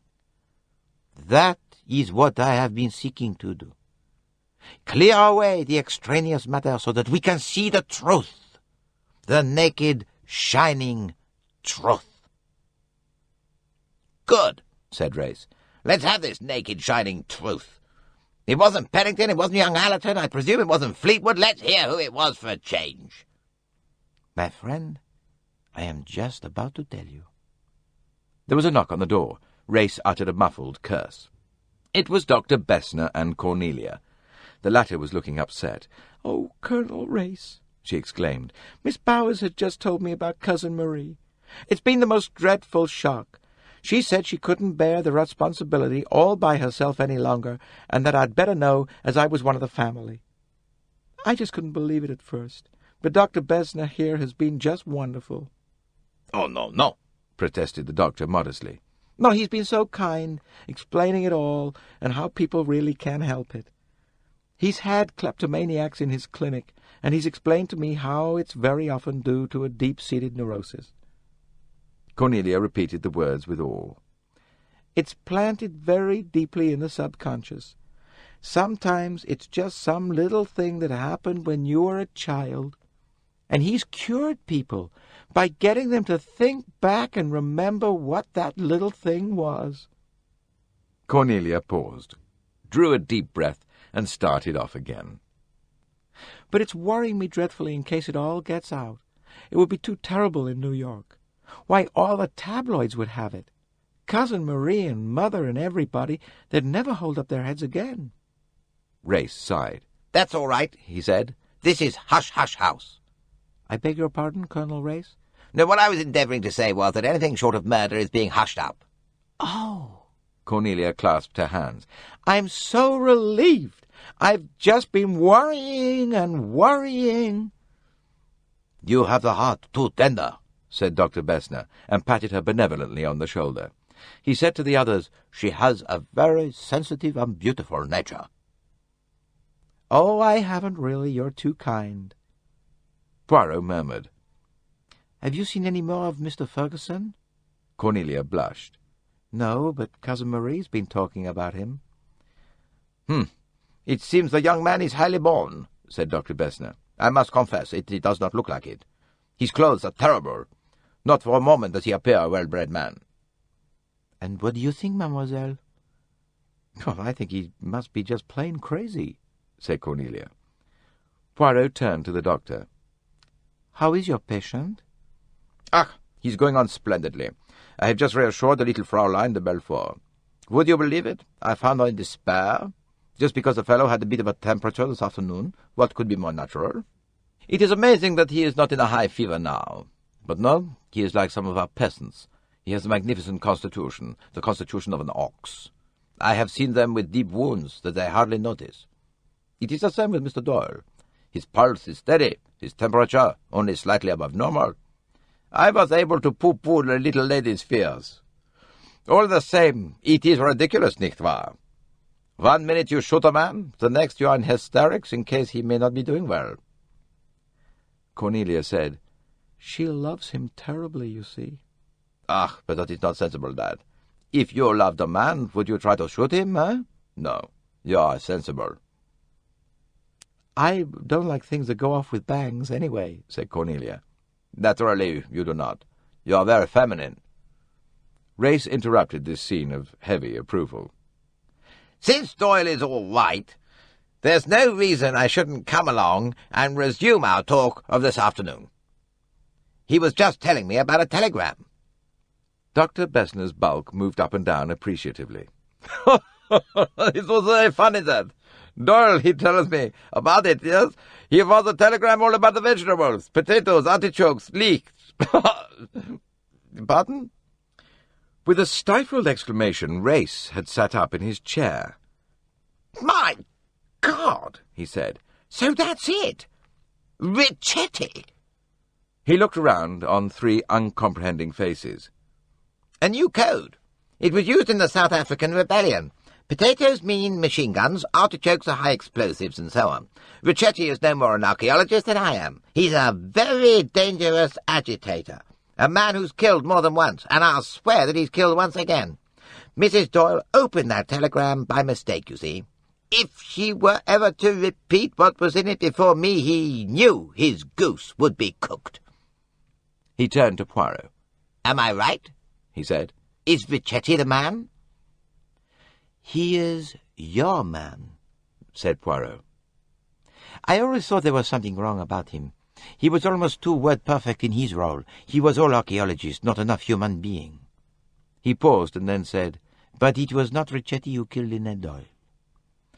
For some time now I have known what I may express as the first half of the murder. Now I know the second half also. The picture is complete. But you understand that although I know what must have happened, I have no proof that it happened. Intellectually, the case is satisfying. Actually, it is profoundly unsatisfactory. There is only one hope, a confession from the murderer. Dr. Bessner raised his shoulders sceptically. But that, it would be a miracle. I think not. Not under the circumstances. Cornelia cried out. But who is it? Aren't you going to tell us? Poirot's eyes ranged quietly over the three of them, Race smiling sardonically, Bessner still looking sceptical, Cornelia, her mouth hanging a little open, gazing at him with eager eyes. "Oh, mais oui," he said.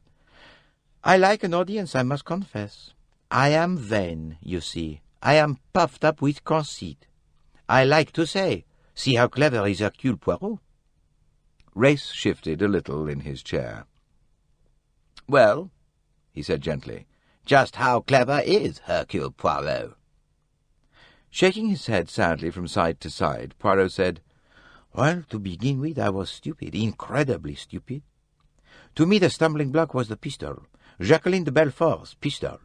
Why had that pistol not been left on the scene of the crime? The idea of the murderer was quite plainly to incriminate her. Why, then, did the murderer take it away? I was so stupid that I thought of all sorts of fantastic reasons. The real one was very simple. The murderer took it away because he had to take it away, because he had no choice in the matter." Chapter 29. "You and I, my friend," Poirot leaned towards Race, "started our investigation with a preconceived idea. That idea was that a crime was committed on the spur of the moment without any preliminary planning. Somebody wished to remove Linnet Doyle and had seized their opportunity to do so at a moment when the crime would almost certainly be attributed to Jacqueline de Belfort. It therefore followed that the person in question had overheard the scene between Jacqueline and Simon Doyle and had obtained possession of the pistol after the others had left the saloon. But, my friends, if that preconceived idea was wrong, the whole aspect of the case altered. And it was wrong. This was no spontaneous crime committed on the spur of the moment. It was, on the contrary, very carefully planned and accurately timed, with all the details meticulously worked out beforehand, even to the drugging of Hercule Poirot's bottle of wine on the night in question." "Oh, yes, that is so. I was put to sleep so that there should be no possibility of my participating in the events of the night. It did just occur to me as a possibility. I drink wine. My two companions at table drink whiskey and mineral water, respectively. Nothing easier than to slip a dose of harmless narcotic into my bottle of wine. The bottles stand on the tables all day. But I dismissed the thought. It had been a hot day. I had been unusually tired. It was not really extraordinary that I should for once have slept heavily instead of lightly, as I usually do. You see, I was still in the grip of the preconceived idea. If I had been drugged, that would have implied premeditation. It would mean that before 7:30, when dinner is served, the crime had already been decided upon. And that, always from the point of view of the preconceived idea, was absurd. The first blow to the preconceived idea was when the pistol was recovered from the Nile. To begin with, if we were right in our assumptions, the pistol ought never to have been thrown overboard at all. And there was more to follow. Poirot turned to Dr. Bessner. "You, Dr. Bessner, examined Linnet Doyle's body. You will remember that the wound showed signs of scorching. That is to say that the pistol had been placed close against the head before being fired?" Bessner nodded. "So, that is exact. But when the pistol was found, it was wrapped in a velvet stole, and that velvet showed definite signs that the pistol had been fired through its folds, presumably under the impression that that would deaden the sound of the shot. But if the pistol had been fired through the velvet, there would have been no signs of burning on the victim's skin. Therefore, the shot fired through the stole could not have been the shot that killed Linnet Doyle." Could it have been the other shot, the one fired by Jacqueline de Belfort at Simon Doyle?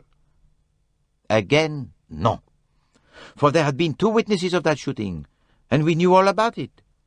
It appeared, therefore, as though a 3rd shot had been fired. One we knew nothing about. But only 2 shots had been fired from the pistol, so there was no hint or suggestion of another shot. Here we were, face to face, with a very curious, unexplained circumstance. The next interesting point was the fact that in Linnet Doyle's cabin I found 2 bottles of colored nail polish. Now, ladies very often vary the color of their nails, but so far Linnet Doyle's nails had always been the shade called cardinal, a deep dark red. The other bottle was labeled rose, which is a shade of pale pink, but the few drops remaining in the bottle were not pale pink but a bright red. I was sufficiently curious to take out a stopper and sniff. Instead of the usual strong odor of pear drops, the bottle smelt of vinegar. That is to say, it suggested that a drop or 2 of fluid in it was red ink. Now, there is no reason why Mrs. Doyle should not have had a bottle of red ink, but it would have been more natural if she had had red ink in a red ink bottle and not in a nail polish bottle. It suggested a link with a faintly stained handkerchief, which had been wrapped around the pistol. Red ink washes out quickly, but it always leaves a pale pink stain. I should perhaps have arrived at the truth with these slender indications, but an event occurred which rendered all doubt superfluous. Louise Bourget was killed in circumstances which pointed unmistakably to the fact that she had been blackmailing the murderer. Not only was a fragment of a 1,000-franc note still clasped in her hand, but I remembered some very significant words she had used this morning. Listen carefully, for here is the crux of the whole matter. When I asked her if she had seen anything the previous night, she gave this very curious answer. Naturally, if I had been unable to sleep, if I had mounted the stairs, then perhaps I might have seen this assassin, this monster, enter or leave Madame's cabin. Now, what exactly did that tell us? Bessner, his nose wrinkling with intellectual interest, replied promptly. It told you that she had mounted the stair. No, you fail to see the point. Why should she have said that to us? To convey a hint. But why hint to us? If she knows who the murderer is, there are 2 courses open to her. To tell us the truth, or to hold her tongue and demand money for her silence from the person concerned. But she does neither. She neither says promptly, I saw nobody, I was asleep. Nor does she say, oh yes, I saw someone, and it was so-and-so. Why use that significant, indeterminate rigmarole of words? Parbleu, there can be only one reason. She is hinting to the murderer. Therefore the murderer must have been present at the time. But besides myself and Colonel Reyes, only 2 people were present. Simon Doyle and Dr. Bessner.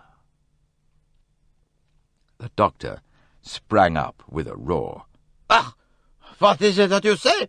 You accuse me? Again? That is ridiculous! Beneath contempt! Poirot said sharply. Be quiet. I am telling you what I thought at the time. Let us remain impersonal. He doesn't mean he thinks it's you now, said Cornelia soothingly. Poirot went on quickly. So it lay there, between Simon Doyle and Dr. Bessner. But what reason had Bessner to kill Linnet Doyle? None, so far as I know. Simon Doyle, then? No, but that was impossible. There were plenty of witnesses who could swear that Doyle never left the saloon that evening until the quarrel broke out. After that he was wounded, and it would then have been physically impossible for him to have done so. Had I good evidence on both these points? Yes, I had the evidence of Miss Robson, of Jim Fanthorpe, of Jacqueline de Belfort as to the first, and I had the skilled testimony of Dr. Bester and of Miss Bowers as to the other. No doubt was possible. So, Dr. Bessner must be the guilty one. In favor of this theory, there was the fact that the maid had been stabbed with a surgical knife.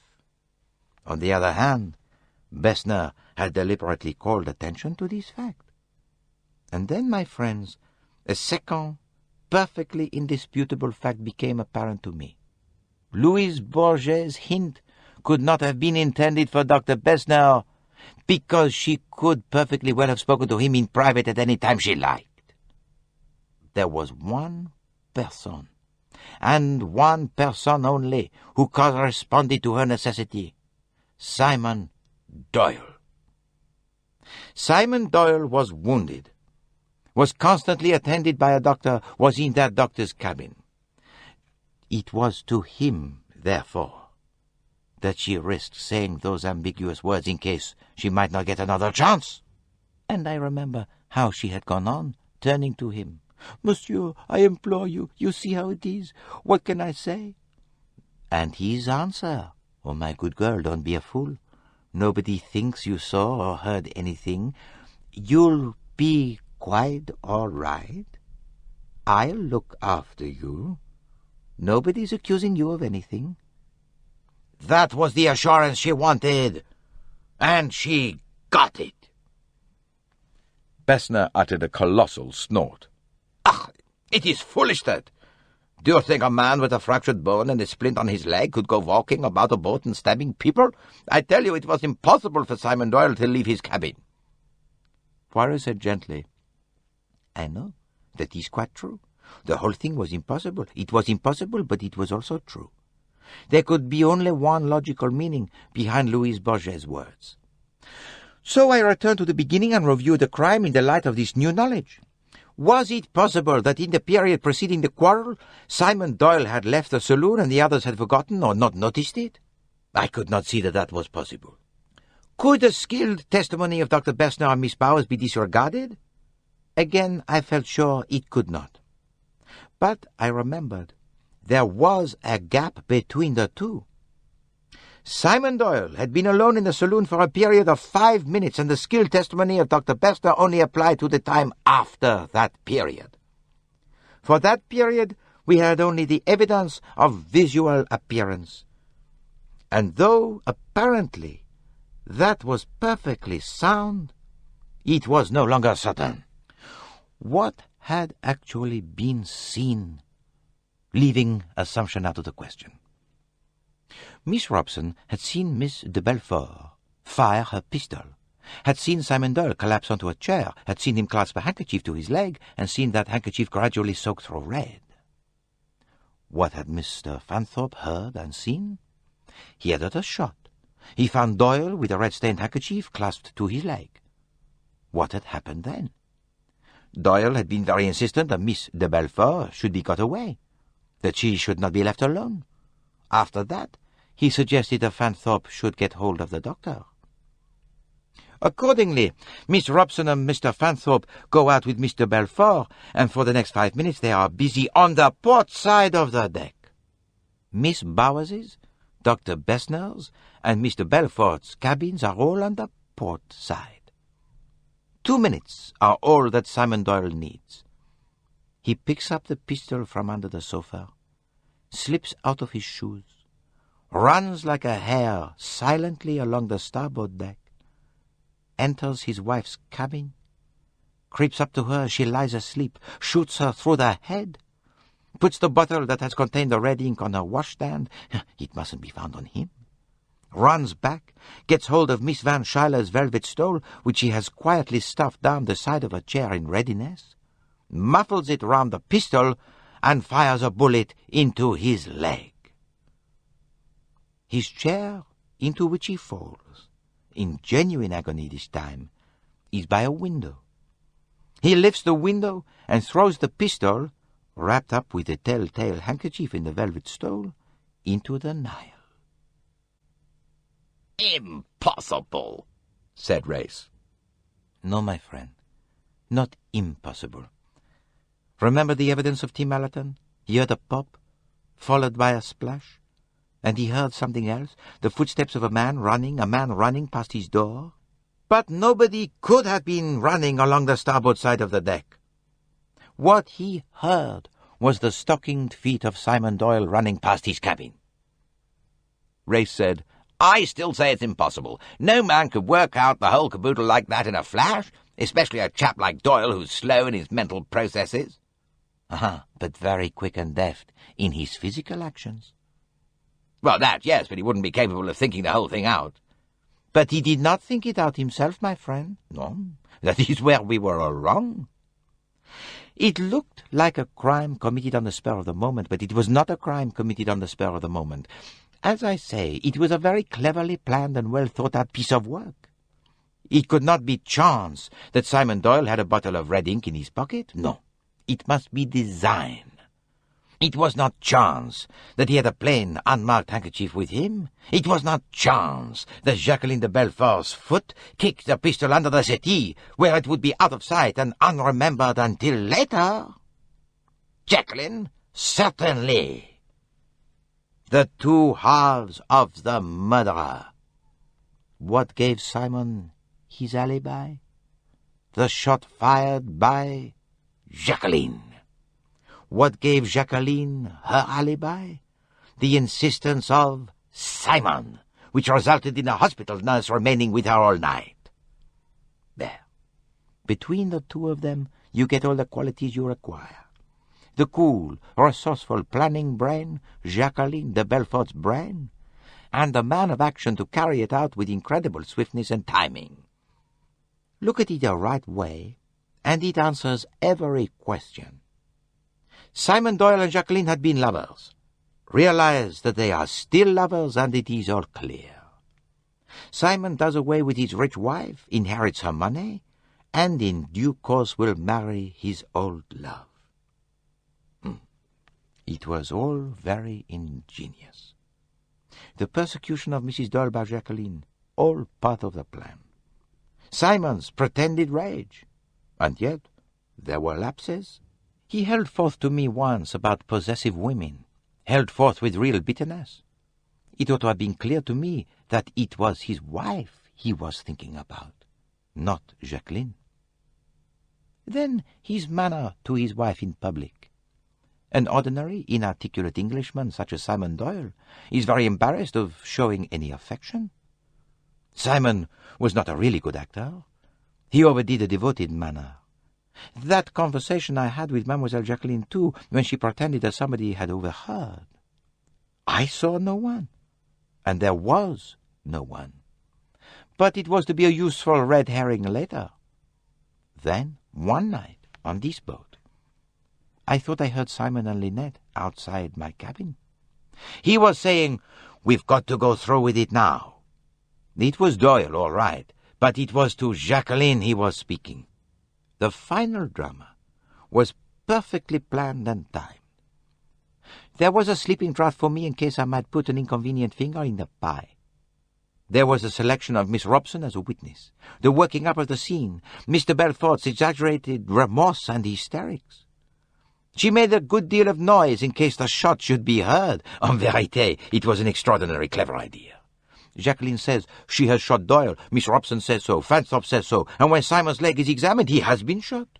It looks unanswerable. For both of them there is a perfect alibi. At the cost, it is true, of a certain amount of pain and risk to Simon Doyle, but it is necessary that his wound should definitely disable him. And then the plan goes wrong. Louise Bourget has been wakeful. She has come up the stairway. She has seen Simon Doyle run along to his wife's cabin and come back. Easy enough to piece together what has happened the following day. And so she makes her greedy bid for hush money, and in so doing signs her death warrant. But Mr. Doyle couldn't have killed her, Cornelia objected. No. The other partner did that murder. As soon as he could, Simon Doyle asks to see Jacqueline. He even asks me to leave them alone together. He tells her then of the new danger. They must act at once. He knows where Besner's scalpels are kept. After the crime, the scalpel is wiped and returned, and then, very late and rather out of breath, Jacqueline de Belfort hurries into lunch. And still all is not well. For Mrs. Otterbourne has seen Jacqueline go into Louise Bourget's cabin, and she comes hot-foot to tell Simon about it. Jacqueline is a murderess. Do you remember how Simon shouted at the poor woman? Nerves, we thought, eh? But the door was open, and he was trying to convey the danger to his accomplice. She heard, and she acted like lightning. She remembered Pennington had talked about a revolver. She got hold of it, crept up outside the door, listened, and at a critical moment, fired. She boasted once that she was a good shot, and her boast was not an idle one. I remarked, after that third crime, that there were 3 ways the murderer could have gone. I meant that he could have gone aft, in which case Tim Allerton was the criminal. He could have gone over the side, very improbable, or he could have gone into a cabin. Jacqueline's cabin was just 2 away from Dr. Besner's. She had only to throw down the revolver, bolt into the cabin, ruffle her hair, and fling herself down on the bunk. It was risky, but it was the only possible chance. There was a silence. Then Race asked, "What happened to the first bullet fired at Doyle by the girl?" "I think it went into the table. There is a recently made hole there. I think Doyle had time to dig it out with a penknife and fling it through the window. He had, of course, a spare cartridge, so that it would appear that only 2 shots had been fired." Cornelia sighed. "They thought of everything," she said. "It's horrible." Poirot was silent, but it was not a modest silence. His eyes seemed to be saying, "You are wrong. They didn't allow for Hercule Poirot." Aloud he said, "And now, Doctor, we will go and have a word with your patient." Chapter 30. It was very much later that evening that Hercule Poirot came and knocked on the door of a cabin. A voice said, "Come in," and he entered. Jacqueline de Belfort was sitting in a chair. In another chair, close against the wall, sat the big stewardess. Jacqueline's eyes surveyed Poirot thoughtfully. She made a gesture towards the stewardess. "Can she go?" Poirot nodded to the woman, and she went out. Poirot drew up her chair and sat down near Jacqueline. Neither of them spoke. Poirot's face was unhappy. In the end, it was the girl who spoke first. "Well," she said, "it's all over. You were too clever for us, Monsieur Poirot." Poirot sighed. He spread out his hands. He seemed strangely dumb. "All the same," said Jacqueline reflectively, "I can't really see that you had much proof. You were quite right, of course, but if we'd bluffed you out—" "In no other way, mademoiselle, could a thing have happened." "Well, that's proof enough for a logical mind, but I don't believe it would have convinced a jury." "Oh, well, it can't be helped. You sprang it all on Simon, and he went down like a 9-pin. He just lost his head utterly, poor lamb, and admitted everything." She shook her head. "He's a bad loser." "But you, mademoiselle, are a good loser." She laughed suddenly, a queer, gay, defiant little laugh. "Oh, yes, I am a good loser, all right." She looked at him. She said suddenly and impulsively, "Oh, don't mind so much, Monsieur Poirot, about me, I mean." "You do mind, don't you?" "Yes, mademoiselle." "But it wouldn't have occurred to you to let me off?" Hercule Poirot said quietly, "No." She nodded her head in quiet agreement. "No, look, it's no use being sentimental. I might do it again. I'm not a safe person any longer. I can feel that myself." She went on broodingly. "It's so dreadfully easy, killing people. And you begin to feel that it doesn't matter, that it's only you that matters. It's dangerous, that." She paused, then said with a little smile, "You did your best for me, you know. That night at Aswan you told me not to open my heart to evil. Did you realize then what was in my mind?" He shook his head. "I only know that what I said was true." "Yes, it was true. I could have stopped then, you know. I nearly did. I could have told Simon that I wouldn't go on with it, but then perhaps—" She broke off. She said, "Would you like to hear about it? From the beginning?" "If you care to tell me, mademoiselle." "I think I want to tell you. It was all very simple, really. You see, Simon and I loved each other." It was a matter-of-fact statement, yet underneath the lightness of her tone there were echoes. Poirot said simply, "And for you love would have been enough, but not for him." "Oh, yes, you might put it that way, perhaps. But you don't quite understand Simon. You see, he's always wanted money so dreadfully. He likes all the things you get with money, horses and yachts and sport, nice things, all of them, things a man ought to be keen about, and he'd never been able to have any of them. He's awfully simple, Simon is. He wants things just like a child wants them, you know, terribly. All the same, he never tried to marry anybody rich and horrid. He wasn't that sort. And then we met, and that sort of settled things. Only we didn't see when we'd be able to marry. He'd had rather a decent job, but he had lost it. In a way, it was his own fault. He tried to do something smart over money and got found out at once. But I don't believe he really meant to be dishonest. He just thought it was the sort of thing people did in the city." A flicker passed over her listener's face, but he guarded his tongue. "There we were, up against it. And then I thought of Linnet and her new country house, and I rushed off to her. You know, Monsieur Poirot, I loved Linnet, really I did. She was my best friend, and I never dreamed that anything was ever going to come between us.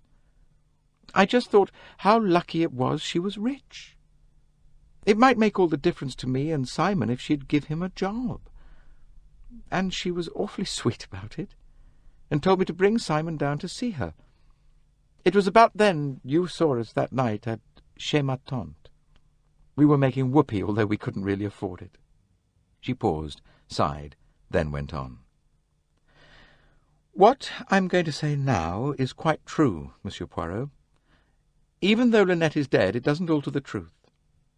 That's why I'm not really sorry about her even now. She went all out to get Simon away from me. That's the absolute truth. I don't think she even hesitated for more than about a minute. I was her friend, but she didn't care. She just went bald-headed for Simon. And Simon didn't care a damn about her. I talked a lot to you about glamour, but of course that wasn't true. He didn't want Linnet. He thought her good-looking, but terribly bossy, and he hated bossy women. The whole thing embarrassed him frightfully. But he did like the thought of her money. Of course, I saw that. And at last I suggested to him that it might be a good thing if he got rid of me and married Linnet. But he scouted the idea. He said money or no money, it would be hell to be married to her. He said his idea of having money was to have it himself, not to have a rich wife holding the purse strings. I'd be a kind of damn prince consort, he said to me. He said, too, he didn't want anyone but me. I think I know when the idea came into his head. He said one day, if I'd any luck, I'd marry her, and she'd die in about a year and leave me all the boodle. And then a queer, startled look came into his eyes. That was when he first thought of it. He talked about it a good deal one way or another, about how convenient it would be if Linnet died. I said it was an awful idea, and then he shut up about it. Then one day I found him reading up all about arsenic. I taxed him with it. And he laughed and said, nothing venture, nothing have. It's about the only time in my life I shall be near to touching a fat lot of money. After a bit, I saw that he'd made up his mind. and I was terrified. Simply terrified. Because, you see, I realized that he'd never pull it off. He's so childishly simple. He'd have no kind of subtlety about it, and he's got no imagination. He would probably have just bunged arsenic into her and assumed the doctor would say she'd died of gastritis. He always thought things would go right. So I had to come into it, too, to look after him. She said it very simply, but in complete good faith. Poirot had no doubt whatever that her motive had been exactly what she said it was. She herself had not coveted Linnet Ridgeway's money, but she had loved Simon Doyle, had loved him beyond reason and beyond rectitude and beyond pity. I thought, trying to work out a plan. It seemed to me that the basis of the idea ought to be a kind of two-handed alibi. You know, if Simon and I could somehow or other give evidence against each other. But actually that evidence would clear us of everything. It would be easy enough for me to pretend to hate Simon. It was quite a likely thing to happen under the circumstances. Then if Linnet was killed, I should probably be suspected, so it would be better if I was suspected right away. We worked out details little by little. I wanted it to be so that if anything went wrong, they'd get me and not Simon. But Simon was worried about me. The only thing I was glad about was that I hadn't got to do it. I simply couldn't have. Not go along in cold blood and kill her when she was asleep. You see, I hadn't forgiven her. I think I could have killed her face to face, but not the other way. We worked out everything carefully. Even then, Simon went and wrote a J in blood, which was a silly melodramatic thing to do. It's just the sort of thing he would think of. But it went off all right. Poirot nodded. Yes. It was not your fault that Louise Bourget could not sleep that night. Huh. And afterwards, mademoiselle? She met his eyes squarely. Yes, she said. It's rather horrible, isn't it? I can't believe that I did that. I know now what you meant by opening your heart to evil. You know pretty well how it happened. Louise made it clear to Simon that she knew. Simon got you to bring me to him. As soon as we were alone together, he told me what had happened. He told me what I'd got to do. I wasn't even horrified. I was so afraid, so deadly afraid. That's what murder does to you. Simon and I were safe, quite safe, except for this miserable, blackmailing French girl. I took her all the money we could get hold of. I pretended to grovel, and then, when she was counting the money, I did it. It was quite easy. That's what's so horribly, horribly frightening about it. It's so terribly easy. And even then we weren't safe. Mrs. Otterbourne had seen me. She came triumphantly along the deck, looking for you and Colonel Race. Well, I'd no time to think. I just acted like a flash. It was almost exciting. I knew it was touch or go that time, and that seemed to make it better. She stopped again. Do you remember when you came into my cabin afterwards? You said you were not sure why you had come. I was so miserable, so terrified. I thought Simon was going to die. And I was hoping it, said Poirot. Jacqueline nodded. Yes, it would have been better for him that way. But that was not my thought. Jacqueline looked at the sternness of his face. She said, Oh, don't mind so much for me, Monsieur Poirot. After all, I've lived hard always, you know. If we'd won out, I'd have been very happy and enjoyed things and probably should never have regretted anything. As it is, well, one goes through with it. She added, I suppose the stewardess is in attendance to see I don't hang myself or swallow a miraculous capsule of prussic acid like people always do in books. Well, you needn't be afraid. I shan't do that. It will be easier for Simon if I'm standing by. Poirot got up. Jacqueline rose also. She said with a sudden smile, Do you remember when I said I must follow my star? You said it might be a false star, and I said, that very bad star, that star fall down. He went onto the deck, with her laughter ringing in his ears. Chapter 31. It was early dawn when they came into Chalal. The rocks came down grimly to the water's edge. Poirot murmured, "Quelle paix sauvage." Race stood beside him. "Well," he said, "we've done our job. I've arranged for Ricchetti to be taken ashore first. Well, glad we've got him. He's been a slippery customer, I can tell you, given us the slip dozens of times." He went on. "Now we must get hold of a stretcher for Doyle. Remarkable how he went to pieces." "Not really," said Poirot. "That boyish type of criminal is usually intensely vain. Once prick the bubble of their self-esteem and it is finished. They go to pieces like children." "Yes, deserves to be hanged," said Race. "He's a cold-blooded scoundrel. I'm sorry for the girl, but there's nothing to be done about it." Poirot shook his head.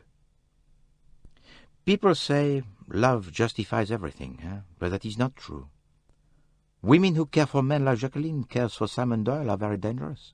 It is what I said when I saw her first. She cares too much, that little one. It is true." Cornelia Robson came up beside him. "Oh," she said, "we're nearly in." She paused a minute or two, then said, "I've been with her." "With Miss de Belfort?" "Yes. I felt it was kind of awful for her boxed up with that stewardess. Cousin Marie's very angry, though, I'm afraid."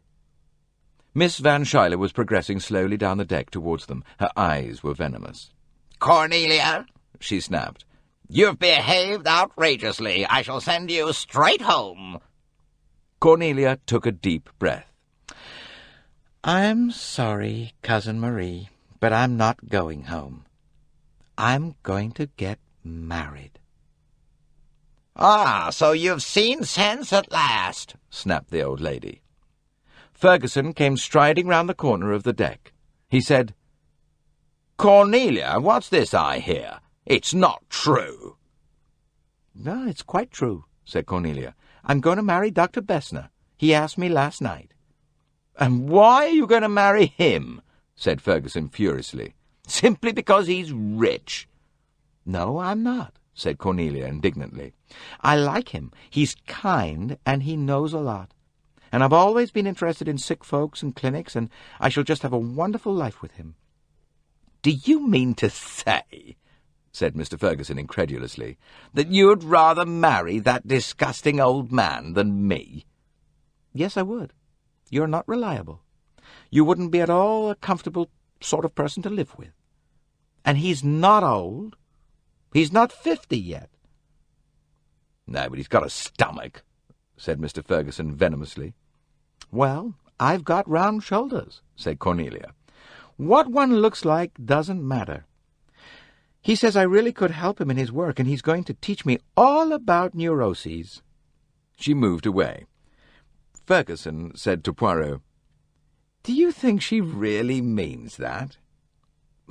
"Certainly." "She prefers that pompous old bore to me?" "Undoubtedly." "The girl's mad," said Ferguson. Poirot's eyes twinkled. "She is a woman of an original mind," he said. "It is probably the first time you have met one." The boat drew into the landing stage. A cordon had been drawn round the passengers. They'd been asked to wait before disembarking. Ricchetti, dark-faced and sullen, was marched ashore by 2 engineers. Then, after a certain amount of delay, a stretcher was brought. Simon Doyle was carried along the deck to the gangway. He looked a different man, cringing, frightened. All his boyish insouciance vanished. Jacqueline de Belfort followed. A stewardess walked beside her. She was pale, but otherwise looked much as usual. She came up to the stretcher. "Hello, Simon," she said. He looked up at her quickly. The old boyish look came back to his face for a moment. "I messed it up," he said. "Lost my head and admitted everything. I'm sorry, Jackie." I've let you down." She smiled at him. Then, "It's all right, Simon," she said. "A fool's game, and we've lost, that's all." She stood aside. The bearer picked up the handles of the stretcher. Jacqueline bent down and tied the lace of her shoe. Then her hand went to her stocking top, and she straightened up with something in her hand. There was a sharp, explosive pop. Simon Doyle gave one convulsed shudder, and then lay still. Jacqueline de Belfort nodded. She stood for a moment, pistol in hand. She gave a fleeting smile at Poirot. Then, as Race jumped forward, she turned the little glittering toy against her heart and pressed the trigger. She sank down in a soft, huddled heap. Race shouted, "Where the devil did she get that pistol?" Poirot felt a hand on his arm. Mrs. Allerton said softly, "You knew?" He nodded. "She had a pair of those pistols. I realized that when I heard that one had been found in Rosalie Otterbourne's handbag the day of the search. Jacqueline sat at the same table as they did. When she realized that there was going to be a search, she slipped it into the other girl's handbag. Later, she went to Rosalie's cabin and got it back, after having distracted her attention with a comparison of lipsticks. As both she and her cabin had been searched yesterday, it wasn't thought necessary to do it again." Mrs. Allerton said, "You wanted her to take that way out?" "Yes. But she would not take it alone. That is why Simon Doyle has died an easier death than he deserved." Mrs. Allerton shivered. "Love can be a very frightening thing." "Aye, that is why most great love stories are tragedies." Mrs. Allerton's eyes rested upon Tim and Rosalie standing side by side in the sunlight, and she said suddenly and passionately, "But thank God there is happiness in the world." "As you say, madame, thank God for it." Presently the passengers went ashore. Later the bodies of Louise Bourget and of Mrs. Otterbourne were carried off the Carnac. Lastly, the body of Linnet Doyle was brought ashore, and all over the world wires began to hum, telling the public that Linnet Doyle, who had been Linnet Ridgeway, the famous, the beautiful, the wealthy Linnet Doyle, was dead. Sir George Woad read about it in his London club, and Sterndale Rockford in New York, and Joanna Southwood in Switzerland, and it was discussed in the bar of the Three Crowns in Malton-under-Woad. And Mr. Burnaby's lean friend said, "Well, it didn't seem fair, her having everything." And Mr. Burnaby said acutely, "Well, it doesn't seem to have done her much good, poor lass." But after a while they stopped talking about her, and discussed instead who was going to win the Grand National. For, as Mr. Ferguson was saying at that minute in Luxor, it is not the past that matters, but the future. That was Death on the Nile by Agatha Christie, read by David Suchet.